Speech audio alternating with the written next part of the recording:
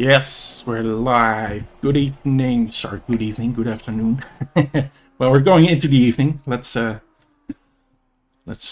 be optimistic with time here. So yeah, we're here with the Kyalami 9 hours, and I have another Daniel with me. I'm the DC-SimRacing Daniel for today, and welcome, Daniel.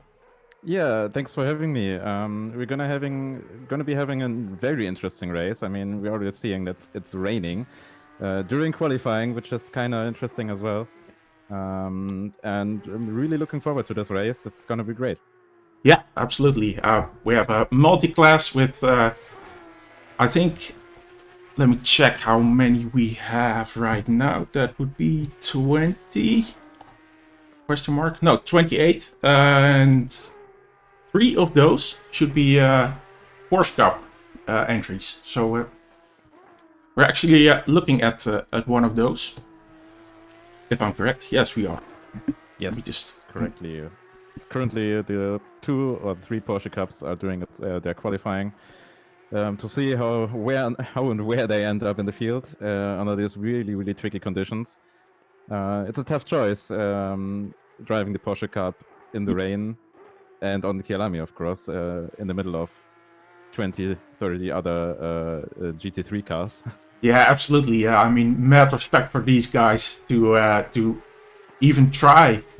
And of course, we're going to assume that these guys are definitely going to succeed. But 9 hours with a Porsche Cup, and imagine if that rain that we're seeing in this qualifying is going to transfer to the actual race. That would be quite a feat if they can get through all of this without trouble. That would be really interesting. And not only that, I mean, it's a really tactical choice you have to make here. What are the conditions going to be like? How do you prepare? Do you take rain tires? Do you take soft tires or whatever, dry tires?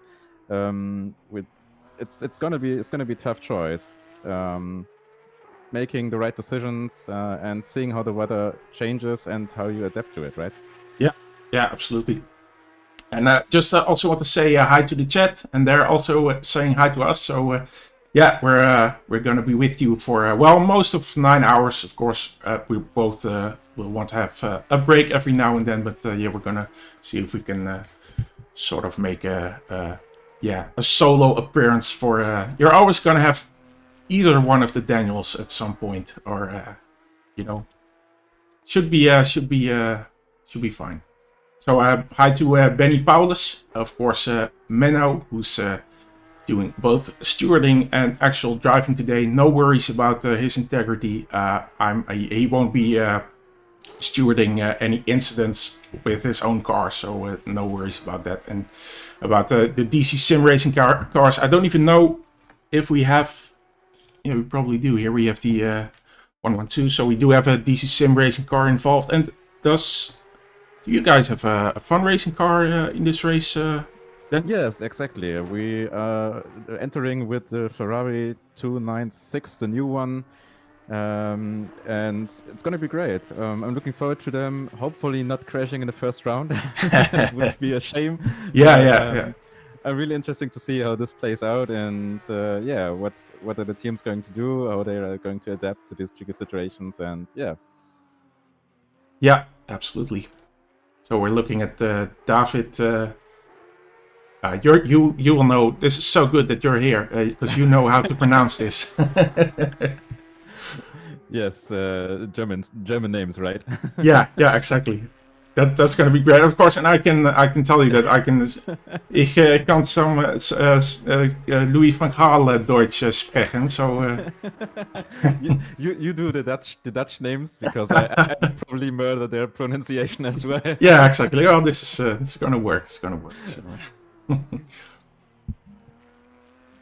Yeah, we're already seeing that the Porsche car we're currently looking at, Givon, is kind of having some troubles. You see how they slide all around. It's really tough conditions, and this doing 9 hours and having it for 9 hours it would be hard.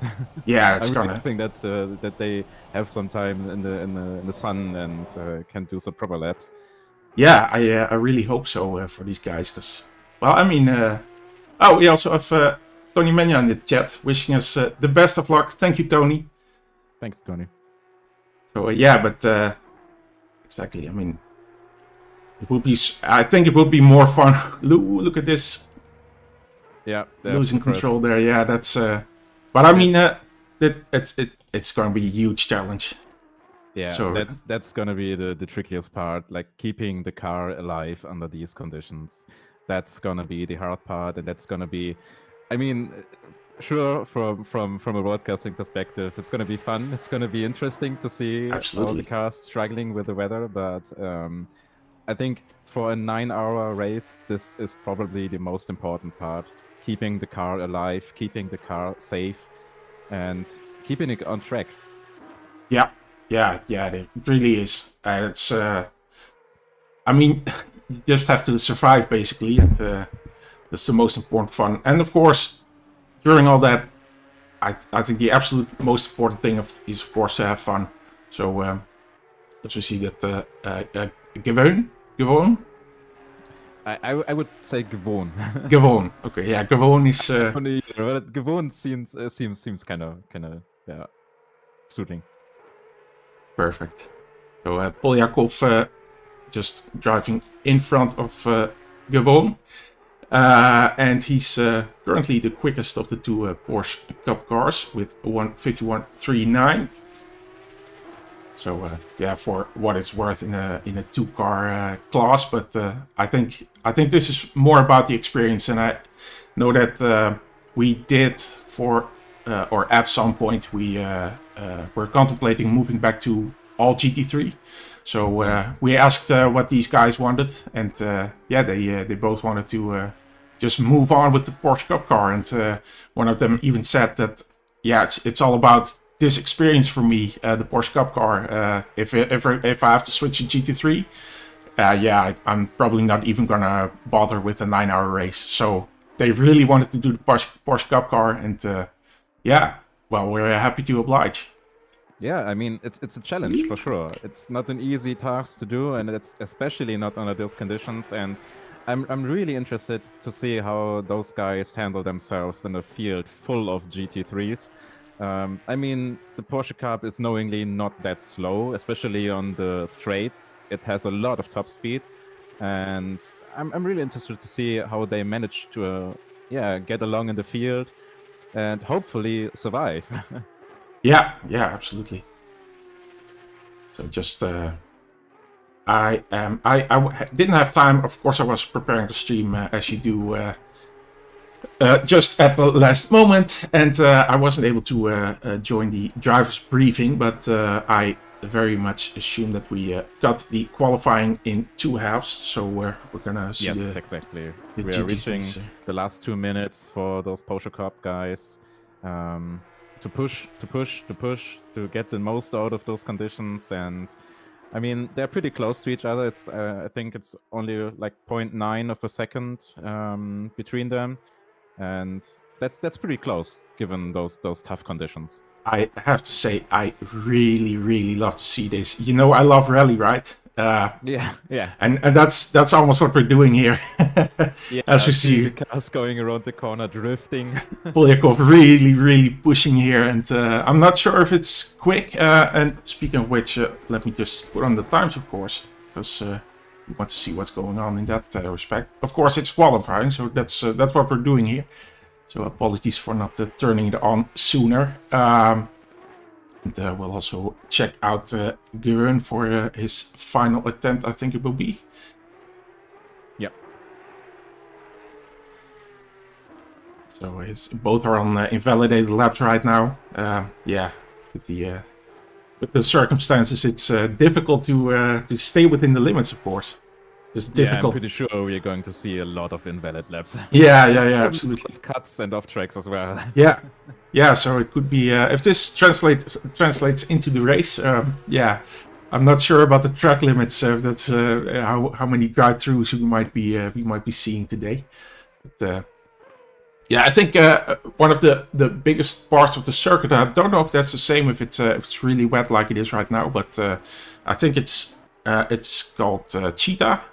That last sort of little bend towards the final hairpin. Yeah, that's a really difficult, really tricky point on this circuit. And if you sort of miss your timing there, you're gonna hit that yellow sausage that's there, and you're gonna basically fly somewhere on the backside of the pit straight. Ooh, as we see Polyakov having a moment here. I think Gavern is in the pit. Yeah, that's gonna be it for the Porsche Cup guys. Polyakov barely managing to keep it alive with a 151.3. It's gonna be the lead for him. Gewön behind him with 0.9 of a difference, and now we are going to see the big guys, the GT3 guys. They're already making their way on track. Really interested to see what they are going to do right here. Yeah, absolutely. And in comparison to the Porsche Cup, what those times will be, because I think not sure. Are you able to have a look at the changing weather, or how is it getting wetter, or? Wait, let me check. Yeah, it's actually getting heavier rain. Ooh. That's gonna be interesting. I think these conditions are pretty tough for themselves. Getting more and worse rain, that's gonna be hard. We're hopefully these guys know what they're doing in the rain and know how to drive in the rain. Otherwise, we're going to see a lot of, let's say, contacts. Yeah, absolutely. And I mean, imagine that if we're gonna have a wet start of this race, wow, it's yikes. These guys really have to watch themselves. So I also see Stefan in chat. Good morning, folks. Good afternoon. Funnily, Daniel made the same mistake when we started chatting today, but it's yeah, it feels like it's still morning, right? I started the day a bit late myself, around 10. So yeah, I can completely understand that. So I'm already awake since, like, I don't know, 8. okay. 8 in the morning, I don't know. So for me, it's kind of already afternoon. Yeah, exactly. I mean, I started the. I mean, I'm one to speak, because I started the broadcast with a good afternoon, or a good evening. So a good night, something like that. But yeah, it's a bit too early for that. But as we see a lot of cars sliding around and a lot of invalid laps. Of course, a lot of people are still on their out lap. So I'm just we're looking at the Chakaman, who seems to be furthest into the lap. Just checking that. We also see White here. With let me see if I can. Yeah, I can. Here we have. I think it's her, Christina. I'm not sure, but. Yeah, I would say so too. Yeah, I would say so too. I mean, it's interesting to see those cars right now. I mean, the recent patch dropped, the recent DLC dropped. We got new cars, 4 new cars. I'm pretty sure we don't have the new McLaren on this grid right now. But as we are seeing, we do having the new Lamborghini. We are having a lot of the new Ferraris, and of course some of the older cars. So I'm really interested to see how those cars compare, and how the guys actually manage to get along with the new cars, and how they perform in comparison to the old ones, right? Yeah, and I think actually, I'm just checking right now, but I think the new McLaren Menno did actually add it this week. Yeah, so it's added, yeah. But I don't think that we have one McLaren on the field. Ah, okay, yeah, exactly. Yeah, it's the car number 619. There it is. But it's not the new one. Ah, okay. Unfortunately, I mean, it's kind of tough to adjust in such small amount of time to a new car, learn the new car, and adjust it and get along with it on a new track, especially under those conditions. So I would have been surprised if we see one, but at least we got one. one single McLaren holding the I positions. Yeah, exactly. I do say I like the McLaren. Apparently, it's not a beginner car, and I have to take the word of someone like Menno for that. Menno, who's saying that he was asking me if I could make you a bit louder. So I just did an attempt at that. So I see I'm a bit loud. So let me just adjust my volume on the fly as we do. We're absolutely very professional here. So yeah. Both Daniels should be equal. Yeah, absolutely. We're in this together. So yeah, and of course I saw Sammy D said the German Daniel is a bit quiet, so he was already pointing. I thought he was alluding to the fact that you're. Is this your first broadcast? Yeah, it's actually my first broadcast, and it's a pleasure to actually do it with you guys and for such an amazing race. And yeah, I'm really looking forward to it. I'm quite happy and I'm quite stoked for it. And yeah, actually the first time I'm doing this. Yeah. Yeah, it's just. I mean, I was actually nervous myself, and that's. Yeah, it doesn't really happen to me anymore. Funnily enough, but of course it's another switch for me to English, which normally it really isn't much of a problem for me. But yeah, it always takes a little bit of switching, of course, to English. So yeah, that's. Yeah, and as we speak, we're already seeing the first qualifying lap times. Current best driven by Ron with a 1:48.8, which is quite a bit faster than the other guys. I'm quite surprised. Pretty much all of them are around the 49 to 50 range, which is not that much faster than the Porsche Cups. Yeah, it's really close together. We see those guys on 14th and 15th right now. So yeah, as it is, they're gonna start as Gwen drops down a place and another place. They both drop down another place, but they're gonna start into the GT3 pack as it is as it stands right now. By the way, guys, let us know if you're both equally hearable, so to speak. should be better now. As we're currently watching the wonderful, glorious livery of the DC-SimRacing car. Yeah, this I'm really proud that these guys, they. Place my company name. It's a one-person company, so it's a bit of a joke that it doesn't really do much for me, but I am proud to see that logo on there. So I mean, these guys are really quick, and yeah, I look forward to see what these guys are able to do today. But they do have a lot of competition, I think, and yeah, of course, we're gonna have to see what the conditions will be during the race. Yeah, looking at the field, I mean, we already see it. It is really a tight and really packed field. Most of the cars are really close to each other in terms of lap times. We see the top two are getting a bit faster right now, 1:48.5 and 1:48.8, but behind that, most place lists are like in the 49s and not even that far apart from each other. So it's gonna be a close race, and yeah, let's see what those guys are doing and how they maybe improve.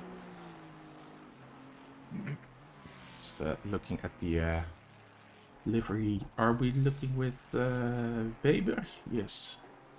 The Red Bull livery here is a very nice looking car, isn't it? Yeah, I mean, Red Bull is always it's a name, right? It's a name in the racing industry. Everybody knows that, and they do have quite some nice liveries. I'm not too much of an F1 fan, to be fair, but those who are probably really happy to see a Red Bull livery here. Yeah, it's they're just, as you say, in so many sports that I'm sure everyone knows one Red Bull livery or the other from any sport. And yeah, personally, I'm quickly losing my love for Formula One as well. So maybe we can start a club for that. But yeah, we shouldn't be too loud about that. I think there's a lot of people that are really into F1, and well, I don't want to offend anyone, but yeah, just Patrick van der Laan says, good luck everyone and have a lot of fun. Well, we're definitely going to have a lot of fun. And he also says that the volume is better now, so thank you for that. Perfect. It's good to hear. With Kevin, good morning everyone from the East Coast in the US. Yeah, good morning to the US as well. Really happy to see some people from abroad. Nice. Good morning. Right, I don't know what the times are there right now. Aren't they like a few hours before us? I don't know. I'm really bad with time zones. Yeah, I think it's East Coast would be 5 or 6 hours maybe. 5 or 6 hours, okay. Yeah, so and it's pretty early in the morning. yeah, I think so. So thank you for joining us at this early time.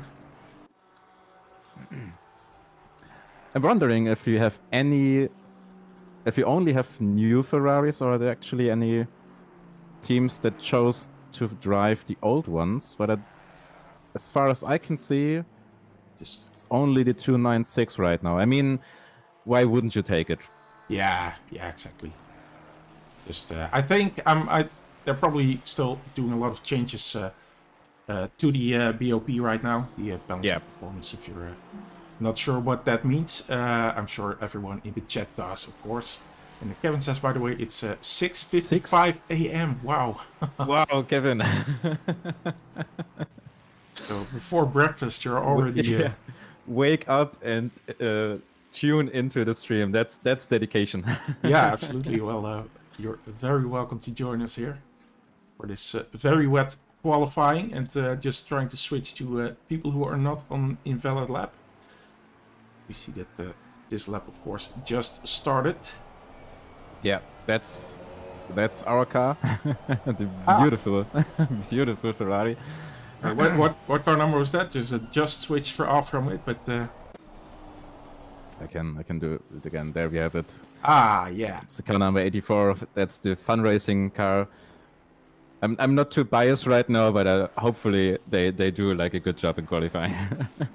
Yeah, that is. That livery. Of course, we already saw a version on a BMW. I think it was last year. It was the Aston Martin. Ah, yeah. Advantage, yeah, exactly. yeah. Yeah. So yeah, it's good. It looks good on this car as well. So I do my best. And we have Johan Houben. I hope I pronounced that correctly. He says good luck. Thank you. And have fun, Johan. Welcome. And of course, Stefan says, what a nice Ferrari. Yeah, it certainly is. I would love to have one as well. I wouldn't mind. But I wouldn't mind having any of these cars. Just I only need to find someone who is actually quick and manage to get around the track without damaging it too much. And yeah, we can get the show on the road. I mean, as we have so many Ferraris here, I think we should talk to Ferrari. Yeah, maybe they will be sponsoring us. Yeah, exactly. Well, give me a call, guys. Just, I'm sure we can work something out. If you're listening, we want one. Just one for fun racing, one for DC-SimRacing, please. And yeah, just you can send us the keys, no problem. I mean, since we are the German team here, right? We need to go to the Porsche route and ask Porsche for obvious reasons, right? Yeah. But I would happily take a Ferrari as well. But maybe a BMW wouldn't be too bad as well, right? Of course, it's another league, but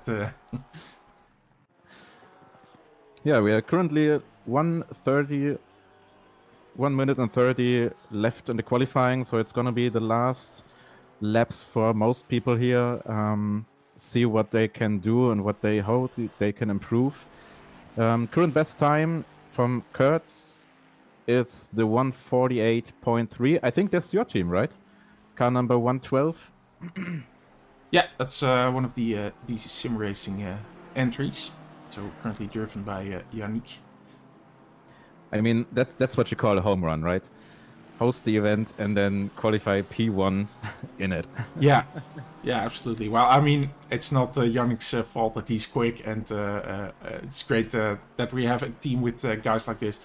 But Yeah, it makes me a bit uncomfortable that when the when our car between just sort of air quotations here, our car is doing so well. Because yeah, let me tell you, I mean, I wish everyone the best time while doing while spending time on this hobby, but yeah, it's not really my car. I mean, it kind of is, right? Yeah. I mean, but I sometimes, let's be honest here. sometimes I give second opinions on stewarding decisions, and I'm sort of the secondary team for stewarding, and yeah, sometimes reports say, well, it's your car that's involved, but yeah, let me tell you, I absolutely, even though my company name is on it, I don't really care that much. If it's your team or my team or anyone's team, you should all be judged fairly and judged equally, and that's how we handle things. And yeah, it doesn't matter that it's my car. It's not really my car, but if you want to think of it that way, it doesn't matter that it's my car. End of speech. So we're looking at the end of the qualifying. Christina White did a second place currently, but some people still on good laps, including, wow, you're gonna have to help me again with this name. Including Stefan.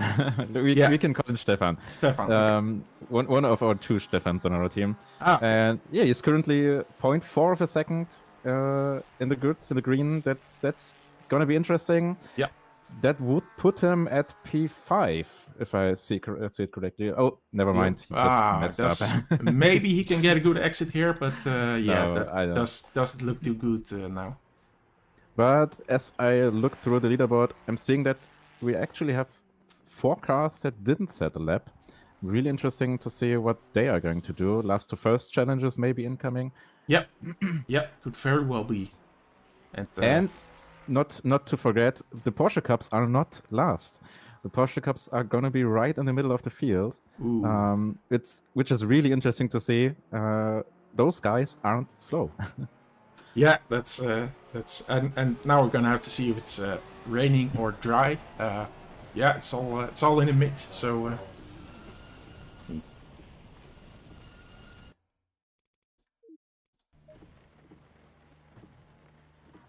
So now we can see the weather here for the qualifying. Well, of course it's over, but yeah, as Daniel already said, it's not going to hold up anytime soon. So, of course, the race is for another day. So could be very dry, but it isn't. It isn't. It isn't. Here we are. Nice. So prepare for chaos, or as I'm not gonna use any phraseology from Tony. That's trademark stuff. So I'm not gonna talk about pandemoniums in that way. But yeah, what we know for sure is that this is going to be a really interesting race start. T1 and the first lap overall in the rain, in heavy rain. That's going to be interesting. Really interested to see how they even the Porsche Cups. I mean, they're right in the middle of the field. How they handle this situation. I mean, after a few laps, it's gonna be easier for the guys since you adjusted to the current situation. But the first lap, it's gonna be interesting. Yep. Yeah, I think some people are going to be extremely careful, and of course, there's always at least one person. There's at least one person. Don't say it. I mean, to be fair, under these conditions, you can, and if you do it right, you can really make up a lot of positions. I mean, most people are tending to drive like carefully and trying to avoid most contacts. But since this is so hard to drive and to adjust to, we can see some people storming ahead and make a really good first lap, improving by a lot of positions. I mean, you just need to hope that other guys are doing their mistakes, right? Yeah, absolutely. And I'm sure there will be plenty of mistakes, but yeah, it's all in the game. And I mean, it's the circumstances are just like that. Of course, the guys are going to try to warm up the tires as much as they can into a little less than 2 minutes, but they're definitely going to have a difficult time with that in these conditions. Yeah, so we're just gonna do a little intro and then be right back.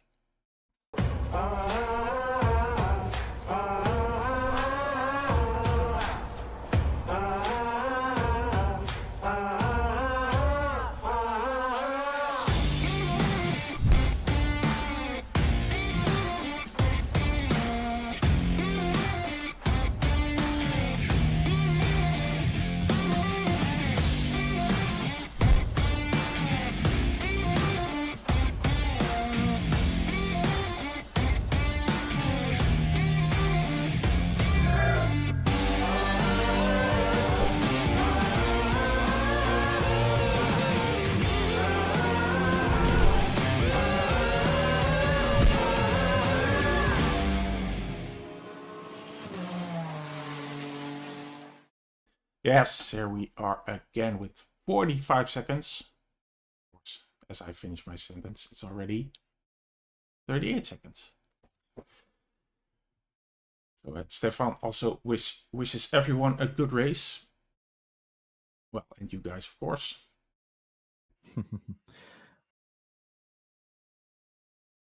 I'm really happy for those guys. I mean, I don't know about you, but currently here it's really hot outside. So to see a bit of rain in the game to cool down, like mentally, that's the plan here. I think everybody is really happy to see it. Yeah, it's that does mentally cool you off. Exactly. That's I'm sure that really helps. It does help for me. We get the warm-up lap underway very soon.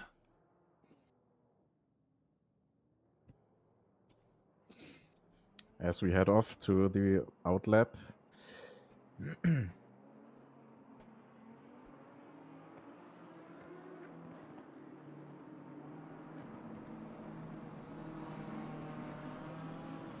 So just checking the Discord for a small moment. So we're also gonna want to check any stewarding decisions every now and then. Of course, there won't be many at this point, but just getting things ready.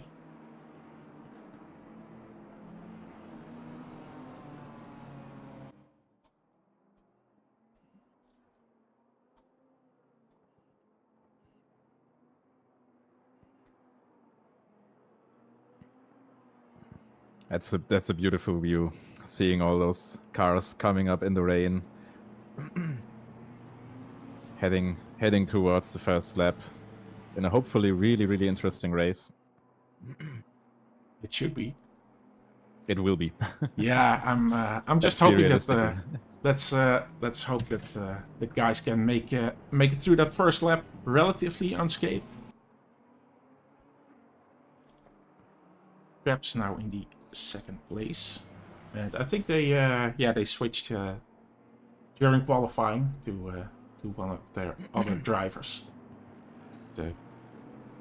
Yeah, I mean, it's always an interesting choice. Who do you put in the first stint? Who's going to drive the start? I mean, we all know, everybody who has driven an endurance race before knows that the start is always one of the trickier parts of the race.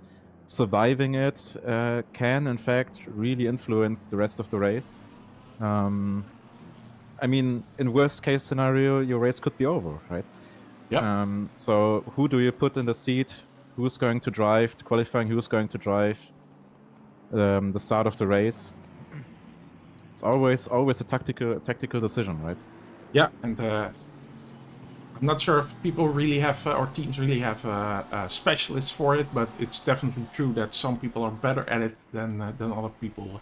Just taking your time, keep things really focused and calm to not hit anyone, and especially lose control in situations like this. And, Amit Mahabir says good luck. Thank you.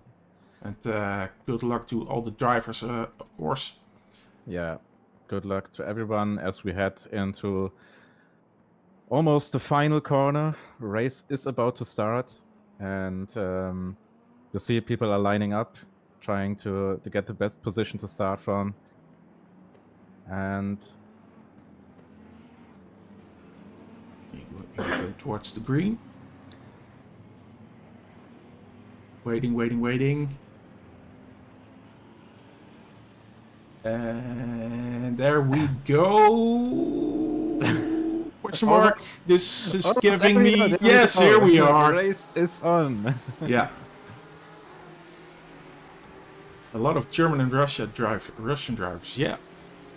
Yeah, we always have a lot of guys from Russia, which is well, I think good to see. We're seeing the first contacts right on the field. I mean, that was to expected. Nothing too bad as it seems. Oh, and then we have the first spin. Yeah, that didn't take long. Fortunately, your car involved, but yeah, that was expected. But it looks pretty good for most of them. We see Jeroen is also still very much surviving. The P6 is not correct. There's just an in-game thingy. Oh, there's contact there though. Yeah, that's the tough part of the race, surviving the first lap. So far it looks good. It looks good. Most people seem to go through it as well in a really good condition. There will be contacts no matter what, that's for sure. And you probably cannot avoid them, that's for sure. Those conditions are really, really challenging. And yeah, to see it go this good is promising. Yeah, we're seeing the first Porsche Cup car of Polyakov actually in 9th position. That's pretty good. That's really good, yeah. So, looking at the Runing, I'm gonna say is about the correct pronunciation, but of course, Team Daniel, one of the people in Team Daniel knows how to pronounce this probably, but I'm not that person, unfortunately. But I would have guessed Groening as well, but I don't know. Yeah, Stefan says, "Oh no, yeah, we saw your team being involved in one of the first lap incidents that we saw, unfortunately." But as we all know, it's a 9-hour race, so there's plenty of time. There will be other situations where there will be contact. People will be making mistakes, especially under those hard conditions. So it's not the end of the world, and there's plenty of time to make up for it. Yes, we see Runing having to defend hard from Nick Timmermans. That will be Nick Timmermans. So that is just another challenge on this very wet track. Can you tell us more about the predicted weather? Yeah, it doesn't seem to stop anytime soon. Yeah, it's the forecast says that it's gonna be less rain in 10 minutes, but that doesn't need to be, or that doesnthat mean that there will be no. As we have the next contact, Timmermans demolishing that car.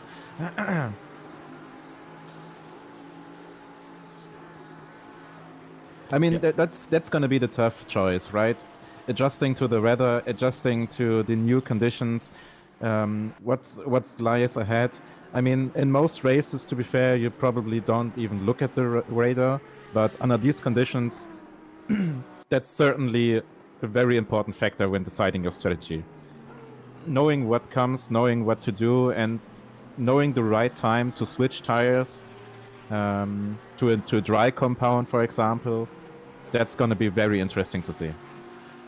Yeah, absolutely right. So we're just seeing the first Porsche Cup car in P7. Which is amazing. Yeah, which is amazing. It really is. But yeah, I think I'm not. It's probably the weather helping in that as well. I'm sure maybe under normal circumstances that this would be a lot harder to achieve. Not to take anything away from Polyakov, because this is really quite amazing, as Daniel just said. and it's actually in P6 now. P6, and pace-wise, it's kind of amazing to see how he's performing. I mean, the fastest lap is currently set by you guys, by the 112 BMW with a 149.7, but everything after that, it's either 52s or 53s, and the Porsche Cup actually manages to do low 51s. So it's pretty interesting to see how much further he can push, and how this is going to be changing in the dry conditions once we see them. Yeah, if we see them. If we see them, yeah. I'm sure at some point with this 9-hour race that we're gonna, of course it's gonna get dry. Of course. Of course, it's gonna get dry. That's what everybody's saying right now. Yeah, it gets better. It will be better. Yeah, everything will be better at some point. Just looking at the chat, Marcus Jousma says, a wet Kyalami always provides great racing. Good luck and stay safe. It's a long race. Yeah, definitely is. Marcus also says, nice to see a Lambro in P2. Yeah, and it's really interesting to see how fast the Lambo lost to the BMW at front. I mean, if you watch the Lambo, it's at this point already a 6.3 second gap to the BMW and P1. That's they're doing pretty good. They're doing a pretty good job. You guys are doing a pretty good job, right? Yes, we as DC-SimRacing are doing. No, not my team, not my team. So as we just saw that David Ron had to take evasive action there at the end of the long straight. Nothing hit Runing. But looking through the leaderboard, we can see that most cars are pretty close to each other at this point. Still close to each other at this point. I mean, we're currently already done a few laps, and at this point, especially under those conditions, you would suggest that the field is getting more and more torn apart. But so far, most people seem to be able to catch up and to hold their distance to the guys up front. So from the early perspective right now, it's gonna be a really interesting race, it seems. As we have our next victim. Lost another Lamborghini, lost a few positions here, especially also to the other Porsche Cup. Yeah, those Porsche Cups are really pushing hard. Yeah, absolutely. I mean, Gwen 16th, also absolutely not doing a bad job. I mean, 7 of 5 is amazing, but yeah, it's still an awesome job to steer it around in the 15th position. As we see, I saw someone jumping into the pit. That's that's our first victim we have. Yeah, from Team Fred Bull Racing. But yeah, I was just checking out that point that you were making about times being so close together. I see the biggest gap right now is 7.5 seconds, and that's and that's from P1 and P2. Yeah, that's from the guy that can drive away clearly here in the front. Of course, that's a bit of an advantage that you can have when you're in P1. But yeah, nice job there. Of course, yeah. Let me not give out too many compliments. But we haven't even finished the first 10 minutes. But what we can see here is they're pretty clearly pulling away with constant 49.8, 49.7 to the guy in P2, to the currently the Gruning with the AMG. It's already 8.8 seconds. Yeah, we see. Yannick really well. It looked, I want to say rally again, but it looked like he did a bit of drifting there. But maybe that's just me wanting to see rally action. Of course, I also love to see this, but I'm still a race boy. I'm still a GT3 boy, but no worries. But oh, we are currently already seeing the Porsche Cup in P4. Wow. That's wow. That's just amazing. Doing 50.3 with his last lap. That's faster than the guys up front. By a good margin, actually, by half a second. Wow. If he keeps this pace, we're gonna see him in P2. Especially as P3 and P2 are only 1.2 seconds ahead of him. That's really, really awesome to see those Porsche Cup guys performing so well. Yeah, absolutely. And I'm thinking now, did we just, or did I really underestimate the Porsche Cup car too much, or is it just the circumstances that is just so good in, or because Menno also says Porsche Cup looks very fast in the wet. Yeah. Indeed, it does. She just or just said the times are pretty good, but yeah, I'm sure if people would have known this, that maybe we would have had more Porsche Cup entries. I mean, the Porsche Cup is known for it to be hard and tricky to drive, right?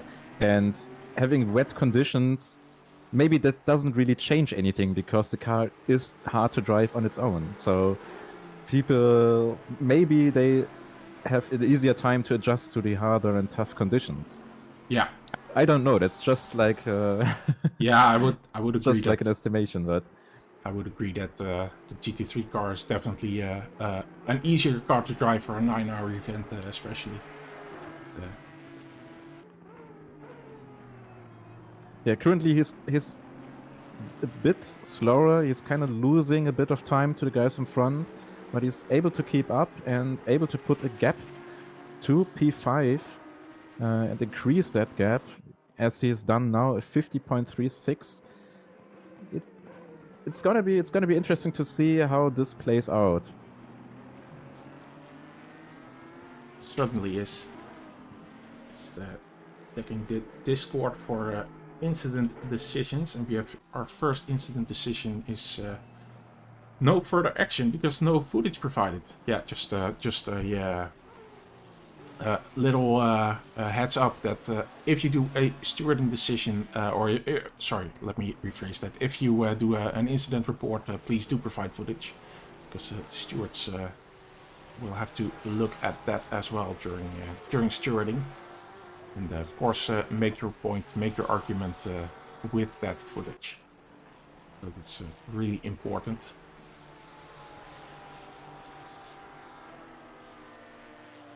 Yeah.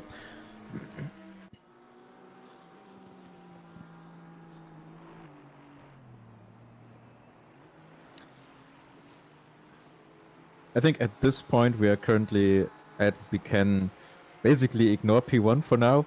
It's already put a 10.5 second gap to P2. That's just amazing. That's just ridiculous. Yeah, sorry, DC-SimRacing guys, you're just too quick for this broadcast. So, yeah. So we're gonna have one final look, and then for the next 8 hours and 45 minutes, we're not gonna see you again. No, I'm sure we'll occasionally drop by you, and at some points during the stream, we're gonna try to go through auto cam, which is a new feature by Race Control that we use. So hopefully you'll get some nice images, even though we might be away for a few minutes. And speaking of which, I have a bit of a dry throat, so I'm gonna have my first break in a few minutes. But I mean, at this point, they're basically just doing a hot lap challenge right now. Yeah, just trying to push, and they are constantly increasing their time. That's amazing. Last lap was a 49.3. Then the current lap, the last lap they did was a 49.1, even increasing more. And I'm really, really interested to see how fast they can go and how much gap they can put up before it comes to the first driver change, of course. Yeah. So we have stint limits of 70 minutes, if I am not mistaken. Let me get That's correct, yeah. Yeah, so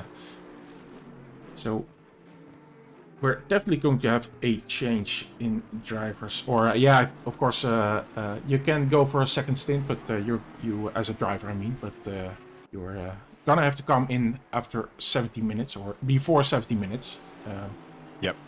I mean, you got to choose who wants to drive under. I mean, it's always different if you have easy and really nice to control conditions, but under those conditions that are known for being tricky and you can easily make mistakes, you got to choose if you want to do a double stint, triple stints, or do we want to change every stint.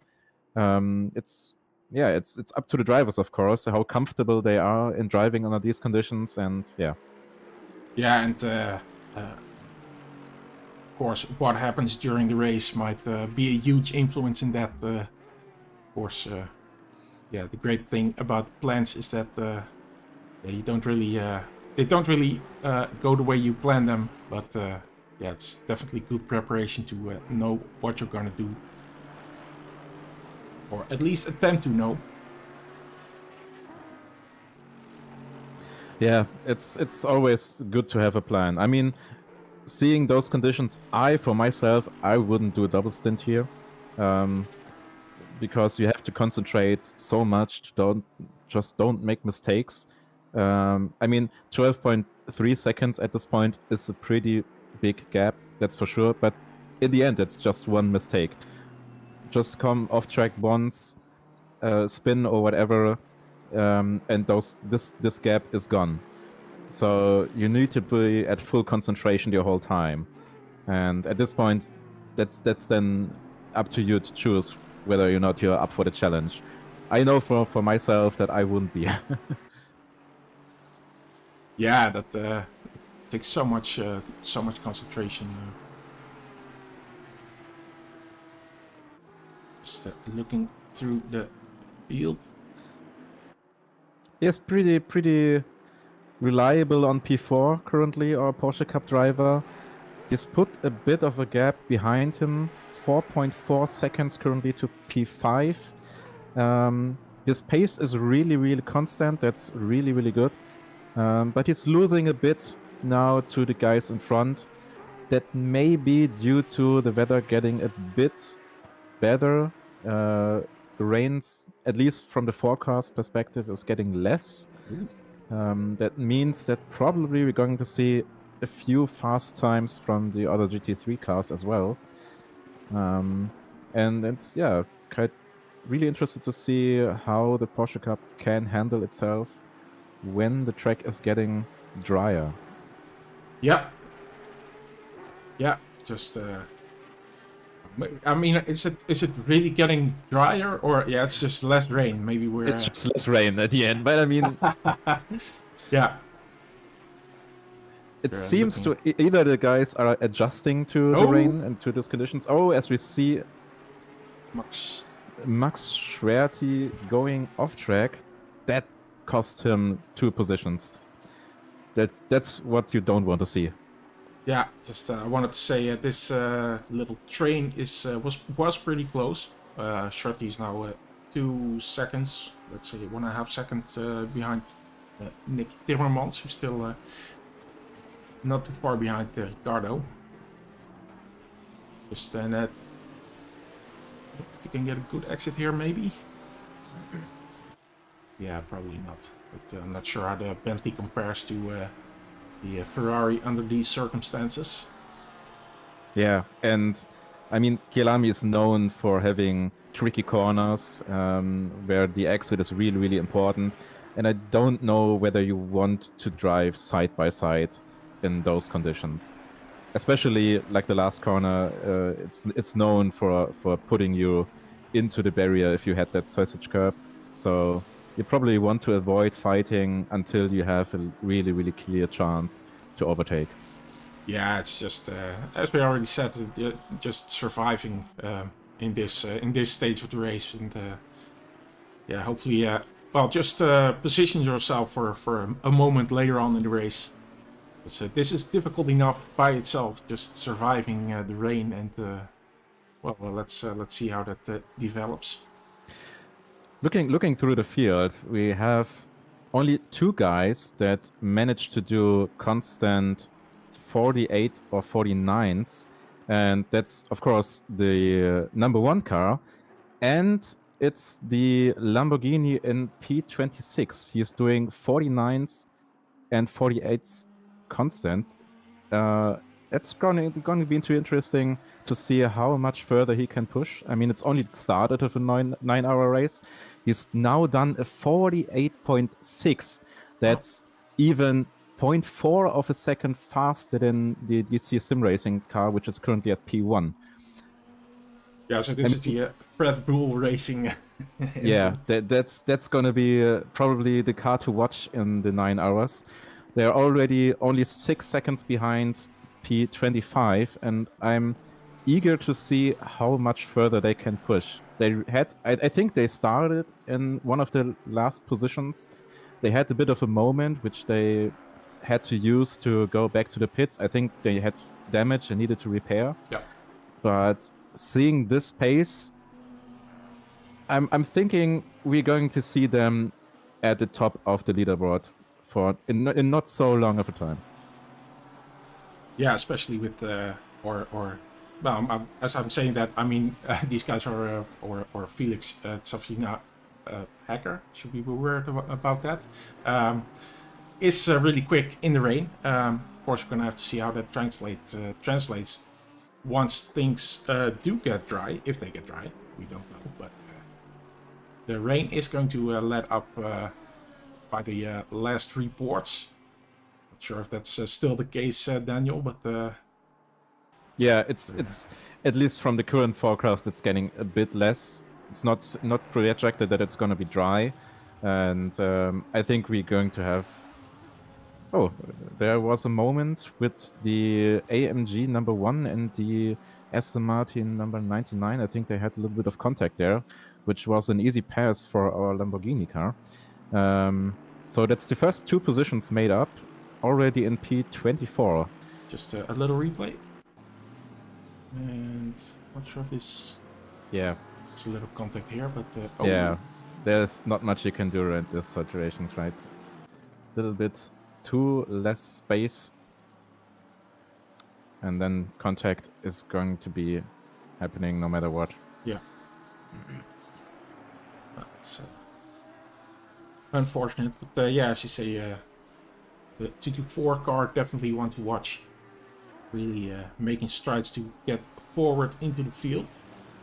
Just pointing out that Gavin is still in, or well, not still, worked himself up to P12 now, I think. Or dropping down to P14. Just lost the position, as you just said. Just lost the position, yeah.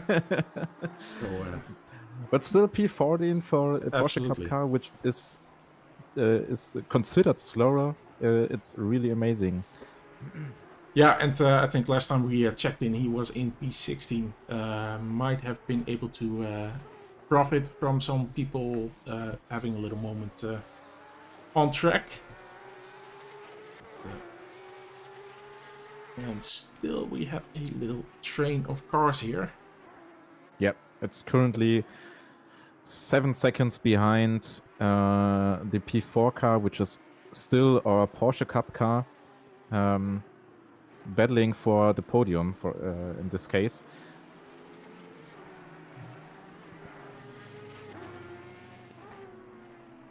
Yep, doing quite amazing. Yeah, I mean, if you can see those lap times, they're all pretty close to each other, so there will be moments where we will see further overtakes. And looking at the forecast, I can see that the rain is getting heavier. Ooh. So no end to these conditions then. It's gonna be interesting. Do we have 9 hours of constant rain? I mean, if that's gonna be the case, then this is an intense rain. Yep. Intense race. Yeah, intense race. Yeah, exactly. Wow. But so that scenario, that 9 hours of driving around in a Porsche Cup car, well, it looks like Nikolai Polyakov is certainly up to that task, but still 8.5 hours to go. So let's not give out compliments before they're due. But I think your drivers from the DC-SimRacing car heard me talking about that Lamborghini and P23 right now doing the current fastest lap of a 48.662, and yeah, they needed to improve on that. They needed to do it, and Yannick Kurtz just drove a 48.5, 0.1 seconds faster than the current best. Nice. He needed to improve. Yeah, the team manager said, guys, we're losing the race. I'm not sure who the team manager is, maybe Menno. I'm not sure if he has time, because he's also involved in this race organization, of course. Well, involved. He's, I would say he's the driving engine of DC-SimRacing, whereas I'm just, I'm assuming he has the live stream open, and he heard us talking about that Lamborghini car and was like, no, we need to get faster. Exactly. Drive. Otherwise, you're going to get fired. Pedal to the metal, or I'll replace you right now. Which position is the 8-4 car? That's our car. We currently ignore it. It's doing... yeah, they had a lot of... I think you can see the car is pretty much damaged. I think they had a moment where they lost the car, resulting in quite a bit of damage. I mean, you see that trunk. It shouldn't look like this, the front of the car. Currently in last place. But let's be fair, it's a 9-hour race, so there's plenty of time to improve, plenty of time to make up positions. And mistakes gonna happen, and I think there will be more mistakes for other drivers as well. No doubt about that. Absolutely. Lasvina Hacker just saw him drop back to 24 now, so he's currently in 23. Battling it out with Arthur in front of him. Yeah, I mean, you can clearly see that he is much faster. He really wants to go past him, and I'm really interested to see how long does it take for them to get in the top 10, or even then in the top 5 or whatever. Let's see if he can make his move, but yeah, I don't know if he wants to make the move in T1. It's known for having... Well, as you just explained, of course, overtaking is just so tricky in these circumstances, and going off the line, you never know when what's going to happen, and maybe you're suddenly slower because you're off the line. So any attempt, you definitely need some momentum to make a pass work at this under these circumstances. So yeah, as he goes for the move and is passed. A very clean move, you gotta say. Very nice. Very clean. That's when you see that you have an experienced driver right now. Yep. Yeah. As he makes another move, next position, yeah, he knows what he's doing. Absolutely. He knows that he is faster, and he knows that he wants to get past them as quickly as possible. Hey, and look at that car in front of him. Yeah, that's a pretty damaged car. I wonder who owns it. Yeah, those guys will not be happy. Sure, they're as the stewards wave the blue flag. Move out of the way. Yeah. I mean, pace-wise, it seems like that even though our car seems to have a lot of damage, they tend to hold up. It's currently 51.5, not the fastest, but looking at the field, they could be a lot higher. So if they keep that pace, there may be further chances for them to improve on positions. So we saw them moving aside for the Felix Tasvinva. Yeah, like I guess that's. I pronounce hacker, but I'm sure. I'm sure that it could be hacker as well. You know, from a German. Hacker, yeah, that's could be as well, possible. But I don't know if he's German or not. And then I'm just gonna call him hacker. Hacker. Sorry, hacker. Hack. Perfect. Yeah. Yeah, otherwise there seems to be the field's getting quite pushed apart a bit. See, looking at the gaps, there are only a few places where there's actually currently fighting involved, especially at the top. If you look at P3 and P2, those are already still in the battle for P2, and that's like for 10 rounds, 10 laps, as far as I know. A constant gap between 0.5 and 0.8 of a second. So gonna be interesting to see when and if there's gonna be a move from the Aston Martin number 993, David Ron, or if he's deciding to keep that P3 and be a little bit careful. I mean, you don't want to make the move when you don't have the best opportunity for it, right? Yeah, and you also will want to make sure that you're actually quicker, because you don't want to get pulled in that 0.8 of a fight second. once again. Oh, apologies. Just messing around a bit with a browser. So yeah, you want to make sure that you're quicker and that you can actually pull away from the other guy, because otherwise you're gonna be in a battle straight away, which you will absolutely not want. I mean, pace-wise, it looks like they're pretty close to each other. The Aston Martin behind seems to be a bit faster, as we see a 49.2 from him and a 49.37 from the AMG.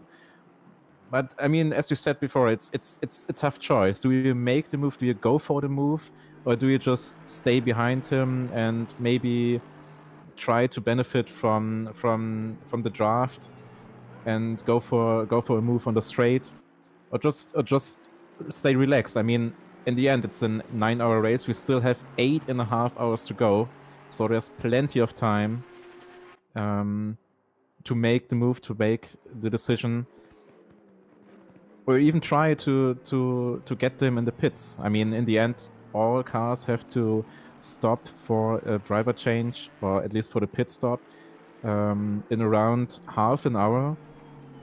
So if you have a good entry, if you have a good pit stop, that could be a place that could be benefit from you. Yeah, absolutely. And hey, let me just take a quick second to plug one of our upcoming events. Yeah, sure. We're really proud that we're allowed to host one of the pre-qualifiers for the VCO Grand Finals. So so it's a qualifier series. We're gonna have a 3-round.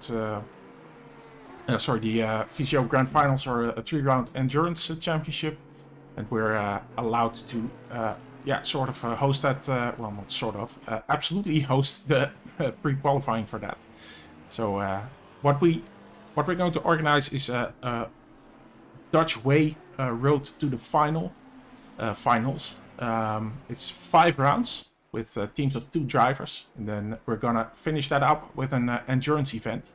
So gonna post the link for that in the chat. And I hope that's be fine. So if you can sort of register for the event right there.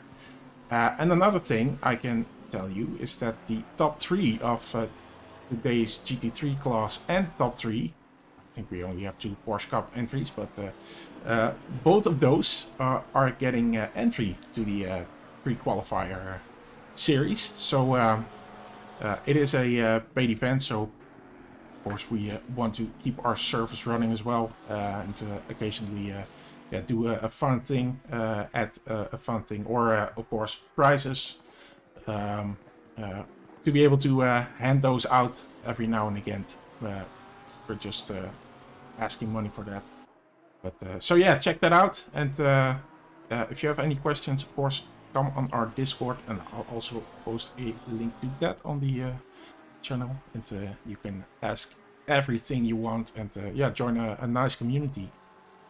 That was the ad time for me. So back to the broadcast. Back to the broadcast it is, and I'm really looking forward to this, to see how this plays out in like 8 hours, as we have the Lamborghini, the Porsche, the car number 224, and your car constantly battling for the fastest lap of the race. The Lamborghini just did the 48.3, I think it was 3.5. The DC-SimRacing car then did a 48.34. And now the Lamborghini just did a 48.29. Those guys are constantly battling for the fastest lap. And it's really, really interesting to see how those guys actually perform when they actually come close to each other. I mean, given the fact that Lamborghini had to start from the back, they already have a big disadvantage. They managed to pull themselves so far nearly 9 places in just a couple of laps to P18, and it just takes one simple mistake from P1, and I'm pretty sure that are going to be very intense battle between those two cars at the end of the race. Hope so. And we see this guy is also, while setting quick laps every now and again, he's also battling with just past Rutsov and Ilchev, who apparently has a yellow flag. Not sure what went on there, but seems fine. But yeah, so I should say let's. Oh, there's a bit of drifting there. I mean, at this point they are plowing to the field. You know, they started P26 and they're already up to P17, and I think around 3 or 4 laps. That's just amazing. And given their pace, I'm pretty sure it doesn't take long until we see them in the top 10. And looking at the Discord, I see that the 8-4 car. Yeah, we don't talk about that. I see they just received the drive shoot penalty. They just cleared it. I think it was for track limits, but I'm not sure. It was causing a collision. Oh. So I'm not sure what happened. It was with car 12. Car 12. That's P16 right now. As we see another current best lap of the race at 48.18 from the guy of your team. It's so interesting. It's so funny to see those two cars battling each other when it comes to best lap times. Yeah. Yeah, that's how low can they go? That's the question. There's a virtual battle going on here between the two guys that are not even that close in terms of track position, but yeah, I mean, P1 currently already doing a 23-second gap to P2. That's after 20 laps. That's kind of amazing. It's around 2 seconds, or no, 1 second per lap that they managed to pull up. That's really, really good. Yeah, it's a comfortable position to be in. Let's put it that way. It's a good start. It's a good start. It's a good start, yeah. We still have 8 hours to go, more than 8 hours to go, because there's another fat 22 minutes along with that. Yeah. And still our Porsche Cup car in P4. Actually pulling away by quite a bit from P5. Currently a 12-second gap to P5. And keeping up with the guys in front, doing 49.3s. That's an amazing pace for these conditions and for having presumably the slower car. Yeah. Yeah, it's gonna be it's gonna be when it rains, right? Question mark.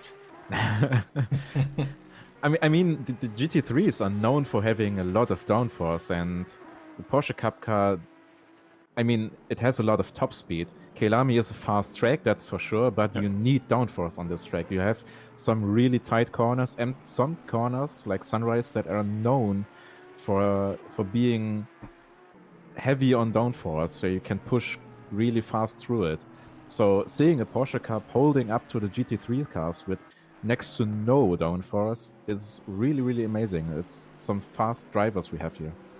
Yep, and yeah, really really the best situation for us as well in terms of entertainment. Because yeah, this is the great equalizer is the amount of rain that we're having. So, and just the chat for a second. Marcus Jousma says, "Great to hear you guys are always participating in that. We are there as well with hashtag BSOP. Hopefully we will meet." Yeah, I'm sure you're talking about the qualifier there, the pre-qualifier that we're organizing, just to plug that again. Yeah, absolutely. Well, would be great that if the teams would go against each other, or whoever wins the championship, of course, or the pre-qualifier. So we're really excited to be allowed to host that, and yeah, looking forward to it, of course. And yeah, to be able to, of course, give 6 guys from this race, or 5 guys, wow, 5 guys in this race. Yeah, an entry for that pre-qualifier. That's yeah, really happy. Well, of course they have to see if they can make time for it. It's another 4 races plus an endurance event, so I hope that they can find some time in their agendas and yeah, join us in that in the pre-qualifier.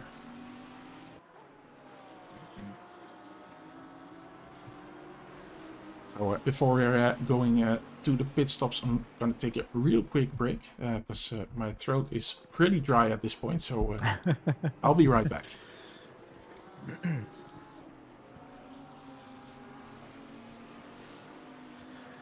Looking at the current lap times, we do have a few positions where there's actually fighting. P2 and P3 are still fighting for P2.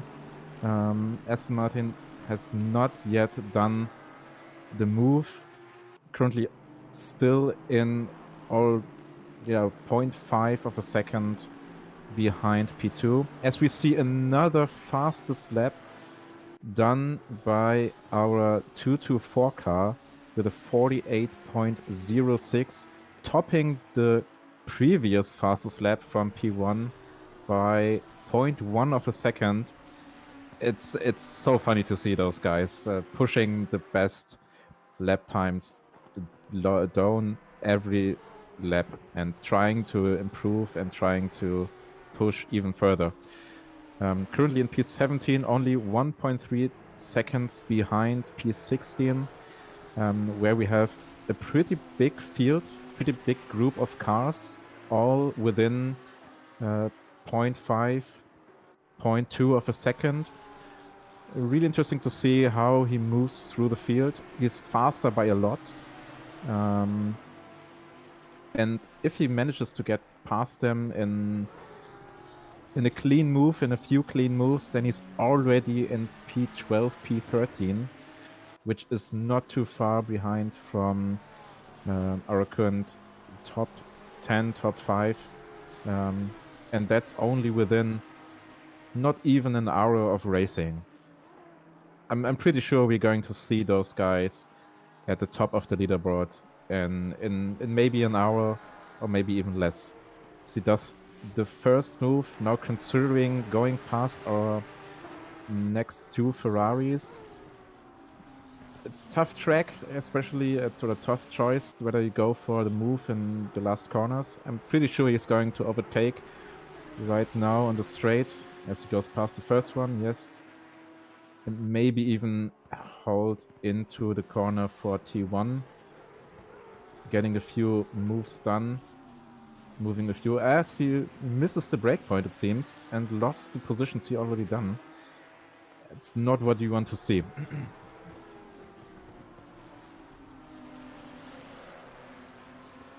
At this point, it's just amazing to see such a fast driver going through the field, pushing constant best lap times, even though he's stuck in traffic, which is always a consideration when you're trying to move through the field.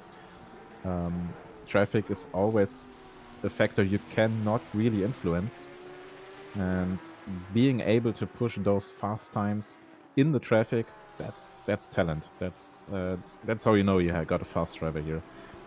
Seeing the gap, going for the gap, and trying to get as fast as possible through the field.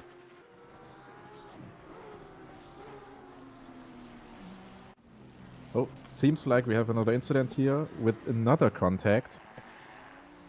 I think Schwert, missed the breaking point. Let's see that in a short replay.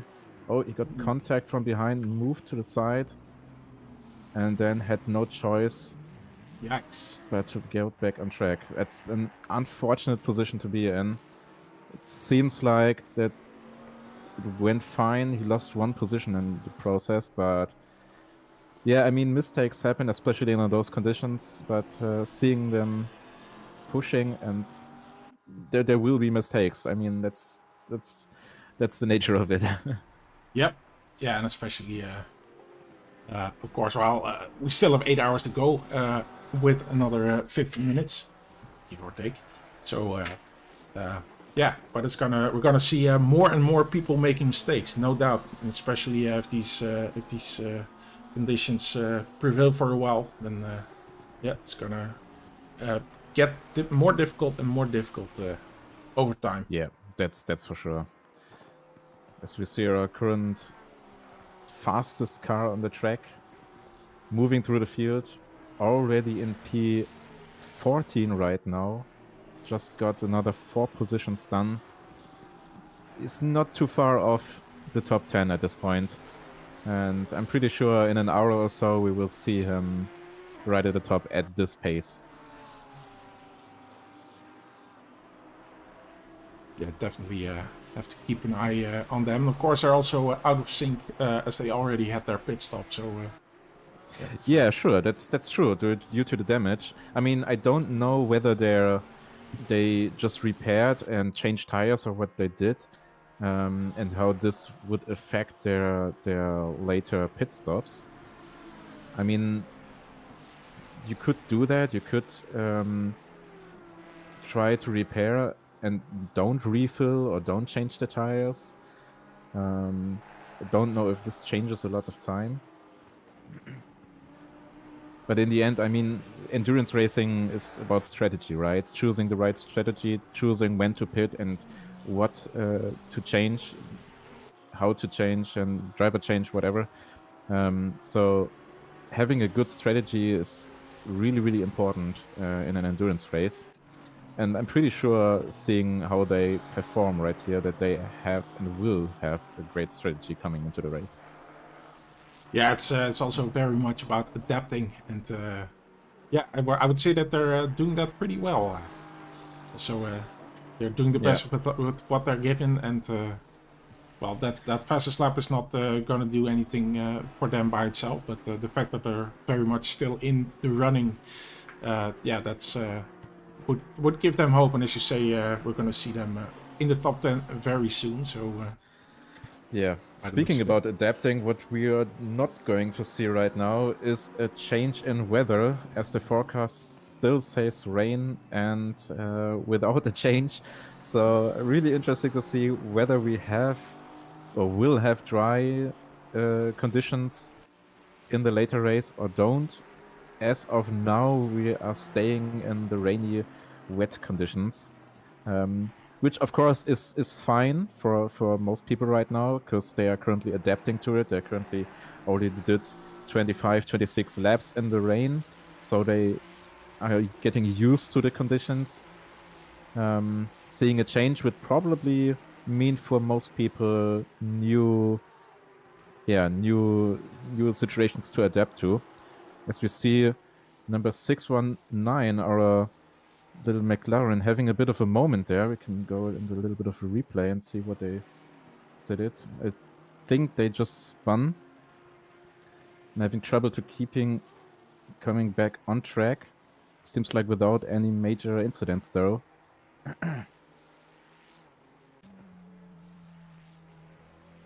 yeah, it looked like a bit of a driving school there, just shifting forward and in reverse to get out of that situation, but don't want to throw themselves on track, so good job, I would say. A little bit too much rallying.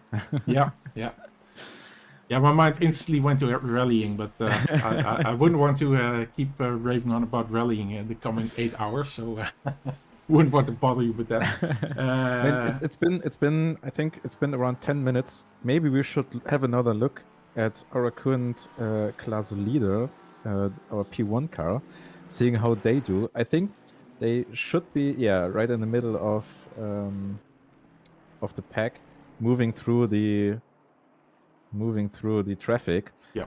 As their lap times get slower and slower, that means they are not able to push as hard anymore. I mean, traffic is always tricky, because you don't know whether the upcoming driver reacts the way you plan him to react, move aside and whatnot. So really interesting to see how this affects the lap times. Yeah, P2 and P3 still in the fight. It's amazing from my side to see them fighting for P2 with 0.5, 0.7 seconds of a difference for, at this point, I think 20 laps. 27. Yeah, I think that's right. But I think they had a little bit of. They weren't on those positions at the earlier stages of the race. But, as you say, I mean, within a second, and often much closer than that. So both of these guys really on their limits, making the best of this situation, just not doing anything silly. Yeah, I mean, lap time wise, they are pretty close to each other, doing 49.9s. They're always around 0.1, 0.2 of a second close to each other. I think that the Aston Martin can go quicker. He's always a bit faster than the AMG, but that might just be due to having him being in the draft, especially on the long straight. It's going to be interesting to see if there will be a move or if they decide to stay behind it like they did for the past 20 laps. Yep. And just try to have like a better pit stop. I mean, looking at the time, we are already nearly an hour into the race. So there will be the first pit stops in around 15 to 20 minutes. Yeah, and I would expect these guys to really make the maximum, get the maximum out of their stint, because as you say, these guys are already used to the conditions, and as long as the tires haven't dropped off massively, I'm not sure if that's really a thing, but the wet weather tire, fuel won't be a problem in terms of the stint, unless people really, I mean, the fuel consumption is a bit less, but if someone made a calculation error, assuming that they only needed an X amount of fuel, of course they can still very much make a calculation error, but fuel consumption by itself shouldn't really matter. Of course, you can always change your drive mapping if that should be a problem. Yeah, traffic moving aside there. Yeah, I don't think that. I mean, seeing the stint timer of 70 minutes, I think that most of the guys are putting as much fuel in the tank as possible to maximize the stint timer. Of course, you don't want to get over 70 minutes, that's for sure. So there may be a bit of room for adjustments there, but I think fuel for most cars here isn't a problem. I don't really know how this is the case for the Porsche Cup cars. As far as I know, they tend to consume less fuel than the GT3s. But given the stint timer, they won't be able to go any longer on track than the GT3 cars. But that may affect their pit stops. Just looking at the Porsche Cup cars here. Another car spinning on track. That's right before the last corner. Probably hit the sausage curb in the second to last corner, which is known for launching you into space. Yeah, absolutely. And I can imagine that under these conditions, that's even worse. But Brian barely holding on to P9 and just being in the top 10 right now. But he's got close competition from car number 7, Mazeas behind him. Yes, really going to have to defend now. Yeah, not only against him, but only 2 places behind him. We have our lovingly Lamborghini already in P12, closing the gap to P10 and the top 10 with every lap. Nice. So best lap now 1:48.06. Wow. Yeah. Yeah. Oh, we see a moment. The Aston Martin just passed P2. Let's try replay. Let's try. Yeah, he's gone for the Ooh, move. yeah. There you see it. Yeah, you saw Side by side. the AMG going a bit wide there. Yeah. Yeah, that's what we talked about earlier. It just needs one simple mistake.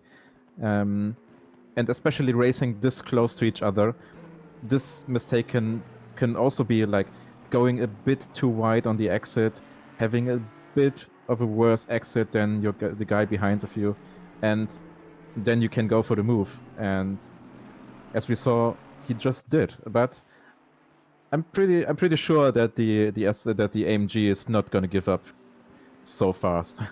Oh, absolutely not. And what's of course David Ron has been following for the last let's say 23 laps, 24 laps, and now he has to switch to defending. So that's another yeah, sort of switch that you have to make. Yeah, not just defending against the behind the guy behind you, but defending in traffic. So you need to navigate to the traffic, navigate as fast as possible through the traffic. As we see the McLaren in front of him being waved the blue flag. Yep.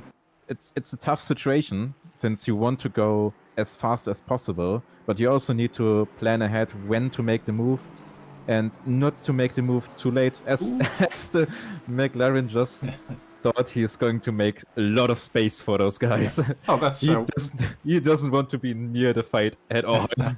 That's one way of moving aside. So yeah, I don't want to influence that at all. Yeah, not touching that with a 10-foot stick. So yeah, well, yeah, just no seeing. It's the Porsche Cup also tries to get along. It's a good situation for the Porsche Cup to be in. I mean, he's closing the gap to the guys in front, to P2 and P3.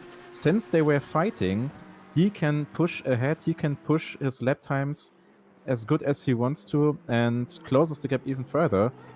We may or may not see him on the podium in the next few laps. If they push and if they make mistakes like they used to, we could see him getting closer and closer.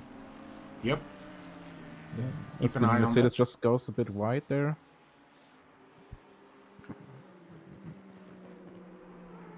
Oh, and I see some Nicky Walker just had a little moment.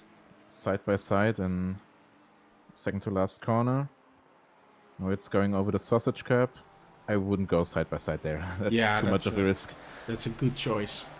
Yeah. Do not go for just that. Backing out.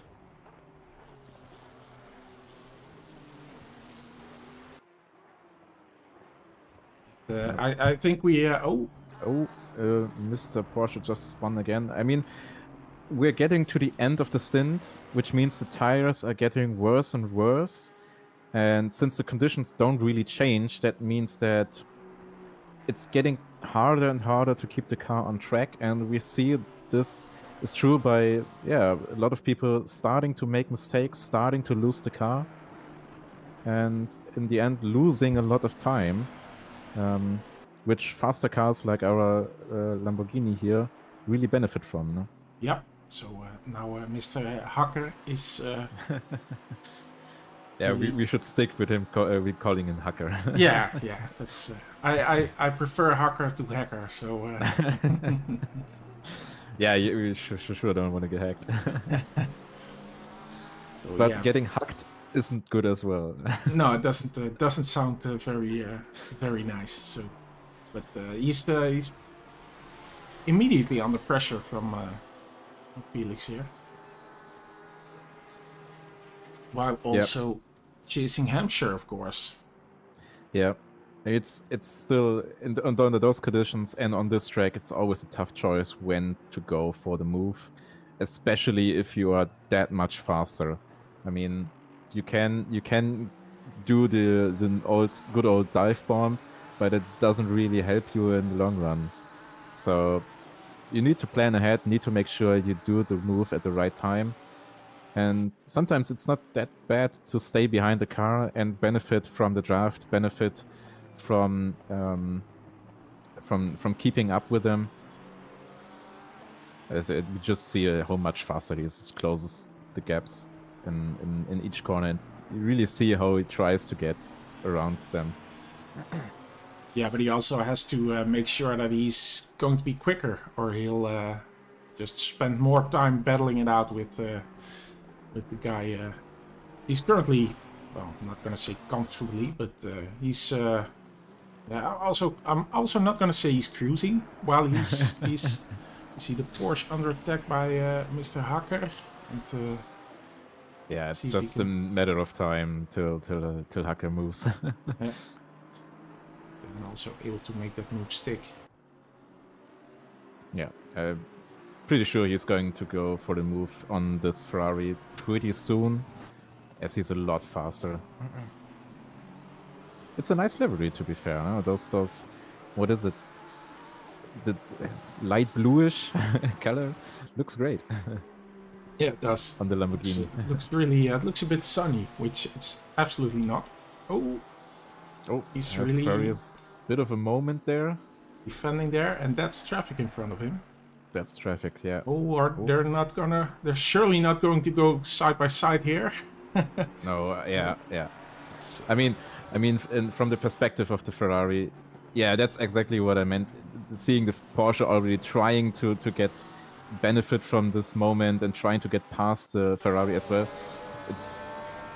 It's really tense racing at this point.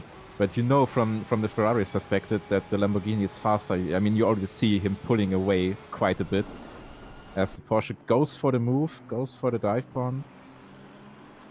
Will there be a switchback? Doesn't seem like it. Yeah. This is probably best to just stay behind him at that point. I mean, if you see a faster guy passing, the best thing you could do is just tie yourself to that car, glue yourself to that car, and just try to pass with him as he makes the move. What exactly what the Porsche did? He saw the Lamborghini trying to go for the move, actually going for the move, getting past, and he was right behind him, trying to get past the Ferrari car number 7, and he just did. That's a really clever, really great move. Should just benefit from the faster car, even though you're not as fast as them. Yeah, that's clever, really clever. Managers asking what's the weather prediction. Currently, it says still that's going to continue raining. As the forecast says, it's going to be a bit less rain, but I think we are still having quite a bit of time in the rain before us. Yeah, so no change just yet. Of course, as Menno also has to decide. I think Menno is also racing himself today, so I'm sure he'll be interested. Not just as a team manager, but also as a driver. Oh, seems like we had a bit of contact there with Porsche GT3. Just lost 2 positions. Back again to the Ferrari. Seems like there has been some kind of move done by the Ferrari as he struggles to make the right braking point. That seems to be good. And our Ferrari and our Lamborghini currently already in P9. Pushing from P27 to P9. And I think it's now around 15-20 laps.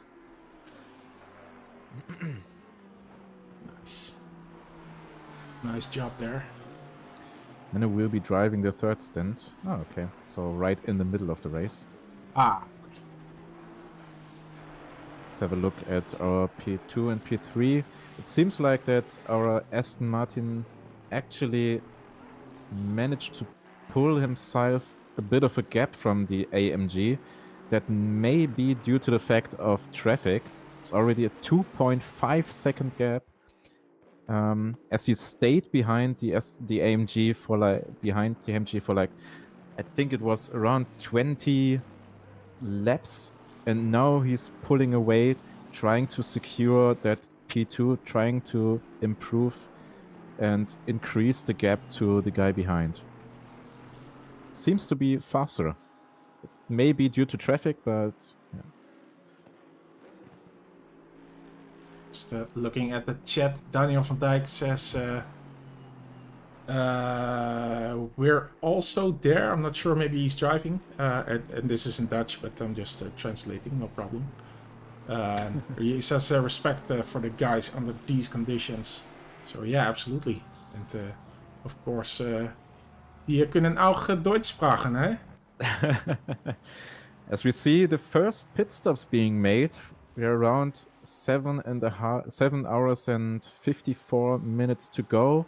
First couple of guys pulling into the pit lane, doing their first pit stop. I think we will see a bit more of them in the next 5 minutes when we get closer to the 70-minute mark. So we have a yellow flag and a yellow AMG doing what he does best, drifting. He seems to have a bit of a moment there, but manages to pull himself back on track.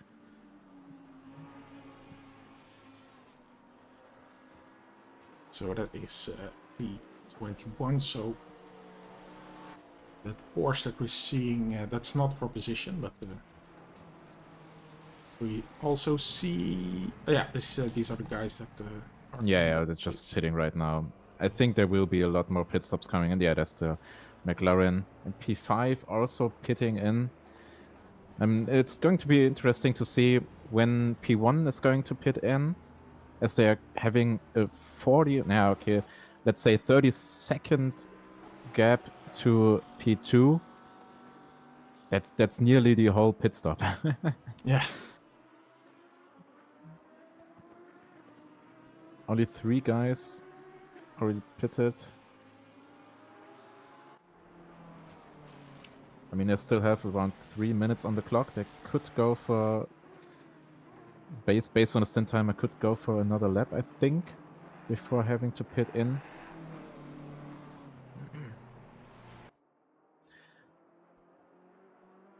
The forecast says it's going to be less rain, constantly less rain. I don't think that we will be having any dry conditions anytime soon, but so it's going to be an easy choice right now. Just stick on another set of wet tires and go for the next stint. I mean, an hour is quite long, but I highly doubt that we're going to see dry condition in the next hour. If so, that would be pretty interesting to see if the conditions change mid-stint, because you can't really go for the tire change if you just started. That would be a kind of a waste of time. It's going to be interesting to see.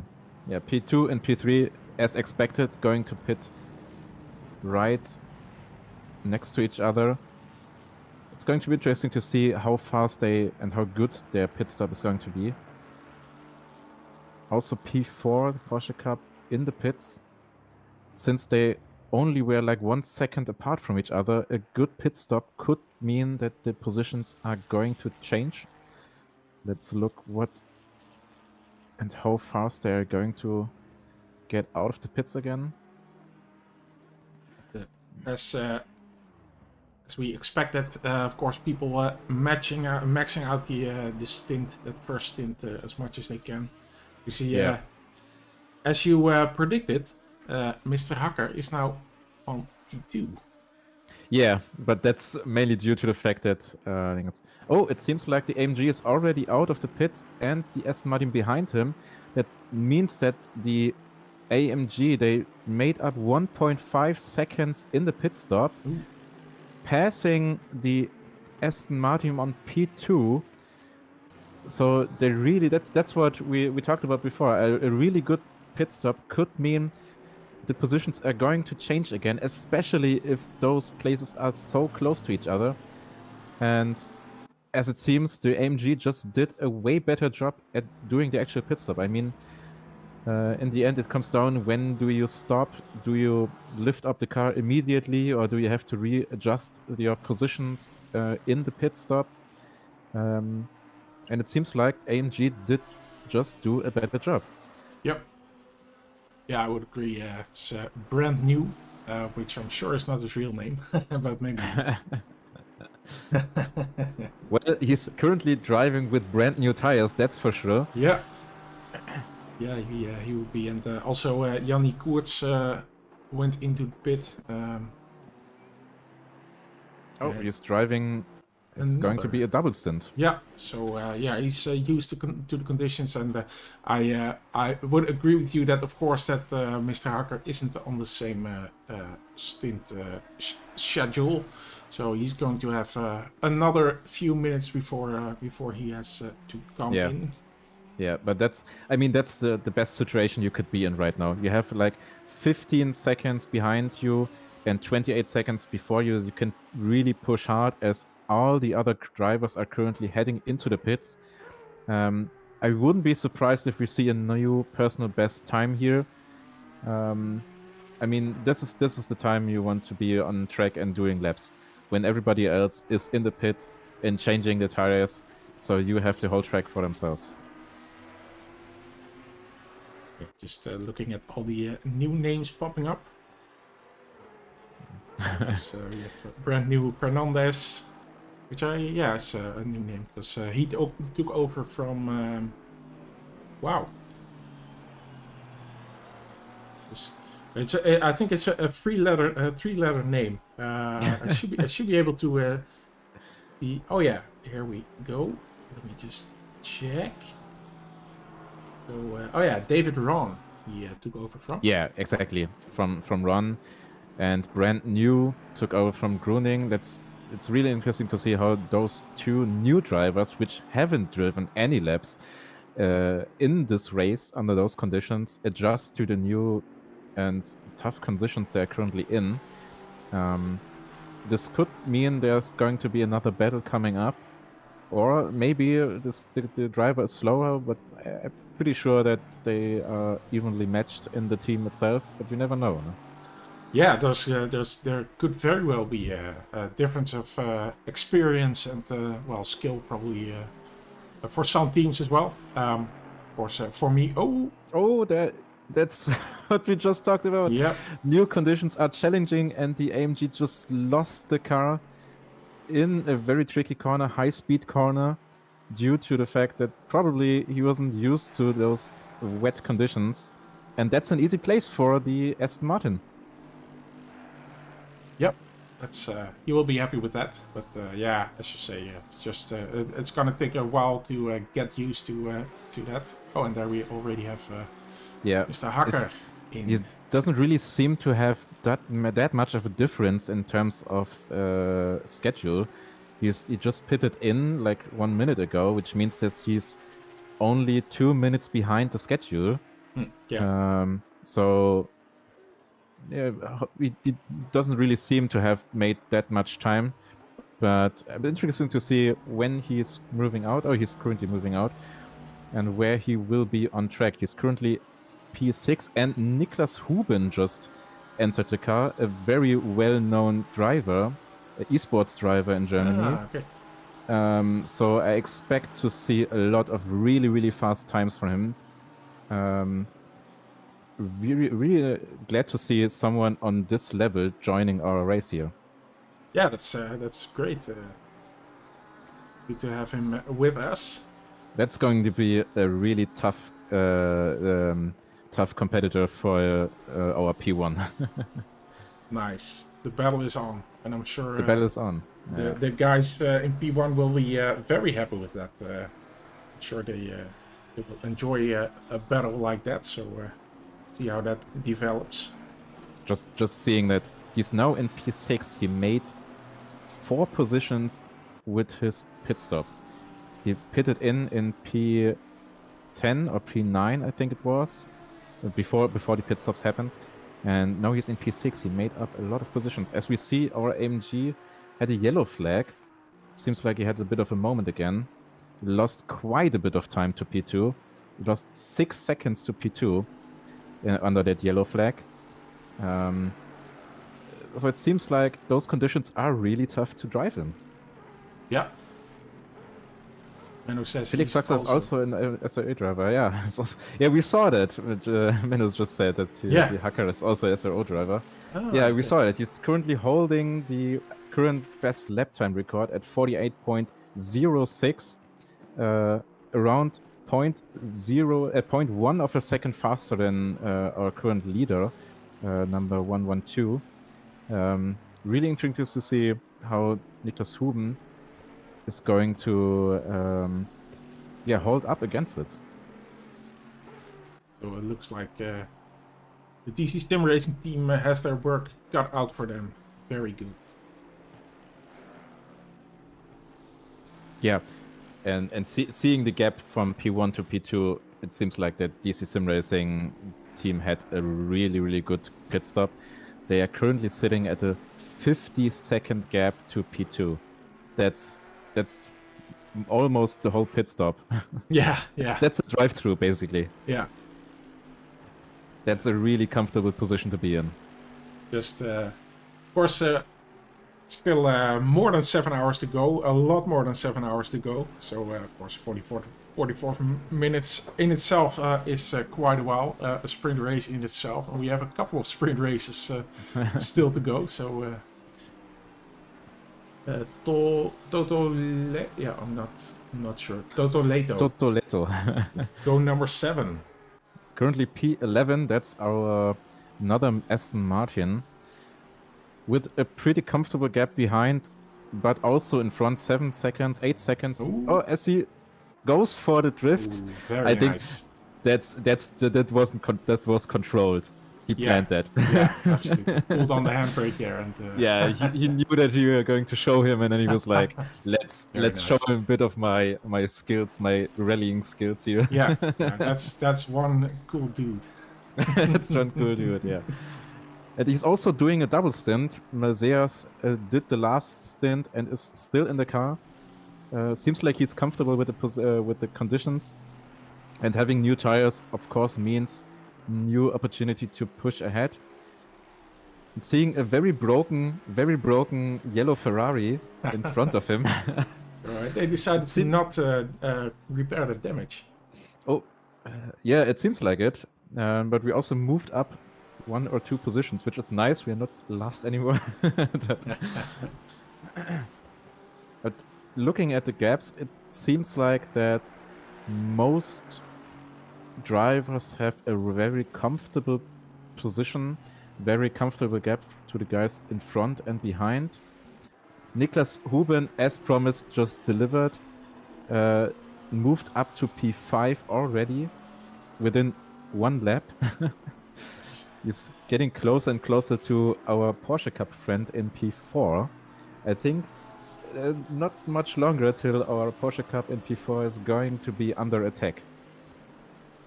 Yep.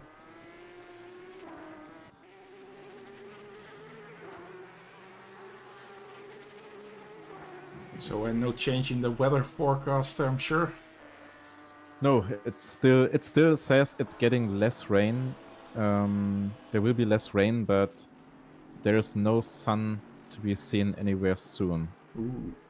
I mean, that's fine for me. If I look outside the window, there is a lot of blue sky, a lot of sun, and seeing the rain here, it cools me down. Yeah, it does. Really, Oh, no. Yeah, and no, he has.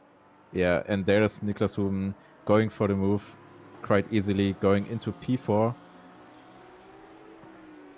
Yeah, that's just what it takes. One simple, tiny mistake, too early on the throttle under those conditions, and you're not longer on the track. Yep. Manages to recover. So. Yeah, but he lost 2 positions in the process. Yep. It's going to be interesting to see how he manages to pull up. I mean, seeing the lap times, he's still pretty fast. Not as fast as the guys in front for sure, but his best lap time is a 49.3, which is really amazing since most GT3s are slower. Yeah.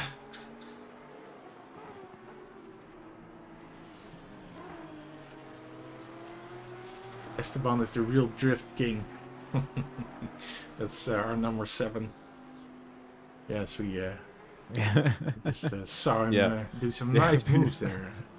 Yeah. He knows what he's doing, that's for sure. Yeah, absolutely. P1 pulling further and further ahead, currently already sitting at 55 seconds gap to P2 and increasing. The only gap that's really decreasing right now is the gap to P4, which is Niklas Huben, who is already doing low and mid 48s after just 2 laps in the car. And looking at the forecast, there is something really important to see. Even less rain, only light rain in the forecast in the next 30 minutes. Ooh. So we might see a change of conditions during this stint. Let's keep track of that, because that's it's gonna change a lot of things. Yeah, and then you got to decide, what are you going to do? Do we go for dry tires? Do you stay with wet tires? I mean, that's what makes this beautiful, right? Having to choose, having to strategize about what to do, how to adjust your driving or your car even. I mean, those setups are probably currently made for driving in the wet, and driving in the dry is something completely different. Yeah, I would agree with that. Although everyone will have that problem, probably all made the same choice in terms of setup. But yeah, I'm sure that not all wet setups are equal, are created equal. So I'm sure, yeah, there's going to be difference in that as well, and it's definitely going to be a factor. Yeah, especially seeing those really fast guys, because I'm pretty sure that the setups they are using are pretty optimized for their driving style and for the conditions that lie ahead. So, I mean, I don't really know how good the basic setups are. They're probably good to drive, but having an optimized setup could really change your lap times by quite a bit. And then seeing those changing conditions that could really affect or have a huge impact on your driving and on your driving times. Yeah. Van der Heide just did the move going into P6, pushing our lovely green Porsche Cup one further place back. Unfortunately, I have to say. Yep. Yeah, it's still not too shabby on P7. I mean, oh, yes. There was a Ferrari going really wide. Yeah. Yeah, but it seems like that he's having problems keeping up with the pace. He's currently doing 54.5. That's 5 seconds slower than his current best time. It's either him having trouble concentrating, because I don't think that they did a driver change. Oh, no, they did. Yeah. Polyakov was in the car before, now it's Saripov. Yeah. And it seems like that he is having trouble keeping up with the pace. Yeah, there's exactly, of course, this is being such a difficult car, and then yeah, coming into these circumstances, yeah, that's it's not an easy feat for him. Yeah. Still not doing too bad, but yeah, he will focus. I guess if I look at myself in the team, usually I'm one of the slower drivers, so I focus on just doing my laps and not having too much damage in that respect. Because just did a great move, it seems like, and pushed himself forwards into P3. Ooh, nice. In 40 laps, all the way from P7, 27 to P3 currently. That's way faster than I expected. I expected him. I think at the beginning of the race, I told you we're going to see him at the top at the end of the race. Yeah, But now it's yeah. only 1.5 hours into the race and already in P3, closing the gap to P2. I think the number one car, your car, Yannick, is going to be under pressure sometime soon. Yeah, yeah. And I mean, and again, I'm thinking, how will that translate to dry weather? Of course, maybe I'm being optimistic. I don't mind the rain, absolutely, I don't, because so far it's given us a pretty good race, I would say. So let's be happy with whatever happens, because I think it all adds to the excitement. So, but yeah, it's going to be interesting to see how this translates to well, for instance, a dry track.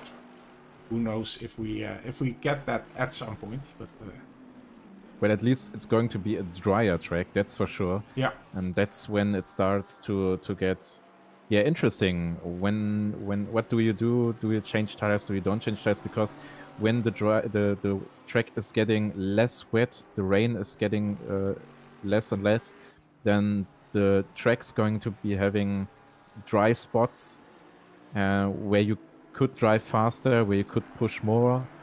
Of course, with a lot of more risk involved, since you want to be on the dry line. And if you go besides that and go into the wet line, it's going to be a lot harder. So, yeah, there will be a lot of strategizing, and I'm really interested to see how this plays out. So we see our Porsche really having troubles keeping up. It's already back in P8. He lost another 2 positions here. Really hoping for them to keep pushing and seeing them back at the top as our Porsche Cup car. Hopefully to the top of the, maybe even the top 5 again. Hopefully he can adjust to these conditions. Currently it's quite a bit of improvement. Just did a 53.0. His last lap was a 54.9, I think. Hopefully managing to get a bit of damage repaired in terms of the position loss. Yeah, he's trying to keep it together here and trying to build on what he's done in the last few laps, just getting himself together, and seems to be doing okay in that respect. Jashuben just did a 48.17, already faster than the fastest lap time from P1 currently. That's going to be a really interesting situation anytime soon. Closing the gap to P2, already just 8 seconds behind. I think they are doing like 3 seconds per lap in terms of getting closer to Fernandez. Yeah, looks like it. It's pretty high number of seconds there. I mean, we are currently 1.5 hours into the race. We see that most of the field has a pretty comfortable gap to the guy in front or to the guy behind them. It's only a few places where there's actually currently fighting. It means that the field gets more and more pushed apart, and overtakes and actual fights going to be harder and harder, since it's all about lap times and managing to the traffic. Yeah, I would agree. It's I'm just looking at the battles or close cars on the track, and this little battle for P11 jumps out as one of the closer battles or positions currently on the track. So we're just 2 Ferraris here sort of fighting together. Yeah, and I mean that's to be expected. Having a long endurance race on such a track, the field's going to move apart further and further. Groups dissolve, especially after the first pit stops. Gaps get bigger, and then it becomes more relevant being able to actually control the car and push the car to its limits and putting in the best lap times you can. It's Niklas Huben again, already insanely fast closing the gap, already only 3 seconds behind P2. I think he will be having him at the end of this lap. And he will be in P2. He just did a 47.8. That's the absolute best lap so far in this race. Yeah, not only by a bit, improving the previous best lap time by 0.2 of a second. That's insane at this level. I mean, we saw P1 and the BMW and the Lamborghini pushing themselves closer and closer to the 47, but only managing to improve by 0.1 to whatever lap after lap. But seeing that jump from 48.1, I think it was, to 47.8, that's a big improvement. Yeah, that's very nice. And it's not necessarily getting drier at the moment, right? So no, it changed again. It changed again. It's getting, it says it's getting less rainy, but no dry to, or no sun at least to be seen anytime soon. But the rain, it says, at least it says that the rain is going to get less. But to be fair, it says this for like, yeah, I don't know, for the last hour. yeah, exactly. Yeah, it's of course it gets less accurate as time goes on, as we see one of the Ferrari still there. Already just 0.5 of a second behind P2. 0.3. I think he's going to go for the move in on the straight, maybe in T1. He seems to have the better exit. Now he's got the draft, but there's also a lot of traffic before them. So, yeah, the Aston Martin already flashing its headlights. But he's far for the away. people to make. Yeah, he's just go away. I'm currently being attacked. I'm on fire. Yeah, and there it is. There it is. Yeah. Going next to it, and that's how you see it. We have some really fast guys here. They're going for the gap as soon as we open it, and we have contact. Ooh. It seems like the Aston Martin just recovered from it. Just had a little touch there. Yeah, I hope so. Doesn't seem like they had any damage from it or major problems. I mean, that's going to be expected at this level of racing.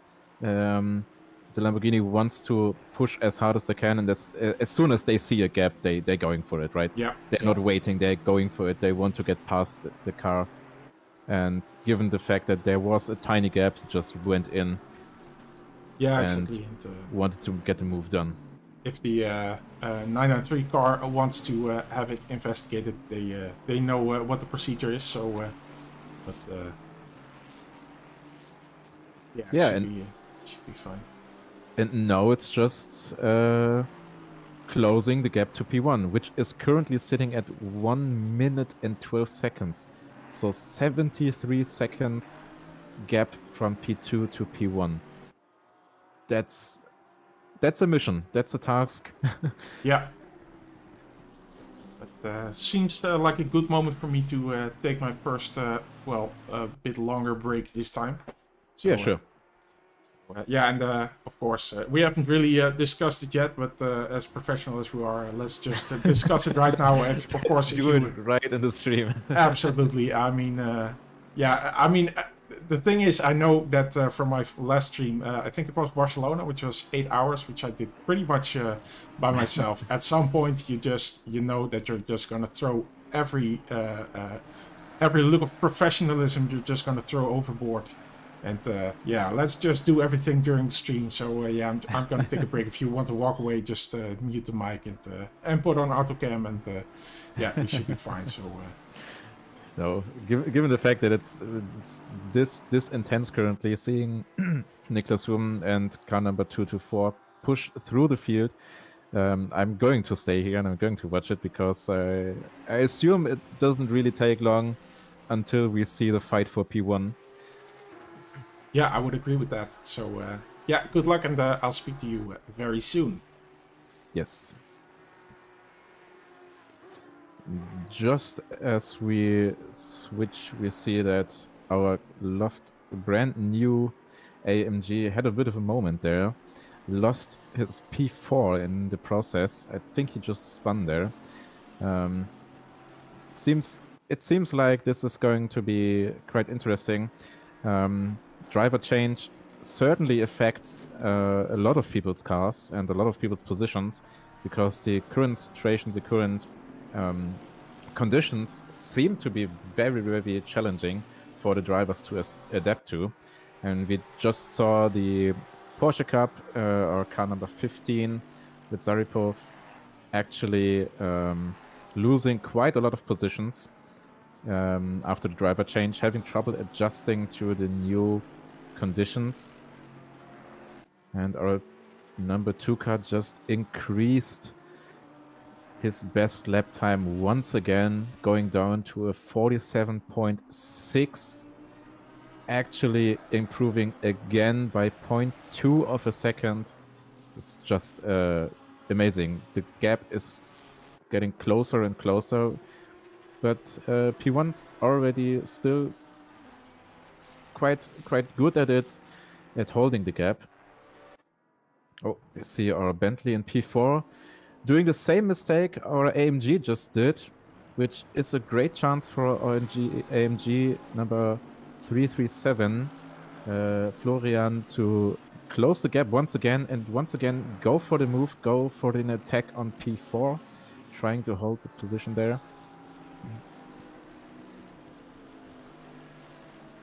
I mean, it's still 7.5 hours to go, so there will be quite some time for people to make mistakes and for other people to benefit from them. So what do you want to do is trying to keep the car as much as you can on track. Don't make any mistakes, because you can easily lose a couple positions, even though you might have a comfortable gap to the guy behind you. That maybe just one simple spin, and then the whole gap is gone. So currently see Weber also having a bit of trouble. Seem to be wanting to make some donuts for us. Yeah, it's just again, those conditions are really, really tough, and we see more and more mistakes to be made, and still 7.5 hours to go. There is a lot of room for mistakes, and there's a lot of room for people to benefit from them. Most of the field seems to be quite stretched. We only have currently Mr. Maya Vorderheide battling for P5 in our white Lamborghini, trying to catch Mr. Florian in P5, hoping for a mistake, I guess. But also Florian again right on the neck of the Bentley, so a pretty tense battle currently for P4. A three-way tie, so to say. It seems like he's trying to go for the move side by side and just pass him. It's a great move, cleanly done. Just trying to get past him, as he seems to be quite a bit faster actually. Just his lap time was a 48.4 compared to the 50.01 of the AMG. So I guess he's trying to move as fast as possible through the field onto P4. Currently right at the back of our Bentley. So looking at the top 3, it's quite... as we see a new personal best time from our Lamborghini. I mean, at this point, it's just ridiculous. It's 46.9, over 1.2 seconds faster than the next best lap time. That's just... Yeah, we're going to see them battling for P1 very, very soon. I mean, they're closing the gap by around 2 seconds, 1.5 seconds every lap. It's going to be interesting to see how long this will take. I mean, doing the calculations that we could expect him to battle for P1 in around 50, 60 laps, maybe.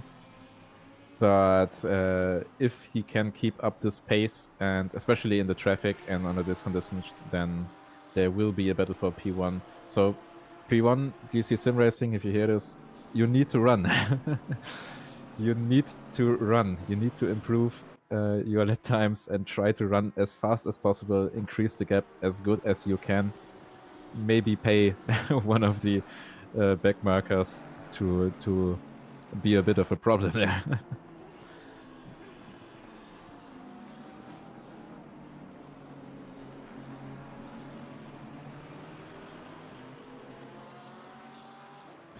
MG Florian still 0.4, 0.5 seconds behind car number 63. Still trying to keep up with him, not wanting to let him go.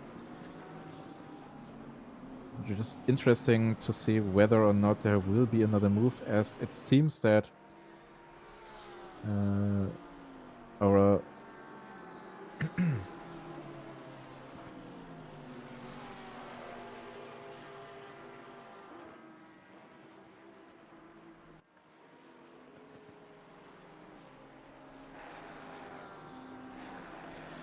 another look at our Porsche Cup cars. Mr. Vladimir still in P8. He managed, I think he even managed to get one position back. I think he was in P9. And his lap times seem to be quite good, increasingly, of course. 151.06 still amazes me to see those Cup cars holding up with the GT3 class that are, generally speaking, a lot faster. But under those conditions, it seems like that this Porsche Cup can hold up quite good. Hopefully he manages to get in the top 5 again, as those positions are pretty close to each other. AMG Florian still closely behind our Lamborghini, our white Lamborghini from Maya, driven by Maya currently. Only 1.1 seconds gap and stuck in traffic.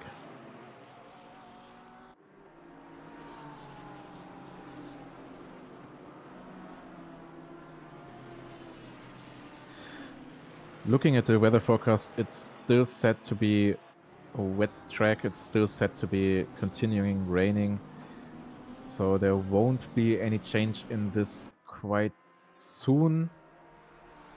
Generally expecting, of course, to have some sort of difference there, some sort of new environment, which mixes this up quite a bit. But as of now, there's still rain to be forecast. And I don't think that this is going to be changing very soon.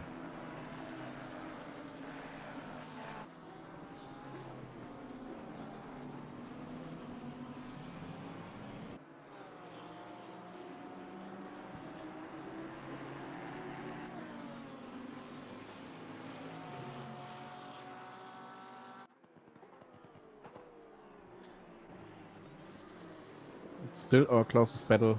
MG doesn't really want to give up, still holding on. I mean, at the end, it's just one simple mistake. Our Lamborghini also just 1 second, he's closing, or she is closing the gap to the Bentley in front, who is currently sitting at comfortable, P3 is comfortable 23 seconds gap to the guy, to P4. So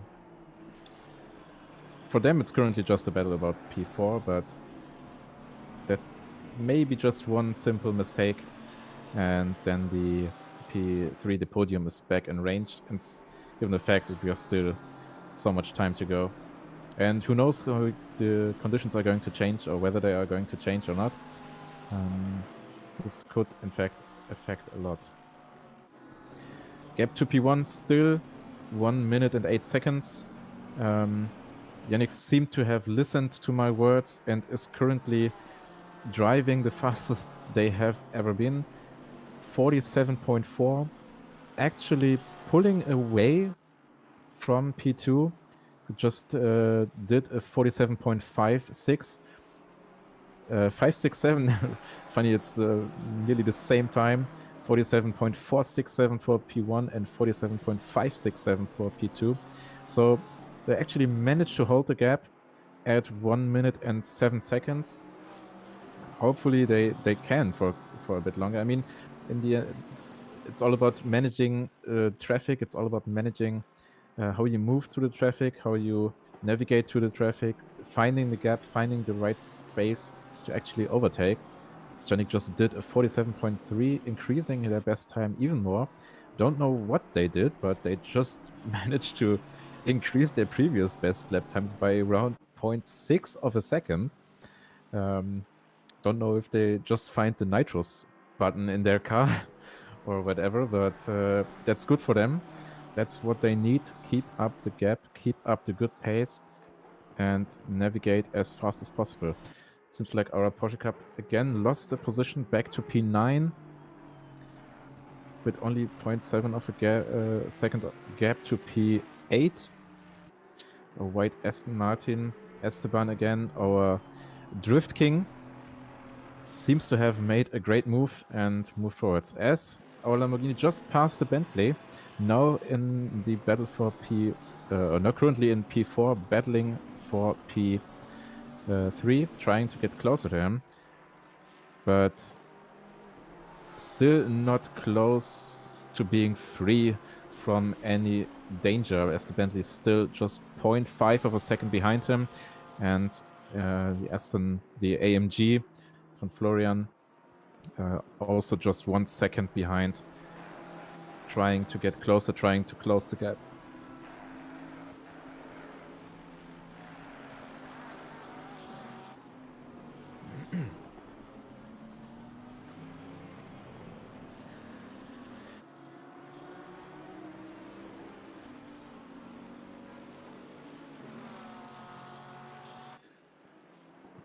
P2 currently again with a very nice time, 46.6. They do be able to push, they are able to hold their pace, which is bad news for P1 of course, but still gap around 1 minute and 6 seconds.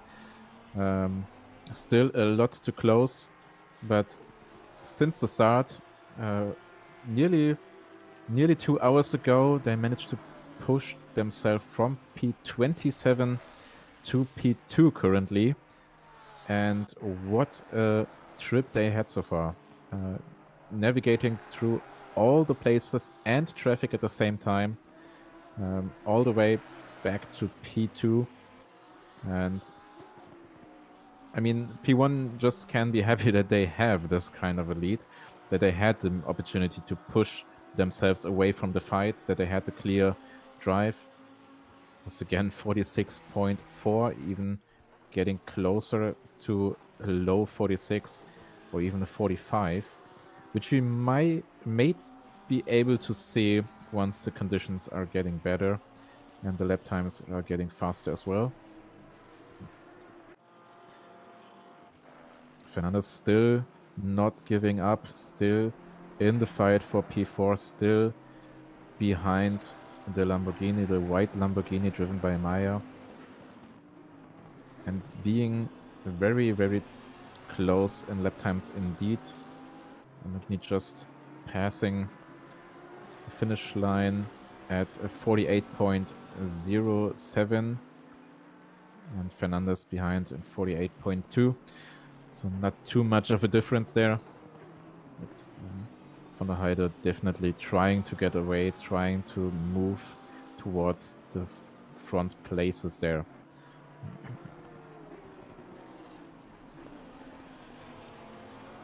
Actually closing the gap to P3 at this point, only 21 seconds to P3.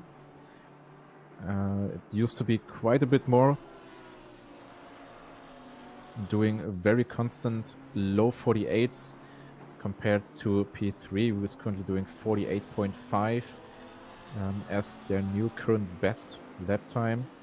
So we may or may not see a battle for P3 in the upcoming minutes or hours. Looking at time, we're already at 7 hours and 10 minutes left. That means that the next pit stop is going to be around, I guess, around 10 to 20 minutes. Let's see whether or not this affects our positions on the leaderboard again. Looking at the lovely Porsche Cups, still holding up P13 for Gavon, who's doing a double stint at this point. They're also only driving with 2 people, which means that they have pretty much a lot of driving time at this point. And P9 for Vladimir, who are also driving with 3 people, still holding up to that position. Looking at the back of the field, it's a close battle for P25 between Jack and Timothy. Only 1.6, 1.5 seconds between those.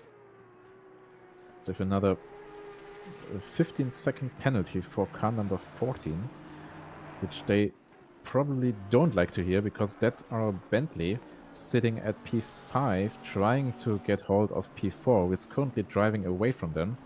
Receiving a penalty, time penalty at this stage is really uncomfortable, because that means that they lose their proximity to P5, P4, and probably even lose a couple of positions in the process. One more cup of coffee, yeah, go for it. So see another. At this point, I don't know if I need to talk about this anymore, because it's just seen a 46.8 from our current class leader, but which is it's a great time, but it gets topped by Niklas again by 46.1. It's just a matter of laps, I guess, until we see a 45 driven here, which at this point is ridiculous given the conditions. It seems that the conditions are getting a bit better. This track is getting a bit more comfortable to drive, as you see the lap times drop all around the leaderboard. Only a few places where we see 50s. Most people are driving in the 49s or even 48s. It means that the track is actually getting a bit more comfortable to drive. But looking at the forecast, that doesn't seem to be the case in the next 10 or 30 minutes. As heavier rain is expected again, which means that the lap times probably are going to increase again. Von der Heide now only having 19 seconds gap to P3, actually closing in quite a bit. It seems that our Drift King had to serve his penalty, had to serve a drive-through, losing a position to the Porsche Cup number 15, Vladimir, in the process. But given the fact that he seems to be a bit faster, that should be another task for the next few laps, trying to catch him, trying to get close hold of him. Look at the bottom of the field, only 0.7 of a second gap from P26 to P24 at this point. Jack getting closer and closer to Timothy. Looking for an opportunity to make the move, only 0.4 of a second now. I mean, the upcoming braking zone can use... Oh, it seems to be that they have a little bit of trouble with the connection there. As the car goes flying for a brief moment. And our Porsche Cup actually making another mistake, giving those two cars the opportunity to pass by. Surely having the blue flag waved again at them. But now it's time to make a move, only 1.1 second as he misses the braking point and barely not manages to get past him. Maybe goes for another move here. The third car turning into the last corner. No, it's not. But maybe since he's now getting the draft, it's maybe the opportunity, as you're only 0.4 of a second behind, to close the gap even further. And maybe go for a move in T1. Still on the blue flag, sure. But they're in their own fight as well. As he goes for the move, actually gets a way better braking. It seems that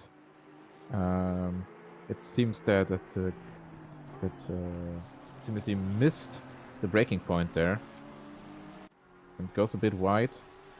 Great opportunity for Jack to actually make the move and get past, but still the Porsche Cup behind, trying to get past as well. Lap time wise, the Porsche Cup seems to have a bit of trouble, as he's doing currently 51s, whereas even the bottom of the field is actually doing 48s and 49s, which is quite fast. Actually confirming the theory of the track getting better and easier to drive. Van der Heijden currently also closing the gap, 16 seconds to P3 and already 5 seconds gap to P5 since he made the move. Very good pace at this point and very close to actually catching P3. Oh, it seems like our Porsche Cup had another moment there. Seems to have lost the car. Let's look at it in a short replay. Going into the very fast corner, braking a bit too late as it seems.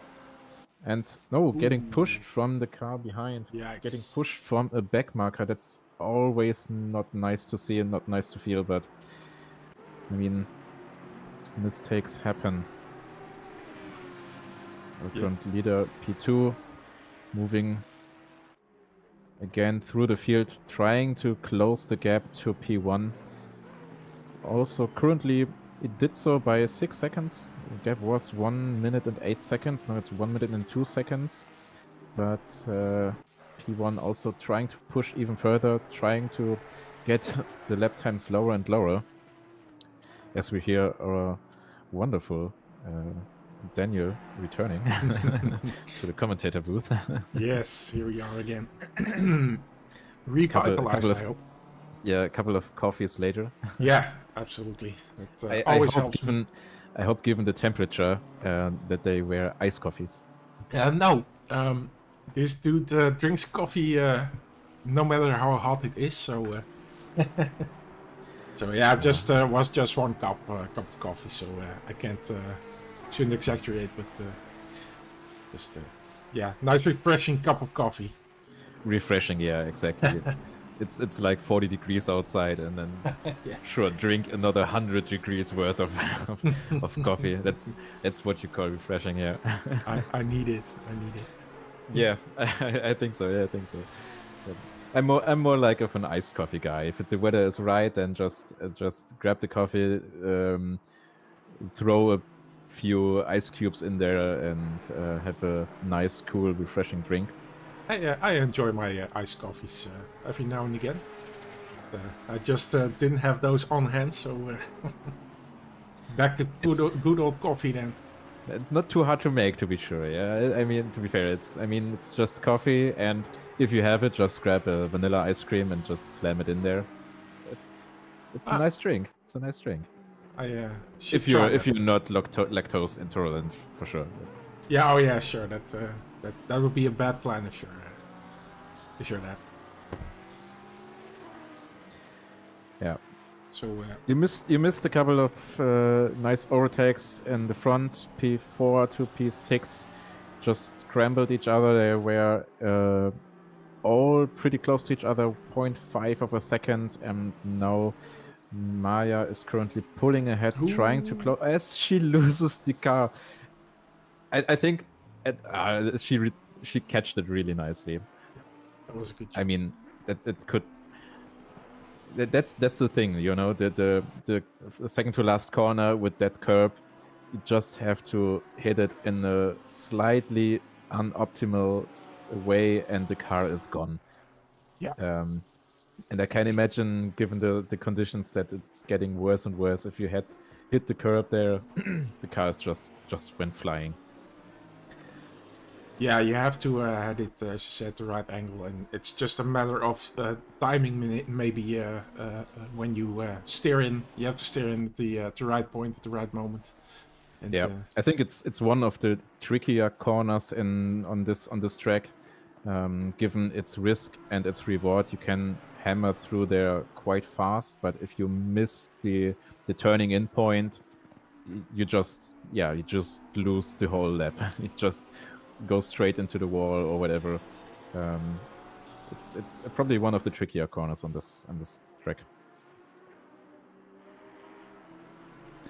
But this mistake obviously cost her a lot of time. She lost quite a bit of time to P3, so it's now again a thing of catching up again to P3 as P5 closed the gap by 3 seconds, also due to the fact that she just spun. It's still comfortable sitting at 5 seconds, but we see every now and then again that it's so easy to lose your gap, to lose your time that you made up, and at this point you need to focus and you need to try to keep it as clean as possible in order to not make any mistakes. Yeah. Looking into our Porsche Cups again, currently being chased by P1, but also moving up the field. I mean, he's currently at P13. Mr. Gavone only driving with 2 people, so it's going to be a long day for them. Wow. 2 people with the Porsche Cup. Yeah. That's brave. And P1 behind him, who was trying to push and get away. I think I just saw some position. Just saw some lights flashing as well. So yeah, I think Yannick wants to be. Yeah, there we see again. Flash and flash and flash. Move. I'm being chased by an esports driver. Yeah, this is costing a lot of time, but yeah, let's hope they. Yeah, those are the risky situations, you know, trying to get clean overtakes. But looking at the gap, this small moment cost around 4 seconds. Yeah. Wow. It's 4 seconds lost to P2 that otherwise that you need at this point. That you need because you know they are faster. You know they are coming, and you know they are not giving up and they are not letting.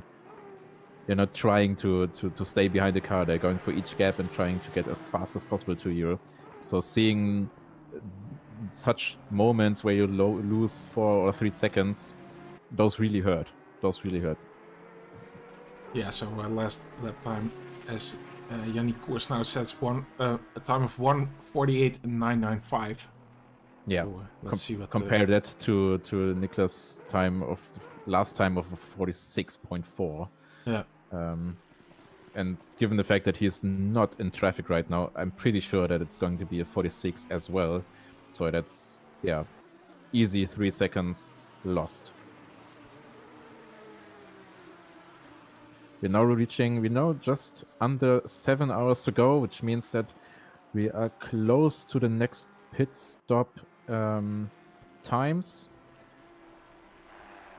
And I think in around 10 minutes or so, the next pit stop should happen, which again is a great opportunity to make up a few places. It's a great opportunity to get some time back or to lose time even. See it coming around the finish line with a 1:46. Yeah, comfortable 1:46. Yeah, sure. Yep. Yeah, from P1 perspective, you don't want that. You want to navigate as fast as possible through the traffic. And it's always really, really annoying to see people or back markers in this case then not making space. I mean, they don't have to. sure. I mean, it's always the faster car who is in the position to overtake safely. So you need to wait for an opportunity to do so, but in the end, you know that you're going to lose time. We had Timo Appel here, closely following Weber. 0.5 of a second, 0.4 of a second.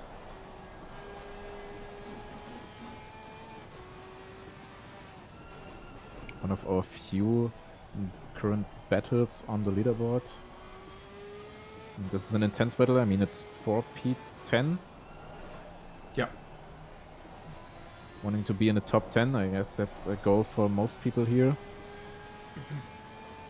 Yeah, I think that's the first step to becoming competitive, reaching for the top 10. It's yeah, you're doing pretty good at that point, I would say. Yeah, exactly. It doesn't really seem to be able to hold the pace Weber is currently doing.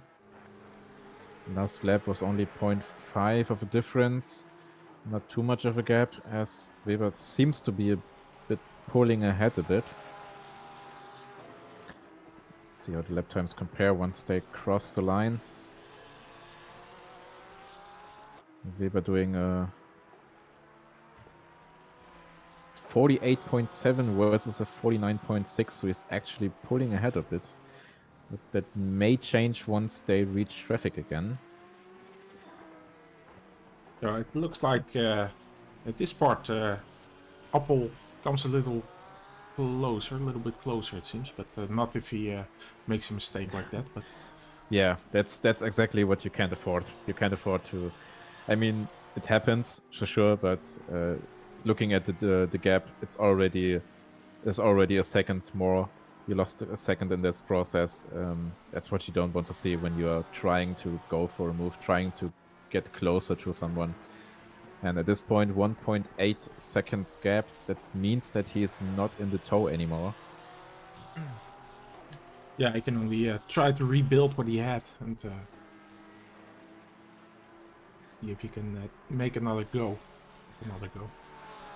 Top of the leaderboard, it seems like P5, 6, and 7 are all in relatively close proximity to each other. 5-second gap from P4 to P5, 4-second gap from P5 to P6, and 3-second gap from P6 to P7, which is not too far. That's only like a small mistake made on the exit or the entry, missed the braking point or whatever. And then you have your competitor sitting in your neck right again. But overall, the field is getting more and more pushed apart. It's only few places where we have close proximity from the cars. Closest one currently, of course, being Apple again, trying to close the gap. It's only 1.4 seconds at this point. Seems to have a better exit. Heading into the straight. This time didn't miss the braking point. Actually closing the gap once again to 0.8 of a second, 0.7. Now he needs to get a good exit into Sunrise.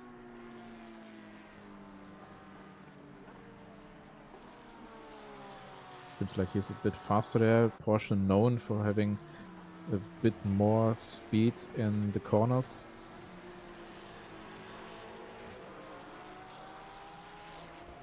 Still around 1 second.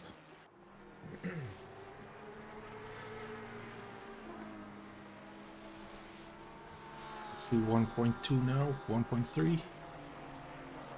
He's trying. He's really trying. You can see that the Ferrari Mr. Weber seems to be a bit faster on the second half of the track, where the Porsche seems to lose a bit of time.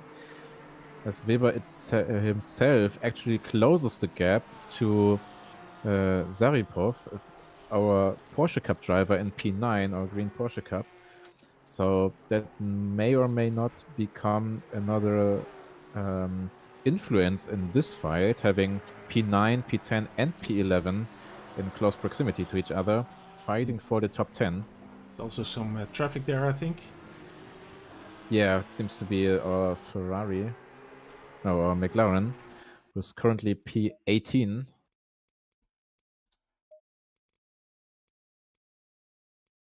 I like those midstream graphical adjustments. Well, did I mention something about professionalism? Yeah. McLaren left space for both cars to pass. I think he doesn't really want to be involved in this kind of fight, giving, of course, the opportunity to the Porsche to catch up to the Ferrari again. 0.9 of a second of a gap. And if he gets 1 or 2 good exits, then he might be right behind our Ferrari driver or the car. Weber currently driving it. Only 0.7 of a second. It's a pretty close fight at this point. But again, you have to question. I mean, it's pretty close to getting to the end of the stint. When you need to decide whether or not you go for a move, whether or not you want to overtake someone before going into the pits, or whether you wait and try to get a good picked exit and actually benefiting from it this way. Weber currently also closing the gap to Vladimir. It's only 0.9 to our Porsche Cup driver. Yeah, really good job for Saripov. And I think, well, you know this best. Was he able to get settled in the car near the end of the stint, of course?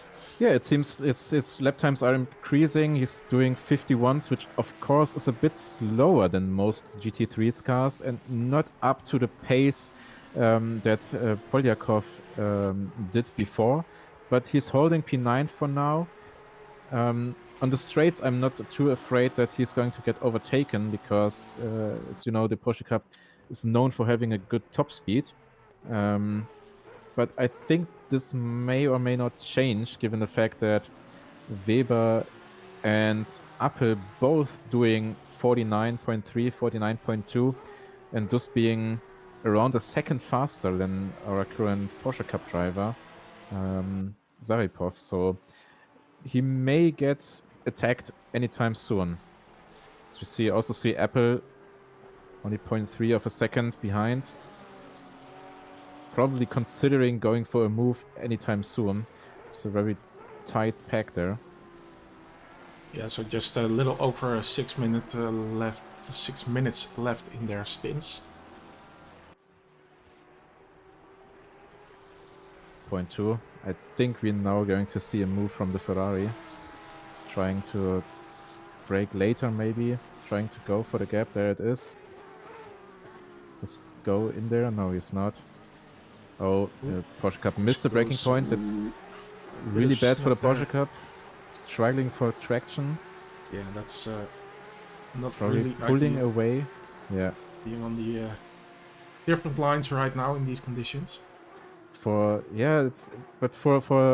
Apple, this is probably the worst case, letting Ferrari Mr. Weber pass and not being able to pass the Porsche Cup as well, and instead being stuck behind him as he has a little moment again. Yeah. But he's probably going for the move right now. Yeah, and trying to pull away, trying to get closer to Weber. As we see a few more pit stops being done. That's also a very interesting and tight situation, turning into T1 when other people are coming from the pits, leaving the pit lane, and in fact actually going onto the racing lane where you are and where you want to optimize your position. Yeah. You see now a five-way tie between P8 and P12, all in very close proximity to each other.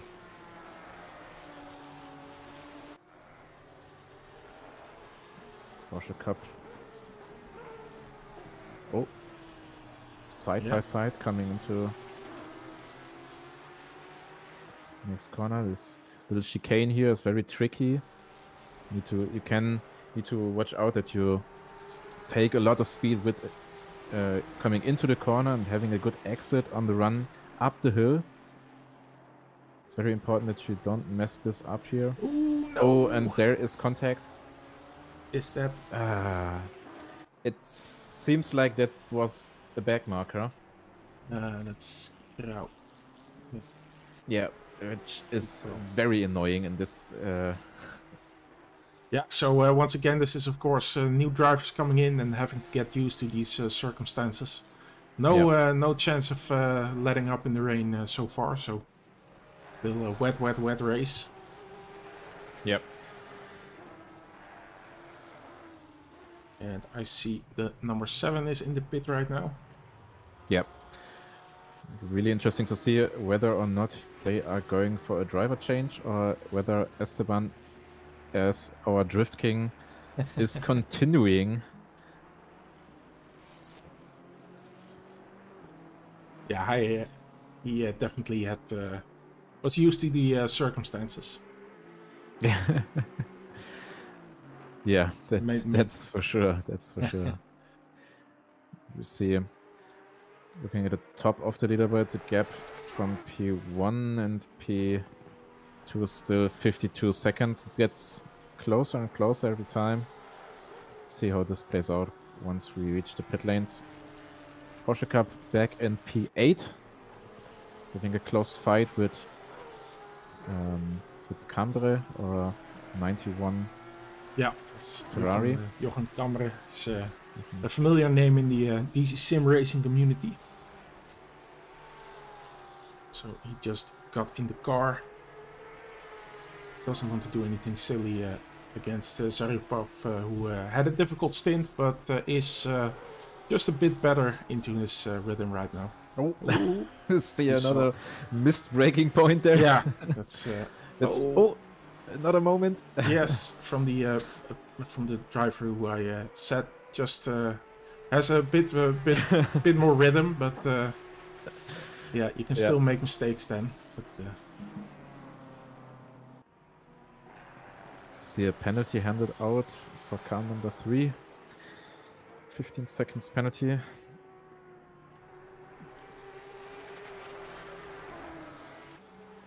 Yeah, the first I see there was a warning, and then after that there was a 15-second time penalty for avoidable contact.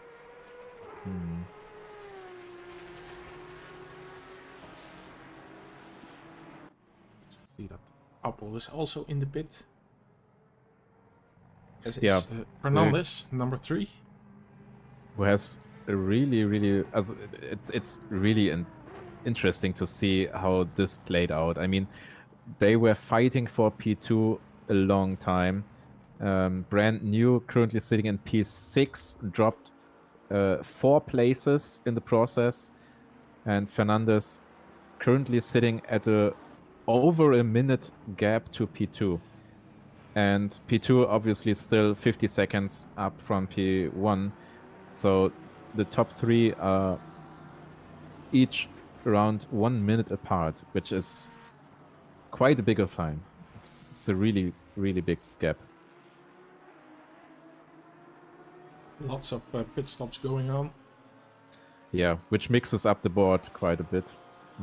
So you need to see how this affects the standings after the pit stops has been done.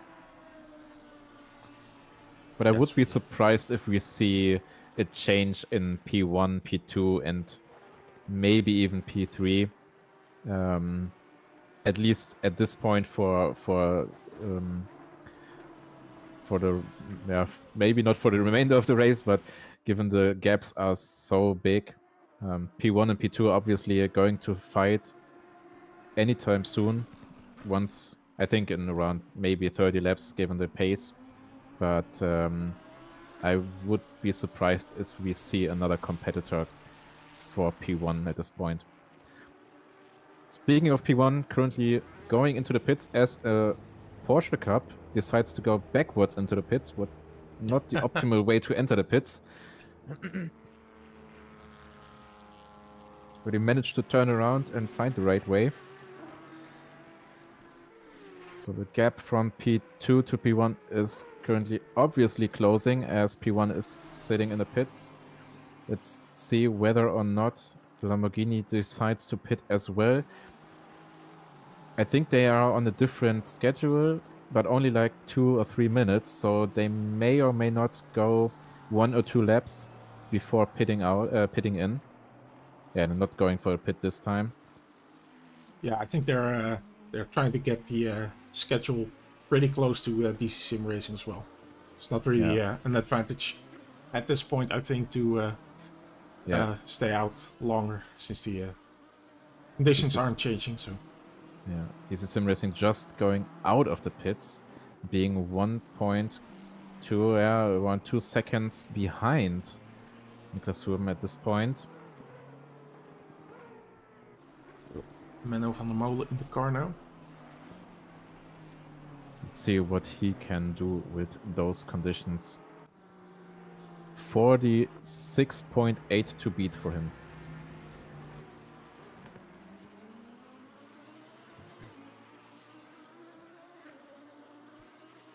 Dominique Gruber just took over the 6-3 car.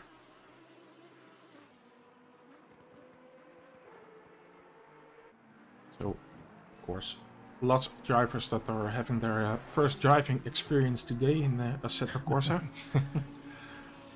Yeah, I think, assuming that you are in a voice chat with each other in the team, you're probably talking about the conditions, and you're probably trying to communicate how to prepare heading into a solo session, trying to race in the rain under similar conditions, just to be prepared when you go on track, because this is not an easy task to do. This is not an easy first stint, given the tough and rough conditions. So you want to be prepared, and you want to know what it's like to drive in those conditions. So I probably assume that most drivers are heading into a solo session, trying to optimize their lap times. They are trying to get used to those conditions, and not jumping in a car and making mistakes right away. So P1 is currently, or P2, or Lamborghini, currently sitting in the pits, which means that the gap to P1 is increasing again. It's interesting to see with how much gap, how big of a gap they are actually heading out of the pit lane. They entered the pit lane at, I think, around 56 or 58 seconds gap to P1. That may or may not change depending on their ability to optimize their pit strategy.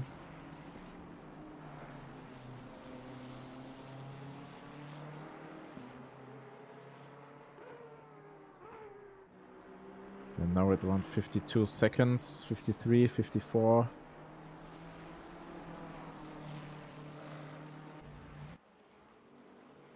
So, 59 taking over. Yeah. But I don't think it's his first stint. No, it is. He drove qualifying. Well, he was in the car at qualifying. I think they didn't drive qualifying, but it seems like that they are going to change drivers every stint. As Hacker did the start, Ruben did the second stint, and Forsberg is now doing the third stint. Pretty interesting to see how fast he can drive under these conditions, given the fact that this is his first stint, right? Yeah, exactly. So, yeah, I'm sure he will have prepared, as you just described, making sure that he's ready and warmed up for the action. I mean, the gap increased. That's great for DC-SimRacing car. It's currently sitting at around 1 minute and 2 seconds. So they gained around 5-6 seconds during the pit stops. But it's still 6.5 hours to go. So a lot of time to make up this gap.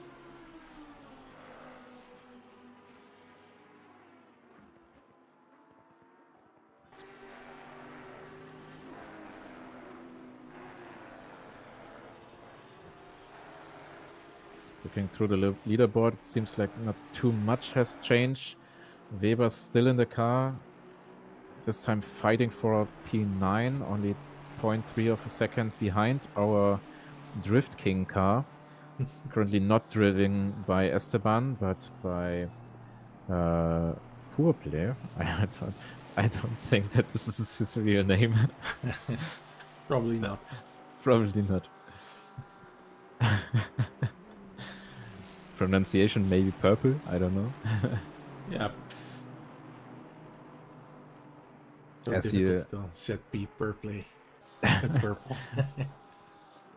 I think it's purple. I don't know. Probably. Probably. Well, it's well, they're French, so it could be purple. I'm not even sure that's a word, but yeah, go for it. Go for it. Yeah, but I've never seen a surname being having a capital letter in the middle of the name, right? No. So It's quite unique. it's quite unique, yeah. But we see it still amazes me that we see every now and then new names on the leaderboard, which haven't driven under these conditions before, and which we don't know their pace of. We don't know whether or not they are fast or they are not fast. Current best lap time is still with car number 224 at a 46.1, and nothing really that's close to it besides our P1 car from DC-SimRacing at 46.8, which is hell of a lot of a difference. But most of the field currently sitting at around 50s, 51s, which is in line with the fact that the track seems to be getting worse. So how's the weather prediction looking in that sense? It's still the same. We had a couple of moments where the weather was getting better, the rain was less and less, and that was the time we've seen those 46s being dropped by P1 and P2.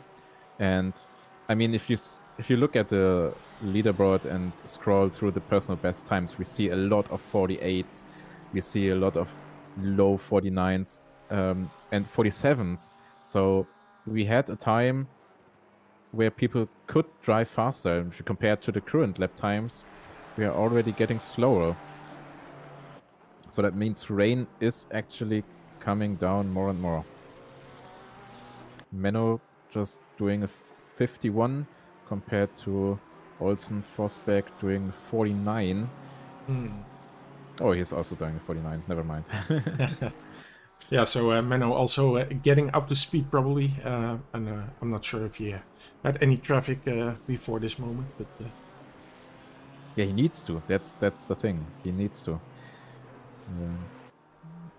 They need to get the pace lowered and lowered, trying to get to the traffic as fast as possible.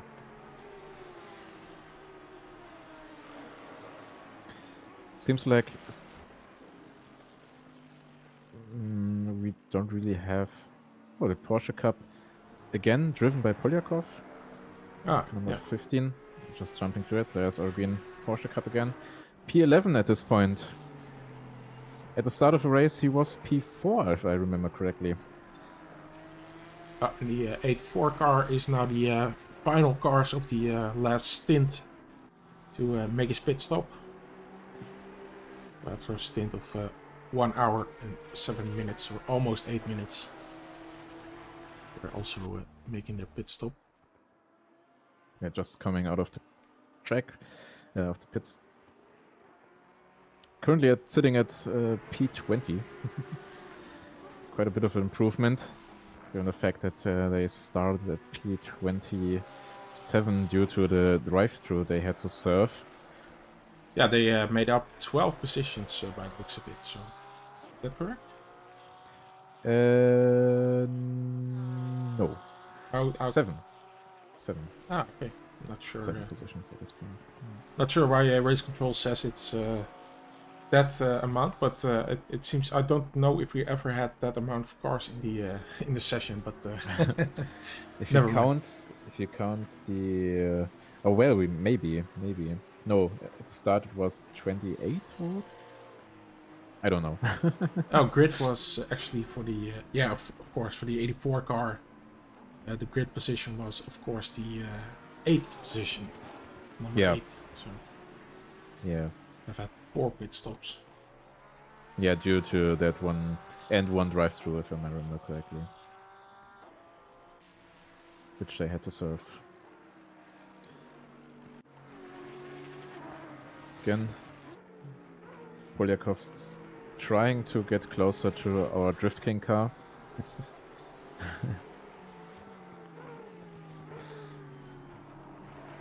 And you already see that Polyakov is used to those conditions. Right in the moment where he goes a bit off track, Yeah, but he's also closing the gap, and lap times are quite a bit faster. Already 1 to 2 seconds faster than his predecessor. really pushing there, and Yeah. sometimes a bit over. But I mean, yeah, he recovers well from that, so that's what it's all about. I mean, I think he wants to get closer to the top 5 as he was in the start. I think they were P4 at the start of the race, and now trying to get closer and closer and pushing as hard as they can. As he makes the move, goes back into P10, being back in a top 10. Let's see. Bit of drifting. Yeah, I mean, Porsche Cups are hard to handle. They are tough cars to drive. Yeah, but yeah, he makes it work so far. Yeah, it still amazes me that they are capable of. I mean, he's in the top 10. He's in the top 10 of GT3 filled car field, and is able to hold his position. He's able to push forward, and he's able to even improve on those positions, which is quite impressive. Absolutely, it is. As we see the gap from P1 to P2 actually increasing a bit. It seems like that our Lamborghini driver Fosbeck has a bit of trouble adjusting to the new environment. His last lap time was a 51.7, which is quite a bit off the race pace that was presented by Niklas Huben. Let's see how we can improve on that in this lap. 50.6. It seems that he has a bit of trouble adjusting to the current conditions.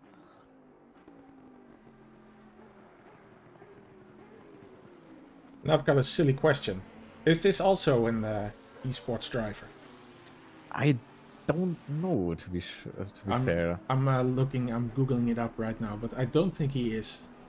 So which could explain, but it doesn't really mean anything. I mean, we have fast drivers which aren't esports drivers, so you probably never see anything from them if you Google them.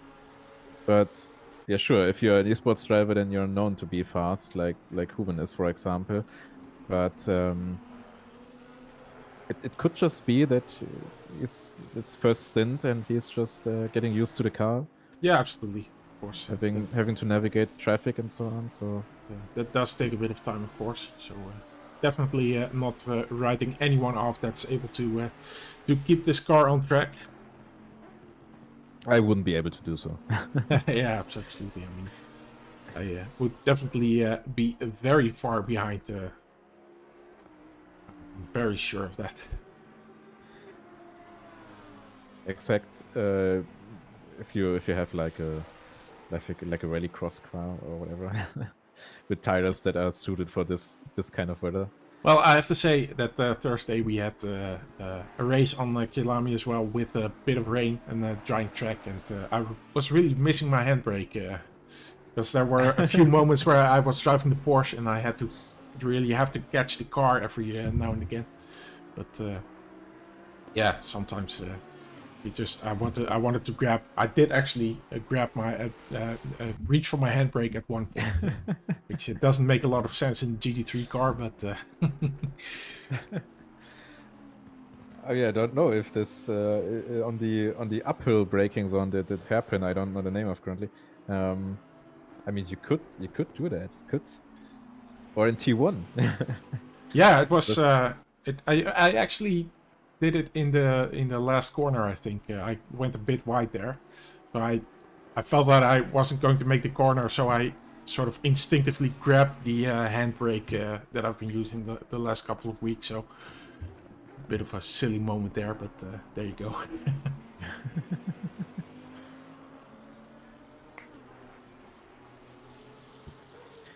I mean, GT3 cars with handbrakes. Imagine those cars on the rallycross track.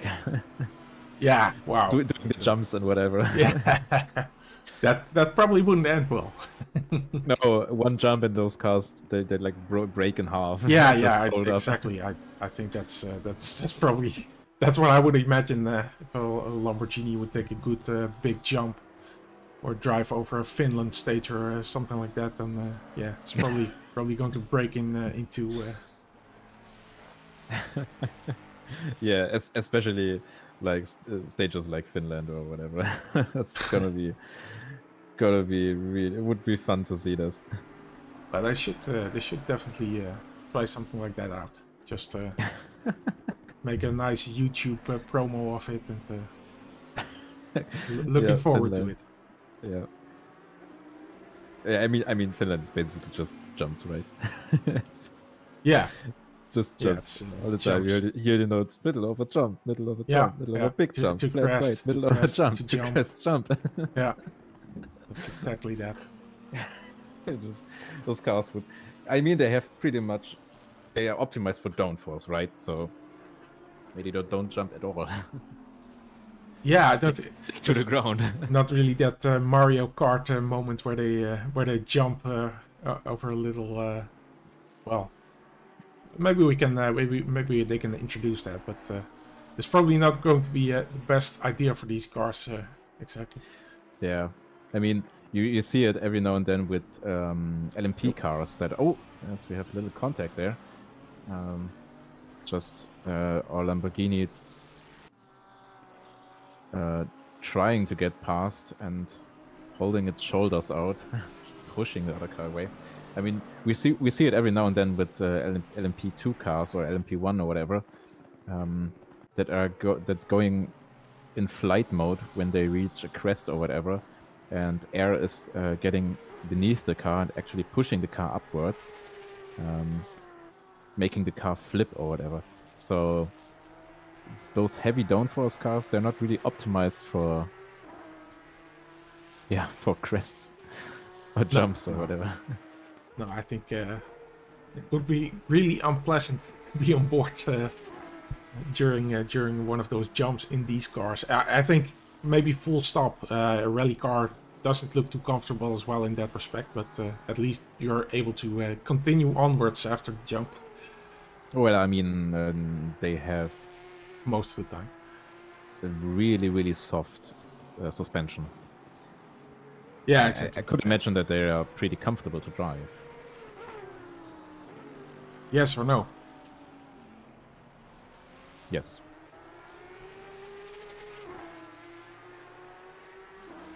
Let's see. Getting back to the action, we see a yellow flag as... Keep it on the road, the ironic team name is... It is not keeping it on the road, rather in the wall. Maybe they heard us talking about off-road action and wanted to try themselves, but don't think McLaren is suited for this kind of stuff. With a 2.5 seconds gap to P19, which is number 84, a familiar number in the familiar livery. Glad to see them a bit higher on the leaderboard, hoping that the upcoming 6 hours do them well. Car looks repaired again, to say so. Yeah, that does look much better. And is Will perhaps also one of the drivers that has to get used to driving? When did they start the stint? Well, it's been 24, almost 25 minutes, so... Yeah, I think at this point you should be able to... get in the groove. Yeah, I think so too. I mean, they seem to have a bit of damage. Their front looks. I mean, those gaps in the bodyworks don't look brand new. So maybe they have a bit of damage, which makes the driving more and more, unnatural and not so easy. Oh, Porsche Cup again, going drift mode, losing the car. That is, of course, he kept it out of the wall, so points for that. Yeah, I wanted to say that. It seemed like he was not hitting the wall, but in the process lost again P10, not in the top 10 anymore. Now he needs to focus again and got those 2.5 seconds he lost back. But as we're going towards 6 hours remaining, P11 for a Porsche Cup car and the other car, of course, in P15 right now. At the start of the race, I would not have imagined seeing Porsche Cup cars between the GT3 cars. So yeah, it's good to see this. Yeah, it's amazing. I mean, seeing those guys drive such a tough and such a hard car to drive in those conditions, right next to 20 other GT3 cars, is amazing. I mean, those guys, they have my full respect to do this, and I mean, they are the only two Porsche Cups, right? They could have said, okay, no, we are going to drive GT3 as well, but they stick with it and they said, no, we want a challenge. And what a challenge they are getting right now, and they're performing really, really well. I mean, for myself, I would have expected for them to be at the lower end of the leaderboard, but seeing them in P10 or currently P11 on P15, that's really nice. Yeah, I wonder if they what their own expectations were, if they were going to be in the middle of the field as we see now. Probably not. I would expect that to be a big no. Yeah, probably. I mean, if you're used to the car, and you know the car, then you know that you are not too much slower than a GT3 car, at least on tracks that are fast and don't have too many corners. But I mean, especially under those conditions, this is respectfully a great performance they are presenting us. Absolutely. So we see that Beckerman is in, probably going to make a switch to another driver, among other things. It's odd timing for a pit stop. Yeah, it is. And I think I can probably... it says that their stint was 1 hour 7 minutes, but I'm not sure if that's correct.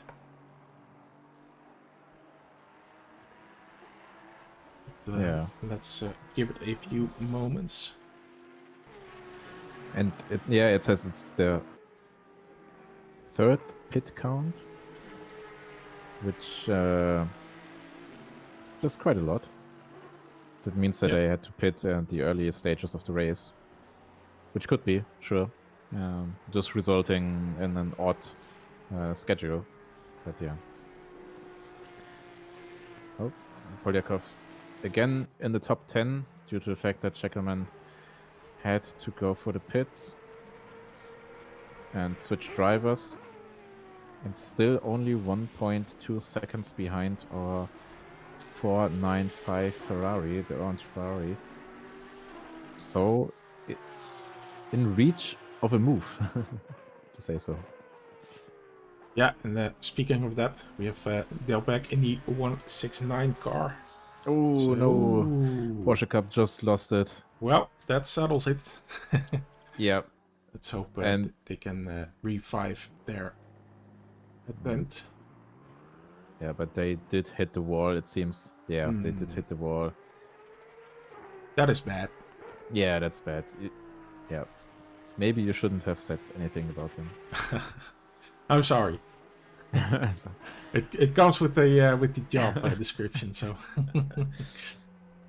Yeah. 0.5 of a second. seems like. Just it goes a bit wide there, not too optimal. If he manages to hold this gap, then he may be able to close it even further on the straight. It's 1 second, it's a bit far. Porsche Cup has a lot of top speed. Ferrari has as well. So if he manages to get closer to the car, to the Ferrari in front, the orange one, may be able to close the gap even further on the straight.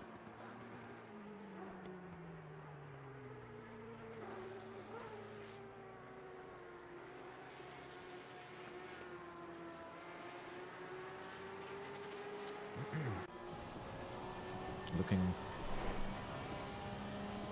that's a nice view, I've gotta say.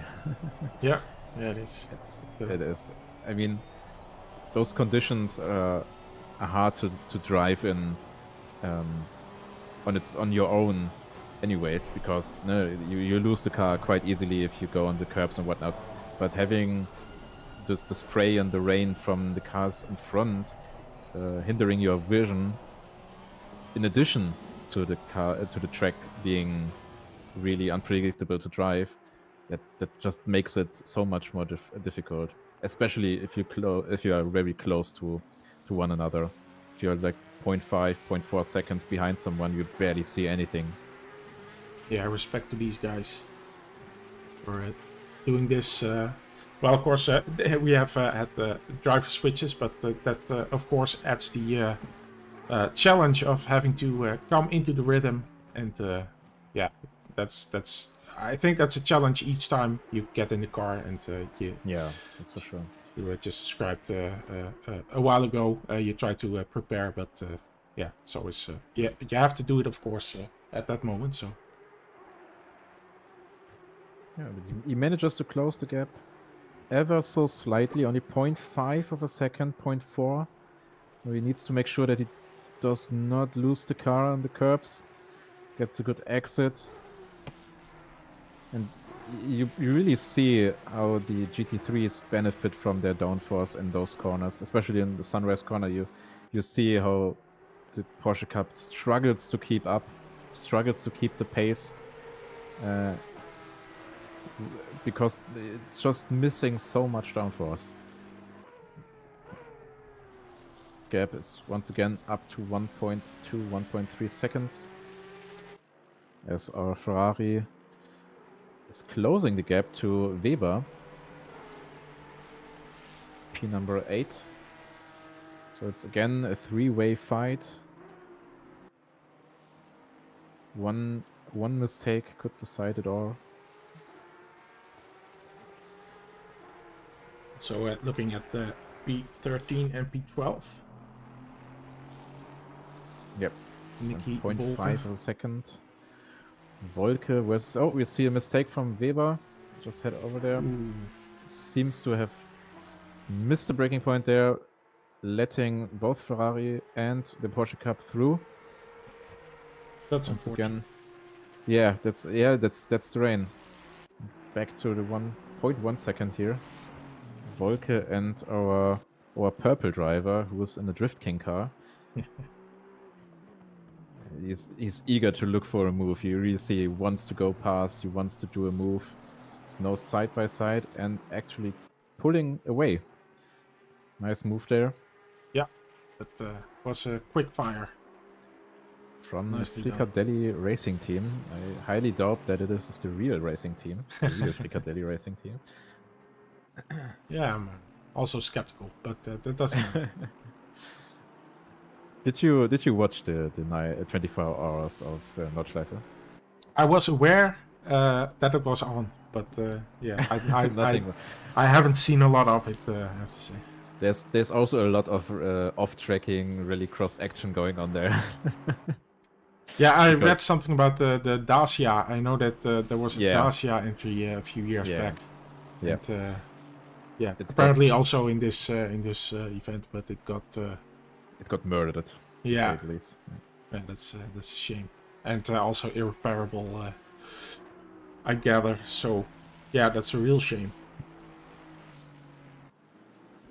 Yeah, I mean mistakes happen even especially in real cars, because I mean that's the beauty of sim racing, right? I mean if you trash the car, if you head into a wall, then you have no consequence. Yeah, right. It's just a digital car that's being wrecked. In the Absolutely. real car, that's a bit different. Hitting the wall at 200 or whatever kilometers per hour. That's yeah, probably It's dead. it's the only reason I can do something like a rally. Well, I would never rally in real life. Let me put it like that. That's I want to do it as a passenger.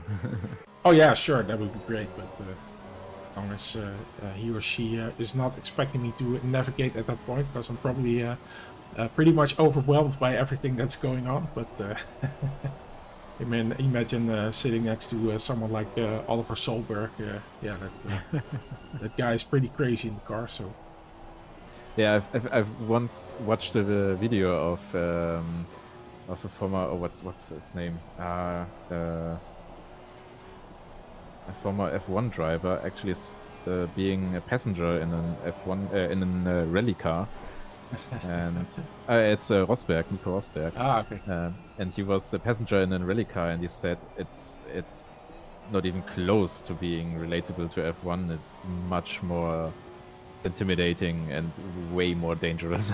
Yeah, I think it's just such a different discipline, but yeah, it is very interesting in its own way, just as circuit racing is, of course. But, Yeah, sure. I mean, it's a different kind of racing. Polyakov still 0.4 of a second behind Arthur, trying to close the gap. No, he's got a good run. 0.5 of a second behind at the beginning of the straight. 0.4 already. He's going to close the gap. Probably not enough to make a move. 0.3. Heading into T1. Not enough to get side by side and get the move done. It seems like he is faster though. Yeah, if he could only get past. I mean, from the Ferrari perspective, you're being chased by a lower class car. Yeah, yeah. I bet they are as surprised as we are. Yeah, probably. I mean, from the mindset here, that's kind of interesting. How do you cope with that? How do you what Yeah, do you do? Do you want to let him pass because you think he's faster or not? Because it's a lower class. I don't know. You really think what's this? What's going on? Yeah. Why is this happening? And Justin Supan in the chat says hi. So Hello, Justin. welcome, Justin. Glad you're enjoying this rainy 9-hour Kyalami race with us. At a couple really interesting and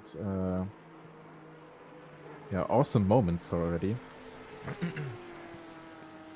And I'm pretty sure there will be a couple more, since it's still 6 hours to go. We only managed to do 1/3 at this point. 1/3 is done. Yep. Of the race.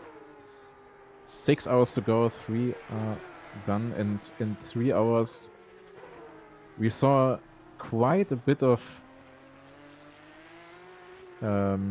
race going on from the 224 Lamborghini, currently sitting in P2, coming all the way from P27, I think it was, to P2, and closing the gap to P1, like a textbook last to first challenge at this point. But it seems that Forsberg still has a bit of trouble adjusting to the track conditions, as his best time was a 48.8. Menno doing 49.1. Pretty much the same pace. Yeah, it's still the last lap was now does a 149.4. So yeah, it's around the same, but it's still enough on the for the long run to make a good challenge to the DC-SimRacing car. So interesting battle this. Yeah, I mean, in the end, it's still 6 hours to go, 6 hours to catch up 1 minute gap, which, I mean, you never know what's going to happen in endurance races, that's for sure. Endurance races are known for their time. I mean, you don't know what's going to happen in 2 hours. You don't know whether or not there will be off tracks, there will be mistakes made by P1 or whatever. Maybe even resulting in a drive-through due to cuts. So yeah, you never know what's going to happen. Having a 1 minute gap is comfortable, and I'm pretty sure that the DC-SimRacing car is pretty happy with it, but it's not a secured win at this point. Absolutely not. So Olsen Forsberg just keeping this up, and then the next guy in the team can try if they can expand the gap or decrease the gap a bit more. A little battle for P4 at this point. Only Bentley, I think it is. Yeah, it's the only Bentley on the field, trying to catch up to our second Lamborghini on the field, the white Lamborghini driven by Gruber at this point, Dominic Gruber from RPM Esports. 0.7 of a second gap between those guys. They were fighting earlier as well, so those two are familiar with each other. At least the cars. They've seen each other quite a bit of time. I'm really happy to see Lamborghinis on the field again. Yeah, the old it does look really good. Yeah, the old Lamborghini was good as well, but I mean, I think it wasn't that competitive compared to the new one. So most people tend to opt for other cars, and seeing a Lamborghini back on the field, it's a refreshing sight. Well, as is the maybe the Bentley isn't as refreshing looking, but I wouldn't have necessarily have expected someone to pick the Bentley at this race. So, but I think in these circumstances, it's a great equalizer, of course, the rain. So I'm not sure in the current BOP how this car, if it's especially bad or if it's not too bad, but interesting choice. I mean, it can't be too bad because we're seeing him at P5 sitting on the leaderboard, doing his best lap time was a 48.2, which is not too far off from the Aston Martin, which did a 48.19, or P3 Aston Martin. So it may be not the best car, probably, I don't know, but given his lap times, it's pretty certain and pretty obvious that you can in fact drive it. You can in fact compete in it, and that's always refreshing to see not only Ferraris. I mean, the leaderboard mainly consists of Ferraris and Porsches. Yeah. So it's nice to see some other cars. As you, of course, you know the. What happened there? Let's a bit of a replay there. Let's see what happened there. I think Inspect just did make a mistake there, heading into this fast right-hand corner. Oh, yeah, there has been contact. That's really unfortunate, and that's really not something you want to see in the chasing position right now. Chasing P1, chasing to close the gap. That was an easy 10 seconds gained by P1. Yeah, absolutely. You see another side-by-side action. Yeah. Bentley finally going for the move. And probably right back to side-by-side.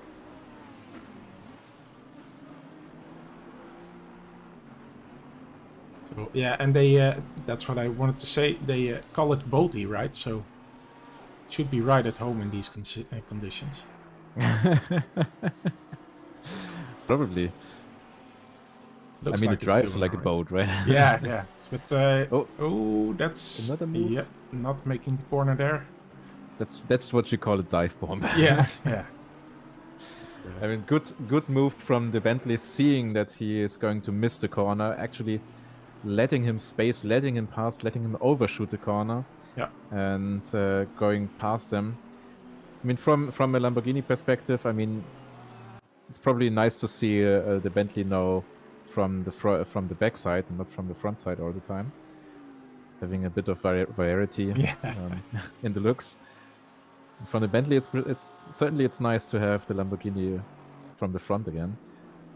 I think it's the better side from the Lamborghini. The front looks better. Yeah, yeah, I think it does. I agree. So aggressive. But yeah, I mean, that back end doesn't look bad by any means. No, for sure. Ooh, there's the McLaren on the track. Right at the exit of the last corner, which is a place you don't want to stand, you don't want to be. And points to him for keeping it on the road. He's missing a bonnet at this point. Yikes. It's also something you don't want. Good thing that the engine in this car is at the back of the car, so it doesn't get wet right now.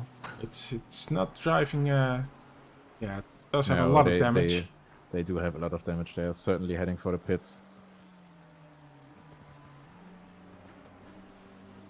So another, just jumping to our Porsche Cup car is only 0.3. That's still in the fight with the the orange Ferrari.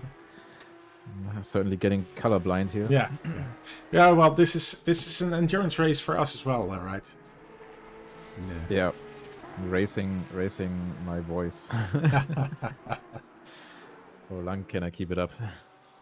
I'm definitely going to sort of jump through the stream by the end and listen how my voice changes. Probably sounds way different at the start. And at some point, I just you can hear yourself getting older. yeah, exactly. It's yeah, I have to find something to get the throat back in business at some point. Yeah. Coffee helps. Yeah. Maybe iced coffee. Yeah. Maybe iced coffee. Yeah. I got a good recipe once, so. We see the McLaren just heading for the pits. Yeah, it has a lot of damage. Probably going to stay in the pits for quite some time. Yeah, you see the braking just now.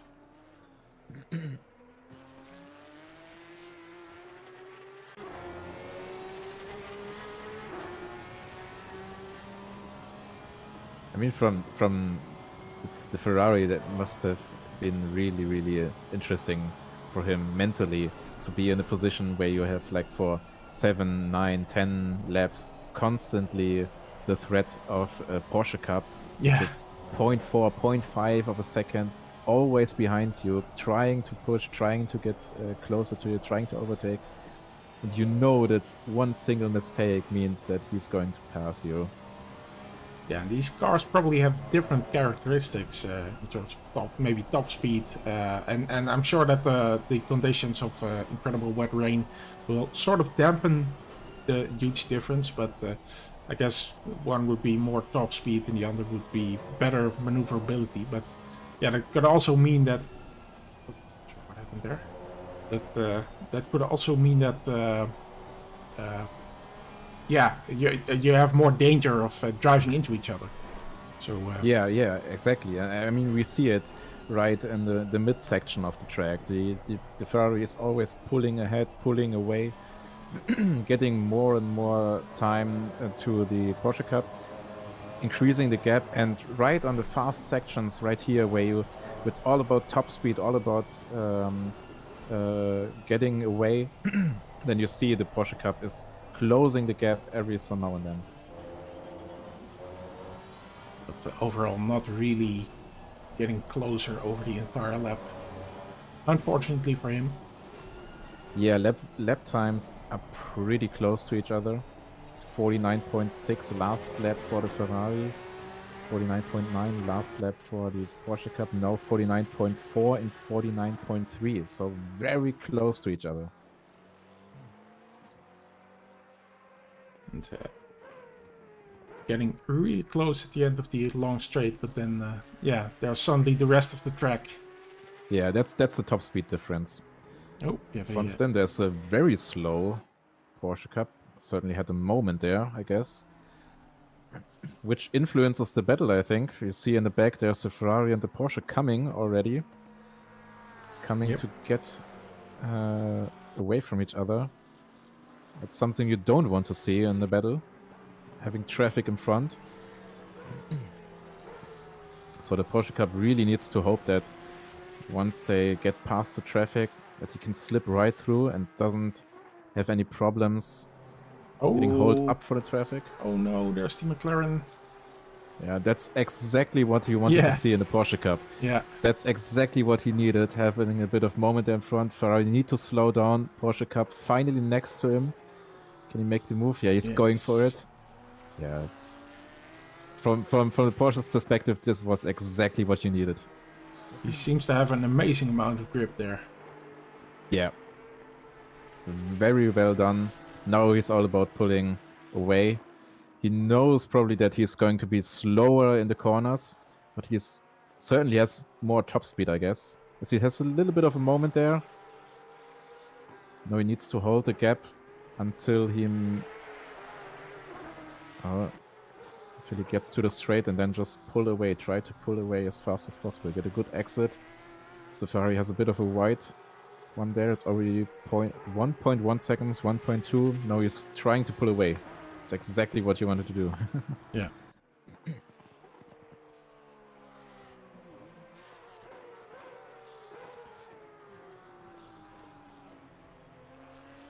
Managed to increase the gap by 1.3 seconds. It probably gets a bit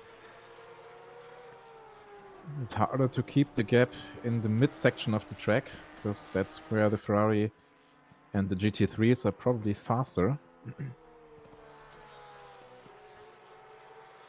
Especially here, coming into Sunrise. He needs to slow down quite a bit. Gap's already getting closer and closer again.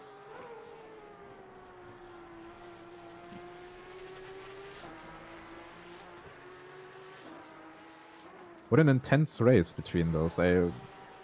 Between Porsche Cup and GT3, it's so amazing. I mean, we talked about this like 20 times before, but it's so amazing to see how those guys are keeping up with them and actually pulling away from them. It's really, really amazing. I'll let you in on a little secret during endurance racing broadcasting. You know that you can talk about the same thing 50 times again, and you can use the same words, and no one's gonna mind. And yeah, even if I do, I'm gonna invite them to do this for 9 hours straight, or pretty much straight. Well, straight for I think you haven't had a break so far, so no, I haven't. Respect I mean, for it's intense. It's really interesting and really. I'm really eager to see how this plays out, especially with the top 2, top 3 guys. I mean, looking at your car, which you haven't done for like 10 minutes again. You could do that in another time. Yeah. Those gaps are getting bigger and bigger and bigger. P1 is currently 1 minute and 4 seconds ahead of P2. P2 itself is 1 minute and 30 seconds ahead of P3. So if they manage to not make any mistakes, and this is a really comfortable and really relaxing gap for the driver to sit on. Yeah, I would agree. That's the biggest gap on track, I think. Yeah, that's the biggest gap. P2, P3. That just means, and that is what we've seen on the lap times before. That just means P1 and P2 are way faster than the other cars. Absolutely. Let's see. 46.1 still the best lap time. And 46.8 from the DC-SimRacing car. It's it's a lot faster than the other cars.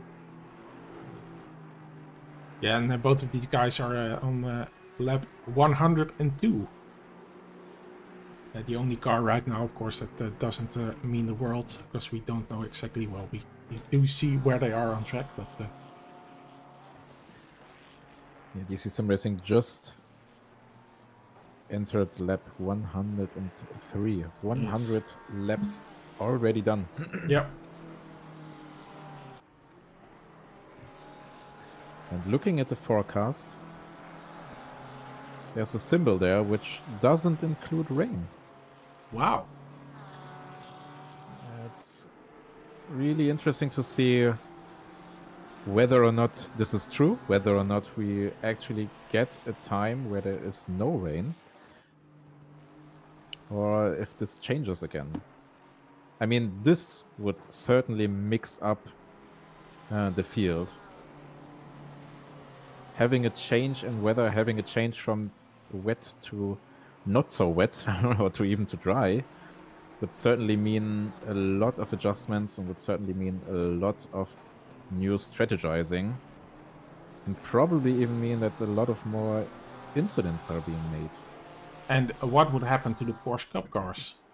Yeah, exactly. I mean, they are driving on their limits right now. We just seen from the Polyakov, just looking at the leaderboard, a 48.6, which is a lot faster than I intended them, or I imagined them to be. And it's a lot faster than many other GT3 cars. If they can keep up this pace in the dry, I don't think so. I don't think that they are able to match the GT3's speed in the dry. Yeah, I would expect them to fall back, but of course we're still a long way from that, because well, yeah, what's that? You know? Yeah, exactly. What's that about one swallow doesn't make summer or something like that? Don't know if that if you can translate that from Dutch, but let's just try. No, I haven't heard anything like that. Well, that's a new one for you then. Yeah. But I I'll think I'll you try just my ice translated coffee. it, right? Yeah. I did, Okay. but I'm Yeah, known I mean, to there do are that. certain sayings which you have in every language which you cannot really translate. Yeah, well, you can translate them, but often people will look at you funny, like what was that? I mean, here comes the monkey out of the sleeve.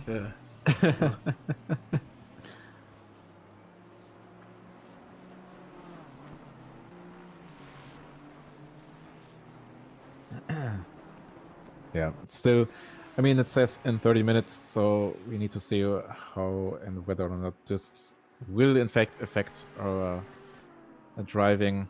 For now, it's still rainy, it's still wet. People are used to it. I think most drivers have been in the car as of now.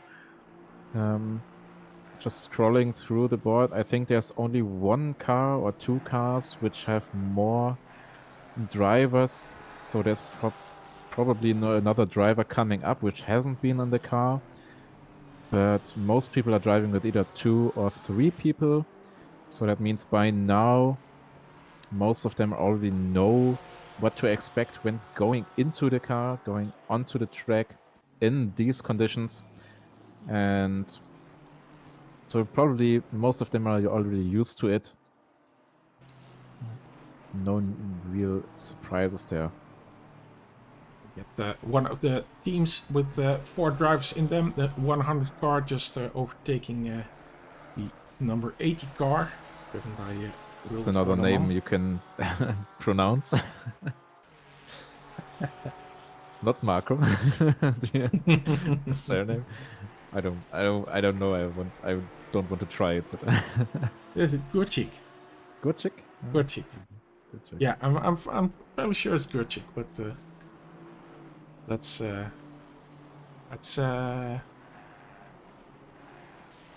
why did I forget? I suddenly forgot my flags. That's Serbia. Serbia, is that Serbia? Is that Russia? Yeah, okay. I think that's Russia. Sorry for this incredibly stupid moment. Yeah, of course, no, that's not Russia, because the number 20 or the position 20, that's the Russian flag. So yeah, I think that's Serbia. Okay, I'll shut up now because I don't know my flags and I can't possibly make myself look any more stupid. So there's that. We just had another yellow flag. Our second Porsche Cup car seems to have a bit of a moment. Seems to recovered fine. He lost quite a few positions, I think. I think he was P14 earlier. It's now P16 with a 1 minute gap to P15. And I think that's our second largest gap we have in the upper half of the field.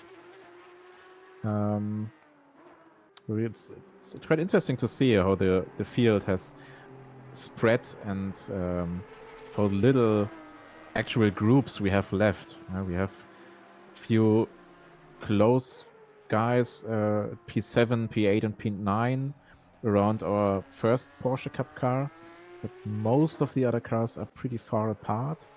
So it all comes down again to optimizing pit strategies and your pit stop itself and not making any mistakes in order to keep the gap high enough for you to drive comfortably in. But, yeah. Looking at stint times, we have Jochen Cambrai, who's just over an hour, 1 hour, 2.5 minutes right now. Yeah, same goes still for 5 car. or 3 laps or no, what? 3 laps, I think. to the Yeah, next should one, be able to get a couple of laps in that time. Yeah, but we see that most stints are now approaching the next hour, so it's around 10 minutes or so till the next great pit stop. Change is going to happen, and then we will probably see another switch in the leaderboard, another few places that switch up. And especially on the top guys, it's very interesting to see how they change their strategy, what they are going to do, who's going to drive next, if going to switch drivers again, maybe faster drivers, or how do you strategize on this behalf, especially when you don't know how the weather is going to change. Because the forecast is still saying that we have a dry section in around 30 minutes with lesser rain in 10 minutes, so there may be the chance for actually getting a dry or drier track.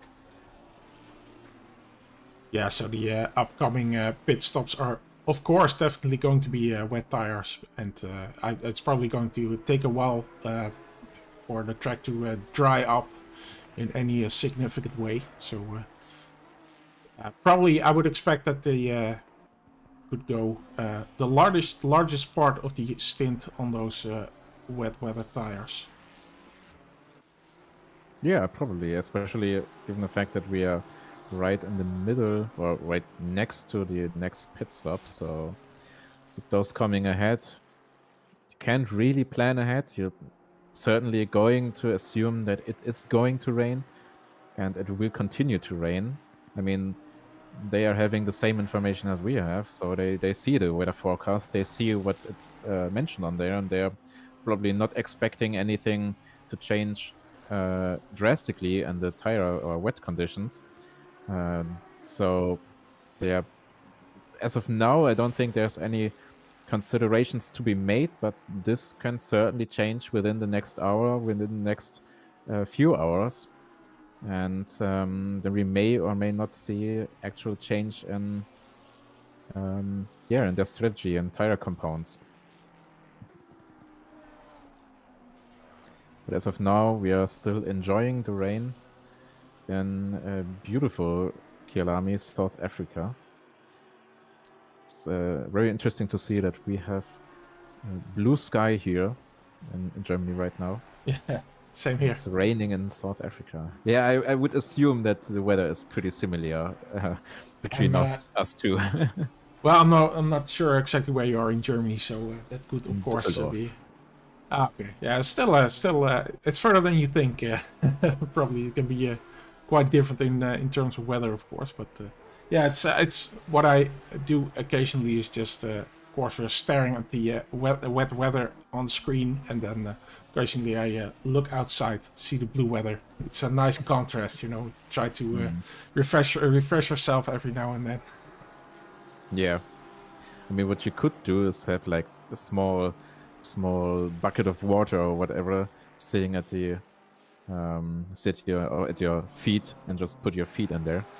Oh That's yeah, what you could do. yeah, absolutely. That sounds like a plan. That's yeah, just Ice coffee.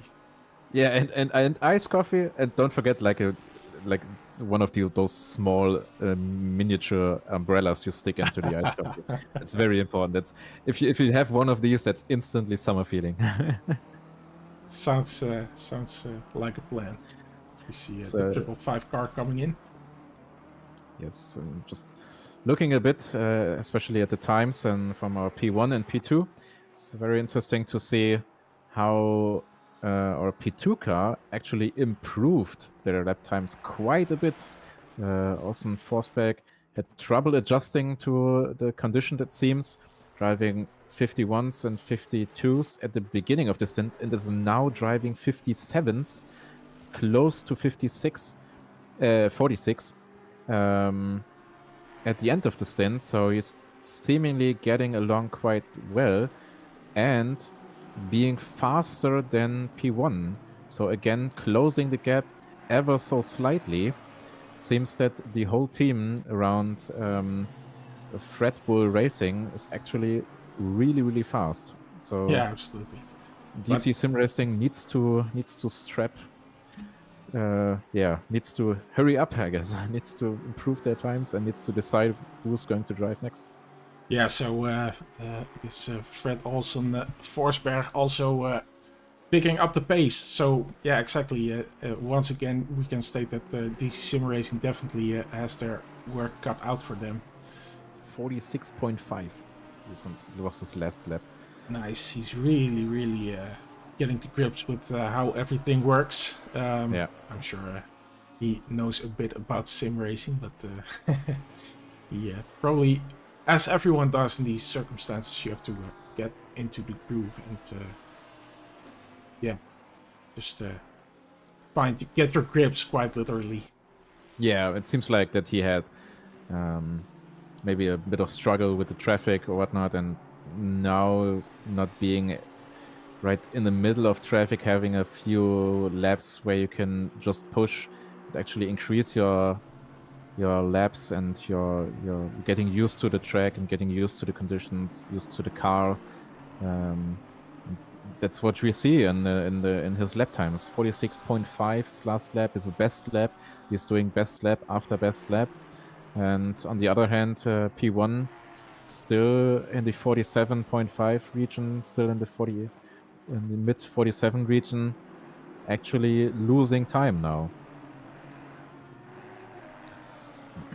But we come closer and closer to the end of this stint, so there will be changes probably. We need to look forward and see who is going to take over the cars, who is going to get into the cars for the first time, maybe for a few remaining cars that have 4 drivers, and see how they can perform. I mean, at this point, you probably know the pace of the driver you're battling against. So if you're P2 or P1 or whatever, you know what the guys behind you are capable of doing. So you actually can plan ahead a bit and can say, okay, whether or not when this driver gets into the car, we can choose our fastest driver or whatever to get another few seconds off the gap. That's the beauty of endurance racing. You get to know the other cars, you get to know the other drivers, and you get to know how they are driving, how they are strategizing, and need to plan ahead in this regard as well. It's just not pure driving. Yeah, absolutely right. And somewhat in that context, I would say that if I were Fred Olsen Forsberg, I would want to stay in the car in the next stint. But maybe I'm not sure. Maybe He's getting tired, could be of course, but he's gotten better and better in the stint. Doing good times now, so I would think, yeah, just stay in the car, do another stint. You're obviously getting the hang of it now, getting into the groove. You're in the groove, so yeah, I would just want to keep it going if I was in.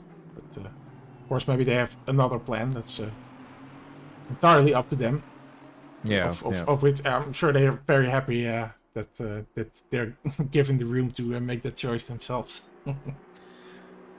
Again, looking at the forecast, it is now very certain, if this does not change, that we are going to have no rain in the next within the next half an hour, within the next 30 minutes. So there will be for sure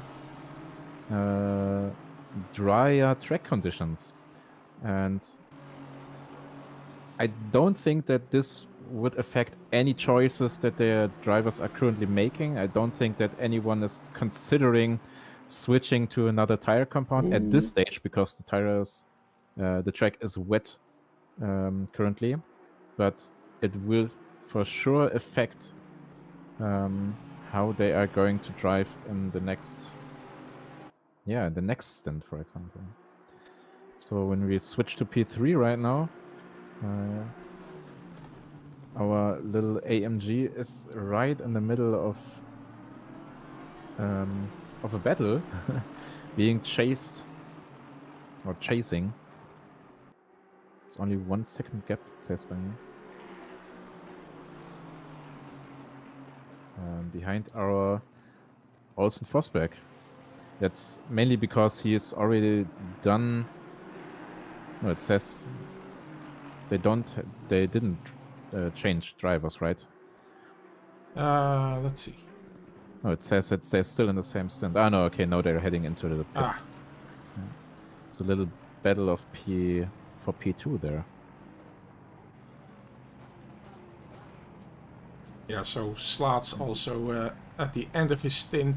Of course, Mender van der Molen, Forsberg, and basically everyone in the top 9 is reaching the end of their stint. So prepare for much more pit stops coming up.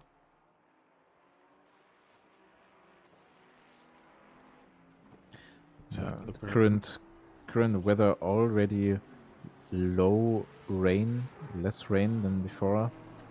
So we are switching from heavy rain to light rain with only clouds in the next 30 minutes. So no rain coming up. So we're reaching a really interesting time of the race. Changing weather conditions, that means the track is now also only damp. It's not wet anymore. Ah, okay. So we may or may not even see people switching the tire compounds right now. P2, Lamborghini, is currently in 1 hour and 4 minutes into his stint. So he has like 2 or 3 laps left, where the track conditions could even change even more. And you can maybe adjust your... I mean, this would be like a huge impact.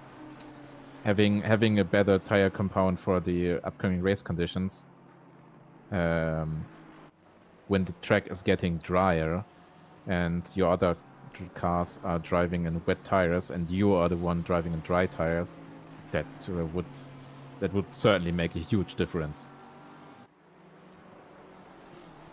Yeah, absolutely. Although I would think that, of course, the tire choice in ACT is somewhat limited, I think.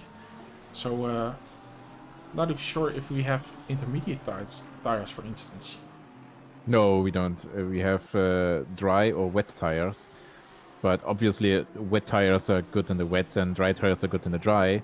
But seeing that the track condition changes right now, it's already only damp. You could make the choice and go for the dry tires right away, seeing that there's no rain on the forecast.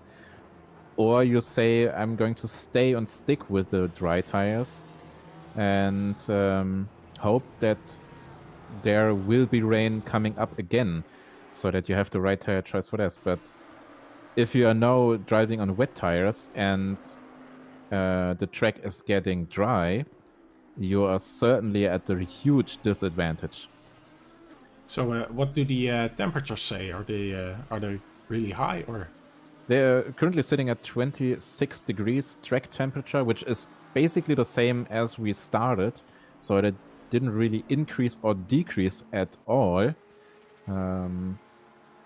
So it's only the rain getting less and less and lighter, and the track thus getting only damper, not damper, getting drier.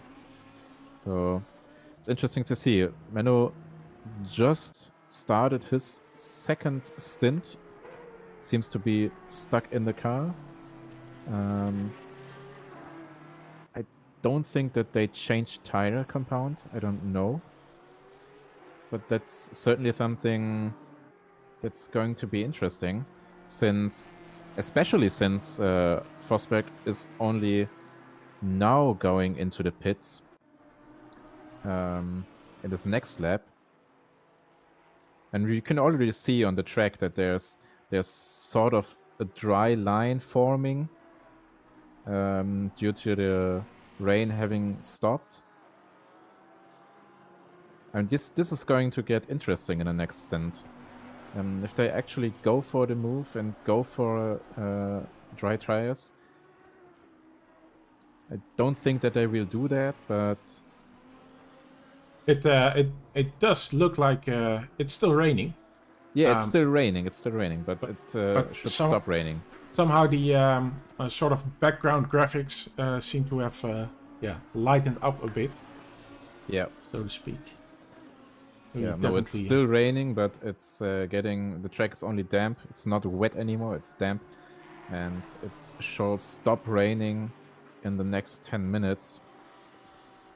And if this is the case, you are at a huge disadvantage when the track is actually getting dry and you have wet tires. So really interesting to see how they decide to proceed from now on. I mean, I'm pretty sure they are not going to make an intermediate stop and change tires mid-race or mid-stint.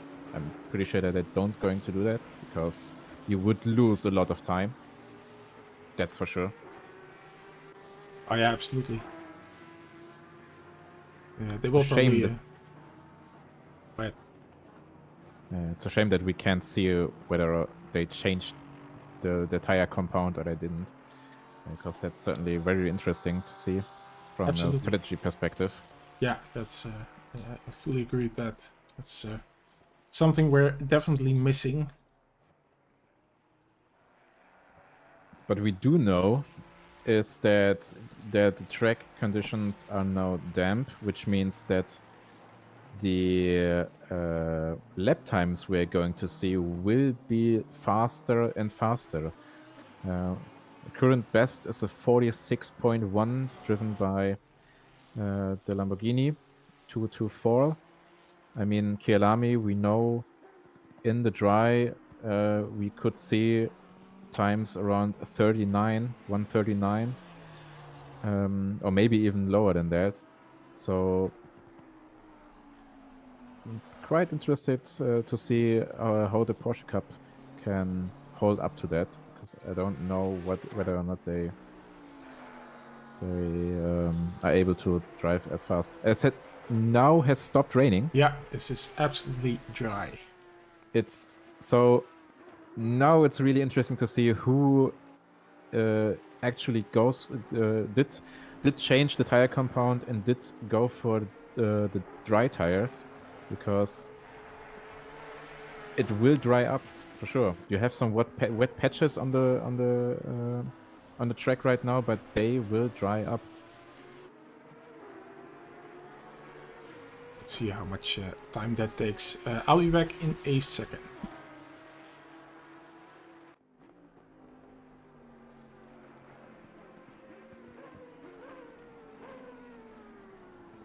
To see a forecast also not any sight of rain again.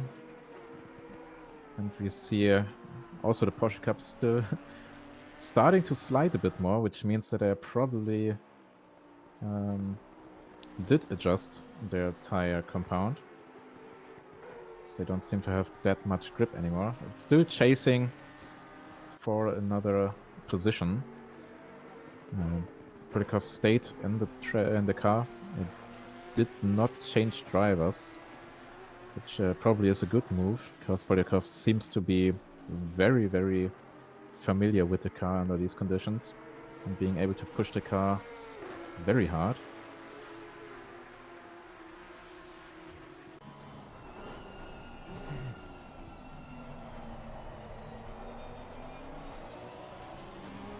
You can start to see like how the car at the track forms dry lines where you want to be, that's exactly where you have the grip.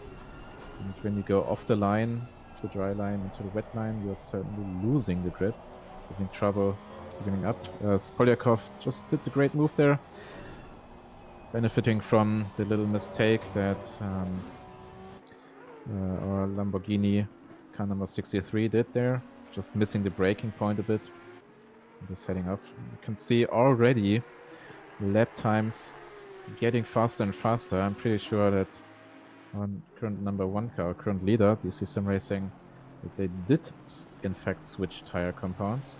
So already 47.0, which is 0.7 of a second faster than their current best time, which of course is due to the fact that track conditions change.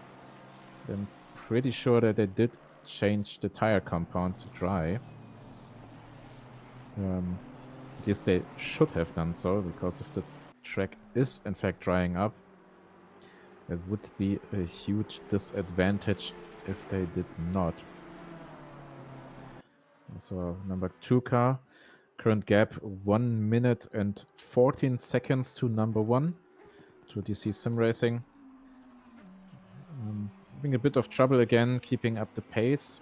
I'm pretty sure that they thought about changing their tire compound as well. Whether or not they did, I'm not sure, but seeing that their lap times dropped a bit, I'm pretty certain that they considered it and maybe even done it. But since we had a lot of people that already had their stint ending before the weather changed, I'm pretty sure we have a lot of guys currently sitting on wet tires, which is of course not optimal for those conditions, for those changing conditions. I mean, in ACC we unfortunately don't have any intermediate tires. We have wet tires or the dry racing tires, so we need to make the choice whether or not to go for wet tires or to stay with wet tires, go for the dry tires or stay with wet tires. There's no intermediate tire you could choose, no other tire compound to mix this up.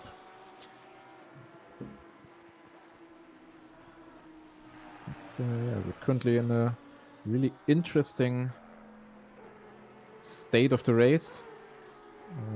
Around 3 hours of rain, 3.5 hours of rain, and now reaching ever so slightly closer to the halfway mark. We are actually getting drier conditions. Yeah, new personal best lap times are being driven all over the board. Seeing 47s from people who have driven only high 49s before. So the new conditions affect those times quite a lot.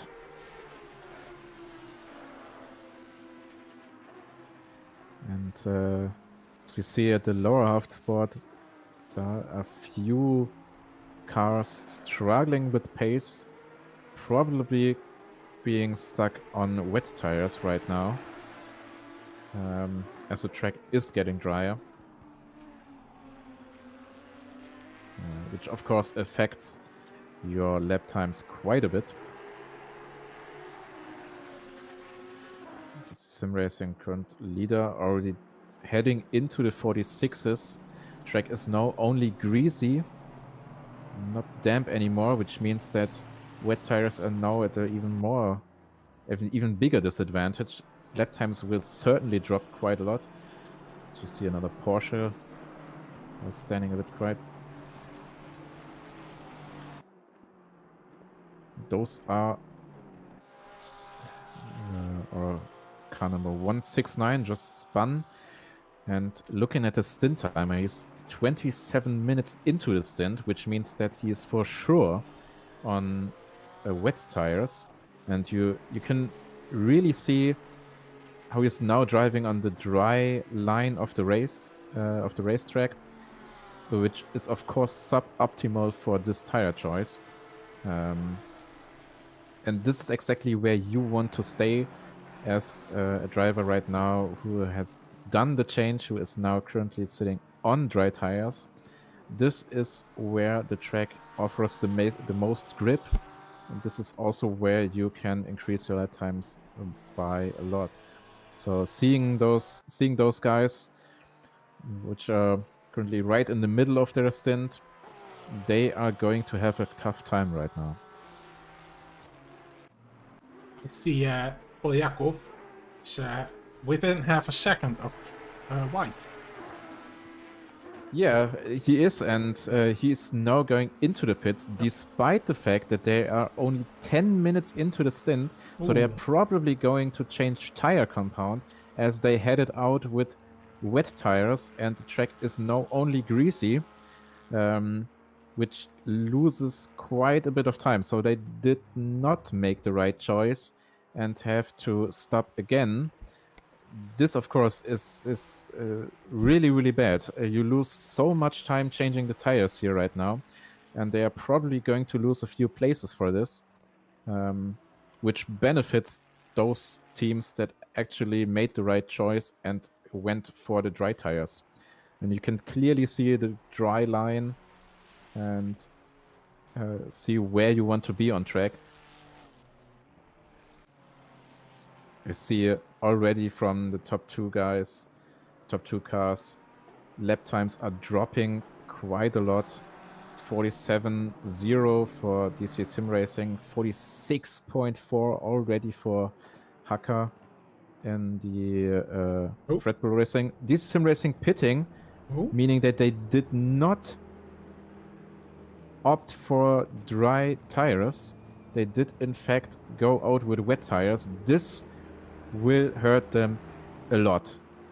Well, I'm sure it's let's see what happens here. But at the time of the pit stops, I would not have expected it to dry up this quick. And I'm sure a lot of teams had the same, problem or situation at least. But, yeah. I mean, 10 minutes ago, it really wasn't the sort of conditions that you would say, yeah, let's switch over to dry tires. That didn't look feasible at that point. I mean, at this stage of the race, we always see a 45.9 from Lamborghini number 36. That's they for sure are going to the lap times for sure are going to get lower and lower and lower, as we see DC-SimRacing currently heading out of the pits with only 22 seconds gap to P2 to our Red Bull Racing team. And I don't think that they are on wet tires. I do think that they made the right choice, because when they head into the pits, yeah, they are on dry tires. They are on dry tires. Just done a 45.5. The lap times are going to plummet now. So, I mean, for DC-SimRacing, this was the must. As they needed to change the tires there. They needed to adjust the tires. They needed to come in. They couldn't stay out any longer. For them, it's a great situation to be in, because they had those 60 seconds gap to P2, but due to this tire change, this is now only 20 seconds, which is not so comfortable anymore. Especially given the fact that you know that the guys behind are fast. Yep, that's good strategic move by the 224 car. To is it taking the risk? I mean, those guys are probably well capable of handling. Well, I mean, the proof is in the pudding, of course. They were able to survive on the track with dry tires when it didn't seem like a good option. So they win this battle. Yeah, I mean, looking at the leaderboard, just heading to P4 right now. I mean, you see the difference there. Yep. I mean, it's just insane. They are doing the 45.3 in the last lap. They are heading, just overtaking every other car. The Bentley for sure is not on dry tires right now. It's going to be interesting. This will mix up the board quite a lot. P2 already did a 45.0, so we're getting into the dry racing times. I think it won't be long until we see there's the first 44 from P9 currently, and times will plummet right now. We will see a lot of fast times, and I don't think that will be long until we see 41s or even 40s.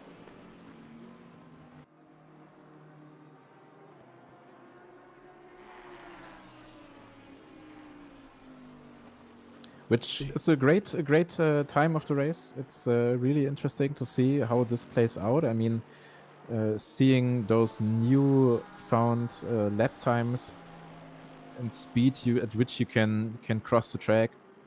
If you have the opportunity, or if you took the right choice and went for the dry tires before heading again into the pits, you benefit so much. You get so much speed.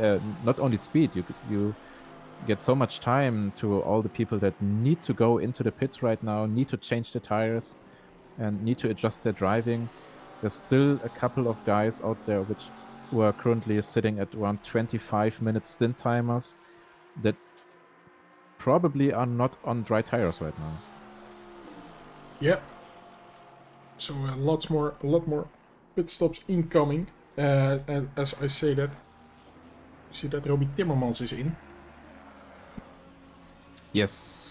Also, we see not only a tire change for DC-SimRacing, but also a driver change for DC-SimRacing. They opted to put Tim into the car and pull Menno out of there, because Menno obviously was used to driving in the dry, as it seems. Yeah.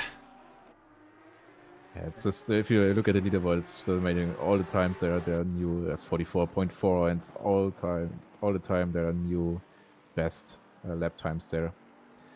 3C7, yeah, currently the fastest lap time of the race with 44.4. I highly doubt that this will take long till this is beaten by anyone else, but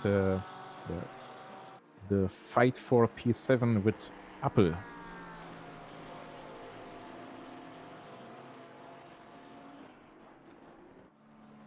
can clearly see that the track is getting almost completely dry. There's not really a dry line anymore. It's more or less the whole track that's getting drier and drier. So it won't be long until we have a dry track. And that's when we are starting to see those really fast times. That's the AMG goes for the move. Very nice. Very nice move, yeah. Apple also sitting at 21-minute stint timer, so he probably, maybe, has a wrong tire choice there as well, since his lap times are also a lot slower compared to the AMG. Yeah. Doing 46s and 44s. There's the first 43, of course, from Hacker.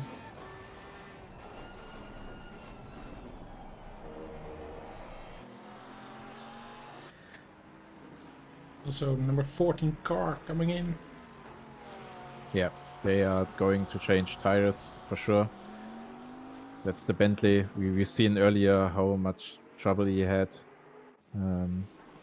staying or keeping up with the pace of the AMG. That's due to the wrong tire choice. Number 224, they made the right choice. They are for sure on dry tires. 1438. Yeah, they are pushing really hard now, and I think we will see 42s from them quite fast. Track is already green, so it's dry, so people can push. 42s are possible, maybe even lower. No, it's already getting fast. Track's already fast, so it won't be long until we see really, really fast lap times, which of course means that DC-SimRacing Tim needs to put the throttle down. It's only a 20-second gap for them to get towards P2, and given the pace of these guys in P2, number 224, they really need to hurry up. 43.3 from DC-SimRacing now. Car number 224 coming over the finish line, probably with an even faster time. Yeah, that is 43.1. The battle starts again. This is a lovely battle to see. Yeah. Just with a little more than 5 hours to go in the race. It's good to see that the competition is very much on 20 seconds, a bit more than 20 seconds between these guys. Yeah, and that's only due to one wrong choice, one wrong strategic choice.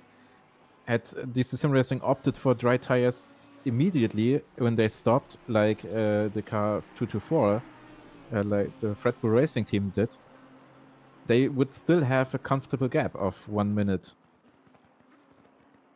But instead they opted for wet tires, probably assuming that they are better suited for the situation. And they needed to stop. They needed to go in. They needed to change tire compounds, which lost them quite a lot of time. I mean... Yeah, I was going to say, I think the time they went in, the wet tire did seem the best choice at that time. But something that I didn't expect was how quickly the track would dry up. And maybe that's just what these guys also were not expecting. Yeah, I mean, you always need to plan ahead, and you need to take into consideration what to do, what's going to change, how to adapt to it. And I mean that's what we talked about in the beginning of the race. When there is going to be a change in weather, how do you adapt to it? What do you do? When is the change going to happen, and how do you adjust to it? And this is the strategic planning that is very important in endurance racing. You know, it's a 9-hour race. So you are most certainly not driving in the same conditions the whole time, and having such situations where the track is going to dry up, you need to consider your options. You need to consider what you could do and eventually take risks. And that's exactly what Red Bull Racing did. They took the risk of going to the dry tire, and it helped them. It helped them quite a bit. Of course, yeah, it helps that they have 3 guys in the team that can handle themselves with dry tires in wet and damp conditions, and that's a special skill, I think. I'm sure not everyone is able to do it at that level. Yeah, I think most of it is experience as well, knowing what you can do, knowing what you could not do in those conditions. And knowing how and when to adapt. That's probably the biggest takeaway from this. Being able to base your decisions on experience and knowing what to do. We see Tim Troquet passing a back marker. Of course, it did. Yeah, I'm sure Tim would have liked the back marker to move aside more quick. I'm sure that is a back marker, right? I'm just... Yes. Yeah, it needs to be, because... I got scared for a second. I thought, wow, isn't that the number 3? But he's, of course, over a minute behind. Well, not of course. These definitely are in another class. The number 2 and the number sorry, the number 1 and the number 2. Wow, really? The hours are doing a number on me. I think. It's simple. Yeah, clicking number 1 when you're looking at number 2. Yeah, we are doing great. Yes, we are doing great. Also doing great our drivers here. It's fantastic to see that we have such a clean race so far, and we are 4 hours into the race, and there have been a few incidents before, sure, but given the fact that we had wet conditions, and not only wet but really heavy rain, there were only small incidents so far, and overall we're seeing a very high level of clean racing so far. And it's of course, with our exemption from the top 2 guys, top 2 driving teams, it's very close so far, and it's really intense and really fun race to see. Yeah, I should say just a good level of racing. Very good to see. And just as there is still a battle war going on, then 11 and 12 being pretty close to each other. So let's not forget that there are other cars in this in this race, not only P1 and P2. Despite the fact that P1 and P2 are actually battling it hard, but still there's 20 seconds gap between those. So let's focus on the battles that are currently happening, like Weber and P12 and P11, 2 Ferraris. Again, our orange Ferrari, which we have seen quite a bit before. The 0.4 of a second gap there. And I mean, in this case, it's also about adjusting your driving style to the newfound grip, to the newfound pace you are able to put onto track. I mean, they are also increasing their lap times, 43.5, 43.7, probably is increasing further and further as the track gets faster and faster. And you need to see who's going to make the move, make the right decision at the right time, who's going to be able to adjust to these new track conditions the fastest. Yeah, and also, of course, we have to watch the Porsche Cup car, currently in P8.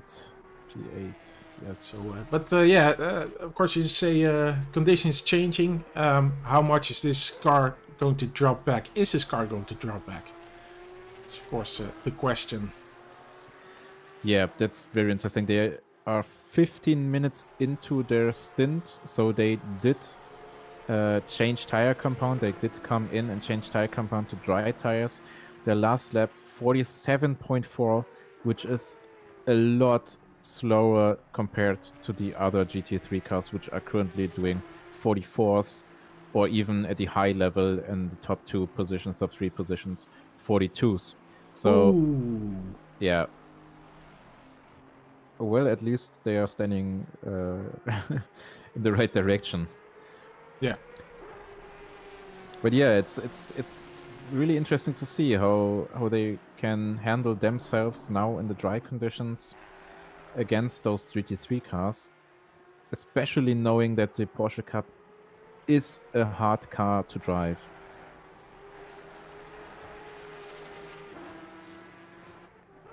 Current best lap time 42.5 from Tim on P1 and 42.7 from Hacker on P2, so they are constantly again battling each other for those fast lap times. I'm pretty certain it won't be long until we see the track conditions being optimum. Currently on a fast track, not optimum conditions, but give it a few more minutes and then we have optimum conditions, and that's when we are going to see those really fast lap times. It's looking pretty good that Tim is able to keep the gap around, well, maybe not so much 22 seconds, but he's almost there. So Last lap was a 1:42.6 for him and 1:42.7 for Hacker. So yeah, Tim is holding out there. So looking good for him. Yeah. Especially due to the change. I think they made the right choice and changed drivers here with the tire compound. Seeing that he is able to keep up with the fast pace of P2, they definitely made the right choice and changed drivers as well. Hopefully they will be able to hold the gap as they do now.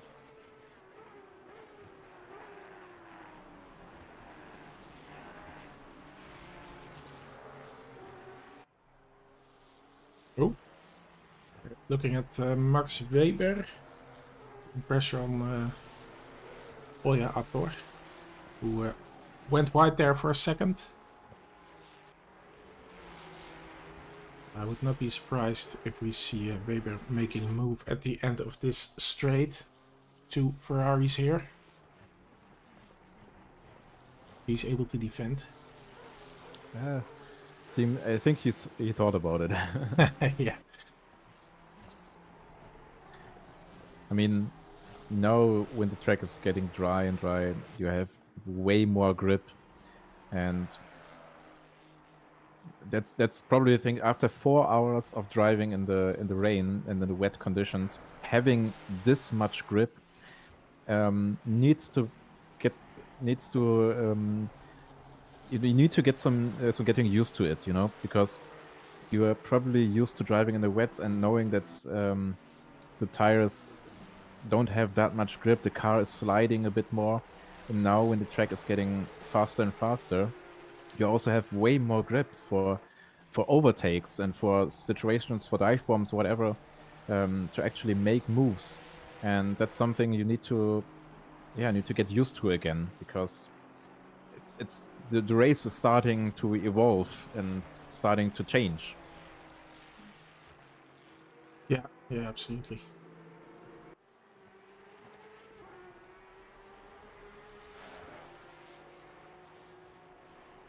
So, looking at... Oh, it seems like Wolfgang just had a little incident there. Sure. Well, he seems to be alright again, so thankfully not too big. Yes. Also really interested to see how people are fighting in these new conditions, right?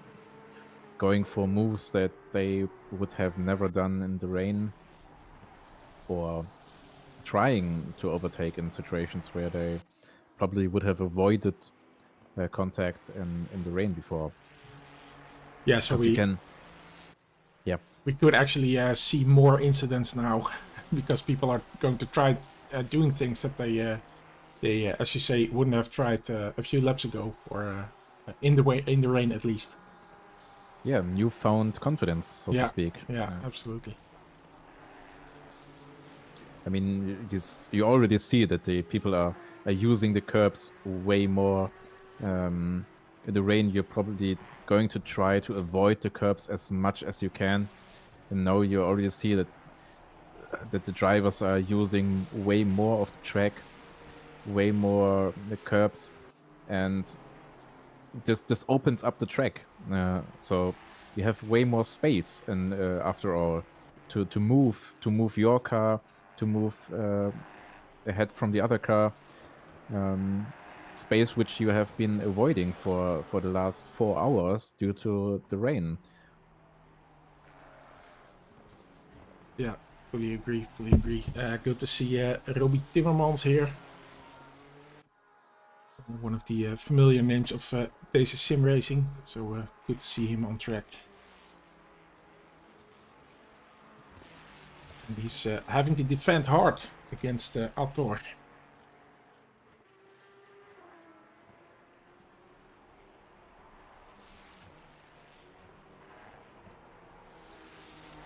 It's interesting to see us whether or not... I mean, we're only 4 hours into the race, there's still nearly 5 hours left of the race.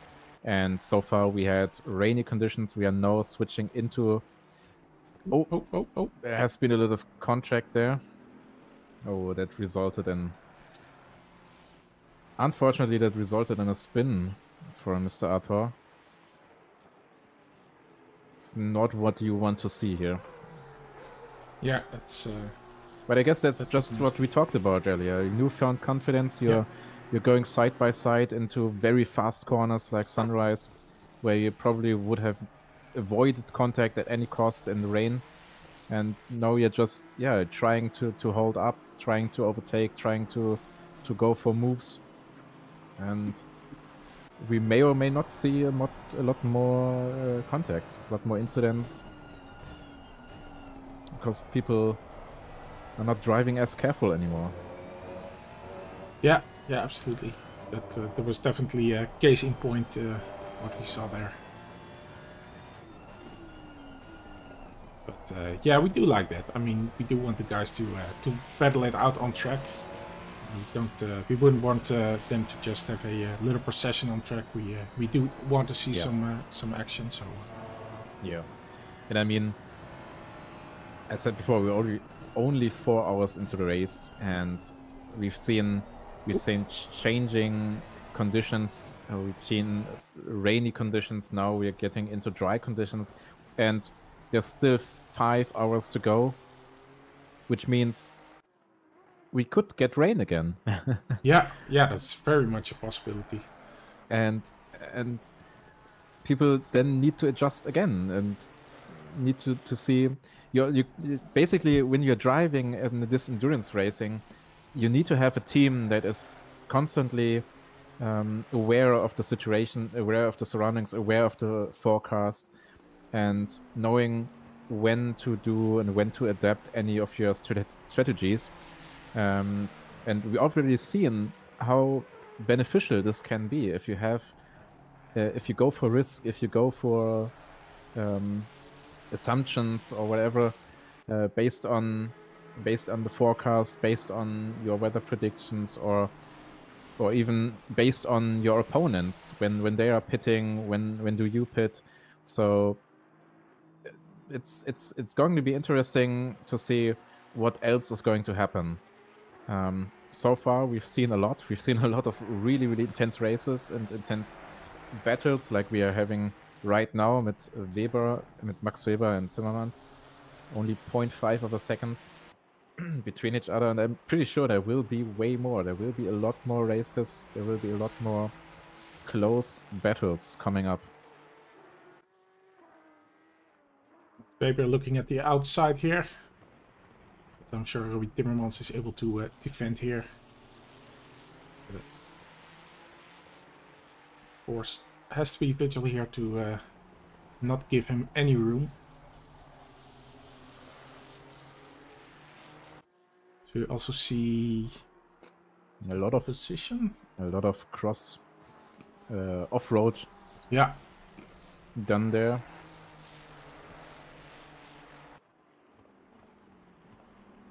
Yeah, people try to maximize their track usage, try to get as wide as they can, get on the limits. Not only what the car is capable of doing, but also what the track can offer you. Make the track as wide and as big as possible. And that's when we start to see mistakes again. That's when we start to see off tracks, that we start to see that little inch too wide on the exit, hitting the grass, spinning, or whatever. So it's a really, really interesting time of the race currently. Yeah, and we're approaching the halfway point, and I'm sure, as you say, everyone has done a stint by now. So yeah, this is by now we're getting to the point that things will or might get a bit more difficult for some of these guys. Yeah, Max trying to go for the move side by side into T1. He's on the right side now. Back out. And still side by side. Nice racing here. And He he's does slot backing in out, behind yeah. him. Yeah. Again, very, very close moves here. Try to leave as little space as possible. Try to maximize the track. As wide as you can on the entry. Fast as you can on the exit. And trying to find the gap. Trying to find that place where you can go next to it here again. Spotting a gap. Spotting a possible opportunity for a move.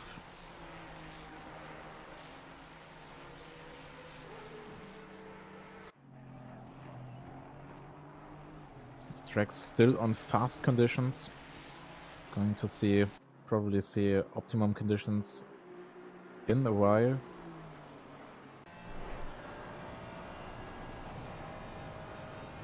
Timmermans himself not far away from Heiler. Yeah, it's tough to be position to be in again. Getting chased and getting chased by another Ferrari is really pushing as hard as he can. And Heiler just went off track there. Yeah. In this famous difficult corner there. Yeah, that's. I think probably the most challenging corner on the track. Yeah, that's for sure. Max Weber and Robbie Timmermans still very close. Very close, yeah. They don't leave each other any space at all. It's only 0.4 of a second. Closer, you can't really race any closer than that. So good to see that the racing is still so good with, as I say, almost reaching the halfway point of the race. And we still have close battles, all in the field. So yeah, that's good to see. And just speaking of, well, close battles, it's a bit bigger the gap, but looking at the Gavern. Yes, I'm probably butchering that, but something like that in the ballpark. Something like that, yeah, something. in the ballpark. So yeah, but he's within 4 seconds. So still that Porsche Cup car. Well, he's not entirely dropping off dramatically as I might have expected before this race.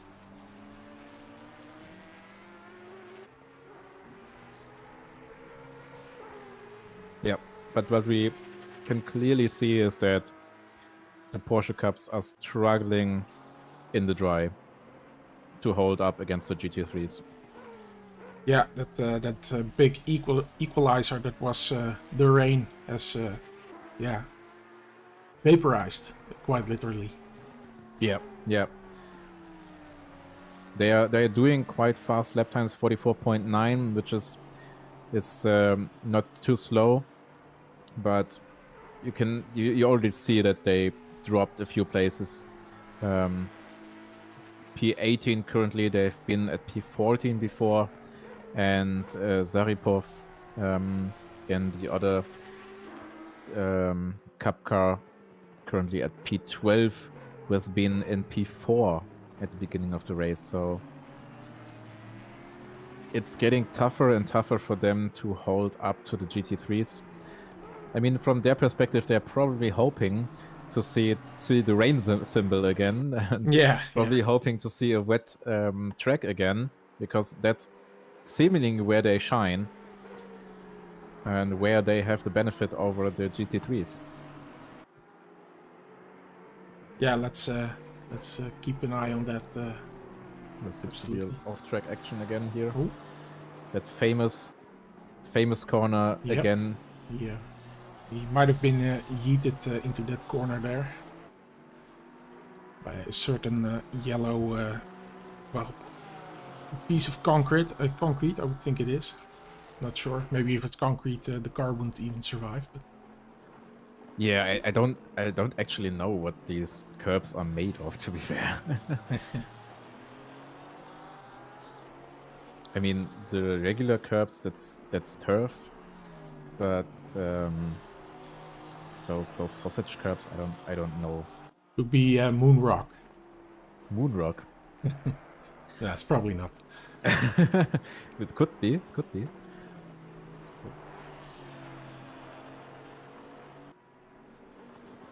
Let's switch to Weber and Timmermans battle again.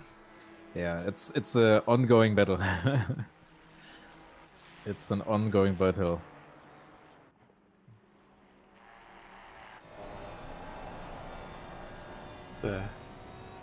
Rowie is handling the pressure pretty good so far. Yeah, I think this is also the most important thing, to stay calm and to focus on your driving and not look into the mirror all the time. I mean, you know and you see in the relative that there is a car chasing you, and you can almost feel it when you're driving. Or you can almost feel the car chasing you, and that's something that should not influence your driving style whatsoever. I mean, probably most drivers experience it. If you blindly follow your car and not focus on your own driving, you're going to make mistakes. And that's the same in this situation. If you don't focus on your driving, but are always looking behind, looking on the relative, looking what did he do, what did he take the corner better than me, you're losing your focus on your own driving, and that's when you start to make mistakes. So very important to stay focused here and to kind of ignore the gap, ignore that he is 0.4, 0.5 seconds behind you, and just push on. Just focus on the driving and try to optimize your own driving. Yeah, very true. Very true. It's really where you can lose the focus. But, I think I have some displays on, but I know a lot of people. It's something I do when I do rallying or sim race rallying, of course. But I turn off all the displays. I just want to focus on the navigator, and I guess it will be exactly the same for sim racing, where you just want to focus on the driving and nothing else. Turn off the navigator in rally as well. Yeah, he speaks too much. Yeah, he should shut up. Left 4? What? No. Shut up. I don't what are you want to talking drive. about? Yeah. It was my first experience when I drove rally for the first time. I was like, what the hell are you talking about? Yeah, it was.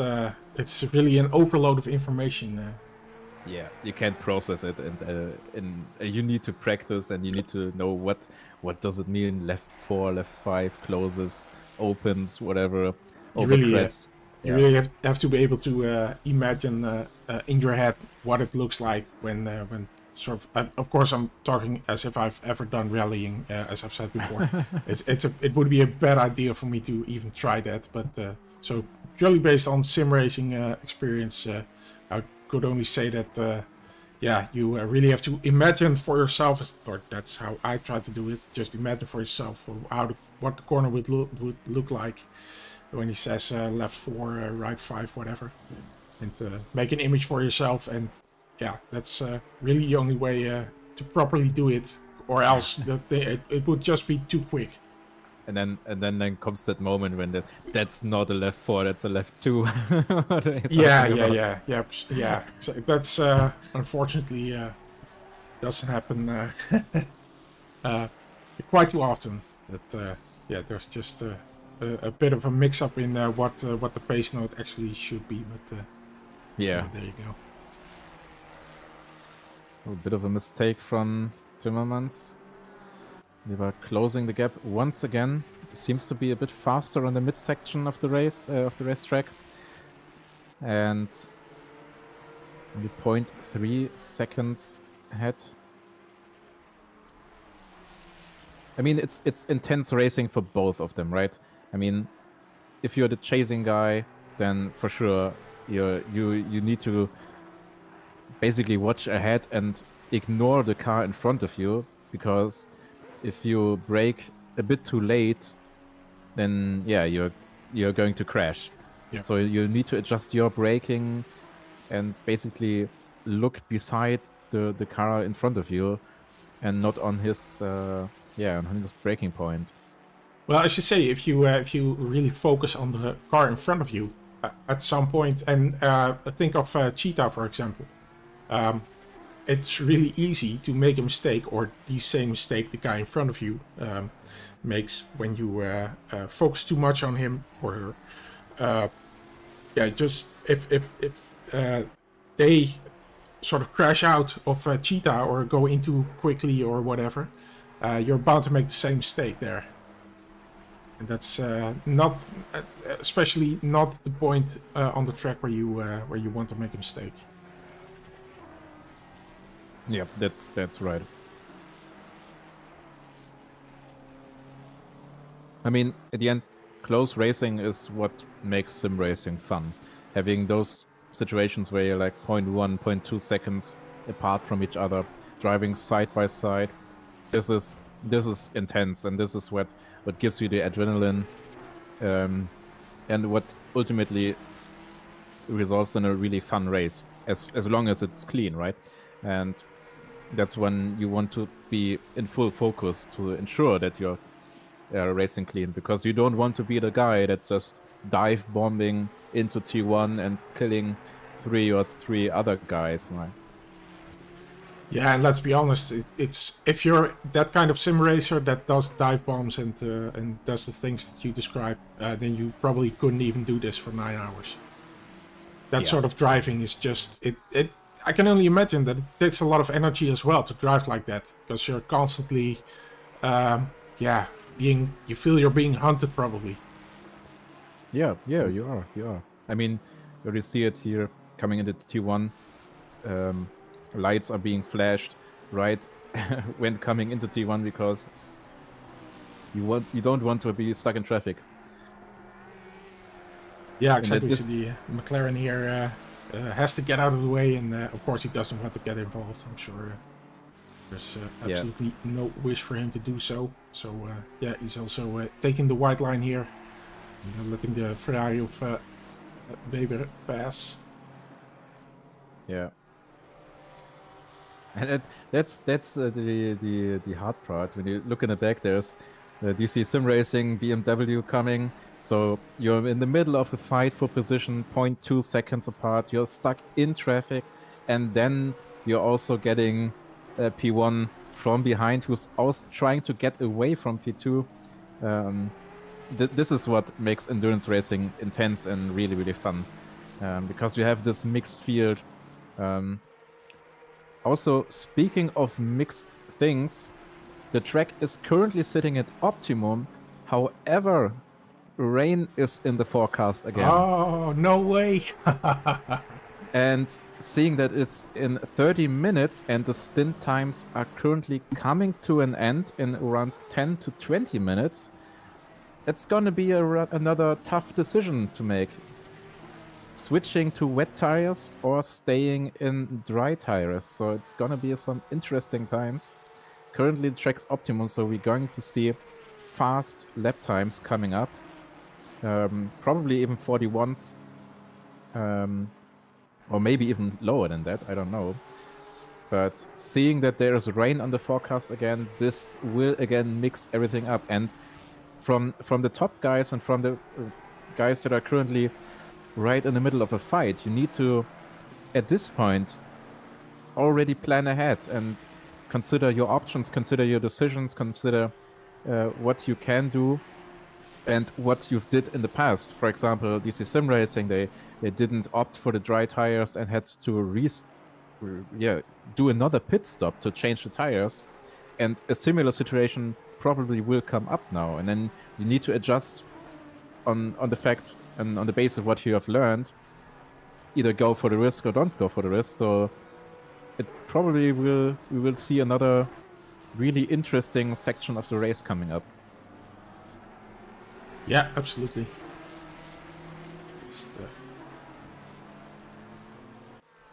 checking all the action.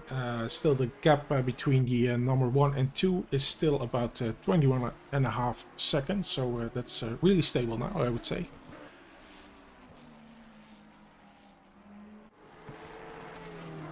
And Tim did a lap time of 1:42.8 in the last lap, but Felix did a lap time of 1:42.6, so just a bit quicker just now. Yeah, they're pace-wise, they are pretty similar to each other. I mean, the gap when they got out of the pits after their unplanned pit stop was 20, 21, 22 seconds. We're currently already... No, we are basically at the same time, 21 seconds, so they are able to keep P2 away from them. But the question is, for how much longer? Yeah, although I would have expected, but yeah, I think it's fair to say that Tim is... yeah, I don't want to be unfair to the other guys in the team, but I would guess that Tim is probably the quickest of them. But Yeah, don't say that to Menno. Yeah, Menno is also yeah, bloody quick. So I mean, and as is Yannick and Joey and oh yeah, all of them are. Especially compared to me, you really can't compare them to me. But I mean, yeah, Tim is really maybe one of the quickest, but I think Hacker is. Yeah, we already seen that Hacker is fast, but we already also seen that Ruben is even faster, and so I don't know who's going to take the next stint based on their rotation so far. I would suggest that probably Niklas Ruben is going to get into the car next, who's probably the fastest driver of this team. Yeah. I mean, we could see another switch in pace. We could see another increase in pace, and that's for sure going to change up the how DC-SimRacing as P1 currently is going to drive. Menno says hopefully we have the weather on our side for the next pit stop. Yeah. Well, yeah, it does look good in that respect. So yeah. That is very true. Of course, the rain, the situation as it looks now, it's definitely in the advantage of DC-SimRacing. The extra stop did not really pay out for us. No, and yeah, especially no in these conditions. Yeah, that's unfortunate. Yeah, I mean that's exactly what we talked about earlier. You know, making the right choice at the right time. Consider your options and consider your risks you're going to take. Track improved quicker than expected. It's exactly what we discussed. Seeing the forecast and seeing that the track is going to get dry, either you take the risk and go for the dry tires or you don't, and you happen to make the seemingly wrong decision, and P2 made the right decision, and yeah, it's going to... There's still 4.5 hours to go, so we are now approaching the halfway mark, and there are probably more of these situations to come, with the forecast saying that there's going to be rain, not weather. Weather is all the time, but rain. Yeah, there's definitely weather. There is weather.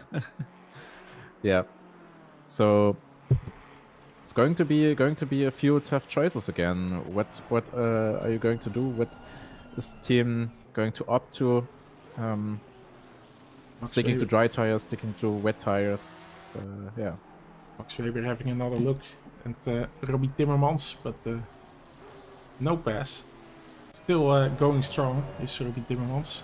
Yeah. It's like 0.4 of a second for the last, what it feels like 20 laps or so.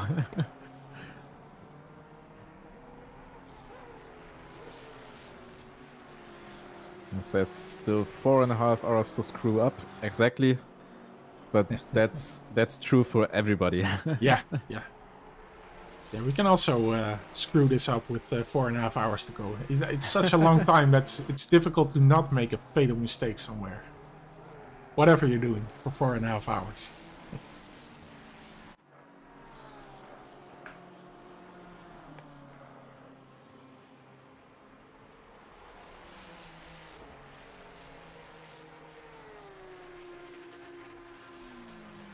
So, Appel in the 556 car is just over an hour in the stint. And I see... Yeah, the number 7 is also an hour and almost 5 minutes into the stint, so we'll probably go in as well very soon. I mean, yeah, from a strategic perspective, P1, so DC-SimRacing, is currently probably in the best situation because they are sitting at a stint time of 46 minutes, whereas P2 is already at 57 minutes. So they have to change in the next 10 minutes and they have to make their decision what they are going to do from the tire compound pretty soon, whereas P1 and a few other can just wait for a few more rounds and can see whether or not adjustments have to be made. So these the position kind of switched. In the last stint, it was vice versa, where P2 had a few more laps to go, so they could wait and see what the forecast was telling them, and actually opted for the dry tires then. Yeah, and that's one of the great things to see with these long races, that things can turn around so quick. It's great to see. Just within one stint, something like that can happen. Yeah, and I mean, that's the beauty of endurance racing. It's not just about being the fastest car on track. It's about, kind of being the smartest car on track, and knowing when to go for moves, knowing when to adjust your strategy. It's less about the actual pace on track and more about strategic decisions and keeping the car alive, keeping the car safe, navigating to traffic. It's interesting. I think it's the most for me personally to watch and to drive it myself. It's the most intense and most fun way of racing. Yeah, I think it has exactly the thing that I like in here it comes again, the R word, rally. It's the same thing. It's the long game that's important, and that makes it gives it a lot more complexity. So that's makes it a lot more interesting. If you're doing sprint races like 20 minutes or whatnot, then I mean, basically, the qualifying is the most important part of the race. You know, trying to qualify as best as possible, trying to be in front of the field and trying to then just drive away. But in an endurance race, this doesn't work because as you've seen before, the qualification P2 was, I think, one of the last positions, and now they're on P2 fighting for P1. And of course, this could happen in sprint racing, but in endurance racing, there are so many different factors that need to be considered and that affect your own race that you cannot take into consideration in sprint race. They don't have any effect there because the race is so short that, probably nothing changes during this race. And that's what makes this kind of event, this kind of races, so much fun to see. Seeing jump to Weber, T1 again side by side. They are constantly fighting. I love them. It's so fun to see. It always 0.2, 0.1 second apart from each other. This is absolutely great battle to see. Yeah. Going on for so many laps. It's so clean. There's barely any contact between them. They're leaving each other enough space. Really great racing. Absolutely. We're over the halfway point of the race, so Yeah, unfortunately, I have nothing to celebrate right now. No. It's like balloons and stuff.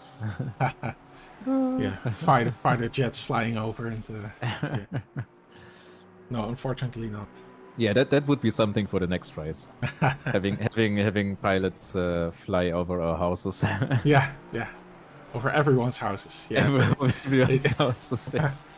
It was out of the budget this round, but maybe if people can keep donating, Yeah, then just hit me up next time. I'm going to organize it. Perfect.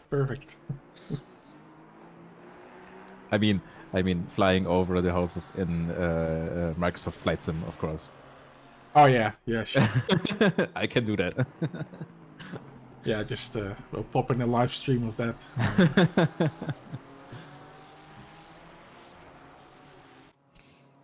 Looking at the stint timer, P2, 1 hour and 2 minutes, so around 6 minutes to go. And looking at the forecast, 30 minutes, heavy rain. Heavy rain. In 30 minutes, it's heavy rain, so you gotta make the decision, go for the dry tires again, or go for the wet tires, change for the wet tires. It's for P2, it's a really tough decision. Because wet tires are way slower in the dry and they overheat quite easily, making them really hard to drive. But if you go for the wet tires here, you obviously are prepared for the rain. If you stick with the dry tires, you need to consider making another stop like DC-SimRacing had to make. So it's a really tough choice here.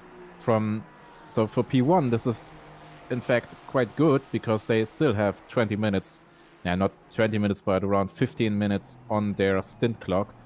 They can wait and see how the weather forecast is going to change. They can wait and see whether or not they need to adjust their driving or their pit stop strategy. They can wait and see whether or not they need to change to dry or wet tires again. Yeah, that's a really big advantage that they have. Also, we're seeing again new personal best lap times from Tim, 41.9, which is currently the fastest lap time of the race. 41.9, 0.2 of a second faster than the fastest lap time from P2 currently. A couple of pit stops going on. We saw a couple going into the pit. Of course, the stint ending for most people. Yeah, we have a few people going into the pits in the next few minutes.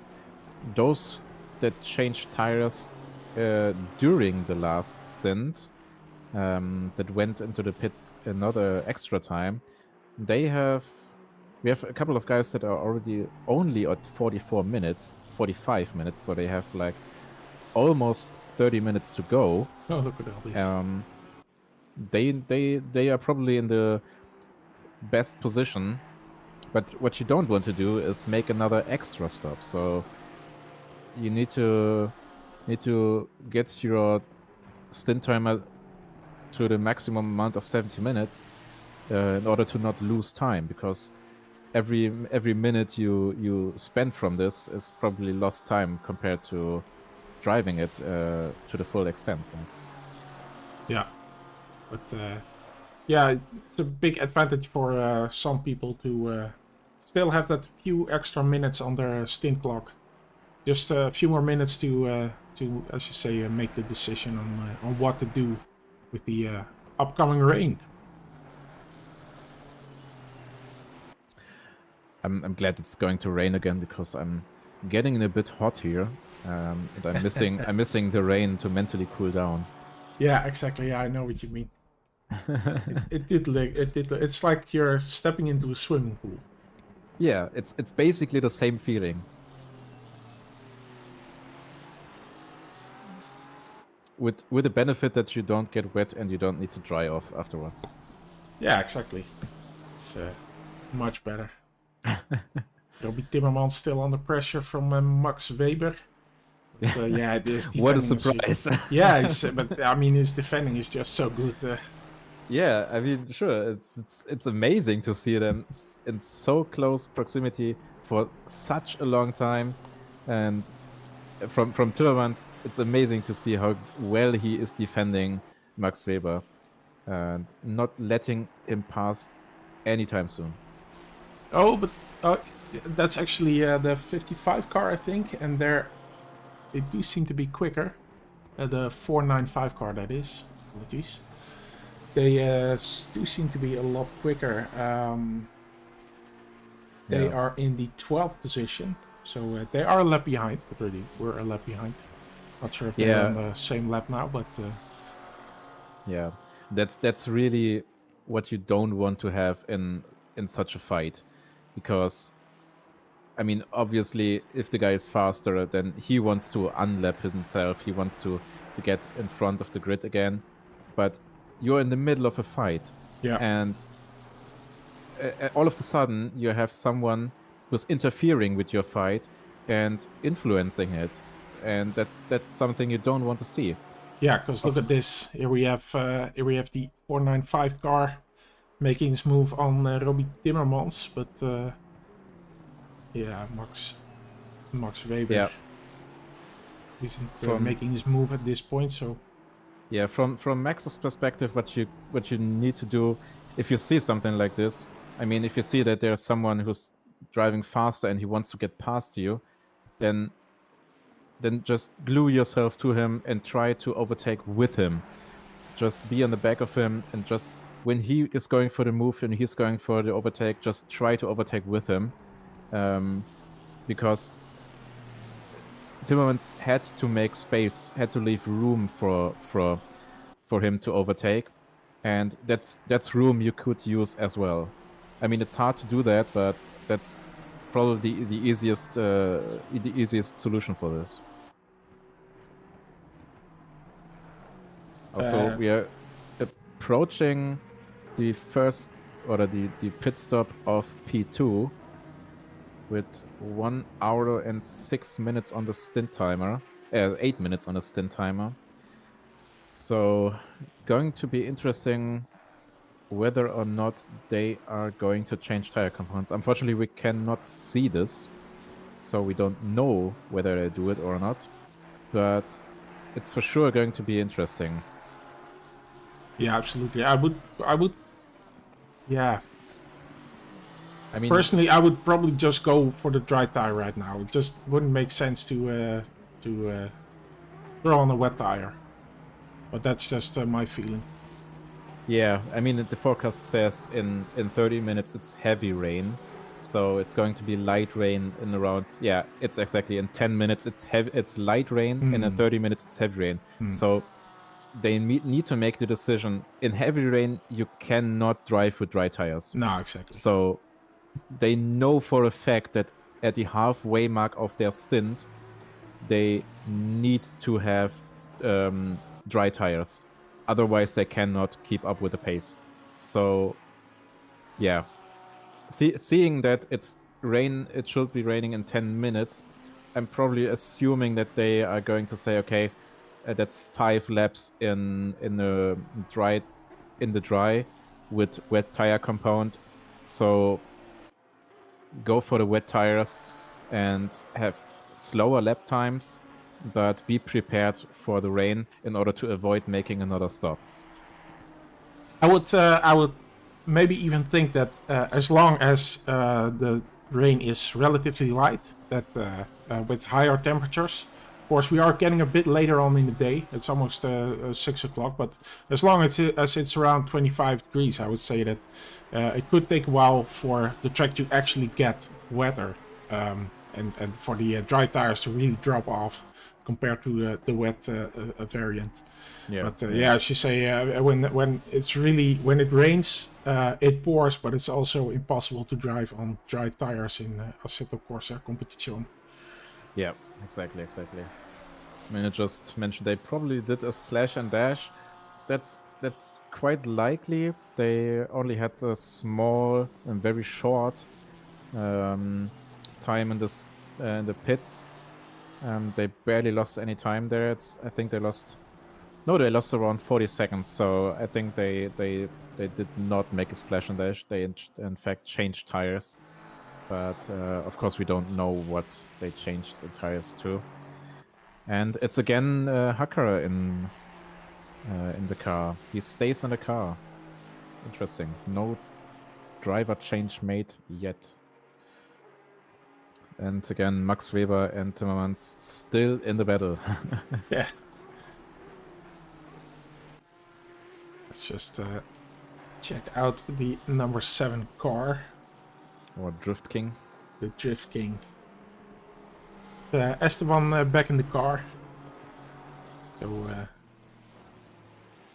I'm sure he'll be looking forward to the rain. Make some drifting again. Probably going for the outside here. Not the best position for an overtake here. Like I said, I believe you can see how long they were stationary in the pits. I don't know that, but oh yeah, sure, yeah, we can see that. T stopped, yeah.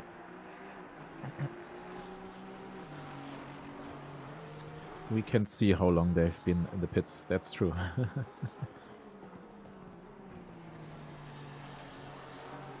And probably only did the splash and dash then, yeah.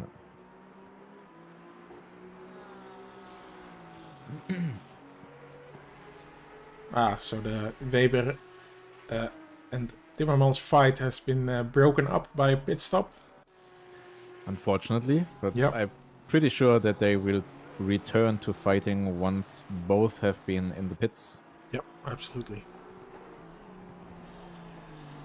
Maybe they even wait for each other Yeah, in order to keep on fighting. that was good to see.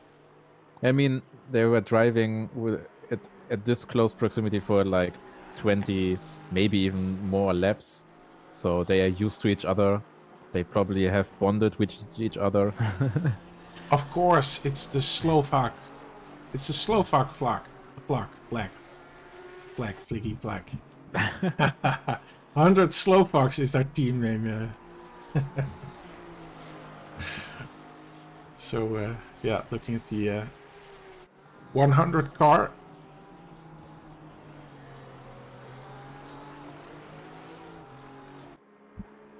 Let's look in the forecast. Still heavy rain in the forecast. Most people already did make their pit stop. A few, including our P1, that still have to go for the pit stop.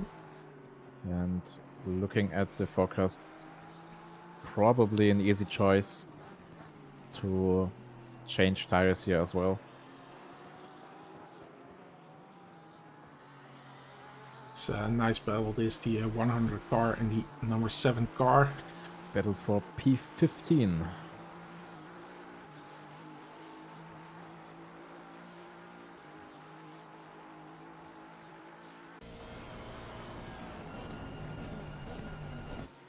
There's the dive, little contact, it seems like. Sending the Ferrari a bit wide. Another contact, another contact. It's not, and another contact. Not a good position to be side by side. Yeah, that's a tough position for a side by side fight. Does look like he made the move stick. Yeah, I mean, he did make the move, and it seems to work fine. Not as clean, probably, but I mean, after all, we are racing here and not hugging each other, so absolutely. There will be contact. So that's for sure. Rubbing is racing. Yeah, probably. Which means that our Drift King S1 is now currently ascended to P15, closing ever so slightly to P10, but there's a huge gap till he reaches P10 again. And Gavern is also in the pit. He is. He dropped to P18. Currently a bit more on the back of the field. Zaripov, on the other hand, still P11, trying to improve, trying to get those P10 again. I mean, he had quite a ride in this race, starting from nearly the podium, being up front in the race, having then trouble to adjust with the rainy conditions, and struggling again in the dry conditions, moving to I think he was P14 or P13, now again in P11. Yeah. Quite a race they had. Yeah, it's impressive. Really impressive.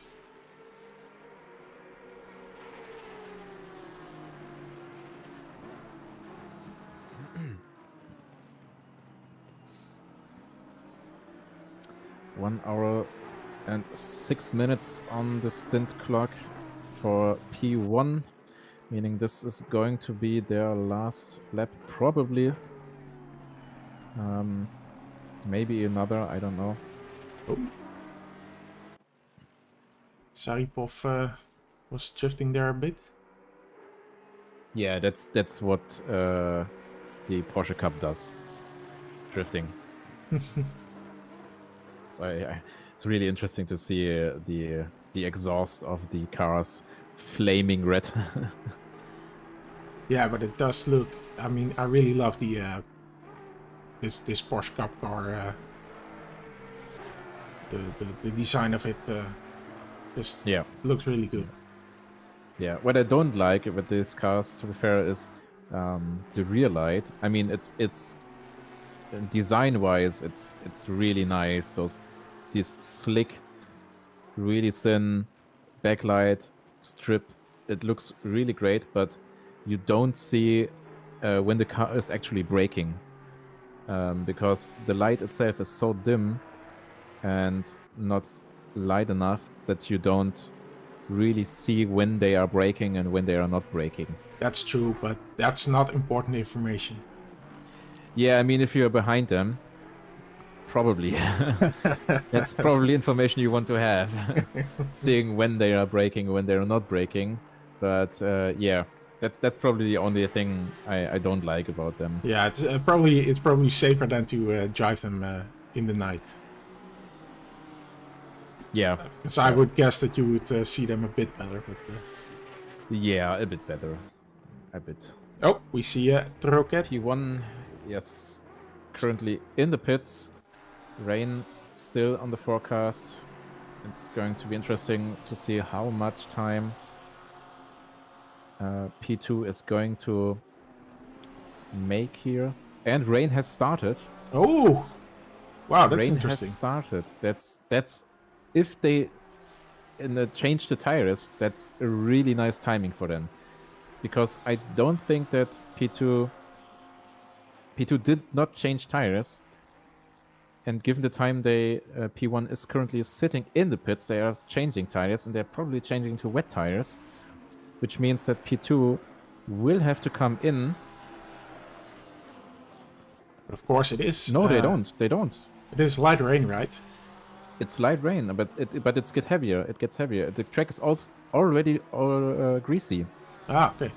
So that's interesting. That's interesting. P2 they had the opportunity to go into the pit lane and change tires right away, but they did not.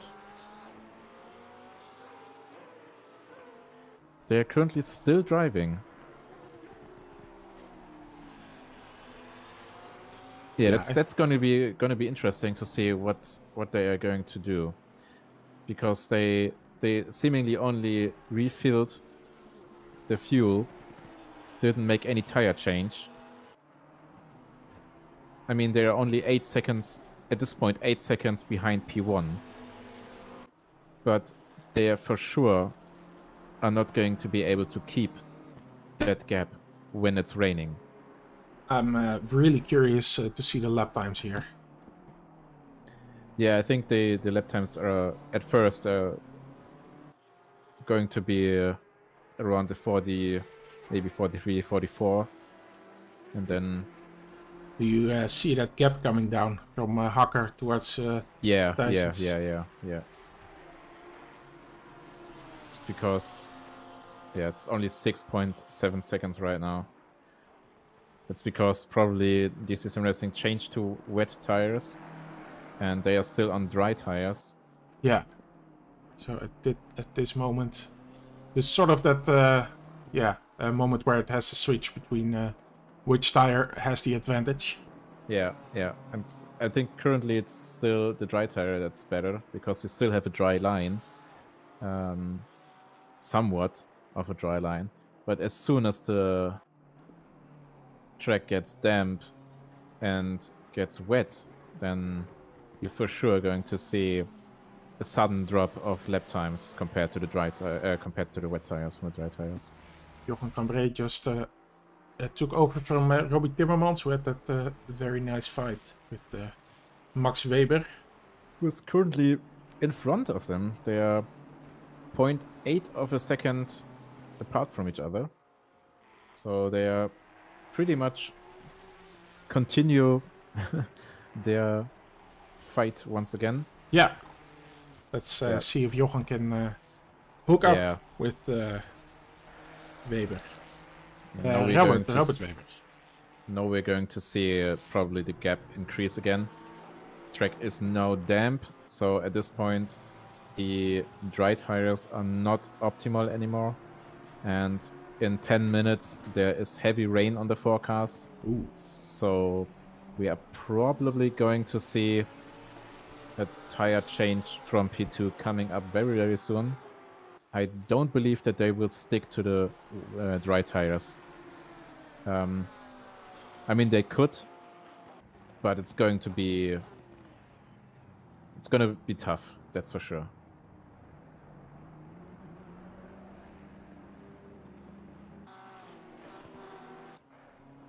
It's going to be interesting whether or not, they decide to pit in, change tires, and that will affect the gap, of course, massively. Yeah, so Joey Tyson's coming up again. Oh, we got a yellow flag from Cambre. Seems like he was off track. Weber won the fight, it seems like. 4.5 seconds already ahead. Jochen should probably just get the grips with the car, and of course the conditions are changing again, so everyone has to be very vigilant. Yeah. And we already see in the lap times the effect of the wet tires. P1 currently doing 49.2, Joey 49.2, compared to the previous lap times of 41, 42. So quite a bit slower. Niklas Huben back in the car in P2. And they are probably right now on wet tires as well. That cost them a lot of time. Yeah.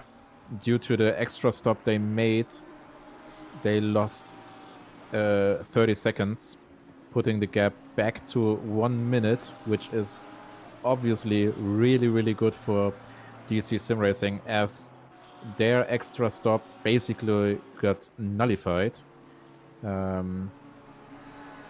And now it's again a game of trying to catch up, and 60 seconds gap is quite a bit. That's not something you do in one stint. No, I would agree. But it's still incredibly interesting and intense, this battle. So yeah, it's another thing that makes me pretty happy. Because at one point I was sort of thinking, and maybe I was just being pessimistic there, that these guys they were gonna run away with things. But it's absolutely not done, this race. It's not over yet. No, by far. That's again. I mean, it's still 4 hours to go. An hour ago, we just barely dipped into the dry track conditions. Yeah. And now again, it's 1 hour later, and we are again looking at wet tire conditions, and seeing suddenly that the lap times increase quite a bit, gaps increased, decisions have been made which did affect the gaps in both ways. So, and with still 4 hours on the clock, there's so much that can happen, and there's so much that can again influence the race in any way. So again, it's nice to see those two again battling each other. Yeah. I mean, at this point, those two cars are friends. Yeah, absolutely. They are fighting with each other for, like, I think at this point it's 30, Ooh. maybe 40. No, The 9-1 car goes a bit wide there. That's really unfortunate. But yeah, absolutely. These it's great to see these cars together, and driven by different drivers. Of course, I think Robert Weber is probably a relative to Max Weber. I think his name is. Let me check. I have these names here. yeah. So yeah, so yeah, that's great to see. Because and the funny thing is that I hope that those are brothers, because the 9-1 car is of course driven by Nick and Robbie Timmermans, who are also brothers. So that's a nice story. Thank you. It's nice to get those background information here.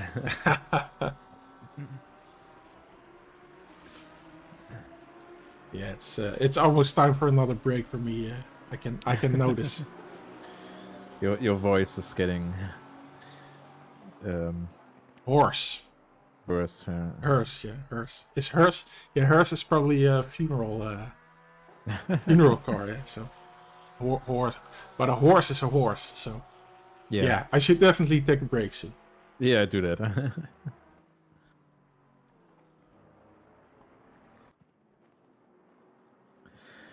Great. As we look back into our lovingly only boat on the race, which is suited for this kind of track conditions. As you see it sliding around, feeling at home.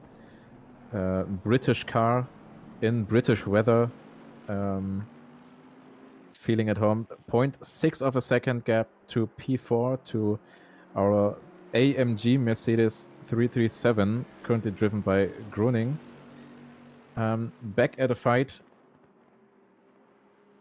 In the last stint, I guess AMG dropped quite a bit, lost a few positions, but now he's back on P4 with a Bentley in his neck.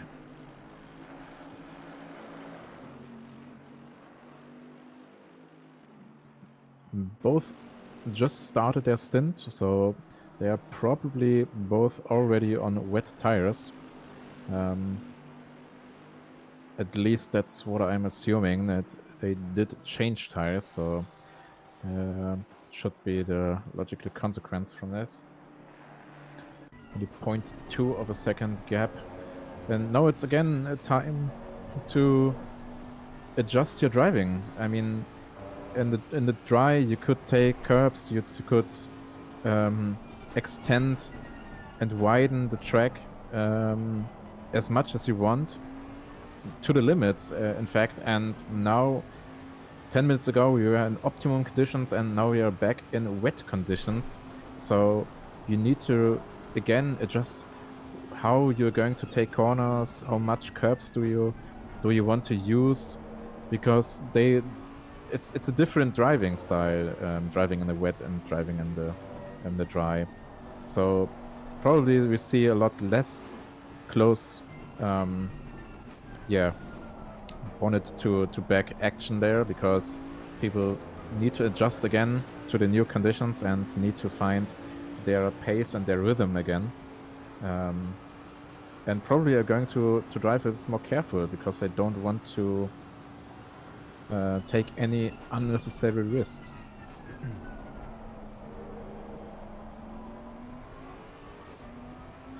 As we see, 0.4, they are keeping it close. A good exit would really help here.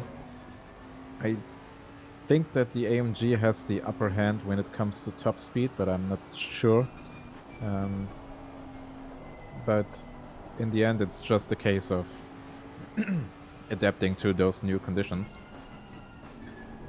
But since both drivers, as well Marin and Joshua, already drove in the wet, they are probably already used to it and know how to handle this new situation.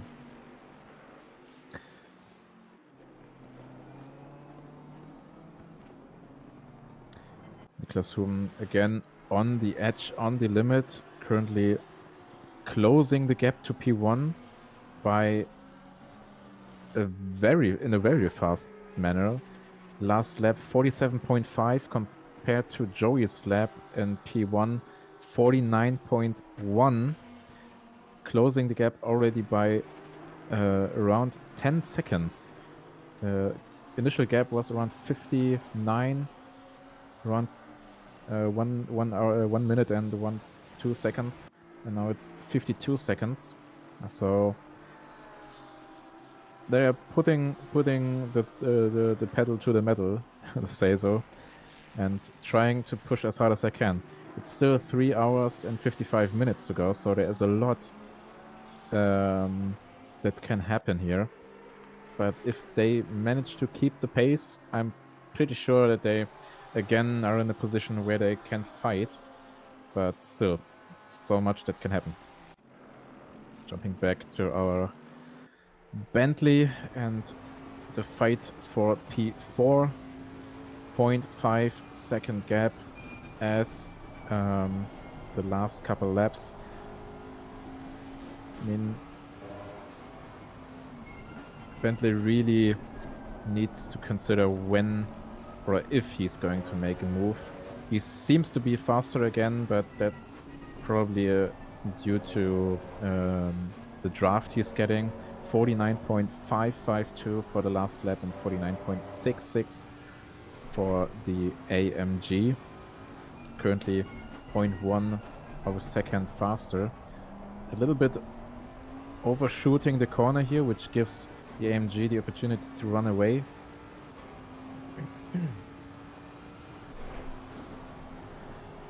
It's still 0.5 seconds.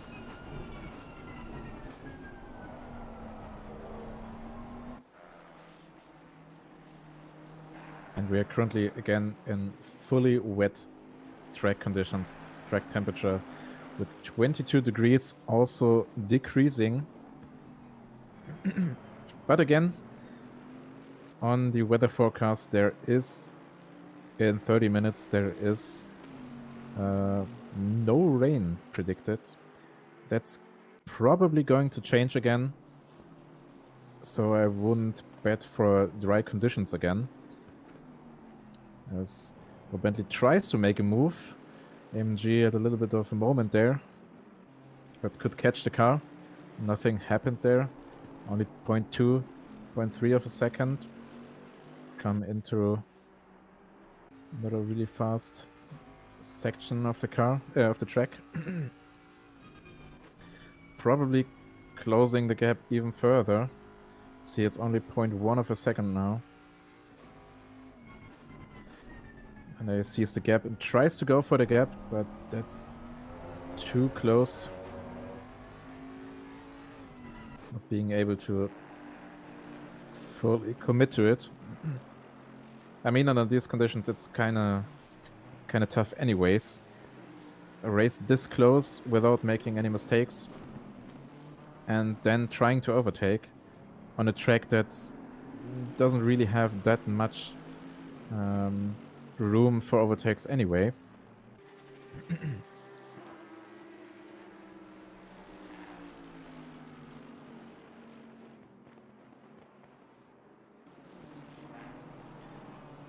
But he doesn't want to let loose. Still 0.3. He tries to be on his back as good as he can. Now if he can get a good exit here, you might be able to pull ahead. 0.3 of a second going into the long straight. 0.2 of a second. No, it's just a game of whether he's going to send it or not. Doesn't seem like it. Oh, he goes for the move. There's contact. Had a bit of a moment there, but was able to catch the car.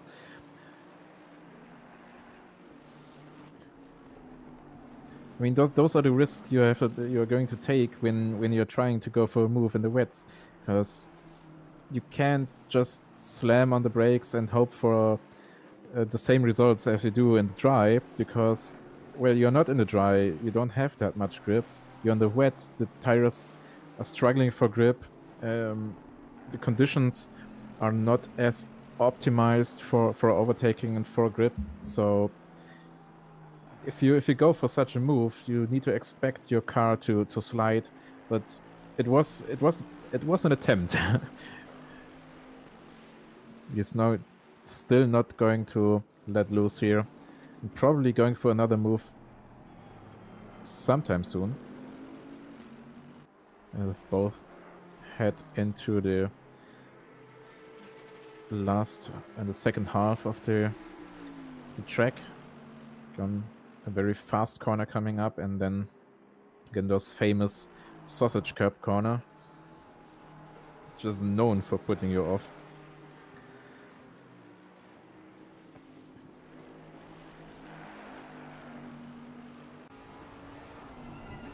And again, trying to get a better exit. 0.5 of a second, but seems the AMG had a better exit. So there's probably not going to go for another move here. Going to stay within 1 second of the AMG. As the AMG goes a bit wide here.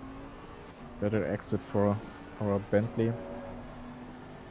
So, short look at our P1. Stuck in traffic. 48.9 last lap. And still on its way to run away from P2, from Niklas Hume, who's currently on the straight line, doing 47.5, being around a second per lap faster, second and a half almost per lap faster than P1, closing the gap ever so slightly. At the beginning of the stand it was around 1 minute, and it's now sitting at 48.0 seconds, almost 47 seconds. So they are getting closer. They are getting closer to P1. It's really, it's going to be interesting to see how the upcoming probably weather changes, forecast changes, going to affect this again. We had the change to dry conditions, which really benefited P2 and closed the gap by around 30 seconds due to an extra stop P1 had to make. And then after the change to wet again, we had the same situation, but vice versa, where P1 had the better stop, opted for the better tire choice, and didn't need to make another stop. And so it got closed out again. Gaps already increased again, but now it's all about pace. Driving in the same condition means navigating through the traffic. Who is navigating through the traffic at best? Who makes mistakes, even small mistakes? I mean, at the end, you're not racing in a close proximity to each other, but you're racing with each other. So every mistake you make is and benefit the other one gains.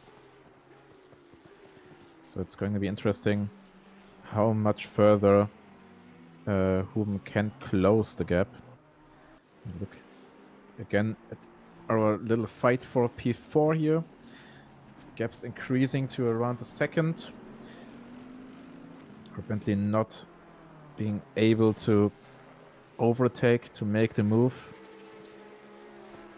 despite the fact that he is ever so slightly faster. 49.02 last lap and 49.15 for P4 currently.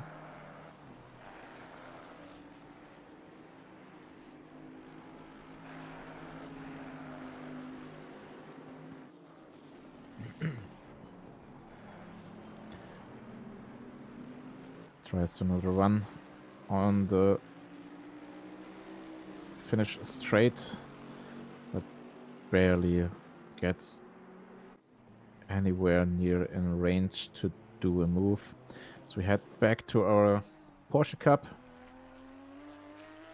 just passing the last corner, and we can really see how the Porsche Cup seems to be performing way better in the rain.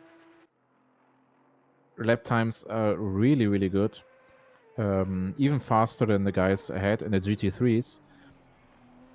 And he's closing the gap to P10 again. It's really interesting that those Porsche Cups managed to hold themselves up despite those bad conditions. But as said before, that's probably the reason why having the rain as a great equalizer, taking the additional downforce and extra grip the GT3 cars have out of the equation, meaning that it's just about performing in the rain, handling the car, and being able to put that speed on the straights onto the track. And that's probably where the Porsche Cup benefits, because it doesn't really have any downforce anyways. It has a lot of top end speed, which helps them a lot putting that power down. Track also getting a bit colder at currently 21 degrees, and still the forecast says there's not going to be rain in 30 minutes, which means in 30 minutes it's probably around the end of this stint for most people. As we are currently around 23, 25 minutes into this current stint. It's another thing to decide whether or not there's going to be a change in the weather again. Is it going to be dry again or not? Probably not, but we don't know. It's a lot of change. 0.3 seconds. So we head back to our little fight for P4 here again. Bentley's still not wanting to let AMG go.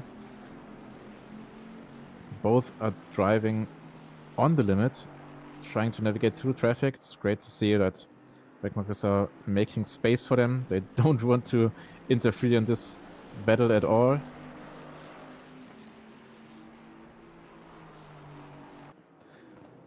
And probably will go for another move sometime soon. I mean, driving this close to each other for this amount of time is really intense, and you really need to make sure that you don't lose your focus, because otherwise you're going to crash for sure. You just need to miss one braking point and you're probably sitting in the car in front of you and taking both out of the race, which is what you don't want to do.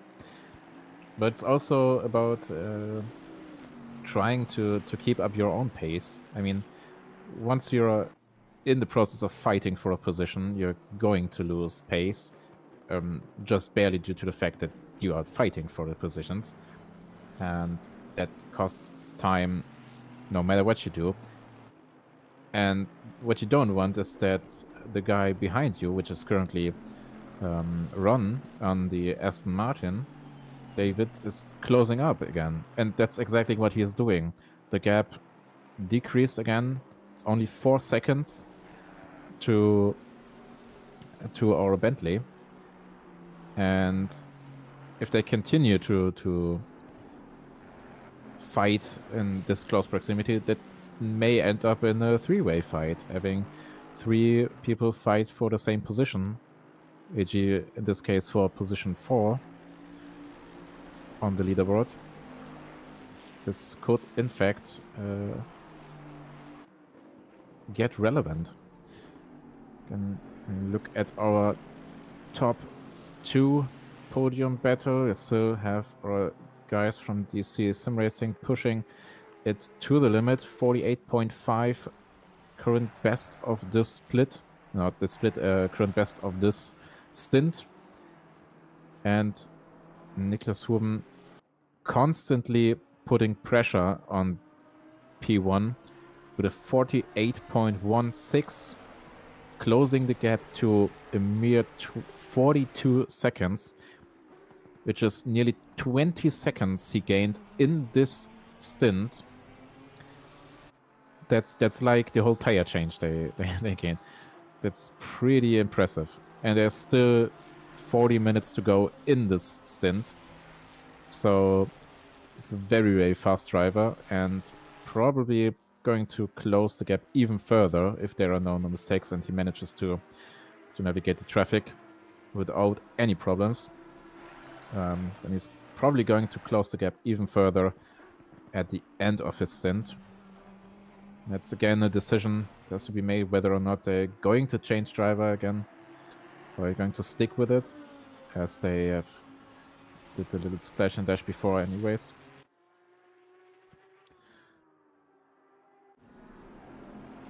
Back to our little Bentley action. Yes, we have a yellow flag.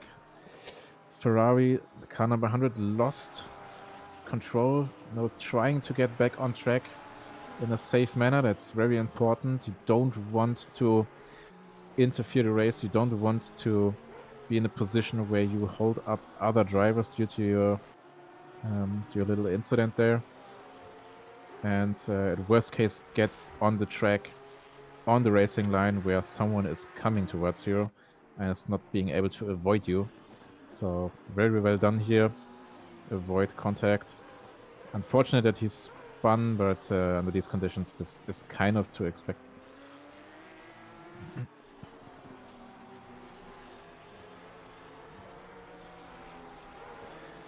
But a bit further up of both Porsches, still sitting on P11 and again P20 respectively. It seems like that Samuel missed a few, lost a few places here. I think they were P18 before, now moving up to P20. Despite the fact that they're probably more reliable to drive in the rain, it seems. But it's only a 2-driver team, Samuel Dietz and Inge Wohn, meaning that they're probably, I mean, they're already having 5.5 hours of driving behind them. It's pretty intense, and doing it with 2 guys means that you have a lot of driving time for yourself. And thus, of course, a lot of time you need to focus, which is exhausting, of course, very exhausting to see. And back to our right behind the little battle for P20, the little Porsche Cup and the bigger brother, the Porsche GT3. It's really nice to see them both driving next to each other, to see the differences. I mean, you clearly see that the GT3 has a lot more downforce. It's a lot wider. It's a diffuser and stuff. Making the move, going for the overtake and get it done. Porsche Cup still struggling a bit for grip, struggling a bit for pace in the rain. as our other Porsche still, Polyakov, with a 30 seconds gap to P10. Closing in on it, but still not too much. 50.1 is last lap and 49.4 for his best lap. It's really interesting that the Porsche Cups are equally or as fast as the GT3 cars in the rain, but struggle to keep up in the dry when the GT3 cars show their biggest benefit, which is their downforce, having a lot higher corner speed. But in the rain, it seems like that this doesn't really factor in at all. And speaking of rain, it's again, the forecast says again, it's going to be a bit less. It shall stop raining in about 30 minutes. There's no rain in the forecast in 30 minutes. So there will be another time to decide what and how to adjust for these new conditions. Seeing another dry section would be intense and would certainly mean that we again need to plan, or the drivers and teams need to again plan how and when to change tires, but that's something that's up for considerations in about half an hour. Let's look again into our Bentley trying to fight for P4. AMG still not being able to move ahead to increase the gap. Bentley still hanging on, still trying, and not letting loose whatsoever. Still 0.5 of a second gap between those. However, the Aston Martin seems to be having a bit trouble in the rain. The gap to P5 and P4 increased by 2 seconds. Not being able to close it any further. However, on the top end of our leaderboard, it's a different story. Because we're already closing the gap even further, 38.1 seconds gap to P1. He's trying its best, obviously, it's pushing to the limit. Every lap, the gap gets closer and closer.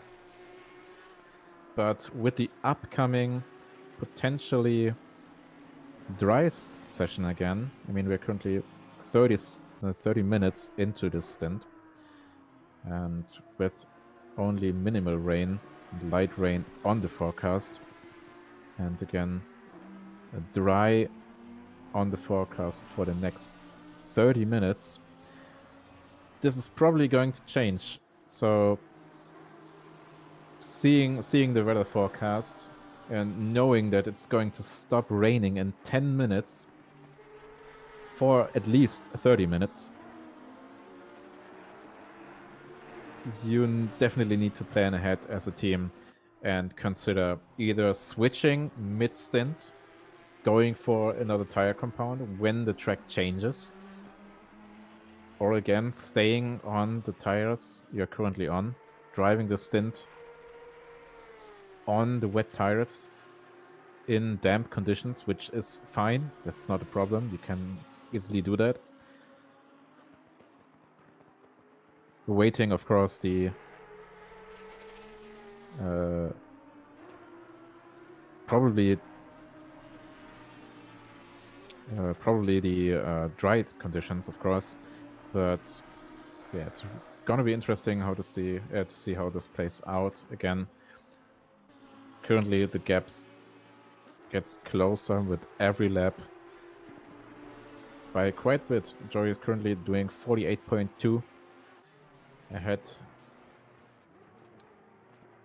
and Niklas Ruben in the back 47.0 Almost again 1.5 seconds per lap. He is closing in on P1. Already in the same lap. 2 laps in front of P3. So probably not risk. As we see, the track is not wet anymore. It's getting damp. The rain has decreased by a lot. Oh, see a Porsche standing in the middle of the road.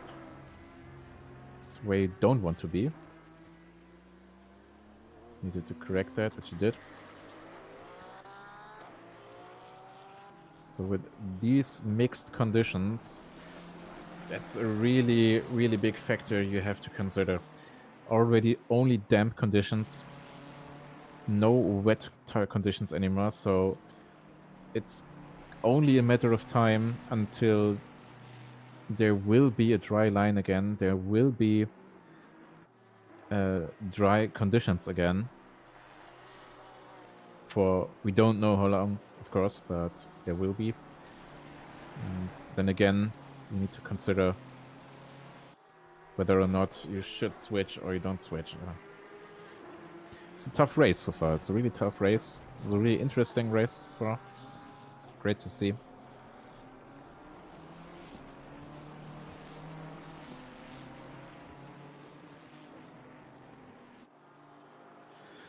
So Bentley is still hanging on. I'm wondering when he is going to go for the move. He will be for sure.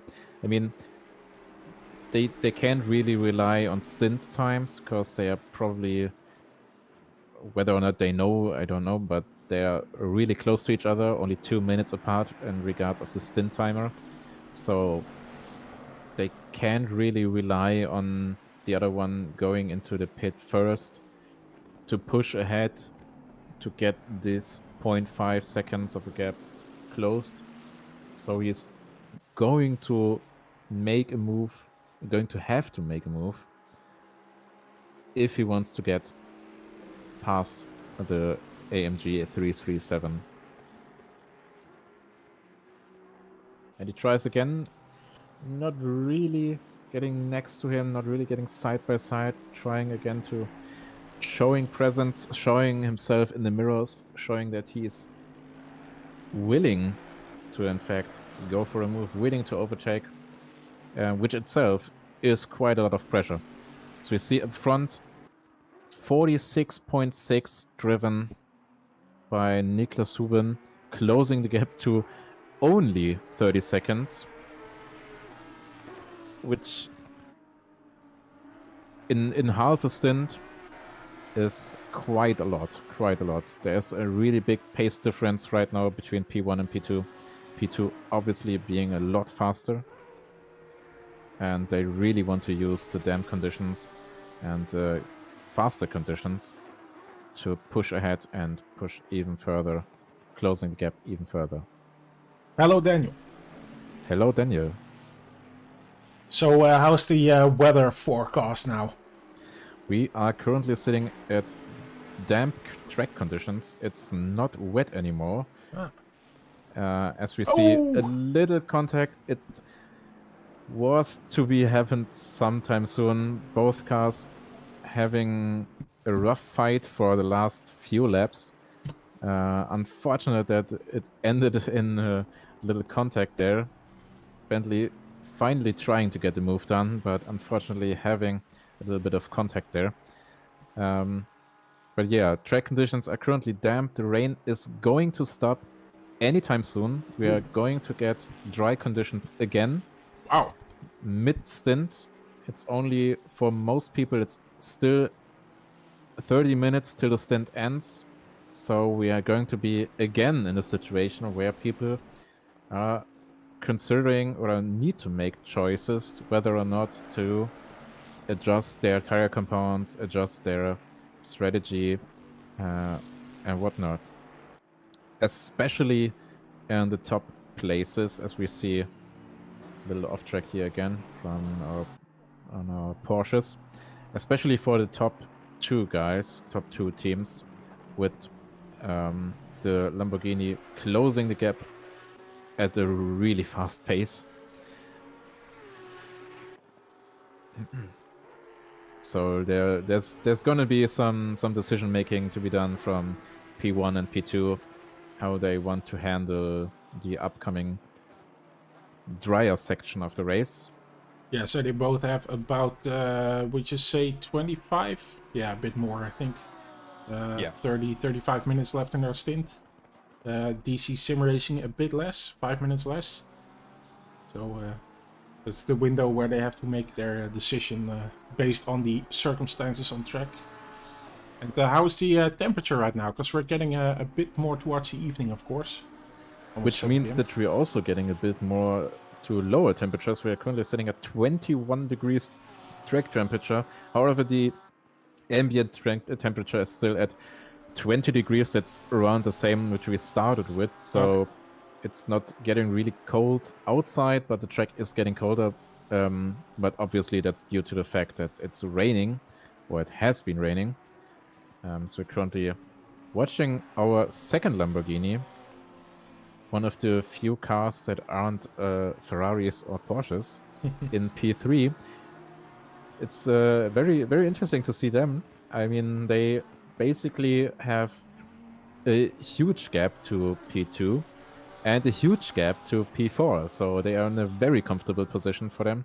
48 seconds to P2 and 38 seconds to P4.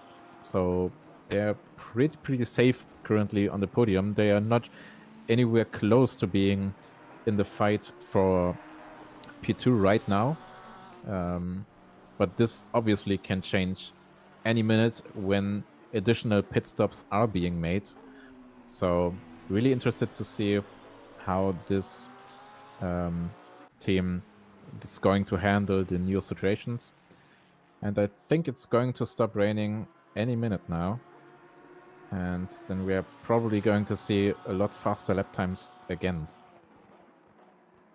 So very interesting conditions here during these almost 6 hours on Kyalami. Going towards, 3 hours and 24 minutes still to go. Yes, that's right. And we see gap P2 is P1, P2 is closing even more. We're currently below 30 seconds gap, 29 seconds gap. And Niklas Wu managed to do that in half a stint, getting closer to Joey Evers with every lap. It's impressive. It's just impressive to see how much pace he's able to put onto the track. Absolutely. And at what consistency. That's pretty much the main reason. It's going to be interesting whether or not they are able to close the gap even further to P1, maybe get in a direct fight with them without the pit stops interfering. Well, in that case, that would mean that strategic planning is necessary for both teams. And we're now seeing the rain has stopped. There is no rain currently and no rain on the forecast, meaning that it's going to be dry for at least 30 minutes. And teams now need to decide, since the stint timer is 30 minutes for most people until they have to pit, whether or not they're going to pit earlier. So we have already seen that it's going to dry up pretty damn fast. Yeah, but I would expect it to dry a little bit slower then, but let's see what happens. Yeah, you mean because of the colder temperatures, right? Yeah, exactly. Also, there's no sun shining anymore. Yeah, I would. I guess absolutely the temperature is a big factor in that.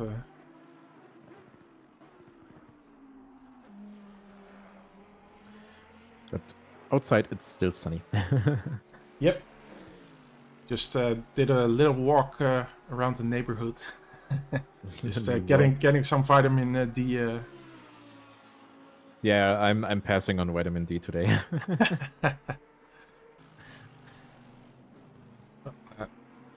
If you want to take a break, you are very welcome to do so, because I think you're also coming up to 6 hours. You're already over it, I think, because of course we started during the qualifying. So yeah, that's true. That's true. Yeah, I will probably get a new glass of water in a few minutes, but besides that, I'm pretty fine. I'm enjoying the race. It's really interesting. It's really tense, especially seeing how our Lamborghini friend here, the 224 Fred Bull Racing, it's kind of doing textbook last to first challenge, and especially with these new changing forecast weather conditions, track conditions, it's a lot more tense than I anticipated it to be. yeah, we can only thank these guys for doing that last to first challenge, because I'm not really the biggest fan of sort of gaming like tactics like that, but on the other hand, we're here to have fun, and it is fun to see these guys strategizing it to get towards that first position.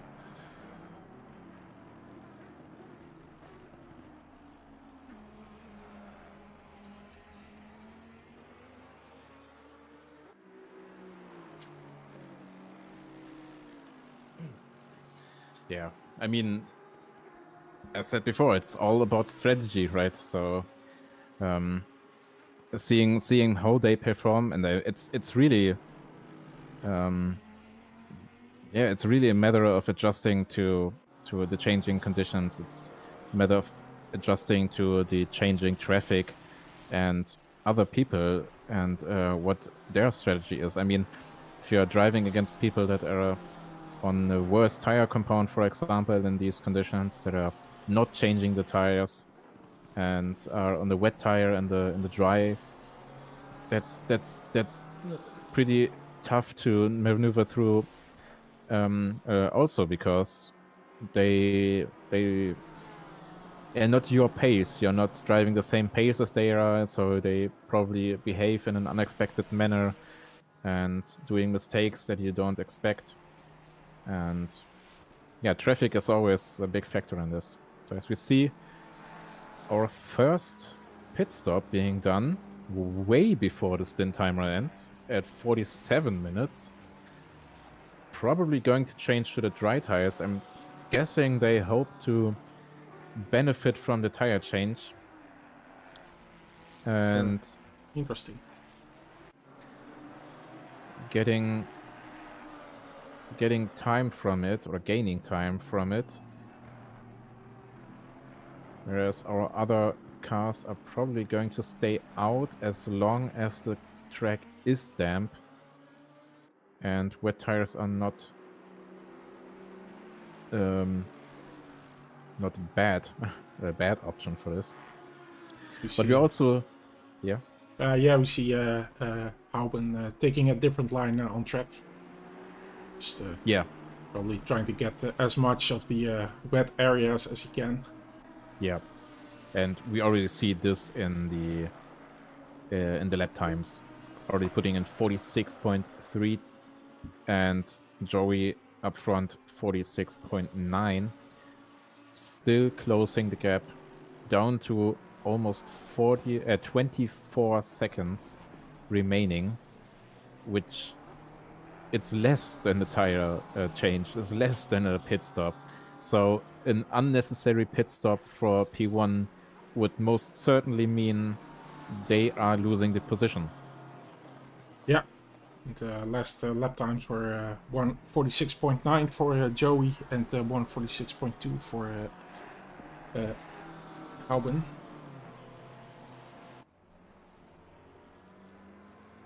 So not coming in this lap. Yeah, I don't expect them to come in anytime soon because the track conditions are still damp, and under damp conditions you can still use the wet tires. The dry tires aren't necessarily better, and if they make the decision and come in right now and actually change tires, and P2 Niklas Zoom is staying out, they would probably lose a lot of time doing this, so they need to plan ahead. Smuffy says in chat, greetings from car number 63. Greetings to you as well, Muffy. Just looking at your beautiful Lamborghini before. Currently sitting in P6 due to that tire change, of course. Yep. Which is probably not so long until those positions are gained back. Track's still damp, so you can really see how the car handles in the damp condition. It's still slidey. It's a bit more not as planted compared to the completely dry conditions. So you see that the car is a bit behaving a bit unexpected from time to time. Coming up to 50 minutes on the stint timer for most people. So it's about 20 minutes to go. Still no sight of rain on the forecast. So we're going to see probably a few tire changes to dry compounds again. And the gap to P1 and P2 is closing even further to now 20 seconds.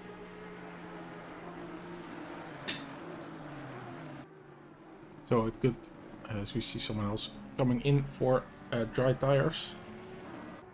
Let's run in the 993 car. It could still be advantageous for the 112 car to come in sooner, I guess, because they have to find some advantage, I guess, to make anything work, because as you say, that gap is getting smaller and smaller. So I think they would have to try something like that. Yeah, and now the track is greasy, which means you already see the dry line is forming. And I think best case scenario probably is going to be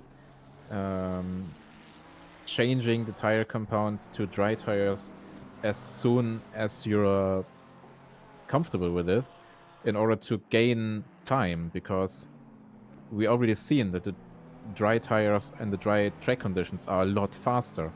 So increasing the gap again, even if it's just 1 or 2 laps that you're up front, can help a lot. But of course you don't know what the track condition is going to be like in 30 or 40 minutes when the next stint is going to end. So it's just about strategizing right now. It's just about making the right call at the right time. So we see P1 continuing for another lap. And also P2 heading towards the last corners when they decide to pit in.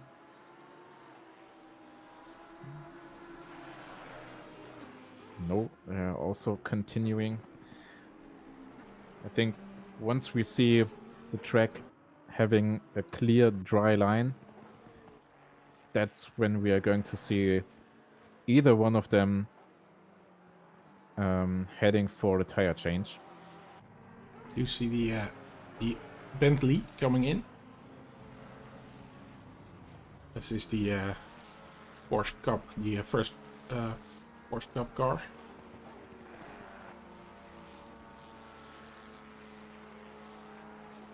Yeah, it's currently sitting at P11, holding its position quite good, to be honest.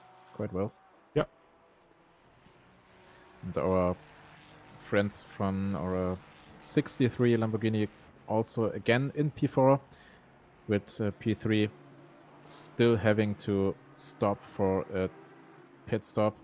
So they're pretty comfortable in P3. Pretty relaxing position to be in, of course. From their perspective, you can only hope that either P1 or P2 is going to make a mistake, which you can benefit from, but giving the level and pace that they are driving, I'm pretty certain that this is not going to happen. But you never know. Absolutely. I mean, we've seen weird stuff happen in this sort of races. Yeah, a lot of drifting. Yeah, absolutely. But, a lot of rally. Also, we are not only getting dry conditions again, we are also getting dark conditions. yep. Meaning the track is and braking points are getting harder to see, harder to spot. You need to adjust your driving to some extent. And hoping for to not only make mistakes, because yeah, in the night it's usually a lot harder to drive safely, and a lot more mistakes happen. Already down to 19 seconds gap. I'm pretty sure that Joey is currently, or the whole team is already not so happy about it. And strategizing what to do next. Track still greasy, not getting too dry, but also decreasing in temperature. We are low, down to 20 degrees track temperature, so it's getting colder, which means there will be probably even faster lap times coming up. Again, I had I can clearly see the dry section, and on those dry sections you really want to have dry tires. Here we They are see going Joey to do it. in. They are going to change it. They are going to change. 10 minutes before their stint. It's now the big question whether or not P2 sees this and reacts by also changing. Let's see what these guys do. Or whether or not... Yeah, they do the same. they go. Yeah. It was necessary, yeah. Because otherwise they would have lost quite a bit of time. And in this case, you need to change tires, basically, because if you're only doing the splash and dash right now, you're probably, and the other car is changing tires, you're losing the time on the track then, because we are talking about 4 or 5 seconds difference in pace with a better tire compound. DC-SimRacing is heading out of the pits. It's still around 10 seconds to go for P2. So now is the time to push as hard as they can. And they're heading out. 55-second pit stop. They have exactly the same time in the pit lane. Wow. Yes. What a battle. And Menno taking over the wheel from Joey. Yes, and force back again for Red Bull Racing. We've already seen that Ruben is the fastest driver of the three, but also Forsberg did some amazing improvements in the rain, and also in the dry. He did some really fast laps. So yeah, it's going to. I think Menno is going to feel his breath sometime soon. Yeah, definitely keeping a close eye on that battle. Let's look a bit down the field. Here we have 169 within 2 seconds of 944 Ferrari. So that's this car, and yeah, it's as you explained a while ago. Of course, the gaps are just a bit bigger right now. So didn't these guys do a stop? Relatively. No. Oh wait, yeah, that's a long stint. Yeah, they didn't stop. The Lamborghini number 63. They did stop quite early. Yeah. And the AMG did not, so that's why they went ahead and then pushed a bit further on. With the car number 63 or Lamborghini still in a very comfortable position 30 seconds behind and 1.5 minutes up front. Probably assuming that they know that's going to be tough to get P2. 1.5 minutes it took our Red Bull Racing car number 224, our P2, around 3 hours, I guess. 3 hours to catch them, to close the 60-second gap. So I'm pretty sure that this will not happen again, given assuming that there is no incidents happening. Yeah. 16 seconds gap. 150.152 was this last lap. This is the first lap on the dry tire compound. Oh, is he stuck in traffic? Lots of traffic. Really, really bad. That's going to cost a lot of time. But, That's going to cost a lot of time. That's, I think, Cambrai and... Who's the orange Ferrari? I don't think that's... no, that's not on the same lap. No, they are not. That's the 495 car, I think. Yeah, that's position 10, so...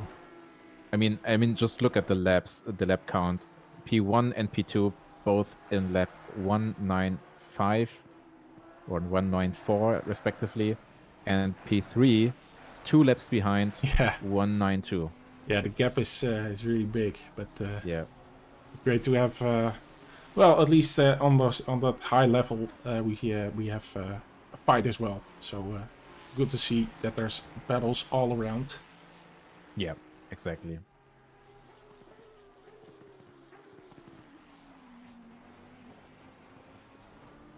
What seems to have a little moment there. Yeah. Getting a bit wide. I'm assuming.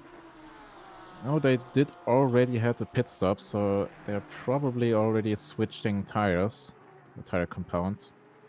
Yeah, I do see. Yeah, for instance, Cambrai hasn't come in yet, so still on that wet weather tire probably. Yeah, which is what you don't want to have. I mean, you're already seeing in the lap times 45.6 for our current leaders, DC-SimRacing BMW, and 54 for Cambrai. Yeah. You need to pit, Mr. Jochen. Yeah, do it. Change the tires. This is not optimal for wet tires. Plan B! Exclamation mark.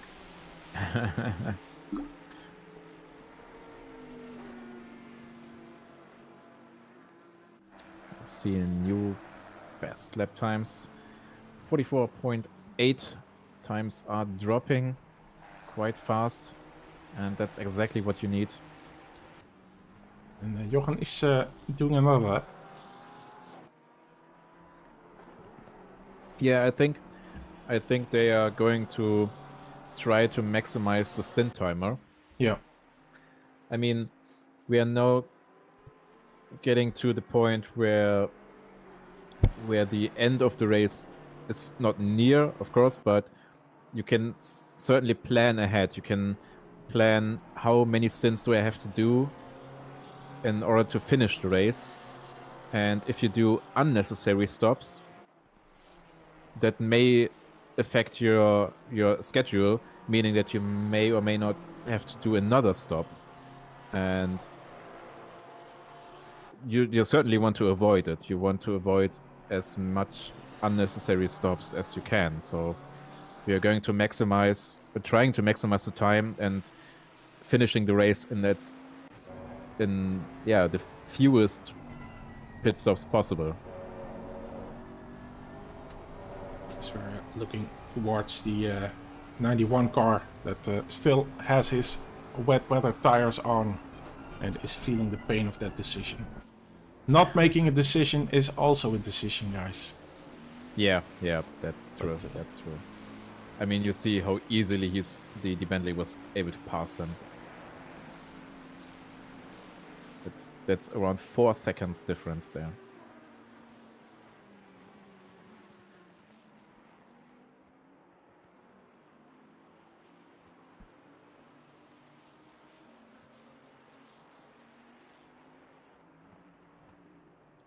No, they are going to a pit, yeah. No, they are still not.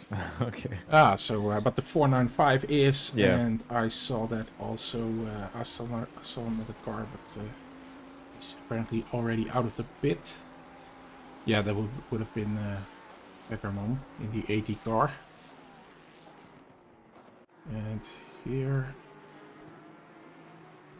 we saw a yellow flag there, but it's already taken care of, so good to see.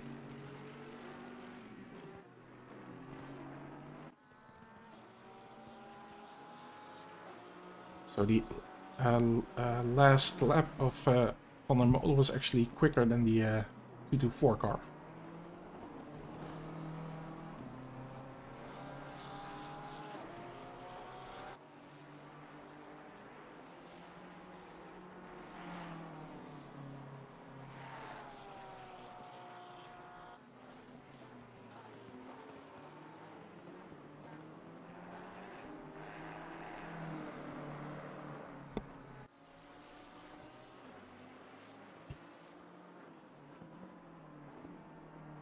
Robert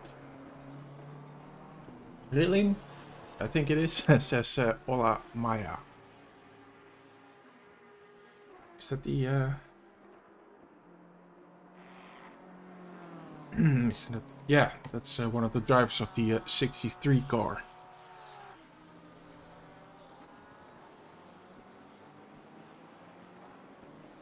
Yeah, as I said, it's an endurance for us as well, so just gonna get a bit of water for myself, just a second.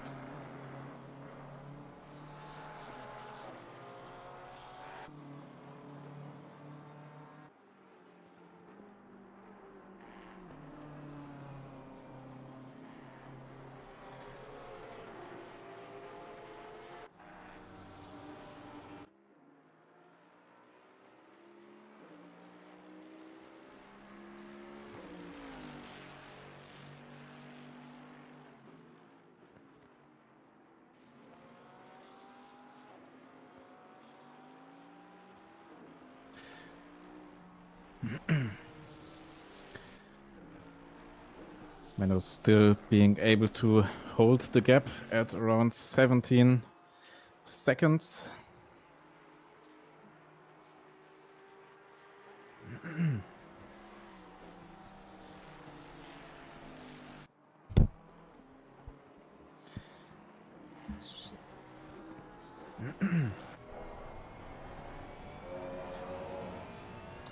They're doing around the same lap times, and seeing Lamborghini in car number 224 around 43.9, and Menno just pushing for a 42.550.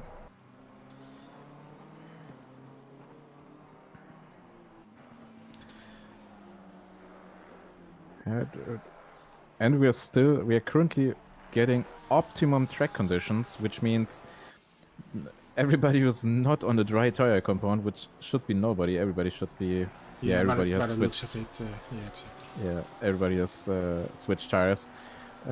Otherwise, it would be really bad because you're going to see a lot faster times coming up. 42s, 41s, maybe even again, since the track is also getting cooler. 20 degrees. We see Nick Timmermans, who was the car that was just driven by Jochen, stayed out on wet tires, but they made the switch in the end, and they're in front of Mr. Appel. Mr. Appel. Timo Appel. It's really interesting to see that we have like mainly Ferraris and mainly Porsches, and all the other cars that are not Ferraris or Porsches are in the top 5. Yeah, it's not an automatic advantage to take a Ferrari, but I guess it's also a bit of the looks, and well, it's a Ferrari, so it's a Ferrari. Yeah. Who doesn't like to take a Ferrari? But it seems that the BMW is the most consistent car at this stage. BMW and Lamborghini, at least based on their performances on track. Yeah. The gap to Menno van der Molen stays around 17 seconds, I guess. Would you agree? Yeah, it's getting, it goes back and forth from 16 to 17 seconds. I mean, Forsberg just did a 41.9, which is their current best lap. Yeah, so slowly crawling towards the 112 car here. Yeah, slowly but surely closing the gap. I mean, at this point, you're really, really pushing for everything the car and the track offers, and everything the car and the track has, because, yeah, you want, as the number 2 car or number 225 car, you want to catch those guys in P1, and in P1 you want to get away from them. Yeah, absolutely.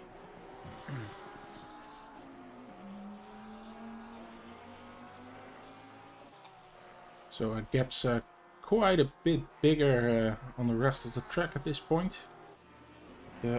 Just switching to Johannes Kaune, who had a bit of a moment there in the cheetah. A little bend there.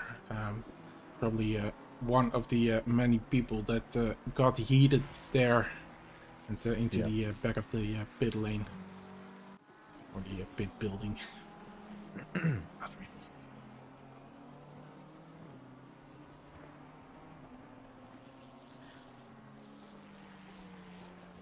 So we're just past our 2/3 of the race have been done. 6 hours already behind us. Under 3 hours to go. So we're reaching the final stretches of the race. It's still a lot. Sure, there's still a lot that can happen, and I'm pretty sure, based on our recent weather forecast and developments, that we are going to see a switch again. This is just estimated, of course. We are not sure about that, but it still says the next 30 minutes, no rain inside, but this will probably change again, as we had the light showers before. Let's hope so. Yeah. I mean, the first 4 hours of the race were in the rain. It definitely provided a very entertaining race so far. So.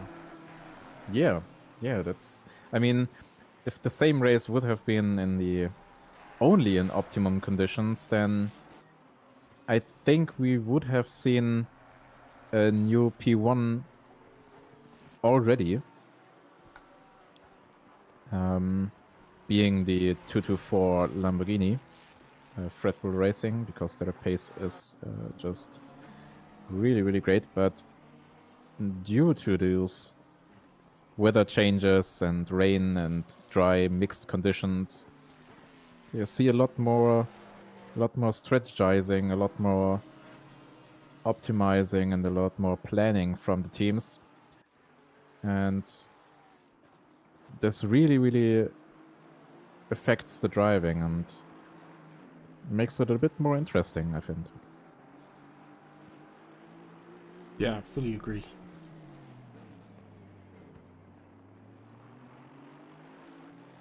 Just looking at position 18, who's more than a minute behind the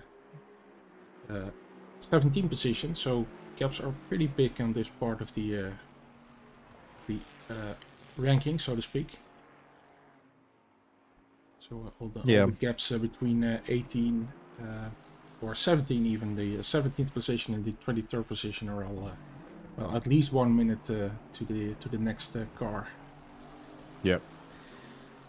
Yeah, the field stretches itself, and I mean, if you have one mistake and maybe spin or whatever, then this probably results in losing a lot of track pace and a lot of time.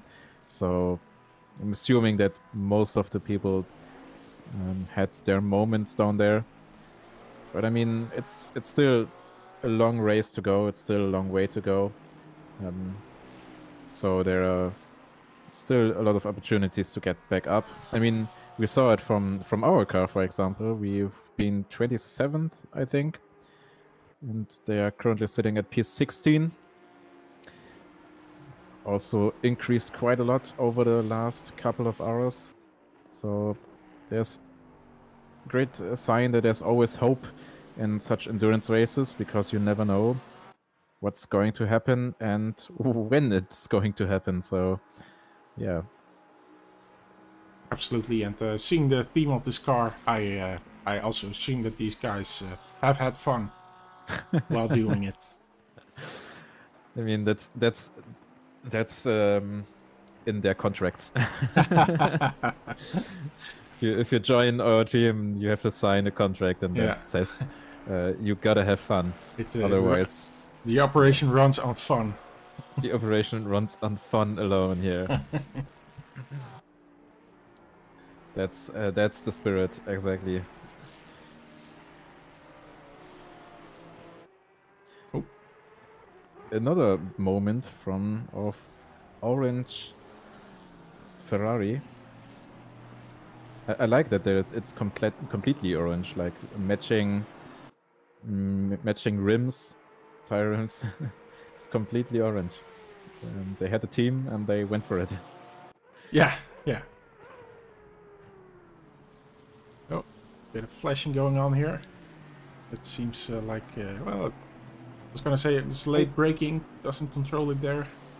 Yeah, too late on the brakes, too early, too much speed. Looks incredibly aggressive the way he's driving here right now. But... yeah, I mean, he's probably trying to catch up to P10, which is our Porsche Cup. And given the fact it's only 4.5 seconds gap, he for sure wants to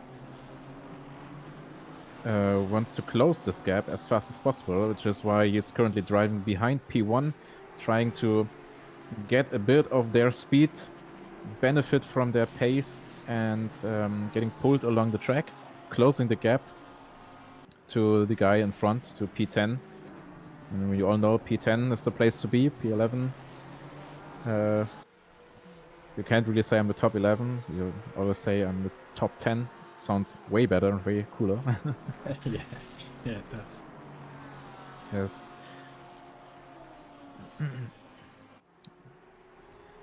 It is quite successful with this. The gap already closed down to 3.4 seconds. I mean, we are already again in the situation where the Porsche Cup cars having struggle keeping up with the GT3s on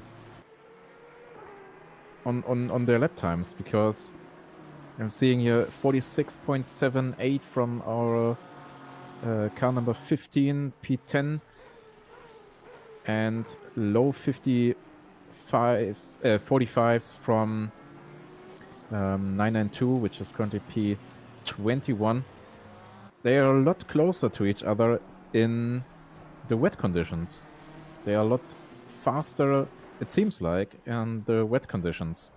I mean, as you said before, it's probably the great equalizer. Yeah, exactly. Yeah, the rain taking away the downforce that the GT3 cars have and the grip that the GT3 cars have, because, yeah, as we see, they're just pulling away in the dry conditions.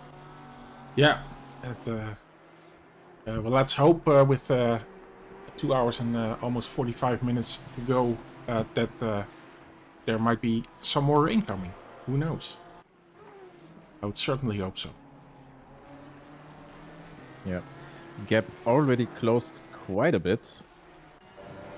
It's just 0.2 seconds to the Porsche Cup in front. Struggling for pace, struggling for grip. It seems like 45.3 the last. Now going side by side, trying to get the overtake done.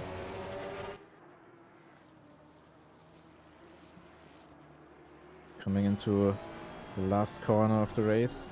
of the race track. Heading onto the straight. That's where the Porsche Cup shines. Top speed. That's what the Porsche Cup has. Yeah, you But see him pulling away, huh? yeah, quite, but only so slightly, because the Ferrari is quite fast as well, and the Ferrari has downforce, which Oh, helps in T1, trying to go for the move there. that's a late move. Not, yeah, But, not quite getting it done. but no contact, so no worries. Yeah, Yeah, no, he's going a bit of a off track there for the Porsche Cup. Now heading into Sunrise. Yeah, that's where the downforce really benefits the GT3 car. You can clearly see how he's pulling away. Porsche Cup has no chance of staying with him. It's just too much downforce, too fast. Already 1.3 seconds, 1.5, and increasing. Yeah, that goes amazingly quickly. Yeah. It's So- also 15.5 seconds now, the gap to Menno van der Molen in the 112 car. Yeah, Fosberg is doing a great job of closing the gap, 41.75, which is a really fast time. Menno tries to hold with it with 42.8, which is also a fast time, but Yeah. as we see, not fast enough. Yeah. I mean, none of the DC-SimRacing guys are bad drivers, but yeah, these are still amazing times, of course. It's just that the 224 guys are just a bit quicker still. Yeah, I mean, it's only like 0.5 of a second per lap, but I mean, that's 0.5 of a second per lap that they are closing in. Yeah. And you really need to hope from P1's perspective that they get stuck in traffic or have a bad exit and, you know, just lose some time somewhere so you can hold the gap. I mean, it's quite reliable on around 15 to 16, 17 seconds, but they ever so slightly creep forwards to catching them. And once they are in reach, I'm pretty sure they will push forward even more to just get the move done, get the overtake done. And it's still 2 hours and 44 minutes and 15 seconds in a turns to gap. That it's not much. Yeah, you would almost think that it's just 3 hours, but still a long time. Yeah.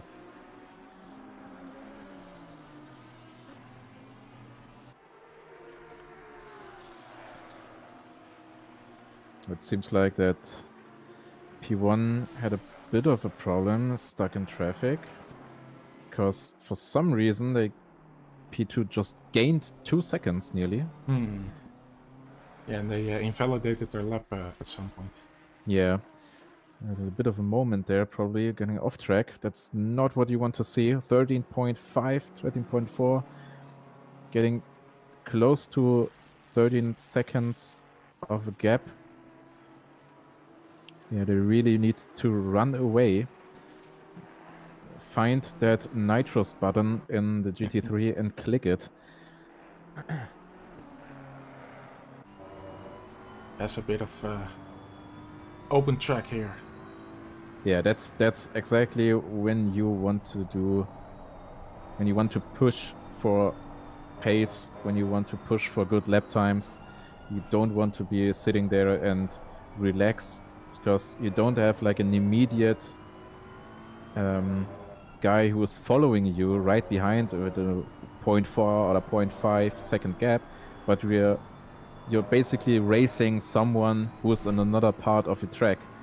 You're still racing them, and every mistake you make, every mistake they make, the other one benefits from it,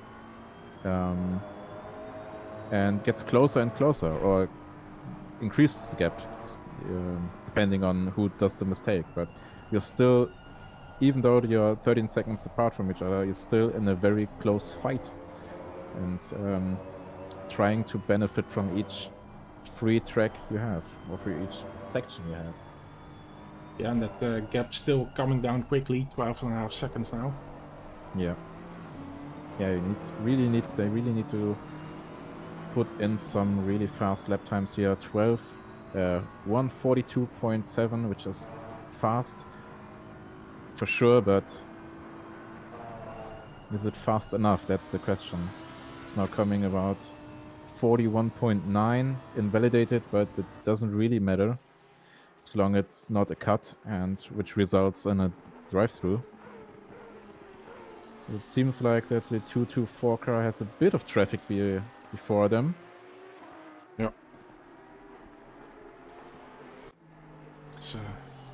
Timmerman just made the move. Went past Martinez. Got a position there.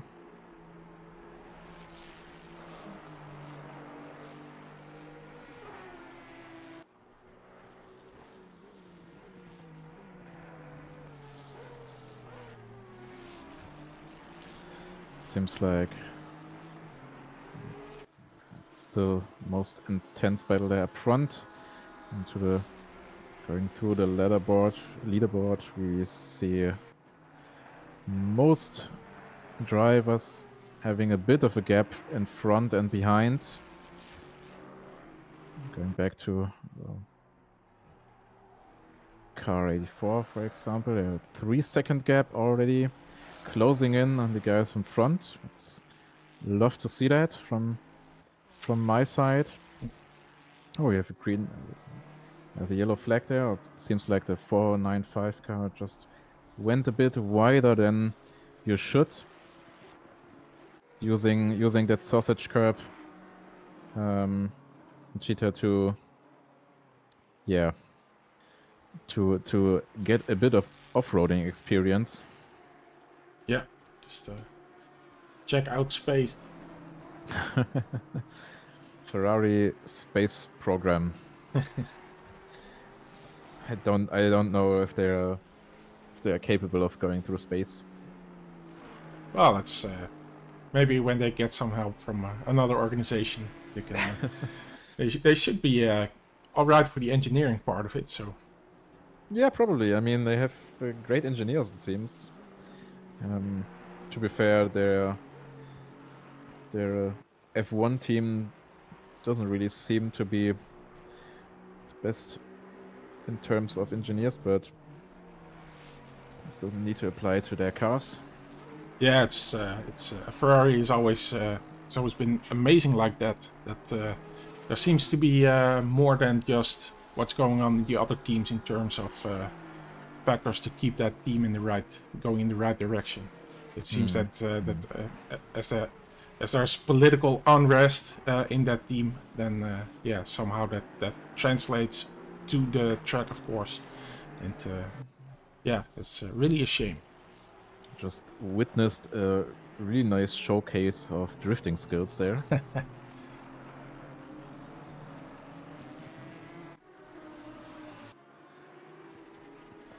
0.4 of a second gap to P2.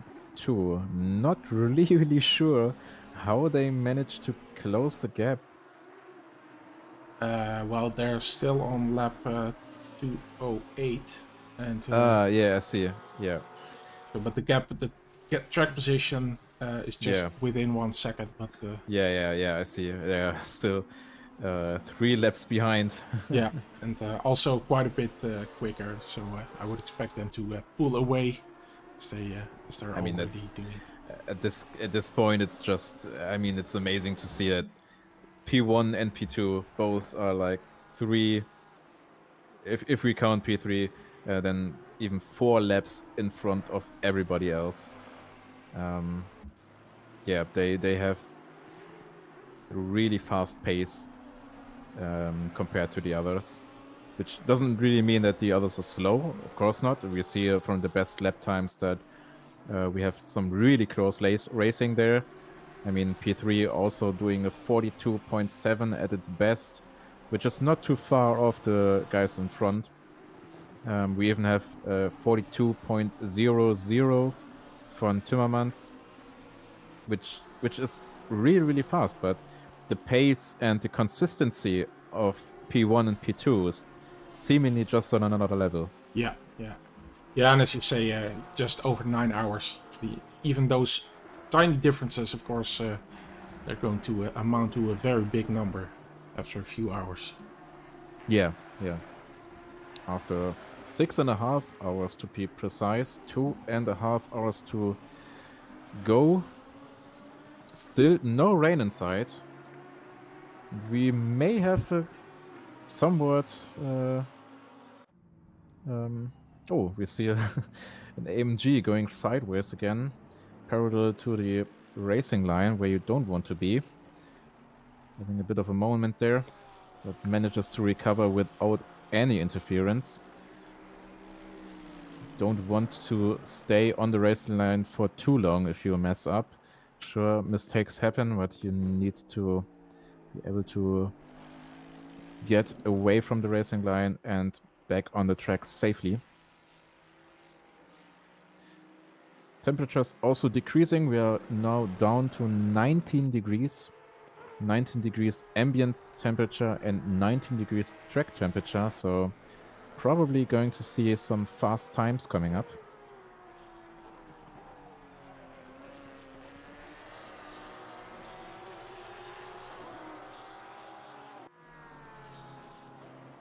See a lot of quickest laps for a few people. I think there are 3 teams right now that are doing the quickest lap of the race so far in the last lap. So definitely a lot of speed still in the track. And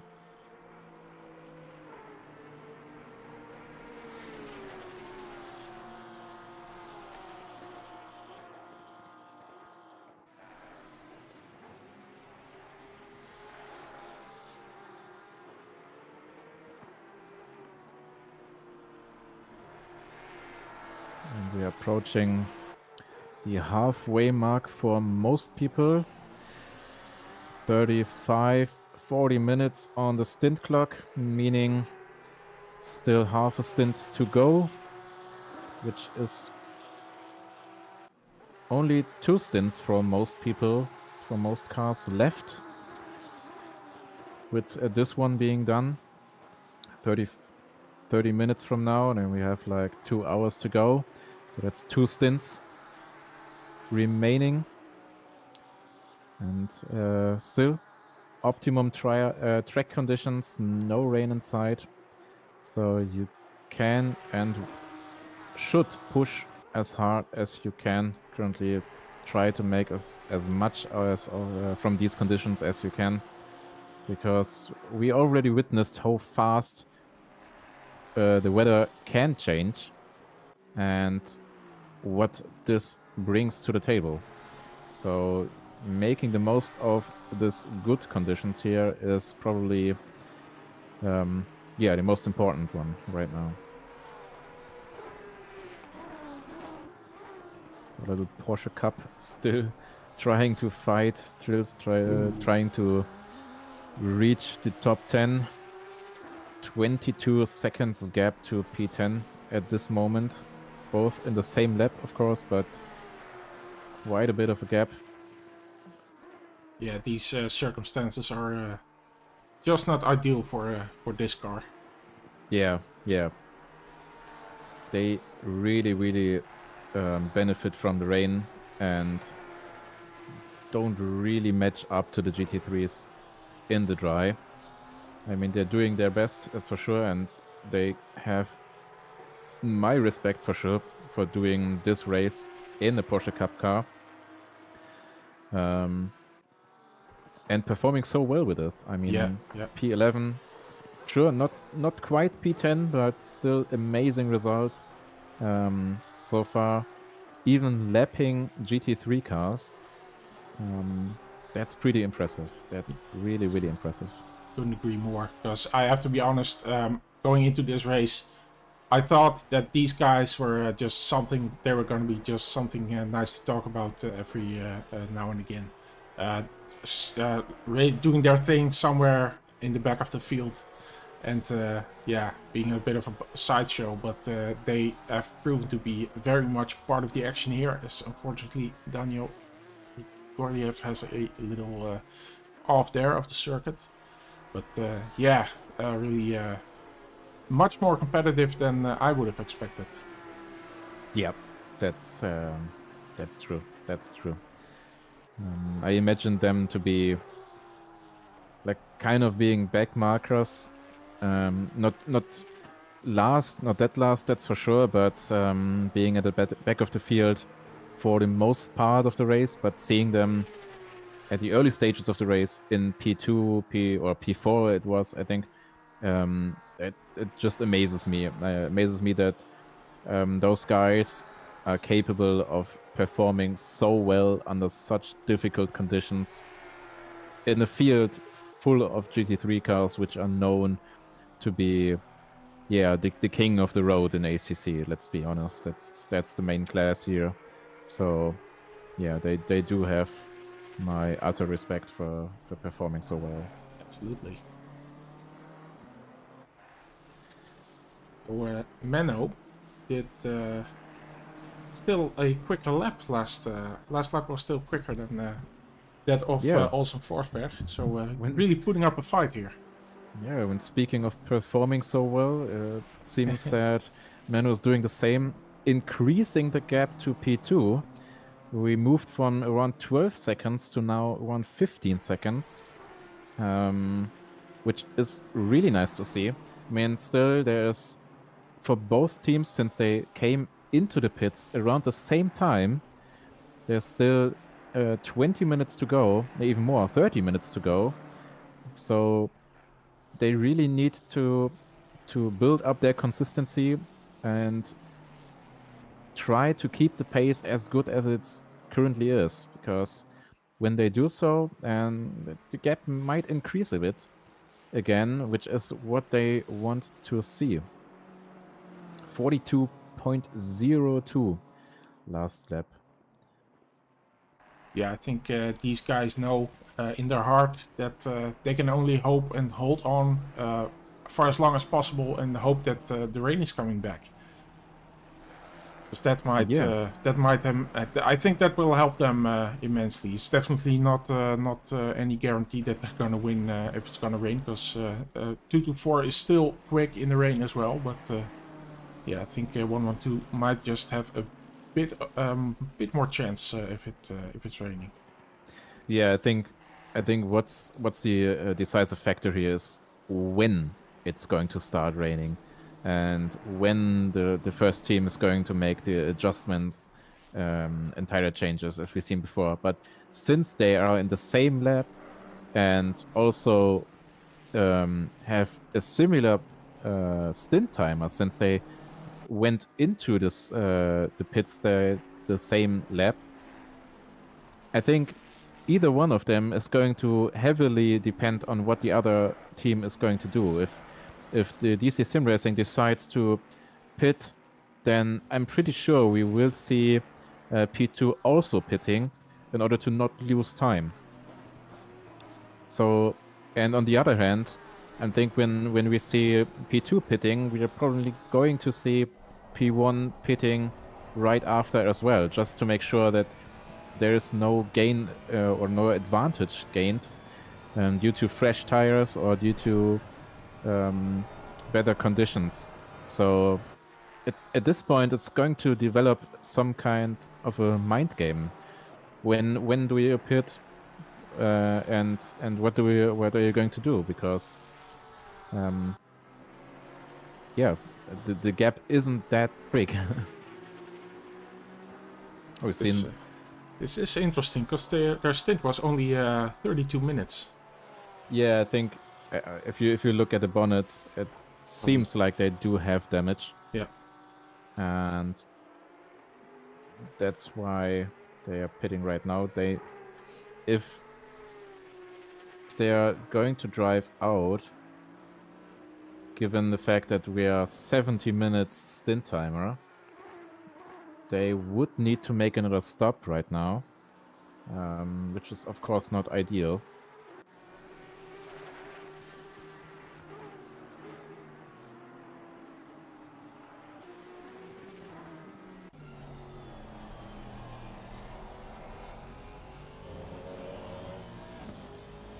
Martinez trying to catch Appel again, one of our Porsche drivers.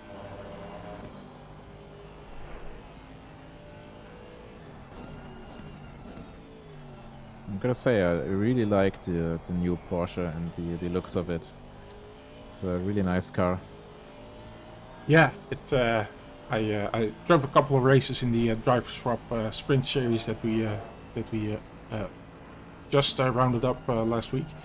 But yeah, it is a really fun car to drive, and I think maybe it's just the 1.9 update as well. But yeah, it's just a lot more fun. The car feels pretty much alive when you brake for a corner. You really feel the back braking out. So yeah, it's definitely a lot of fun to drive. Yeah. And it could be 1.9, but it could also be the Porsche. I'm not sure. I mean, Porsches are known for being agile and being able to control them on the brakes and on the throttle. So it's probably a mix of both. Yeah, one thing I did notice in the Porsche, it was Thursday that I drove here myself in the ACC, and especially Cheetah is just I found that an especially difficult point in the Porsche for some reason. It's just the way that maybe you sit in the cockpit, maybe it's a bit lower or something. Because it's just a bit more difficult to judge that access point correctly there. So I found myself hitting that sausage curb there a few times, which is not what you don't want to do. yeah, that's not beneficial for your track times. So that was a problem.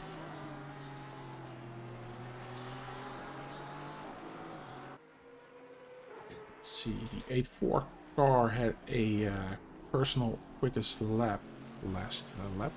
43.487, that's correct. It's still a bit, yeah, still a lot to go compared to the guys ahead, but I mean, at this pace, looking at the last lap times from the guys ahead, they may be able to get another position here and there.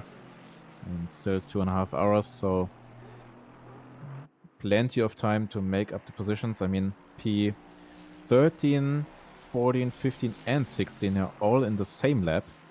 So that's, I mean, it's still 30 seconds to gain, but we've already seen from our top guys that 30 seconds can be gained, and even more, in fact. So consistency and staying out of trouble is the key word, I guess.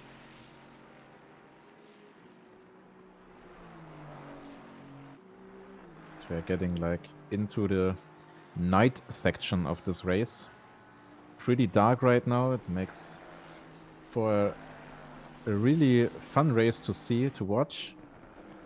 But driving in the night is always a challenge on its own, because braking points aren't as clearly visible anymore, and you definitely need to adjust your driving, because you sometimes easily miss your braking point, and yeah, then have a bit of a moment in the corner. So you need to concentrate a lot more, so it's a lot more exhausting driving in the night, but also a lot of fun, at least for me.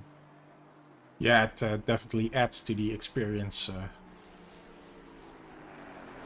The whole endurance thing. If there's at least part of a well, darkness, either the beginning or the end. But I think it's especially fun ending the race in the night. But another challenge, of course, is that even though you're not doing this solo, obviously, but yeah, you're still over 6 hours into the race. So it's definitely tiring. And as we discussed earlier on in the race, of course you are often in a Discord and you are in tune with what the rest of the team is doing. Because I personally can't really switch off, go do something else, and then just do another do a stint in the last hour or something. But personally, it doesn't really work for me.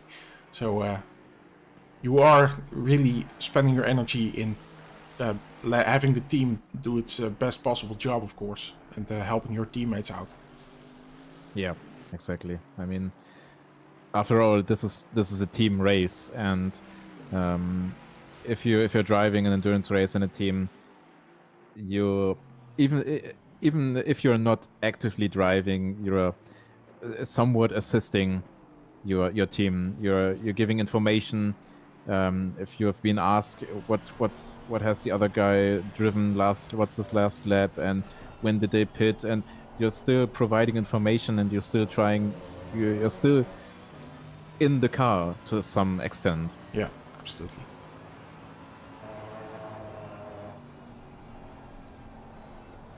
Driving along in the 3377 car, driven by Justin Supan. Oh, that's the 84 car. There's contact.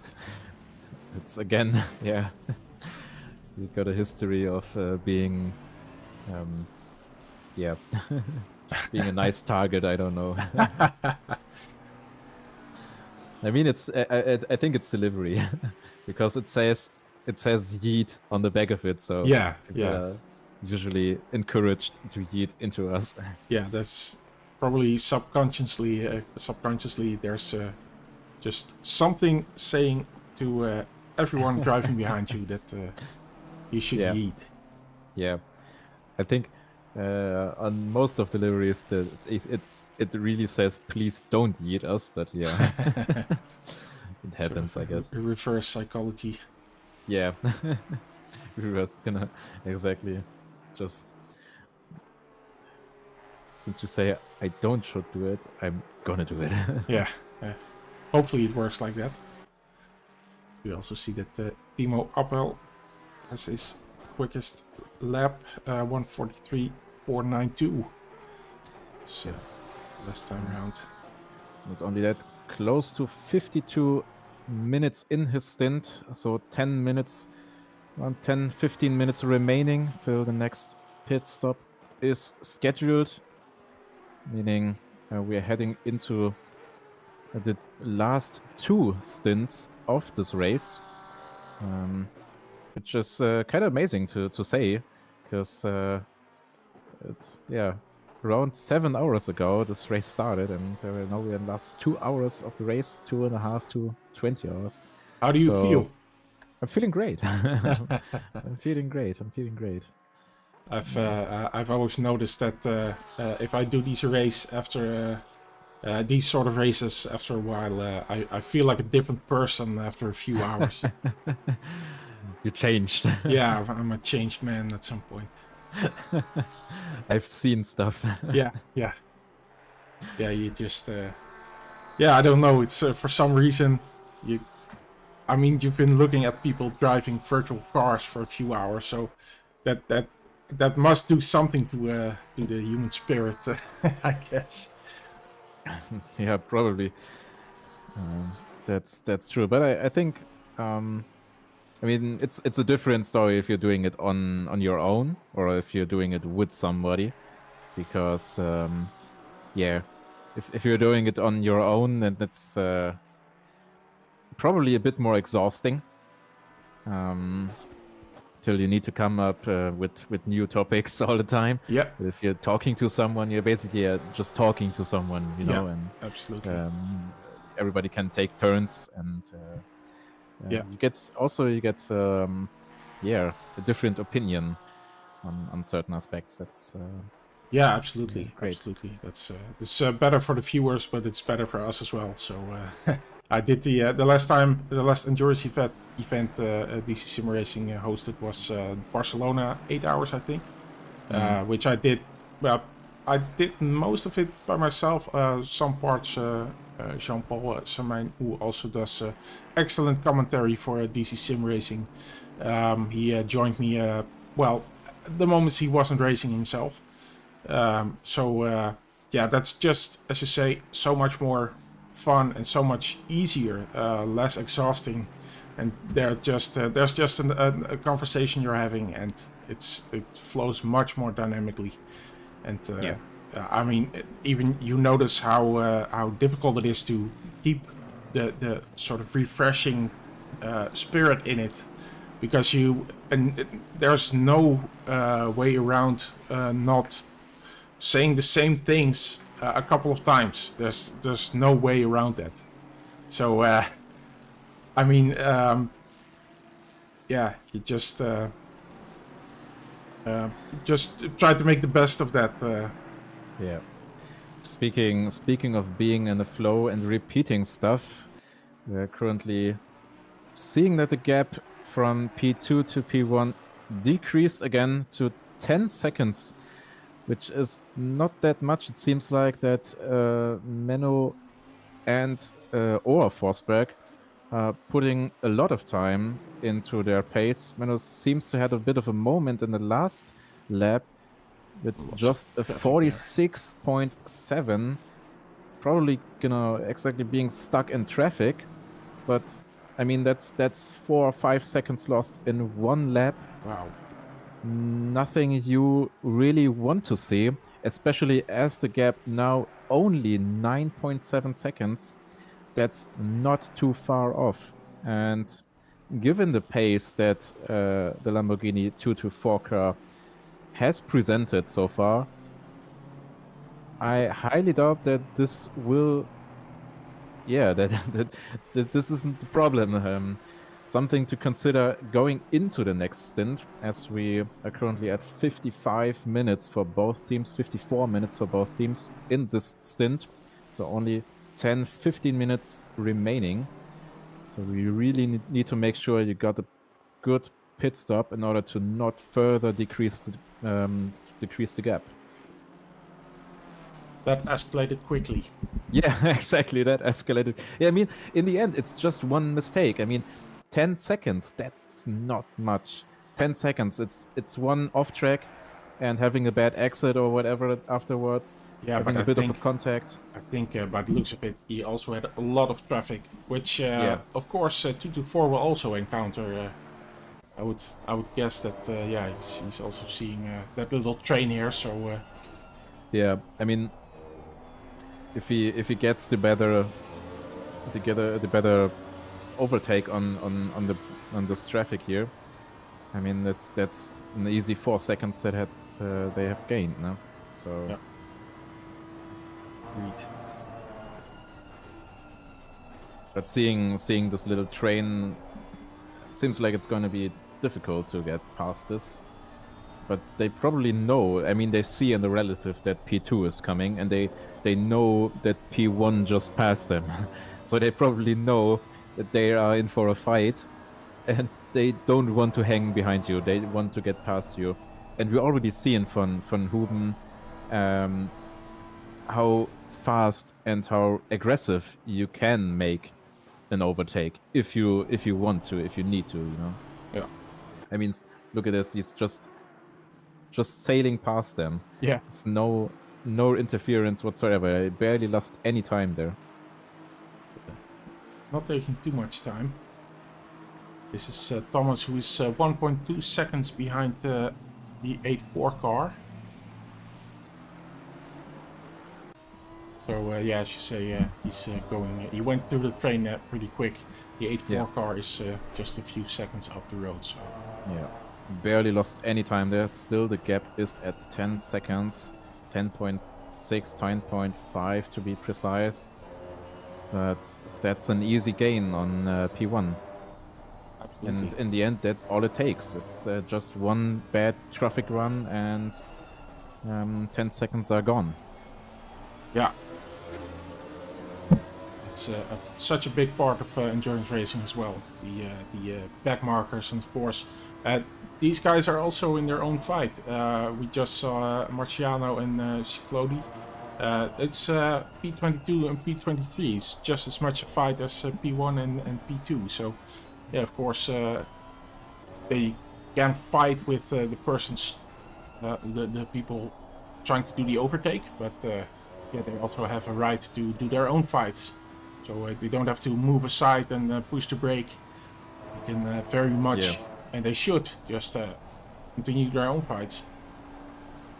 Yeah, I mean it's the same in I think every driver's briefing. It's in the matter of the faster car to overtake safely, but I mean from their perspective, what they are seeing is just yeah, like a blockage on the roads. They are seeing traffic which they don't want to see because they are fast and they don't want to be held up in traffic. So of course they are trying to be aggressive and trying to be to get by as fast as possible, not really caring about the battle for P22 in this case. Yeah, which I mean, is it's understandable. understandable. But yeah, it's absolutely understandable. But speaking as someone who is often in the back of the field, yeah, I'm gonna do my own thing. I'm going to try to bother you as little as I can, but I also want to do my own thing, my own little race. So Yeah. let's work together. You know, that's the best we can do.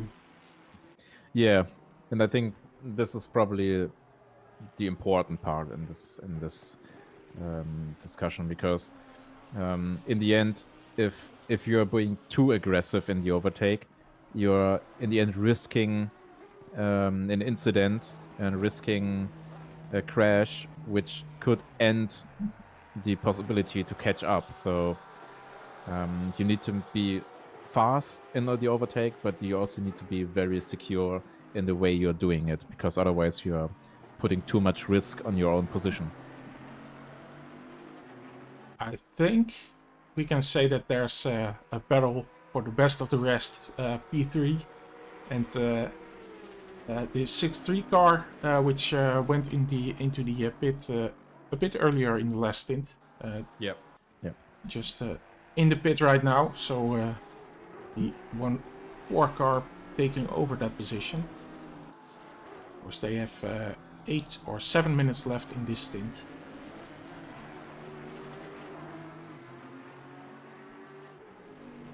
Yep, with the 63 Van der Heide currently leaving the pits and the Bentley trying to get away, trying to put as much distance onto the Lamborghini as possible. Probably going to have a little battle for P3 coming up. So that's 30 seconds that the 6-3 car is now behind the Bentley. Yeah. It's probably not enough for a pit stop, right? No, not quite. P1, P2 just hitting the 1 hour mark, 60 minutes on their stint clock, meaning around 4-5 laps left in their stint till it's going to be time for them to strategize again and deciding who is going to take over the car and who is going to drive the second to last stint, actually. It's only 2 stints left and still no rain in sight, which of course is great news for everybody who loves to drive in the dry, but probably bad news for our Porsche Cups. Yeah, I'm afraid so. We see the 992 car currently driven by Samuel Dietz in the 21st position. And still not doing too bad, of course. The 15 car, currently driven by Daniel Grigoriev, in the virtually 10th position, because there's we're starting the pit stop round, of course, with the stint ending, and they have a little more than 5 minutes left in their stint, so they also still have to come in. But yes, they're still doing pretty good, of course. well, much better than we expected. So nice job. But they will definitely be hoping for rain. It would improve their chances of an even better result.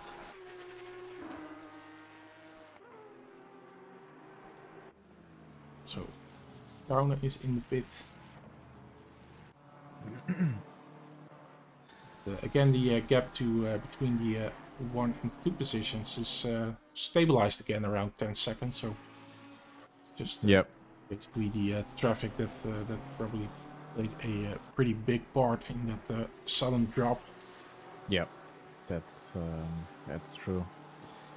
And coming up in the stint ending for both teams, really, in the last pit stop, both teams had exactly the same time in the pits, and every second they lose or they gain in the pits now is really, really important. So that's something you really, really want to optimize and really want to nail, because if you lose like 2 or 3 seconds in a pits, that's 2 or 3 seconds you lose on the track.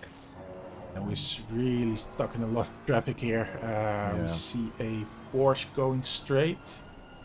Yeah, it's not a great position. It lost 2 seconds there. Look at this. Yeah.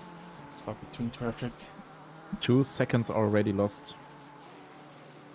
Gap is now 7.2 seconds.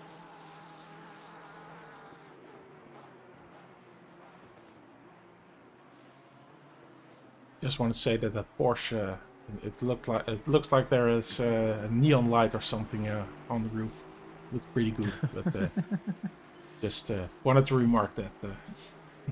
Yeah, looks good. Yeah, I agree.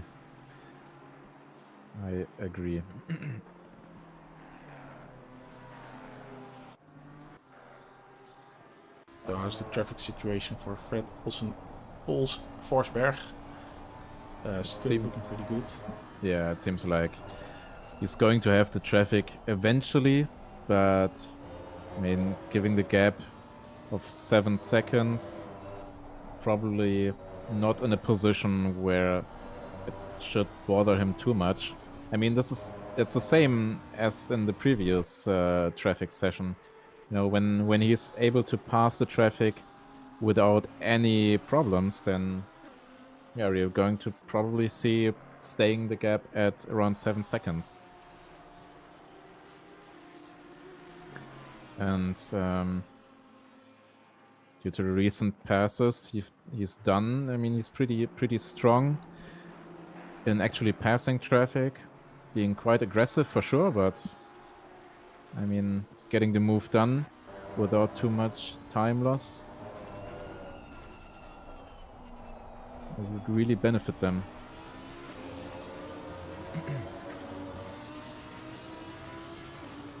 So 1 hour, 5 minutes and 20 seconds. So it's gonna be 1 or 2 more laps. Probably 2 more laps until they head into the pit for new tires and for refueling.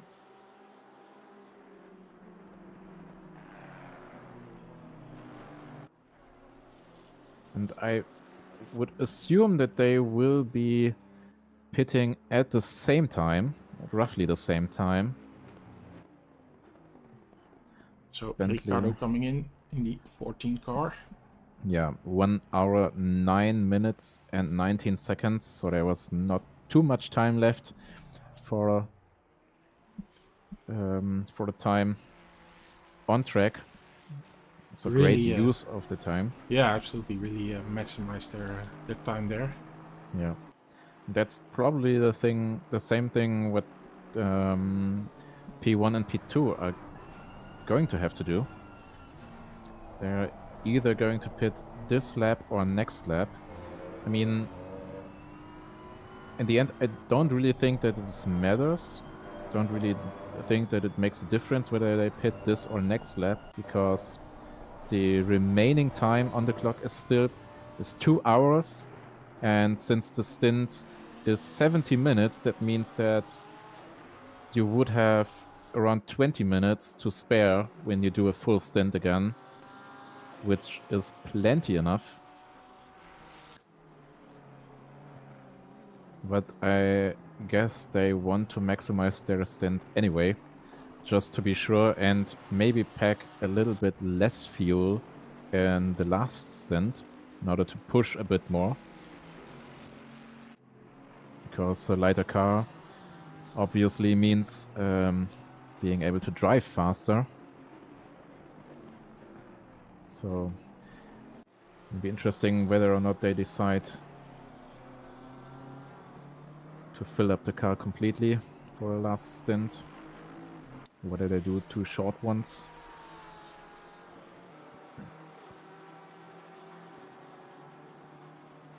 They really hope for them that they are able to make a really, really fast pit stop. 55 seconds was their last pit stop.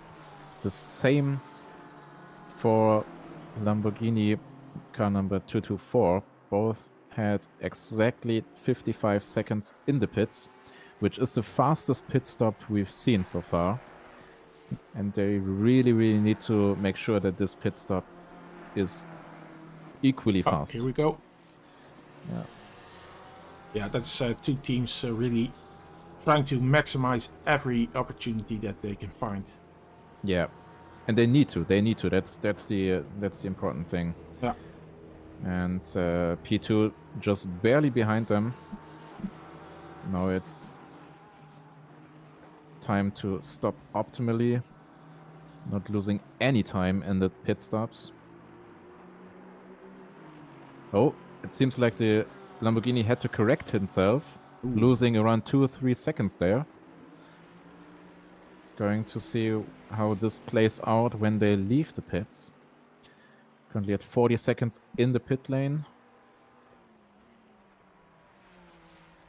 Last stop they left at 55. No. Yeah, they're driving again. 53. Yeah.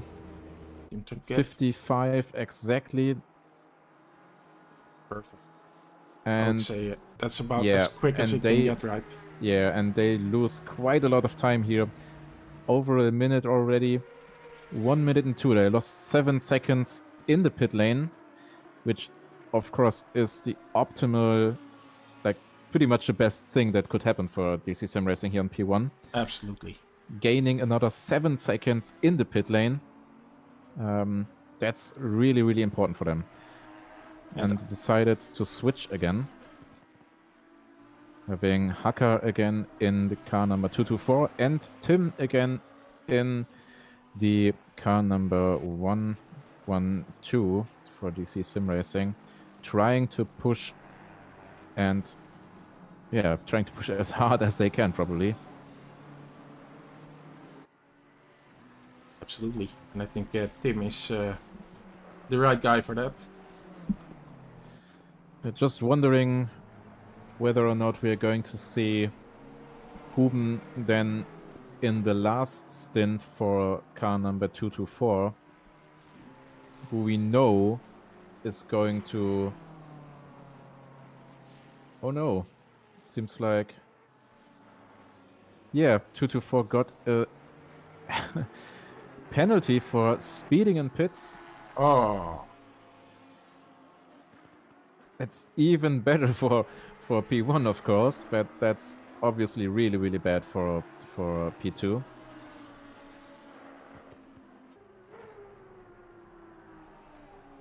Going into the pit again and having to stop, that's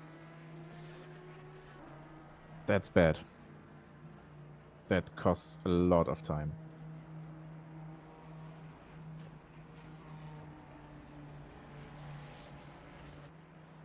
I mean, at this point, they're basically losing a whole lap. Yeah.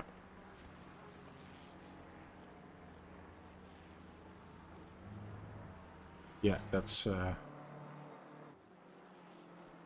that hurts. That hurts, yeah, that hurts, that's for sure. But that doesn't mean it's over. I mean, it's still 2 hours to go, and we've seen Niklas Huben gaining 60 seconds, nearly. I think it was 40 seconds in one stint on P1. So not all is lost there. I think they are probably a bit annoyed from gaining that penalty there, but they're still very much in the position of actually being able to pull this thing back. The gap is currently sitting at 1 minute and 3 seconds, so all the time Niklas Huben gained is gone again. Yeah, that I'll say it again. That hurts. That That's hurts, really, yeah. really. But I mean that as we discussed, probably a few times in this race. That's just endurance racing.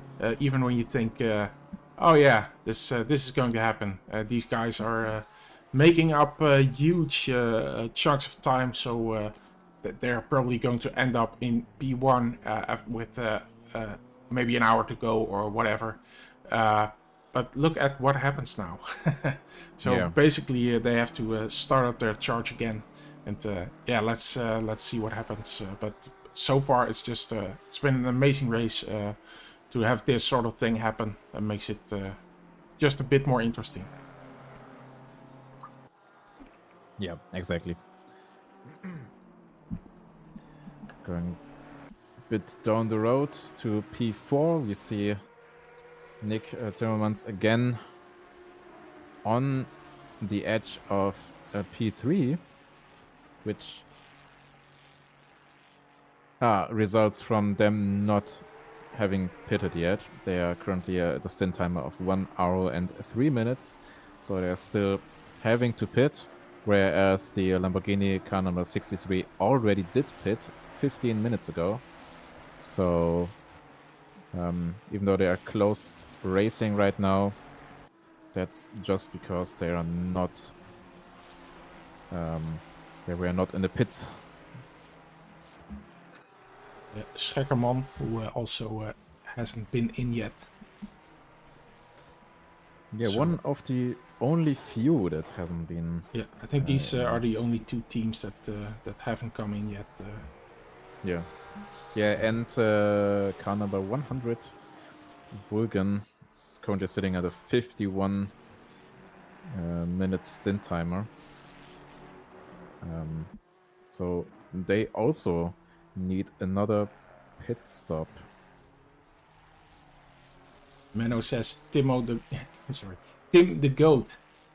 Yeah, absolutely. Yeah, I think so. I think he's definitely the greatest of all. Maybe the greatest of all DC sim racing. But yeah, I'll just. I don't want to. How do you say that? I don't want to poke you guys to get a conflict amongst yourself. But yeah, that maybe he's just better, you know. Why aren't you all just like Tim? No, you are all amazingly quick. And are you guys enjoying? Yes, I'm certainly enjoying this, and I think it's a great race.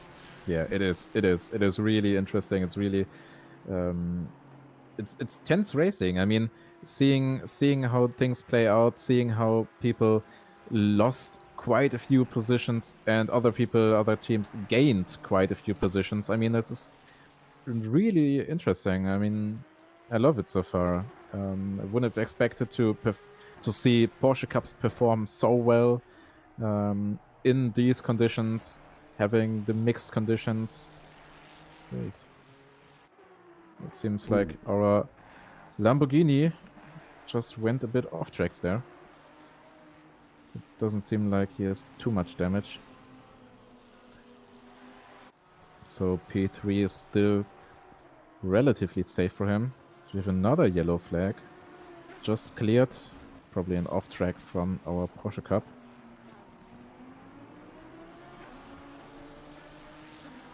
Another penalty being given out for car number 337. It's the only AMG on the field. Currently sitting at P10, which is probably something the Porsche Cup in P11 loves to see. That means that they are going to join and probably have another go at P10.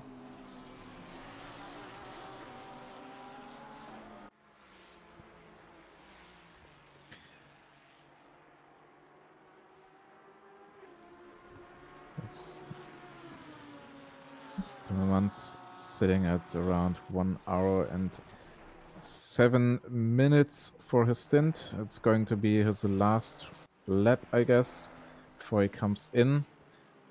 One of the last few teams who haven't done a pit stop yet.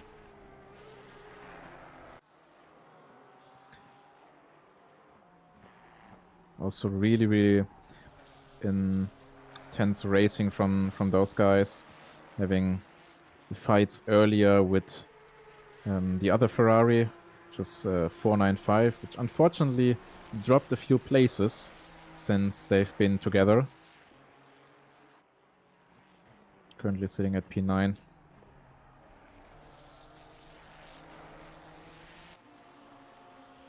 And probably great to hear for everybody. It's still no rain inside. Great for everybody, but Yeah. maybe not, for instance, the Porsche, or the first of the Porsche Cup cars. Yeah.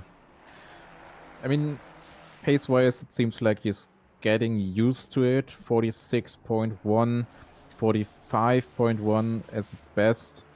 It's still not close to the GT3 cars, of course, but holding on.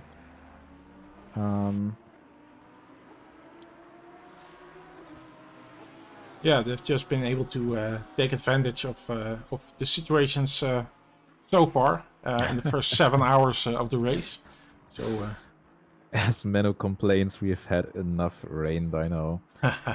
Well, from a driving perspective, probably yes. From a watching perspective, no.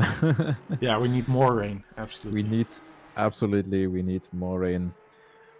Otherwise, these Porsche Cups are going to have a bit more struggles as well, as our Ferrari car number 100. It's closing in on the Porsche Cup car number 15 ever so slightly. Just having the faster lap times here, just being able to push farther and to push harder because you have more downforce and results and really just losing places, I guess. Can't really compare those two classes in the dry.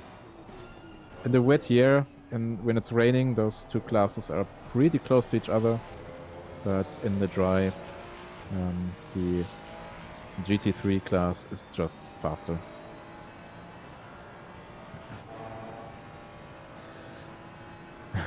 Menno saying maybe next time.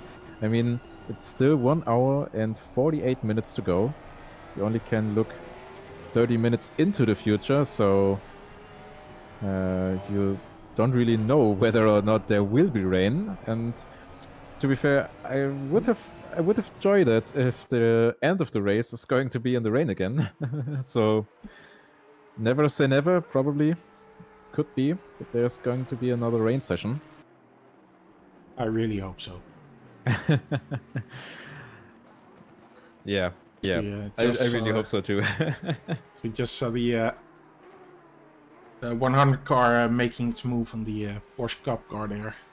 Yeah, I mean it was to be expected. Yeah. It's just not fair pairing these two in the dry. In the rain, it's totally different, sure, but in the dry, you clearly see that the downforce the GT3 cars have is just another.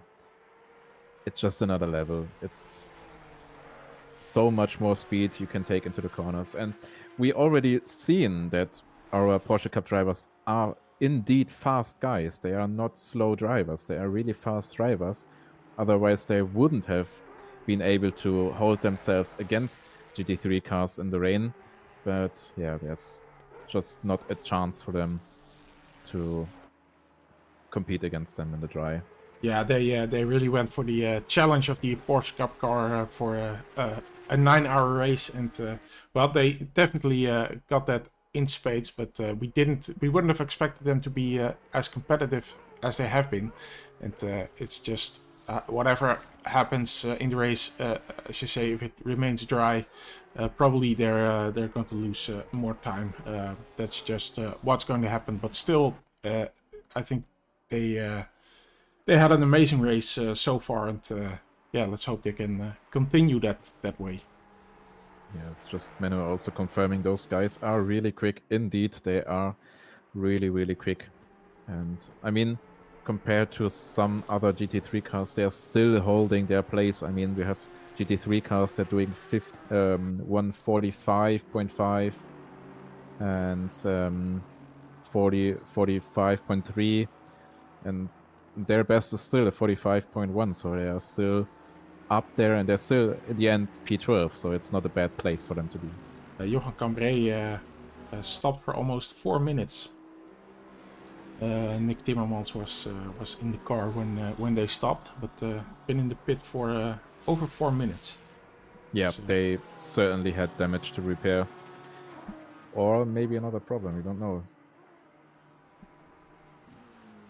And Menno says Polyakov from the number 15 car won the DC Porsche Summer Cup. Yeah, that's a winner, as we call them. Yeah, if you don't mind, then you'll just want to point to our pre-qualifying event that we're allowed to do for the VCO Grand Finals. So just want to share that link again in the chat. And, tell you that, well, we're really proud to have been allowed to host this event. And the first 3 guys in the GT3s, but also both the Porsche Cup cars are going to be getting free entry to that pre-qualifying event. And of course, we also hope to see many more teams join up in that event. And yeah, do read up on the information for it. I don't know the way to qualify, but there's, I think the top 3 will qualify for GT3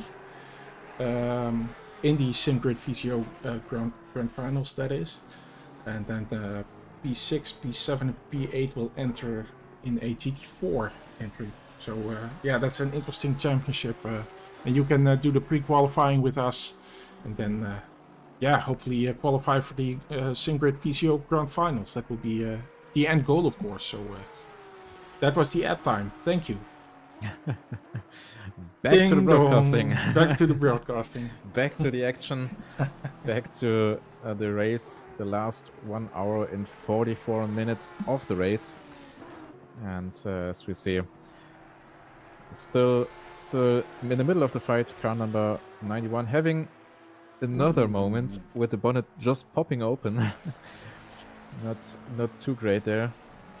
Seems that they had problems before as well, since they were stuck in the pit. A little explanation from Nick Timmermans in the chat.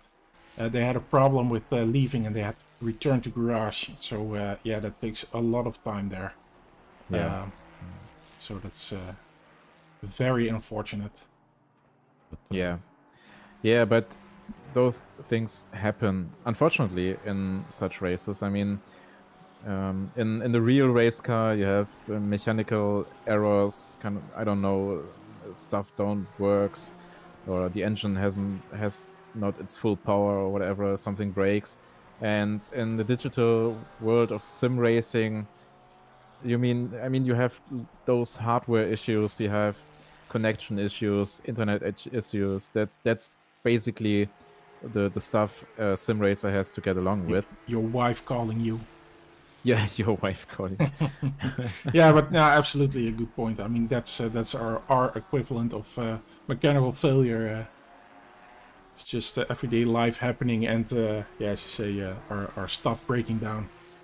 Yeah, exactly. And those things just happen, unfortunately. And I mean, everybody who's done a race, especially an endurance race, have had experienced some kind of failure to some extent.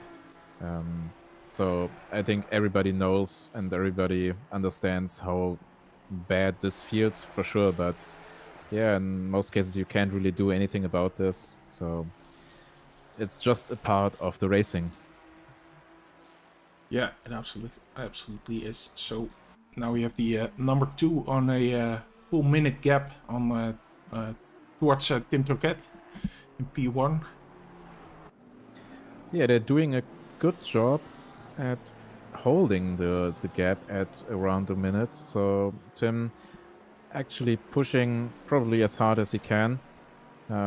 We see sometimes that the lap times from P2 are a bit faster, but not by much.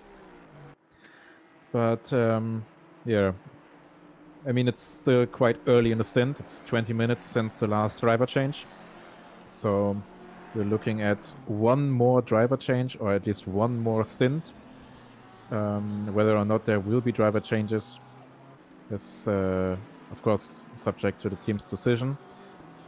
But I'm fully expecting to see another driver change for the Lamborghini, the 224, and probably seeing Niklas Huben again, who already know is going to put a lot of pressure on P1. So we may see another close race to the finish line. Seems we have a yellow flag for the Porsche Cup. Just went a bit off track there. And Nick Timmermans confirming in the chat that they're still going for the top 10. Yeah, I think that's the goal here. It's only 30 seconds to the Porsche Cup, and as we already seen, they do make mistakes. They know that they are driving in a very difficult car. They are for sure fast drivers, but Flashing of lights going on there by the 6-9 car, who's a couple of laps behind. I think he's in the he has done 236 laps, whereas the Porsche Cup car has done 238. But of course, yeah, as we discussed, it is of course a bit of a quicker car on most of the circuits, so he's able to pull away.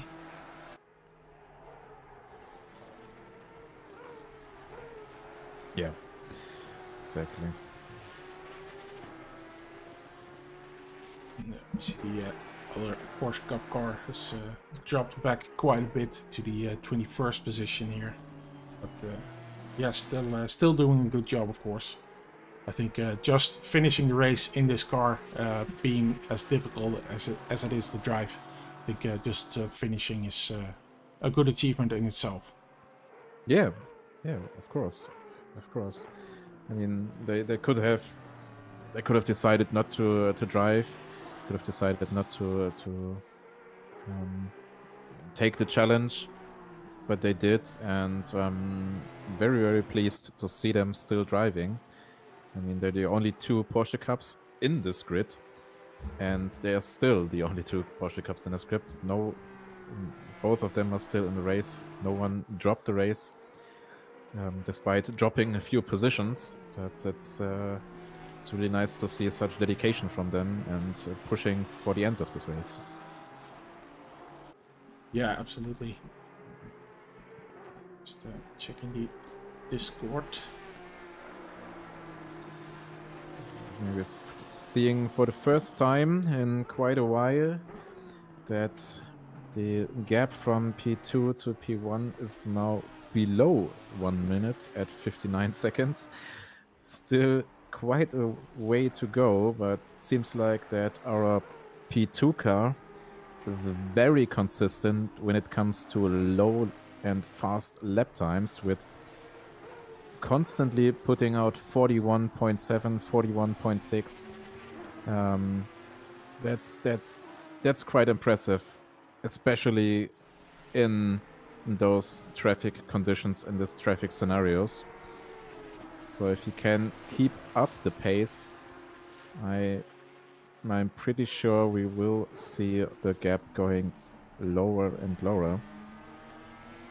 So Tim also needs to pull ahead and needs to put a bit of pressure and try to increase the gap. I mean, their fastest lap time is indeed faster than P2, so they have the capabilities of at least going fast. So we need to push.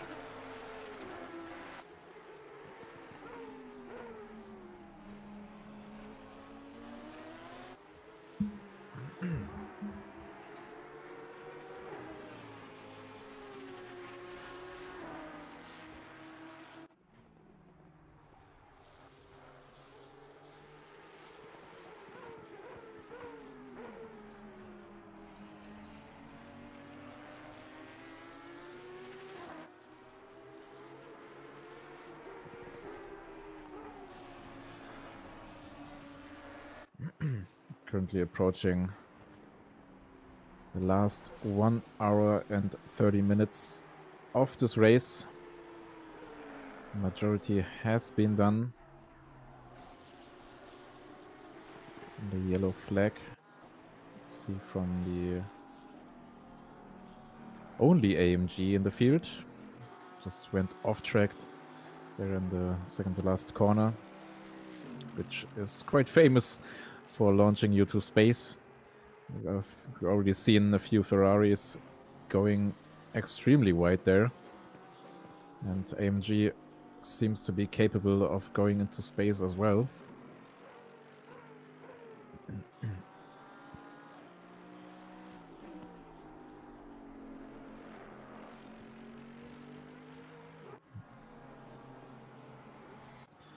And look at our 944 Ferrari. Oh, seems like we have another another off-track situation here for our car number 84. Again, in the second to last corner, as said before, it's famous for launching you into space, and we're seeing that no one is exempt from it. Everybody has to experience it at some point. Just taking that sausage cup a bit too hard and you are getting launched.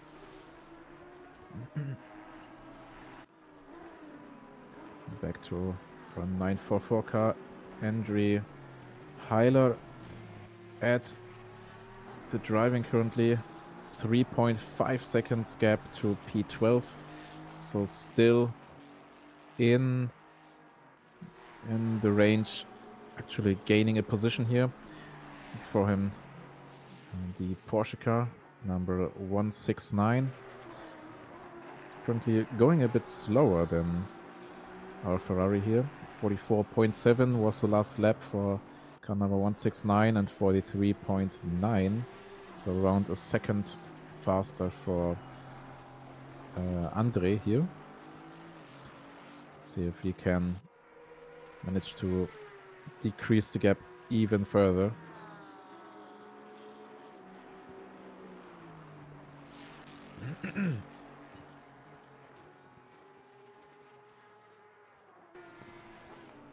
Another really fast lap here from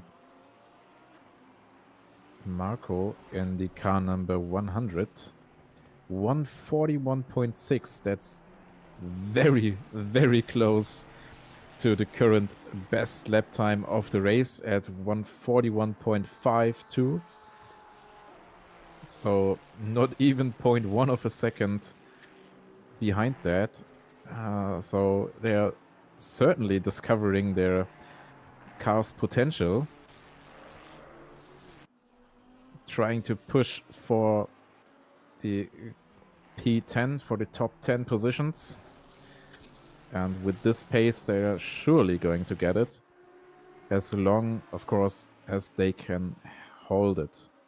I mean, traffic is always a big part of these races, always a big factor which you have to consider. But being consistent at your lap times, especially if you can manage to hold these fast lap times, those will net you a good amount of time gained, decreasing the gap to the guys in front by a great margin. 41.6, 41.617 as their current best lap time. Very, very close indeed to the current overall best.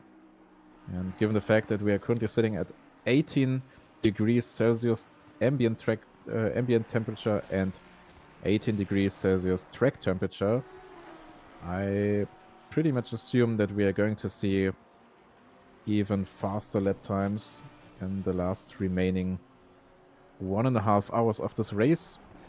This very intense race. It's varying weather conditions. We had 4 hours of rain in the beginning, only get interrupted by a very brief period of dry conditions after that for, I think it was around 1 stint, only to see the rain symbol again in the forecast. But for the last 2 hours, we're pretty much driving in the optimum driving conditions, being optimum track and pretty low temperatures. There's always the opportunity and the chance for another rain cloud to make its way onto our track. But as far as the forecast goes, there is no rain to be seen anywhere soon. Currently 30 minutes of clear weather, but this could change. In fact, this could change. We could see another rain cloud. We could see another rainy bit. But I mean, for the drivers, of course, we are they are probably happy if this is not the case. Back to our 944 Frikadelli Racing team. Probably not the real Frikadelli Racing team. Otherwise, I would more or less expect him to drive in the real Ferrari. Our 24 hours of Nürburgring Nordschleife winners. And the same car. 5.4 second gap to P12. As far as the last couple of laps go, not being able to close the gap further, but still in the place for a good finish. And with 1.5 hours to go, there is still a lot of time for mistakes to happen, which you can benefit from. Looking at our class leader currently, Tim, still in the car. Stint timer is around 30 minutes. They had 2 really, really great pit stops with 55 seconds, which is the fastest time you can, pretty much the fastest time you can you can finish your pit stop in. 2 times in a row, actually gaining 7 seconds in the process to P2, who then unfortunately had the mistake made of speeding in pits, resulting in a penalty, thus putting them at a whopping 60-second gap again towards P1, which Tim seems to hold quite nicely. It's still around the same, both probably pushing as hard as they can, probably pushing for all the limits, track limits and cars limit, and trying to navigate as much as possible. Jeremy says Bentley is on fire. At least it's flashing, and that's for sure. And its exhaust is pretty much glowing red at this point, which is really great view. That's for sure. It's fitting. It's fitting for the livery. I mean, the livery is orange. And that glowing orange. Yeah. That glowing orange exhaust. It's quite nice. Our little boat on the track. or British boat. P4 only one lap, only 22 seconds behind P3. They're both in the same lap, so it's still possible for them to reach P3 and get a podium finish, and that's why they are probably also flashing the lights, wanting to get past this traffic as fast as possible, trying to get closer to that Lamborghini currently driven by von der Heide in P3. Yeah, Aston Martin is... can you see who that is? Because not sure he's really that much... doesn't appear to be a lot slower. Let's put it like that. Is that 495? No, it's not. No, it's 495 is Ferrari. Ferrari. Yeah, so it could be. But the thing is, we only have 99. 3 Aston Martins, and in this case, I think it's car number 99. Yeah. And at position 22, but Bentley just had the opportunity to get past and go and push in search for another rainy season. Mm-hmm. We'll see. Car number 100 again, really nice pace from them. It's amazing to see how fast they can drive. The Marco's currently doing constant 42s and even 41s, which is the same pace as P1 and P2. That's pretty incredible. Yeah, and I mean, this is what we've talked about before. They're currently sitting in P11, and of course P1 and P2, yeah, up front, and they're doing the same pace. And despite having such a fast pace, they're still not close to being up front. And that's what it comes to endurance racing. Pace is important, yeah, sure, but pace doesn't win you the race. It's the strategy. It's how you get through the traffic and how consistent you are, and yeah, how you can manage to get along with these situations, how safe you are if you make any mistakes or whatnot. So pace alone doesn't really matter in such races. Yeah, it really has to come together for any team. Yeah. So that's definitely a combination of speed, but well, staying out of trouble. Yeah. Exactly.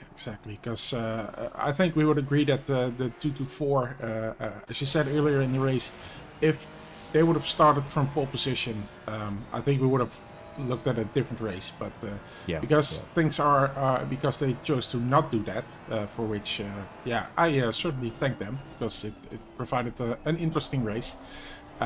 Because they chose to not do that, we're still watching this. We're still looking at this race, but it's a bad sight for our Porsche Cup car, losing the top 10 position again for a GT3 car.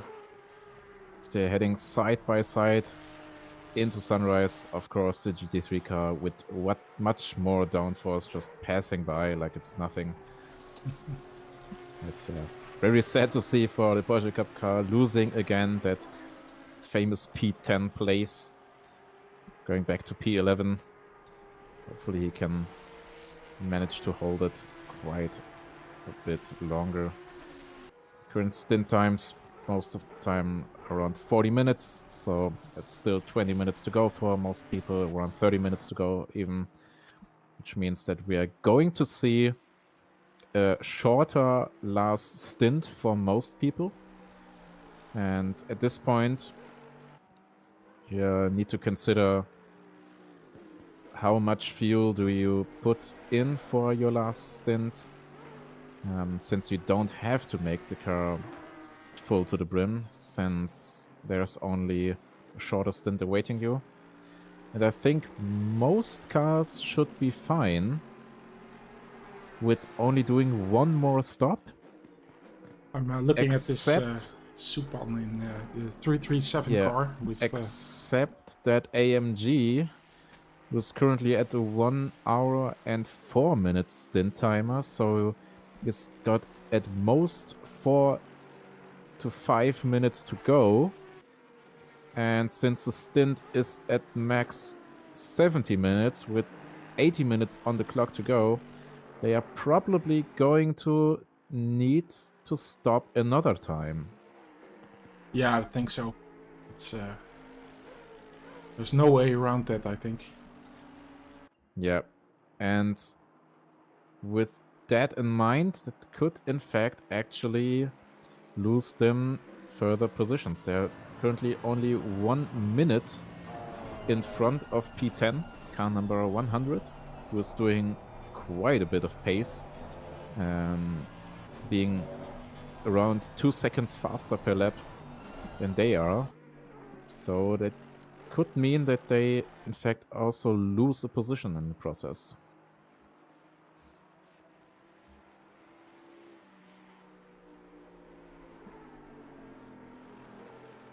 Also, Tim seemingly putting the pedal to the metal again, increasing the gap to P2 to around 1 minute again.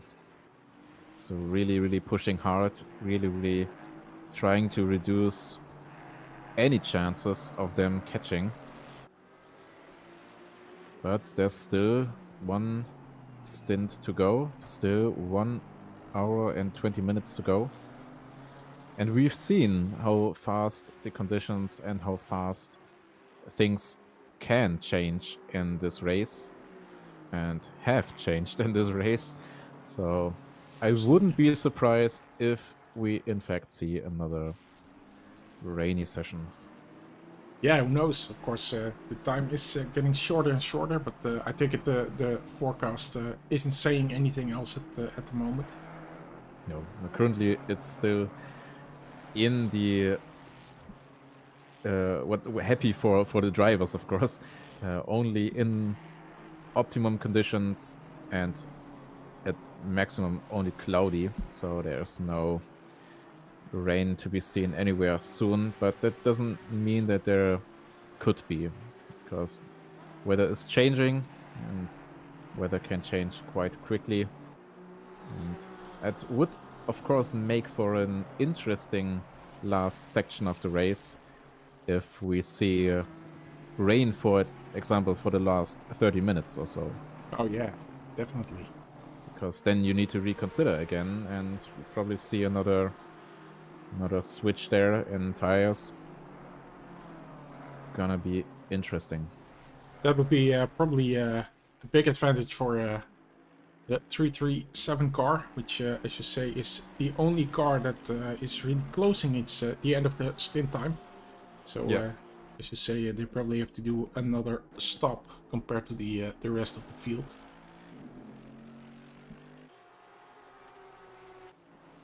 Fernando's now 11 seconds behind the 6-3 car.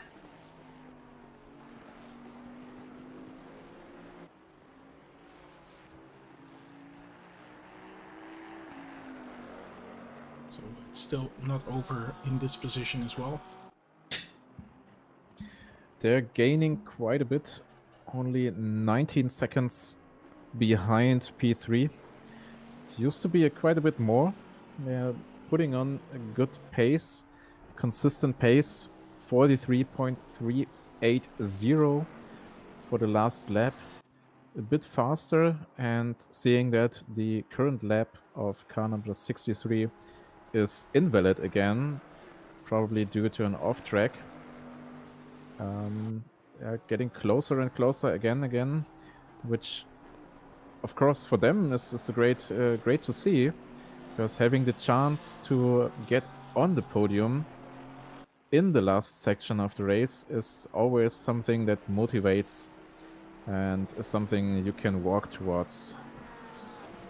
Yeah, that's pretty motivating outlook.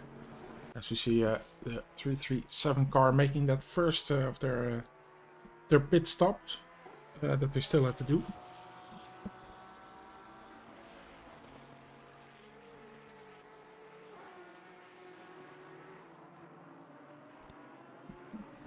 Yeah, it's really really looking forward how they decide to handle that last stop. We get a yellow flag. It seems like it's just an off track again. Nothing too dramatic there. Doesn't seem like they have any damage.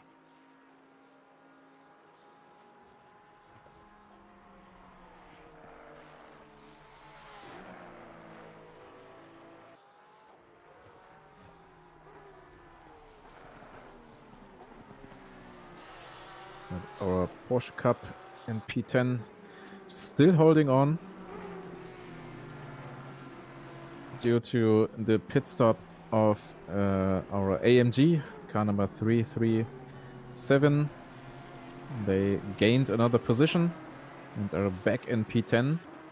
Let's hope that they can hold it and finish P10 of P1, of course, in their class, and P10 overall, which would be a great achievement for them, I'm sure, given this really intense and hard challenge they put themselves into.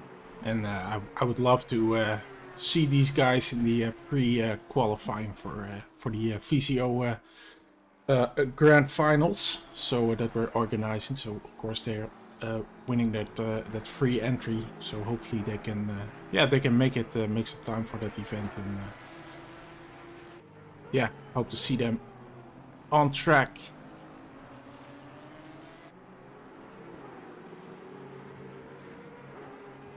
Seems like that the AMG behind is closing in a bit. Only 8 seconds behind. Still a while to go, but no. AMG is known for being quite fast. Oh, Cup car seems to have a bit of a moment there again. I can really see that it's kind of hard for them to control the car. It's not an easy car to drive, that's for sure. And we've seen the struggles they put themselves into by driving this car, especially compared to the other GT3 class. This is maybe one of the most difficult things that you can do during endurance races. Just having guys that are actually quicker than you, but you somehow manage to pass them over the race. And of course, this Porsche Cup car has that, in abundance. He's being overtaken left and right by cars that are a few laps behind them, but they are in fact quicker. But the thing is that it's so easy to get it confused, because it's such an unusual situation that someone is actually quicker.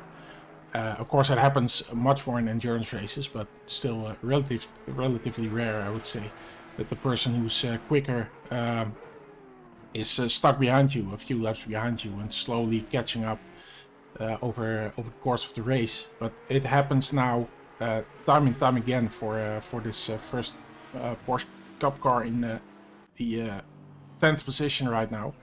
So once again, he has 2 GT3 cars behind him that are, I think they have a the McLaren is in the last position, in the 23rd position. So that definitely is not on the same lap, but he is quicker. And I'm looking at I think it's Ferrari that's behind him. Is that the... Just looking which car that is.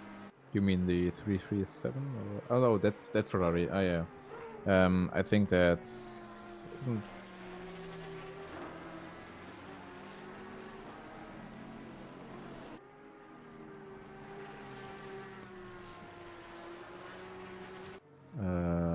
Not really sure. Trying to read. But stand by. No, it wasn't this one. Not this one. This one. Oh, it's this one. It's Yeah, number it's number 12. 12. Yeah, if all else fails, just click through them.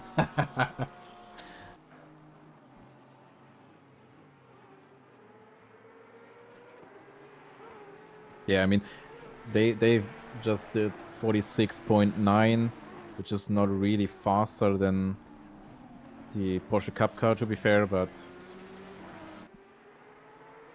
yeah, still, I mean, they are in the faster car, and Yeah. the other ones are the faster drivers. Yeah, but that, At least it seems like it. yeah, but that's exactly the difficult thing, right? Because the characteristics of these cars are so different that the GT3 is, well, in pretty much the rest of the track, it's the quicker car. But yeah, as you say, the drivers are not necessarily quicker drivers. Not to insult those drivers, but yeah, it's obvious that the guys in the number 15 car are of, well, maybe another level. So I think it would be fair to say that. So Yeah. yeah, they're looking, but the 15 car in the end is, well, not slower. It's not necessarily quicker, but it's not a lot slower.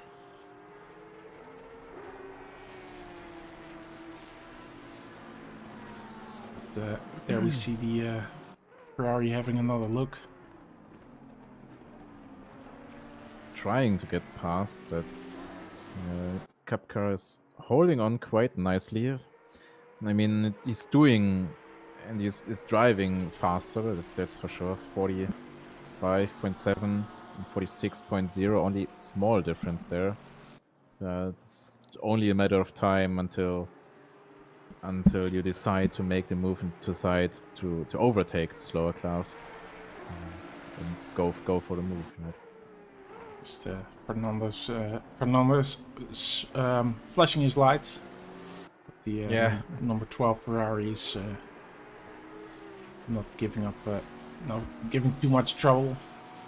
Yeah, I mean, for him, they're still on the brink of catching car number 63, the Lamborghini in P3. They are still slowly but surely catching up. Only 16 seconds gap currently. It used to be a lot more. It used to be around, I think it was 22.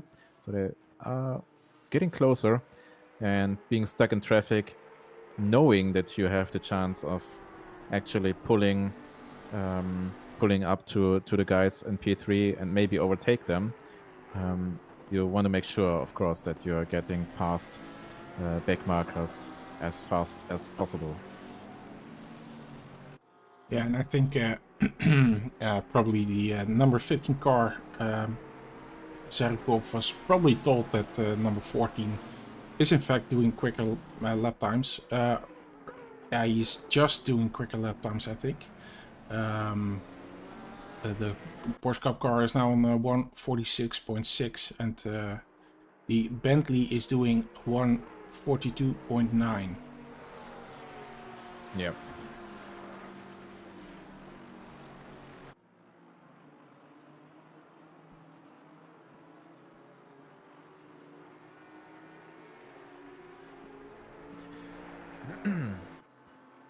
Also getting closer to lap 264, currently 263, as for our leading car,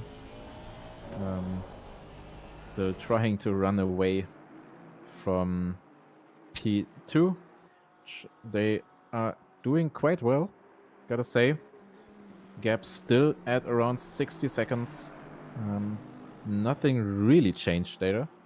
So Tim is doing a really good job of keeping up the pace and trying to run away, trying to navigate through traffic as good as possible. And the Lamborghini behind still doing really, really fast lap times, but still having trouble to catch up. Still having trouble to actually go faster. See another yellow flag being waved for our Porsche Cup car, but it seems to just be in off track here as well again. The number 12 car, just a second it's there. Not a... You see Ambre doing his pit stop. So this car just had, still has a goal of top 10. But it's already, yeah, of course, sorry, I'm confusing myself. So I'm sure that they're going to try to fill it up and yeah, complete the stint with this stop. Yeah, as we're approaching the 1 hour mark, it's getting more and more interesting to see how the teams are going to handle the rest of the race. How much fuel are you going to take with you? I mean, if you're stopping right now, you're probably going to need to put as much fuel into the tank as possible, seeing that it's only 1 hour and 6 minutes left, calculating with probably 1 extra lap. That should be enough for a whole stint. However, especially our top guys are also getting closer to the 53, 54 minute mark on their stints, so they have still 10 minutes to go, which means they only have around 55 minutes on the clock when they head into the pits. And that's, of course, 15 minutes less than you need to drive in your stint. So you probably are able to decide whether or not you're going to take a full tank with you, take less fuel with you, calculate how much fuel do you need for the rest of the stint, because every bit of advantage that you can get, you want to get, of course, because in the end it's only 60-second gap, and we already seen how fast we can close these gaps. Lots of people coming in for their final pit stop here. Yeah. So it's our Drift King car. All the way back at P18, they lost quite a bit of places.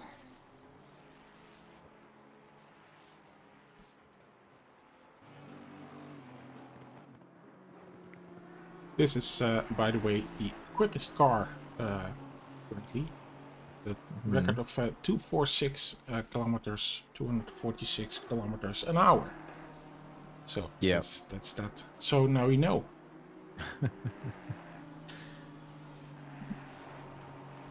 It's the highest top speed. Yeah, it's interesting if you see the Porsche Cup cars.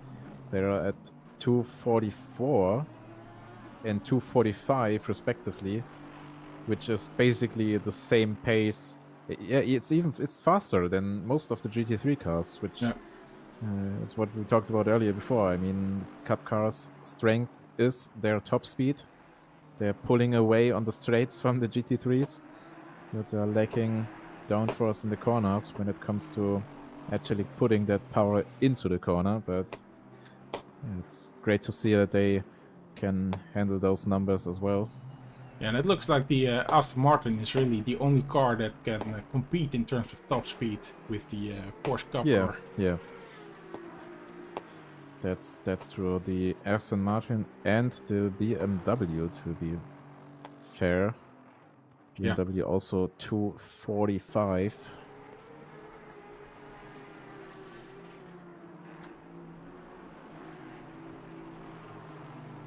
The stint timer, so it's already getting around the 1 hour mark for most people. Some are already back on track after their pit stop, their final pit stop, heading into the last section, the last stint of this race, the last hour. Only 2 minutes, and then it's only 1 hour left on the clock till we finish the 9 hours of Kyalami. with very mixed weather and very interesting conditions. Seen a lot of changes in places on the leaderboard. Interesting developments of certain cars. Some managed to pull ahead quite a bit, doing making a lot of places. Others have lost a lot of places, unfortunately. And it's always funny to see how the race develops over the time. I mean, 9 hours is quite a bit of time. 8 hours are already done, and we've seen a lot of action in those 8 hours. Yeah, and I would say the main story is the 224 car charging from the back of the field to within, I think it was 12 seconds of the number 1 car. And then, unfortunately for them, getting a stop and go, a 30-second stop and go, if I remember correctly, for speeding in the pit lane. And yeah, they're now over a little less than a minute, I would say, to Team Troquet in the first position, or the 112 team, of course. Yeah, that's probably the main storyline of this race. That's for sure. And it's still 1 hour to go. Oh, as P4 spins. Before Christina White in the 6-3 car, and we know that she will be the last driver she will be the driver finishing in this car. Yeah. And there's still, I think, P3. Yeah, P3 is still having to pit for their last pit stop, the Bentley. Yeah. Currently sitting at a 1 hour and 2 minute stint timer, so they have around 6 minutes to go, or 7 minutes, till they need to pit. So Christina White is 55 seconds behind the number 3 position right now. So yeah, which is exactly the time you need for a pit stop. Pit stop optimum is, I think, around 53 seconds. Wow. If you don't fuel all the way. Or 55, I think. So they're going to be right in the middle of a fight when P3 is coming out of pits. That's something we definitely have to keep an eye on. Yeah, that's something that's going to be interesting. I mean, both of them already, we've seen that they are pretty fast on their own, doing quite good laps, doing quite fast and consistent laps, managing their traffic pretty well. And now it comes to the Bentley deciding how much fuel they want to put into the car, since Christina's already on her last stint, which means that they have already made their decisions. This is going to be the car they are going to drive till the end. And the Bentley, of course, going into the pit lane later, doing their pit stop later, meaning that they are going to have fresher tires.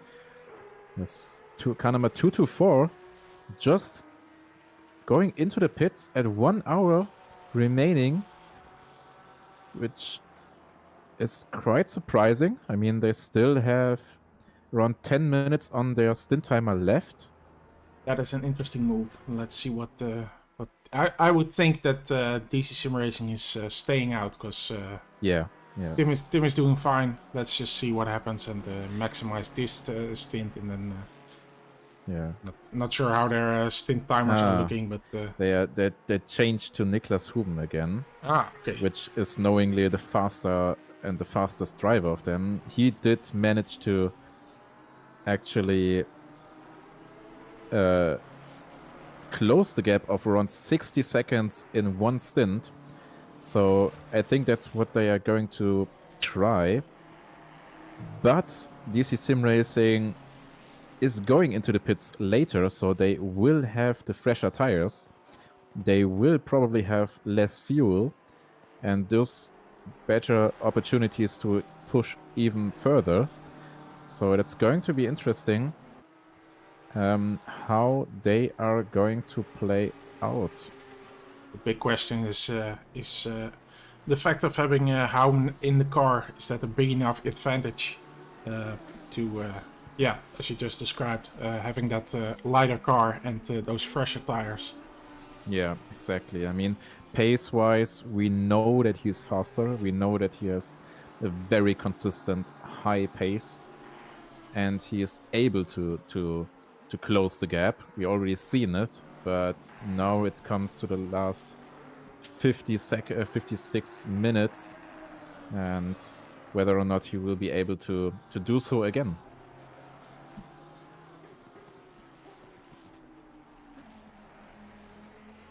So looking at all the teams that have made the decision on who will do the final stint for them, and for the 495 car, that's Ator who's been chosen. I mean, it's going to be interesting to see whether or not DC-SimRacing decides to change their driver, because seems like Tim is the most consistent in the recent runs. And knowing that you are going against the fastest driver of the car number 224 of the Lamborghini behind you, it's going to be a tough choice. I mean, you do have the fresher tires, you do have the lighter car, for sure. But you know that you are up against the fastest driver of the other team. Yeah, and I would agree. But I think Tim is, certainly in this race, has been, as you say, probably the most stable driver for DC-SimRacing. Although the level, of course, is incredible. Yannick and Menno are certainly no pushovers in that sense. Definitely a very strong team. Obviously, they're within 1 hour in the first position, so that's not nothing. More than a lap gap to the second position right now of Hauben. So doing pretty well. Yeah, but they do need to pit in, I think, it's 5 minutes at the latest, so I think they are going to do this lap and another lap. And then we will see what and how they decide to tackle this last stint, those last 55 minutes. Track temperature is getting lower. We are still seeing 17 degrees, and we are already seeing 41.615 at the first lap after the outlap from Niklas Huben, which is an insane pace, and he's probably pushing as hard as he can right now.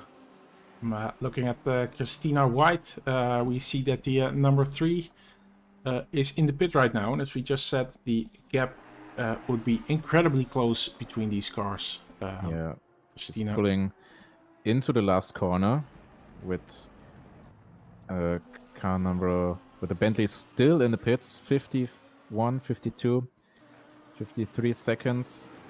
They're now out of the pits. Oh yeah, and she passes him. It's only a second, 1.5 second gap between those. And as we see, there's another Aston Martin in front of her. So trying to get... Oh, he already made space. Oh. Decided, I don't want to be involved in this. Maybe he was camera shy. Maybe that's the case. Maybe they decided no. Did a complete stop there, so I'm sure there was something going on there. So. No, it's doing it again. Ooh, and we see, just as expected, a new best lap time of the race from Niklas Huben, 41.380, pushing the previous lap time, increasing the previous lap time by 0.2 of a second. So he's really pushing hard right now, trying to get everything out of the car. This is such an amazing showdown this is going to be. Yeah, and that's the thing. That's the pace P1 DC-SimRacing has to go up against. Yeah. It's not like they need to really push forward. If they do like 42s, 43s, that's not enough. That's not enough. So 55 seconds for a pit stop. Let's say 55 seconds. So it's going to be really close. Yeah, and we're going to see. I mean, at this stage of the race, the traffic gets even more important because every bit you lose in the traffic, every second you lose in the traffic, being stuck behind someone, is very important. We've already seen that Niklas Huben, since he get into the car, has made 3 seconds on to decrease the gap of before from 3 seconds. So he's pushing really hard, and now DC-SimRacing is in the pits. Going to see when they are going to leave and how this gap will be affected from it. Currently 1:30, so we are assuming a gap of around a pit stop time of around 50 seconds. If they don't do just a splash and dash, which they probably won't. And already 42 seconds into the pit lane, 46. Going to leave probably at around 55 seconds. Traffic here for the 4 car. 56, they 57 seconds in the pits, which is 2 seconds slower than they used to. Okay. So they already lost 2 seconds, and Niklas Huben already closes the gap to 54 seconds, doing another best lap time of 41.025. That's wow. I think we are going to see 40 high 40s coming up from Niklas Huben here. So, and we see Joey in the car. Yeah, Joey also doing the last stint here. Let's see what lap times he can put up against Huben with his 1:41.0. Yeah. Wow, it's. Yeah, we're going to see faster lap times from Niklas here as well. Look at this consistency: 41.3, 41.0, 41.1. We really need to see quick lap times from Joey here. Otherwise, it will be close at the end of the race. Drive-through for speeding. Yeah, Joey received a drive-through. Ah, I see that. Okay. Well, in this case, a drive-through. How long? In this case, they are going. A drive-through is around, I think, 30 seconds, maybe a bit more, which means that they are probably, they are now heading into the pit, clearing their drive-through, which means that they are probably going to be fighting. Wow. Even quicker than expected. Yeah. Now they're heading out of the pits. Yeah. That's already down to a 30-second gap. Let's see what happens. So Joey really needs to find that throttle pedal and push it all the way through the car. Absolutely. So just switching to the 495. Sort of stumbling over my words here. Really close to the 993 Aston Martin. Just interrupting to say we reached the 40.9. Nice. 40. Amazing. 40.9. Yeah, that's 40.9. Yeah. Oh, a little mistake there, going in some direction we don't want to go. Just a little replay here. Yeah. Let's see what it is. I think there was a bit of contact there, heading up to the. Oh. Yeah. Looks like 495 just. Did he brake really late, or did 993 break too early? I can't really tell. I But think both. That's the thing. If you're racing this close, you really need to be prepared to adjust your driving to brake earlier. And if you use your regular braking point, that's too late. And I think that's probably what happened here. Being a faster driver or a faster car in this instance, and just braked a little bit too late and not looking at the guy in front. I think it looked like he wanted to turn to the inside and pass him on the inside there, but maybe he thought, "Wow, I'm on the stream." maybe. Who knows? Too overwhelmed. As we see, Houwen is now on 30 seconds. Yeah, it's closing the gap ever so slightly. It's a new lap for them. Let's see what he is able to do. 41.1. Yeah, that's what you call consistency. Yeah. 41.1, 41.3, 41.0, 40.9.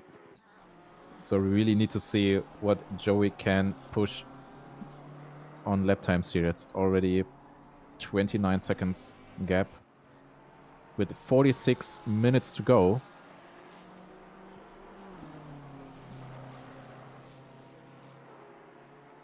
Well, Joey is quick, but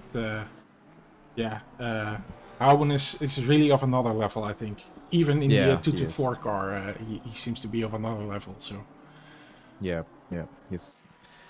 that's the case here. But I mean, in the end, you just have to. I mean, holding the gap will probably not work, but they need to overtake as well. So even if they close up, they need to overtake them as well. So there will be opportunity for Joey to defend. And since we're only having 45 minutes on the clock, it's going to be tough. yeah, it's going to be really close. Joey just did 42.5, which is really fast, but around a second and a half slower than Niklas Huben, who's currently pushing everything out of that Lamborghini. Doing a 40.8. Wow. Yeah. Increasing even the personal best before by another 0.1 second. Yeah, so this car, of course, getting lighter and lighter. So I'm sure at some point the tires are going to drop off. But we're going to see 39s. I'm pretty sure of that. Yeah, we're going to see 39s. Yeah, would not be surprised. We see the 80 car doing their final stop. I assume. Yeah, they're ending a stint of 1 hour and 7 minutes. So also doing their final stop. We also have the 100 car, which I think is then the final car that still has to do their final stop, I should say. So of course they were slightly off schedule relative to the other cars.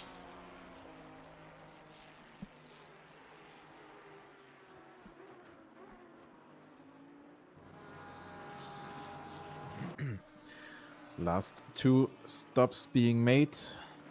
It's another chance for our Porsche Cup driver Polyakov to get some positions back. Yeah, so Polyakov is now 2 minutes into his stint, so didn't do his stop all that long ago. Yeah, probably having a lighter car, probably fresher tires, so able to pull ahead if he can close the gap for sure. And not to forget, we also have the fight for P3. Christina White and Margin. That's probably a name you could pronounce better than me. Marijn. Yeah. In P4, only 9 seconds between those two. Both are pushing hard, and we see pretty similar lap times here. Gonna be interesting to see whether or not the Bentley will be able to close the gap. It's still 40 minutes to go, so plenty of time to decrease.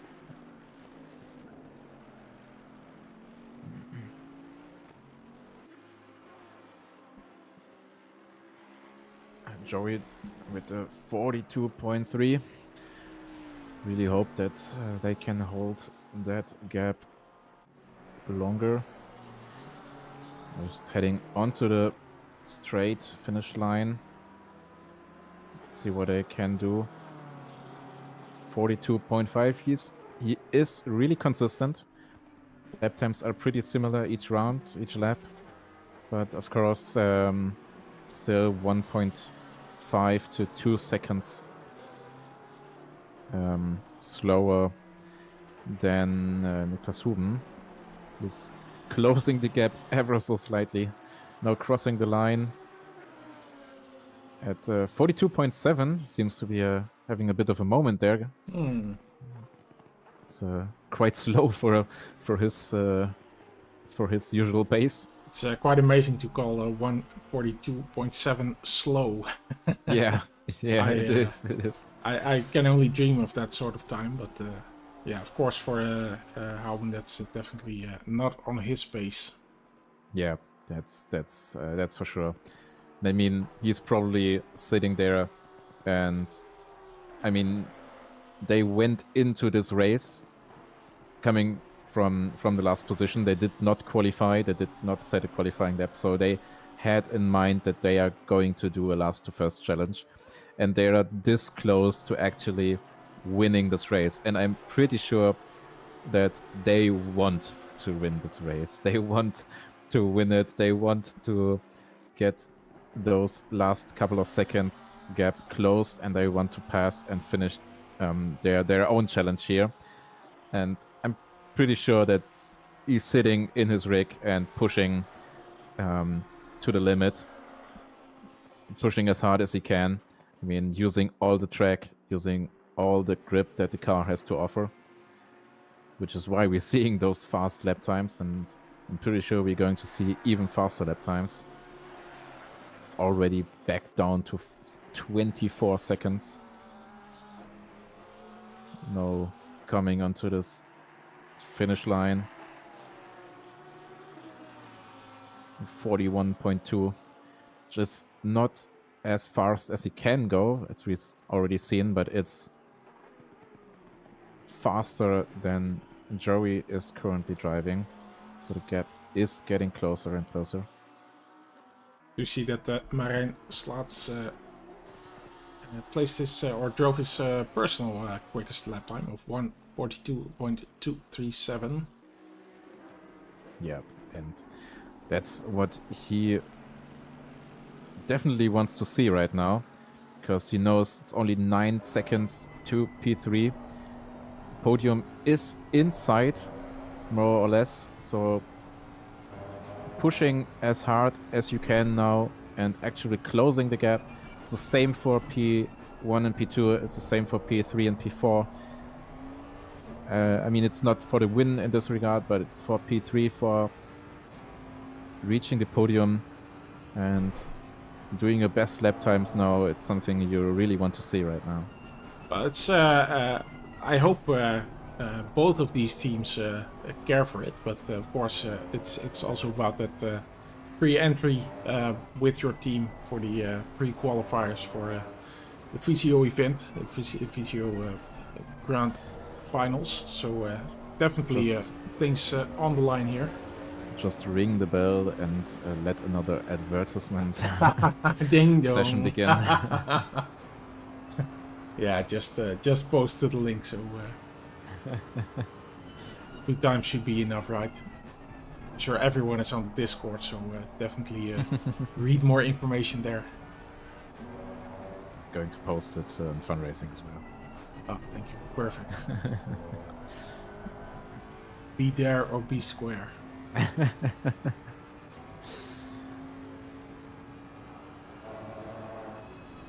37 minutes on the clock.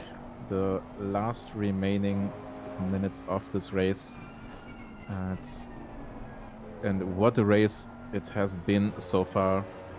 We've had rain, we've had not sun, but at least dry track conditions. We had rain again and dry track conditions again for the last 3 hours now.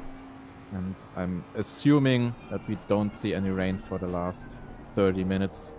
We can be certain of it in around 7 minutes from now. But it has been a really, really fun race so far, with lots of storylines that we discovered during the race, starting with our obvious last to first challenge done by team Fred Bull Racing, currently on the 224 car from Niklas Huben, who's pushing a bit too hard, it seems, wanting to go directly to the finish line there by jumping over the curb and over the track. Doesn't seem to have worked for him. Yeah, so another invalid lap for him. Still 142.7, yeah. And of course, we had our great and really fast Porsche Cup drivers, with Samuel Dietz currently driving the 992 car, and P21 probably also finishing in this position, since there are a few gaps behind and in front of him he would need to close. And of course, Nikolai Polyakov on our car number 15 in position 14, pushing as hard as he can, actually doing really fast lap times right now. Current best 43.5, which is faster than most GT3 cars are currently driving. Current last lap was a 44.2, so they're also pushing to get a few places back. So 18 seconds to P13. P13, of course, being a familiar car, a familiar name, which I really enjoy to see on P13 right now, with only 4 seconds gap to P12. So they may or may not have a chance to actually increase their position by a bit even more. We also should not forget our Bentley is currently driving a not so Bentley-like boat conditions on a dry track, fighting for P3, currently with 9 seconds to P3, which is not too much. Christina White and P3 trying her best to pull away.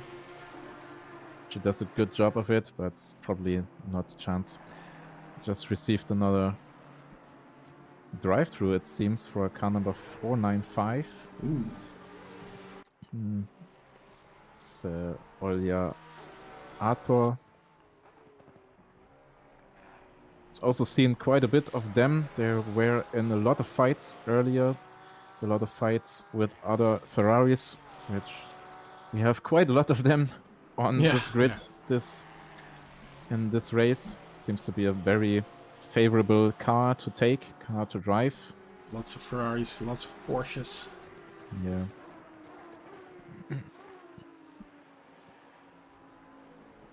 21.2 seconds the gap now between number 2 and number 1.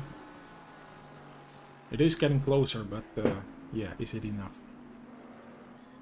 It is indeed getting closer.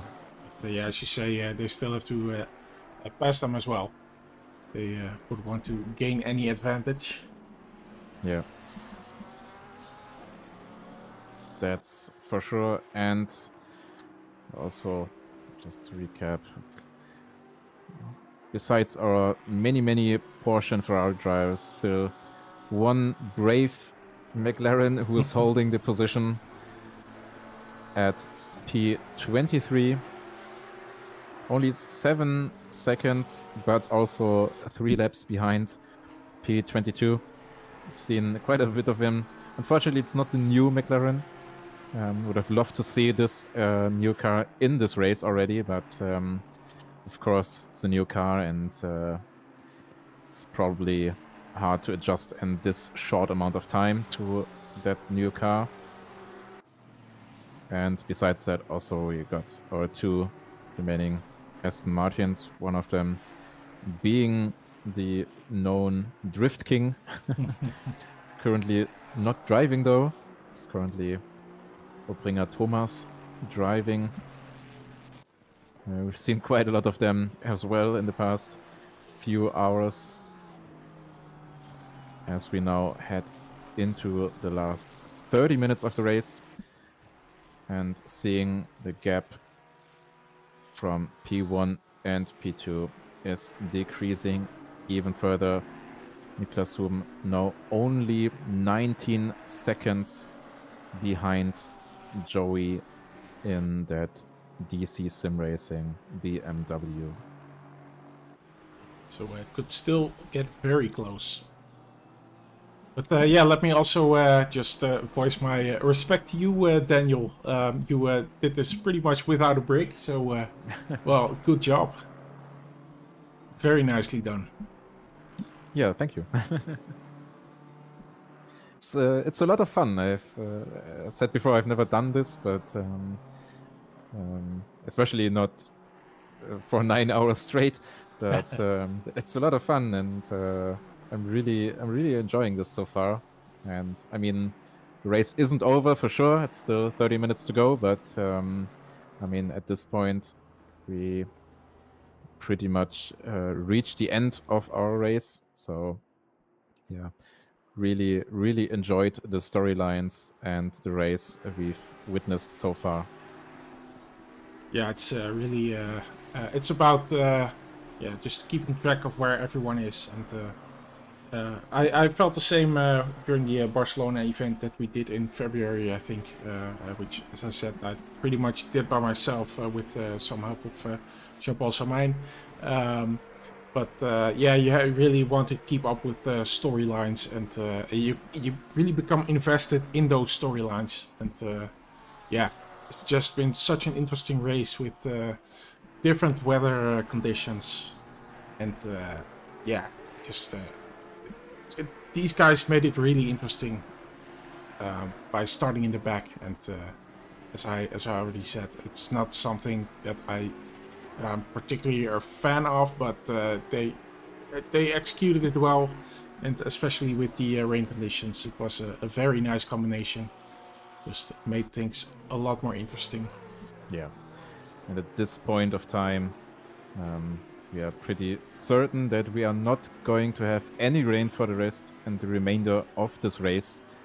So we are going to enjoy this remaining 29 minutes, remaining 30 minutes of this race in clear, not so bright, and obviously not so hot weather, but that's for at least for the drivers, that's probably the best ending they could have wished for. Oh no! Arend Slats. Let's do a real making a bit of mistake there. So we see it's being hit by the Porsche there. That's very unfortunate. Very unfortunate. By the way, Kurt Peters saying great commentary, and yeah, much love to you, Kurt. Thank you very much. Thanks you. It's as Daniel said, it's a lot of fun. But yeah, of course, it's also can be a bit taxing. It's definitely a way to spend your Saturday. Yeah, it is. I mean, at least you had coffee. Yeah, absolutely. And I at some point I didn't announce it, but I actually had another coffee. Okay. Yeah, so now I have to calm down a bit, but full of caffeine. yeah. So by the end of the race, I'm fully awake. Yeah, you're going to run a marathon afterwards. Going for a walk again. Seems like Joey is holding on very well gap is decreasing, but only slightly. 17 seconds to P2, doing 42.26, and Niklas Huben on P2 doing 42.03, which is still amazing pace from both teams, from both cars. But still 27 minutes to go, and 17 seconds is by far not too much. Yeah, it's as you say, Joey just fighting like hell here. Just trying to stabilize, just trying to make sure that, of course, Houben might be a bit faster over, say, 10 laps. But Joey just does the best he can to minimize any damage. And so far he's able to keep that gap to about 17.5 seconds. It's increasing sometimes to towards 18 seconds even. So yeah, definitely doing a great job here. Yeah. Just looking a bit down the field. Of course, the gaps have been pretty much settled, but let's travel down the field a bit here, as everyone has their final driver installed, and the final stint well underway with 26 minutes to go. So here we have Christina White now in third position. Marijn Slaats dropped off a few seconds after that little bump that he just received from a Porsche car there. So he's now 16 or almost 17 seconds behind Christina. So she looks well on her way to her third position and a ticket to the pre-qualifier. So let me just mention that again. Timo Appel in the 556 car in the 5th position. Not too far behind is Scheckerman. Just 7 seconds. Not sure the last lap time was. In fact, 1:42.4 by Scheckerman. And it was 1:44.3 for Appel.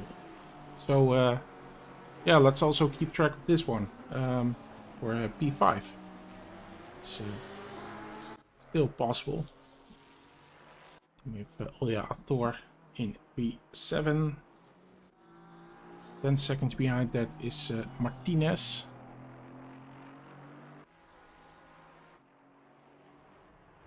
And Bowen still in P9. And then to round up the top 10 is the 337 car. Nick Timmermans, of course, these guys, they said they wanted to, the top 10 was still their goal. They're 55 seconds behind the 337 car, that's in the top 10. So let's say 55 seconds, almost a minute to the top 10. So it doesn't look likely, unless someone makes a huge mistake in the top 10, doesn't look likely that they'll be able to make that happen. But still a good job. It was unfortunate that they had to return to the pit at some point. Just, clicking through the field, we have 169 with not too far behind this on 2 seconds is the 84 car. Yeah, it's said before, it's nice to see them actually fighting for position again. We've been at P27, if I remember correctly, due to some mistakes that have been made, and they are actually providing a really good catch-up here, and we've seen them pushing really, really forward, doing quite fast lap times. Stefan here really, really consistent on his laps, and also catching P12, which would be a great finish for them given how things have turned out in the beginning of the race. But it just 22 minutes to go. I'm hoping that they will be able to close the gap here. The last 1 point, remaining 0.02 seconds here to that Porsche car. Seems they have a bit of trouble there. Yeah, that's Seemed to be a bit of a moment there with that car in front of them, who's not on the same lap. Yeah. Not sure who that car is, what that car is. Oh, I thought it was going wide, but that was just an illusion. Polyakov, the first of the Porsche Cup cars, so, doing better than expected in the 14th position right now. Max Weber doing the final stint for the number 12 car.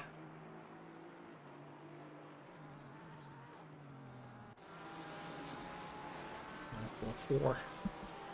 So driving around in P16. And we have the final cars that are well, pretty well spread out. We have the 6-9 car in P17, and followed almost 2 minutes behind is the number 7 car, currently driven by Obringer Thomas. And we have Mike Manga. Is that his real name? Who knows? Is that a typical German name? Manga? I've never heard of it, but who knows, who knows? I mean, there are a lot of names out there.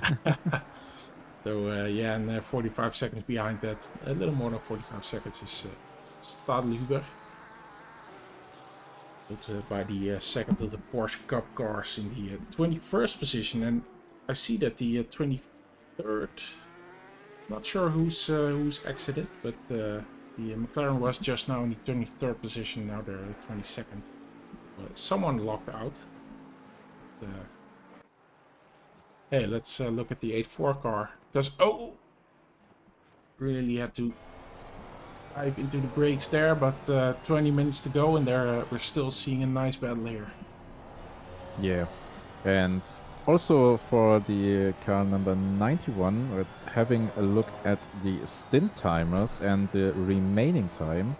There is still the opportunity for the car number 91, currently driven by Timmermans, to get into the top 10, because car number 337, our AMG, is around 57 minutes into his stint, meaning there will be another stint, another pit stop coming soon, which also means that they are going to drop a position, as well as we are currently dropping out of the track limits, it seems. But that is quite amazing, because when we looked at at one point, I think it's almost an hour ago, but it didn't seem like anyone other than the 100 car, I think it was, still had to make 2 pit stops. So I'm not sure if we miscalculated or they miscalculated, but yeah, I think they went into the pit a bit too early. I mean, there's still 19 minutes on the clock, and they have around 10 minutes left in their stint, meaning they went into the pit around 10 minutes too early, resulting in another pit stop for them. I mean, it's gonna be a splash and dash, that's for sure, but that will cost them time, and they will lose a bit of time. And given the fact that Timmermans is 51 seconds behind P10, I mean, the pit stop doesn't really take 51 seconds if they only do a splash and dash, that's for sure. But they will drop a bit of time there. That's certain. Yeah, we're gonna have to keep an eye out for that battle. Just trying to stay close to. We're looking at the 84 car, still in a position to overtake, but also Scheckerman with the 80 car, so within 2 seconds of Appel. Yeah, 2 close battles we are having right at the end of the race. Battle for P5 and battle for P12, possibly P11 if the pit stop takes longer than expected. But yeah, it's nice to see that we have such battles at the end of the race. Also, P1 and P2, just another look at the gap. 12 seconds currently meaning that there is still comfortable gap for Joey to rely on.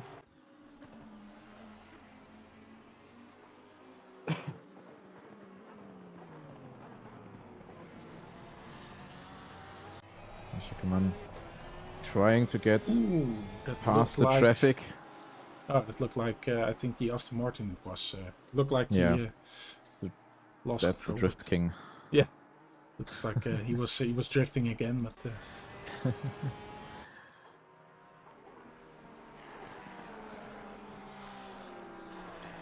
1.3 seconds, 1.1 seconds.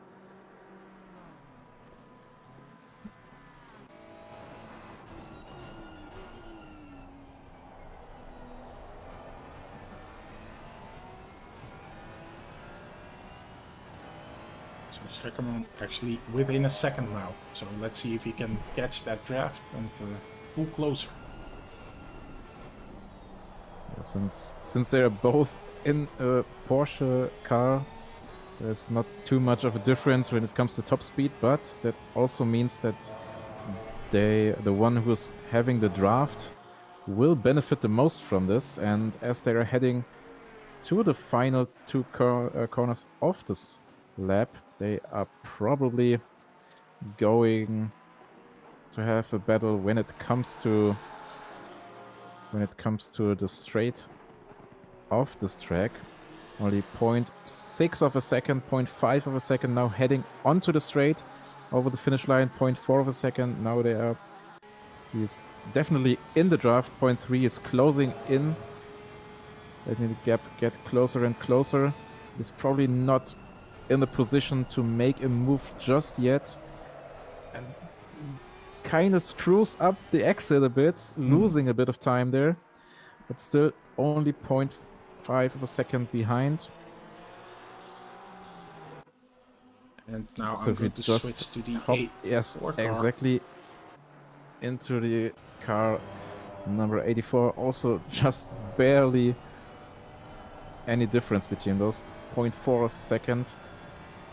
And we know for a fact that the Ferrari and Porsche car do have different top speeds, so it's the same situation here. 0.3 of a second heading into a very fast section of the corner. 0.2 currently at Scheckerman, if you just move over to this real quick. Heading into the same section right now. Lost a bit of time there on the exit. Tries to get closer and closer. Probably try again to go for a move on the straight. It's just switching between these two cars because they're constantly just a bit closer to each other comparatively. Yeah. So now it's the 8.4 car that's closest to the 1.69 car. Probably trying to get a good exit here with a really good run. 0.3 of a second, but we know the Porsche Cup is really fast in the corners, can carry a lot of speed into the corners. And flashing his lights. Flashing its lights, yeah, to make the Porsche car nervous. To just let him know I am there and I am ready to go for a move. So just brakes a bit later. Just heading over back to Scheckerman. Only 0.1 of a second, 0.0 they're next to each other. Not getting the move done just yet. Being side by side into... Look at that. Oh yeah, and he crosses back. Oh, nice move, switchback and passing. Nice. A very nice move into the chicanes. Now heading up to the uphill section. It's a very tricky braking zone here, because we don't really see any braking points. So that's the 80 car into the top 5. Let's quickly go back to the 8.4 car to see if we can catch his overtake, if he manages to make an overtake, that is. No, into the last corner, probably going for a run on the straight, trying to pass him on the straight, trying to get a good exit. Doesn't seem like it. Porsche car is a bit faster on the exit and slowly pulling away, but I think they're pretty Really similar with terms of top speed. wants to stay in this draft here. Yeah. Going wide on the entry, letting Niklas Huben past, of course. Ah, Sure. I mean, it was a bit wide there. and let's not forget, of course, our battle for P1 is just within 10 seconds with the 12 minutes to go. So yeah, that's still a bit too big of a gap. But I mean, we're almost 9 hours in, and the number 1 and number 2 are within 10 seconds of each other. That's going for the move. Is he going for the move? He's going out the route, the outside, not the optimal for this corner. This Porsche is really defending hard. Car number 169. Not wanting to let him pass anytime soon. He's going to a wide entry, going onto the throttle quite early, trying to bring as much speed out of the corner into the straight. Again, flashing to make sure he sees him.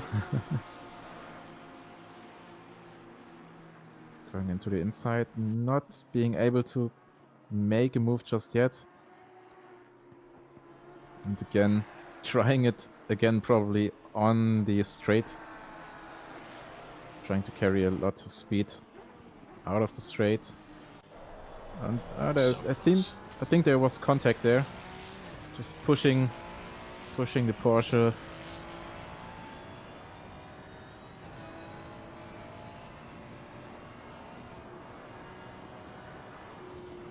It's currently letting P3 past. Smart. These smart move, yes, but those moves cost time. Those moves cost a lot of time. Of course, you don't want him to stay behind you for too long, because they are trying to overtake you as well. But in the end, this costs a lot of time. Yeah, of course it does cost time, but of course, or at least you have control of where it happens, and that's control that currently is missing for the 169 car, who's getting it in a less than favorable position. So now he has to instantly defend against 8-4. Yeah. Gets a way better exit there, only 0.1, trying to get for the inner line. Braking. There's contact, but think it's fine. Yeah, he No close one was to get hurt there, I too think, much. but it was a move. absolutely. A move has been done, but the Porsche is probably not too happy about it. And he's probably, trying to get side by side, pushing both cars. That looked like a somewhat a dance, creating a blockade. It looked like a little dance there, but yeah, both like will a little not dance be happy. there, yeah. Ultimately resulting in a position loss there. Probably at by 9 minutes, not going to protest that in any way. But yeah, that these things happen if you race that close to each other. Yeah, so that was really aggressive by the 169. Wasn't going to give anything away. We're in the last 10 minutes of the race. Looking at the leaderboard, we're already on it. Niklas Huben pushing. We have for it. As you said, the pit stop. Oh yeah, the pit stop's now coming.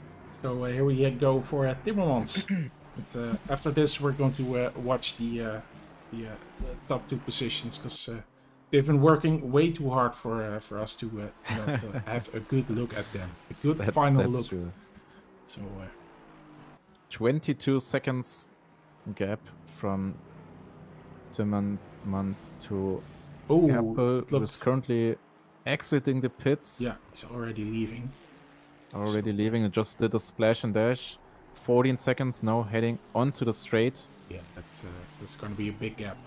Yeah, that's a big gap, and probably not worth going after. Yeah, exactly. So yeah, but good attempt, guys, of the 91 car. You had the goal of coming back to the top 10, and yeah, you got pretty close. But Joey currently feeling the pressure of an angry Lamborghini in his back. You already see Joey pushing into turn 1 there, and it's only 5 seconds. 5-second gap between those two cars, and that after 9 hours of racing. wow, It's pretty insane, especially given the fact that those guys in car number 224 Red Bull Racing started from the last position and worked their way all the way up the field to P2, currently 4.9 seconds apart from P1, doing really fast lap times, consistent 40.9, which is quite a bit faster than Joey did in his last lap. Not to say that Joey isn't fast, he's pushing really hard, and 40, it also does quite consistent 41s, but Niklas is ever so slightly faster, closing the gap to a mere 4 seconds at this point. So we're pretty sure that's going to be a battle at the finish line. just one more little bit. Oh, we see as we're switching over, we see that the 100 car is coming in. I saw that Matilip, I'm not sure if I pronounced that correct, but I saw that he was shouting out Vogan. So just a final look at this car.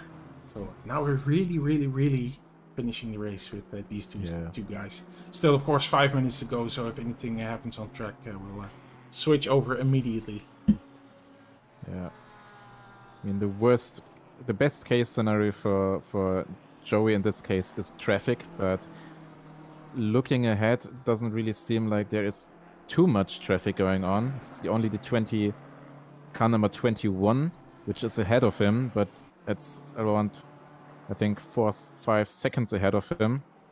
So there's not too much of traffic which he can use for his advantage. So it's just about putting the pace on track. Only 3.5 seconds from Niklas Huben. The gap is getting closer and closer, and I can really feel Joey trying to pull away here. Yeah. 3.2 seconds.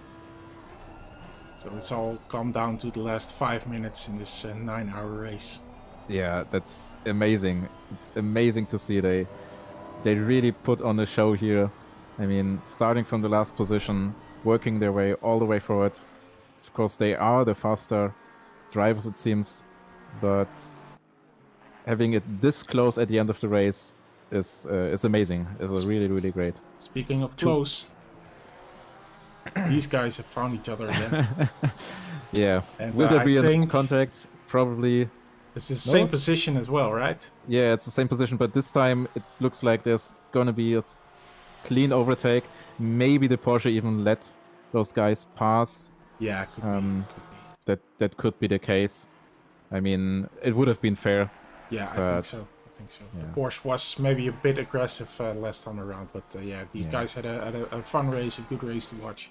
So once again, back to... Speaking of good race to watch. Yeah, exactly. 2.1 seconds and 3 minutes remaining. I can't imagine how Joey is feeling right now. yeah. This is just. Or the whole team. Probably shouting at each other. Yeah, exactly. Go. Exactly. And yeah, it's just so much fun as the organizers to see that. Yeah, of course we need a bit of luck with that, but yeah, it's good to see that 9 hours and it comes down to the last 5 minutes. That's a good event. Yeah, 1.8 seconds. Joey trying his best. We see there's a bit of traffic in front of him. That's the number 21 car, who is currently sitting in P19. That's probably wants to make room for them and move out of the way as quickly as possible. Because I don't want to be involved in this. Sure. Now heading to the straight. It's only 2 laps remaining. This lap and another lap. And Ruben now right at the back of Joey with only 1.5 seconds between each other. So every bit of traffic that comes ahead is going to matter. So incredibly tense this. yeah, incredibly tense. And in Joey's case, I would flash like constantly to make sure, please get out of the way. Get out of the way. You don't want to be involved. You really don't. I mean, if you're car number 21 right now and you see this behind you and you're like pure terror. Yeah, pure terror. Yes, pure terror. You don't want to have anything to do with this. But Joey is flashing a lot, but doesn't seem to really. Doesn't seem to work. Only 0.7 seconds between Niklas Huben and Joey. Question is, who is going to make the first move? Are they going past each? One moving aside. Good job, but no, it's only 0.4 seconds between those two. Oh my god. And they are probably going for a move anytime soon. It will decide on the last lap. It's amazing. It's down to the last lap, it seems. Down to the last lap, yeah. They're really pushing hard right now. No one wants to do a mistake here. Trying to go for a switchback here, no. Just trying to get the Betty exit. Only 0.1 of a second in the draft, so probably Joey going for the inside here to defend. Niklas staying as close as he can to him to reduce and open up the corner. Trying to get a better exit here. Getting side by side. Not really getting, there's contact there. Trying to be as aggressive as he can. Side by side in the next corner. Getting the overtake somewhat down into Sunrise. Joey probably wanting to defend this as hard as possible.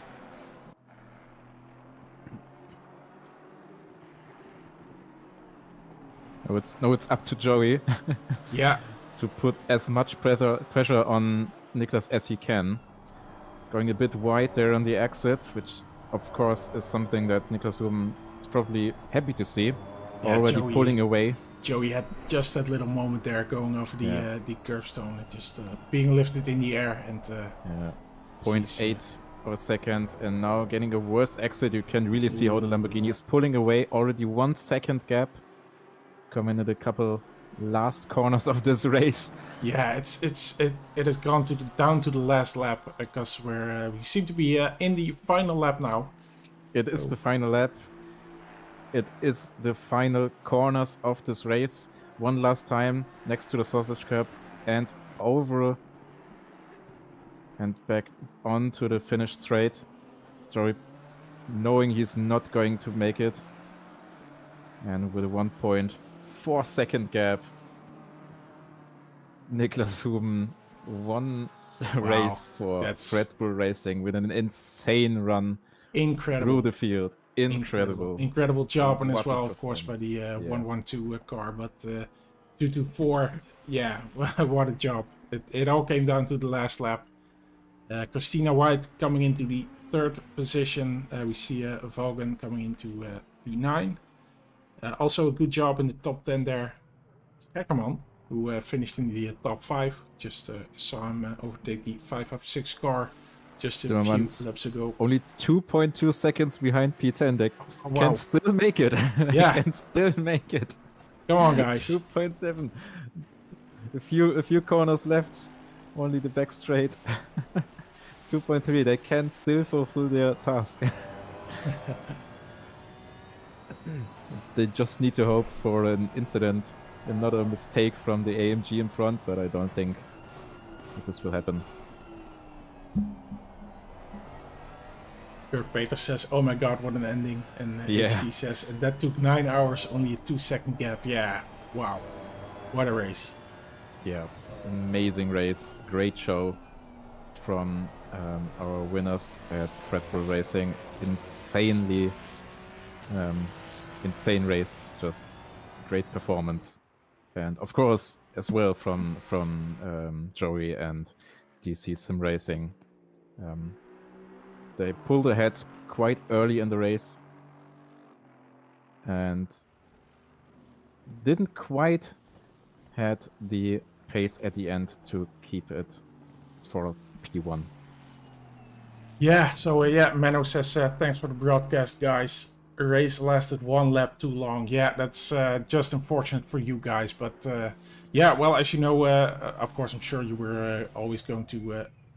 bit of bump there. You were always going to join the VCO pre-qualifier that we're hosting. But yeah, you have a free entry now. So that's fun, of course. Houben as well as Houben, and of course his entire team, the 2-4 car that is, and then the 6-3 car as well, have free entry to our pre-qualifier for the VCO Grand Finals, and as does both of our Porsche Cup cars. One of the two has already logged off, but that's no problem. So if you guys are interested, you can have that free entry to those pre-qualifiers. And yeah, I think you guys have the level to compete in that event, so definitely do. So well, I can't thank you enough, Daniel, and yeah, this has just been an amazing event, I think. And of course, thank you to all the viewers as well. Yeah, of course. Thanks for having me. I'm grateful that I have the chance to do this with you guys, and I'm really looking forward to the next event. If it's that close again, that's going to be an amazing race again. And thanks for everybody who listened to our commentary, to followed us through the 9 hours of this incredible event. And yeah, hopefully see and hear you guys in future events as well. All right.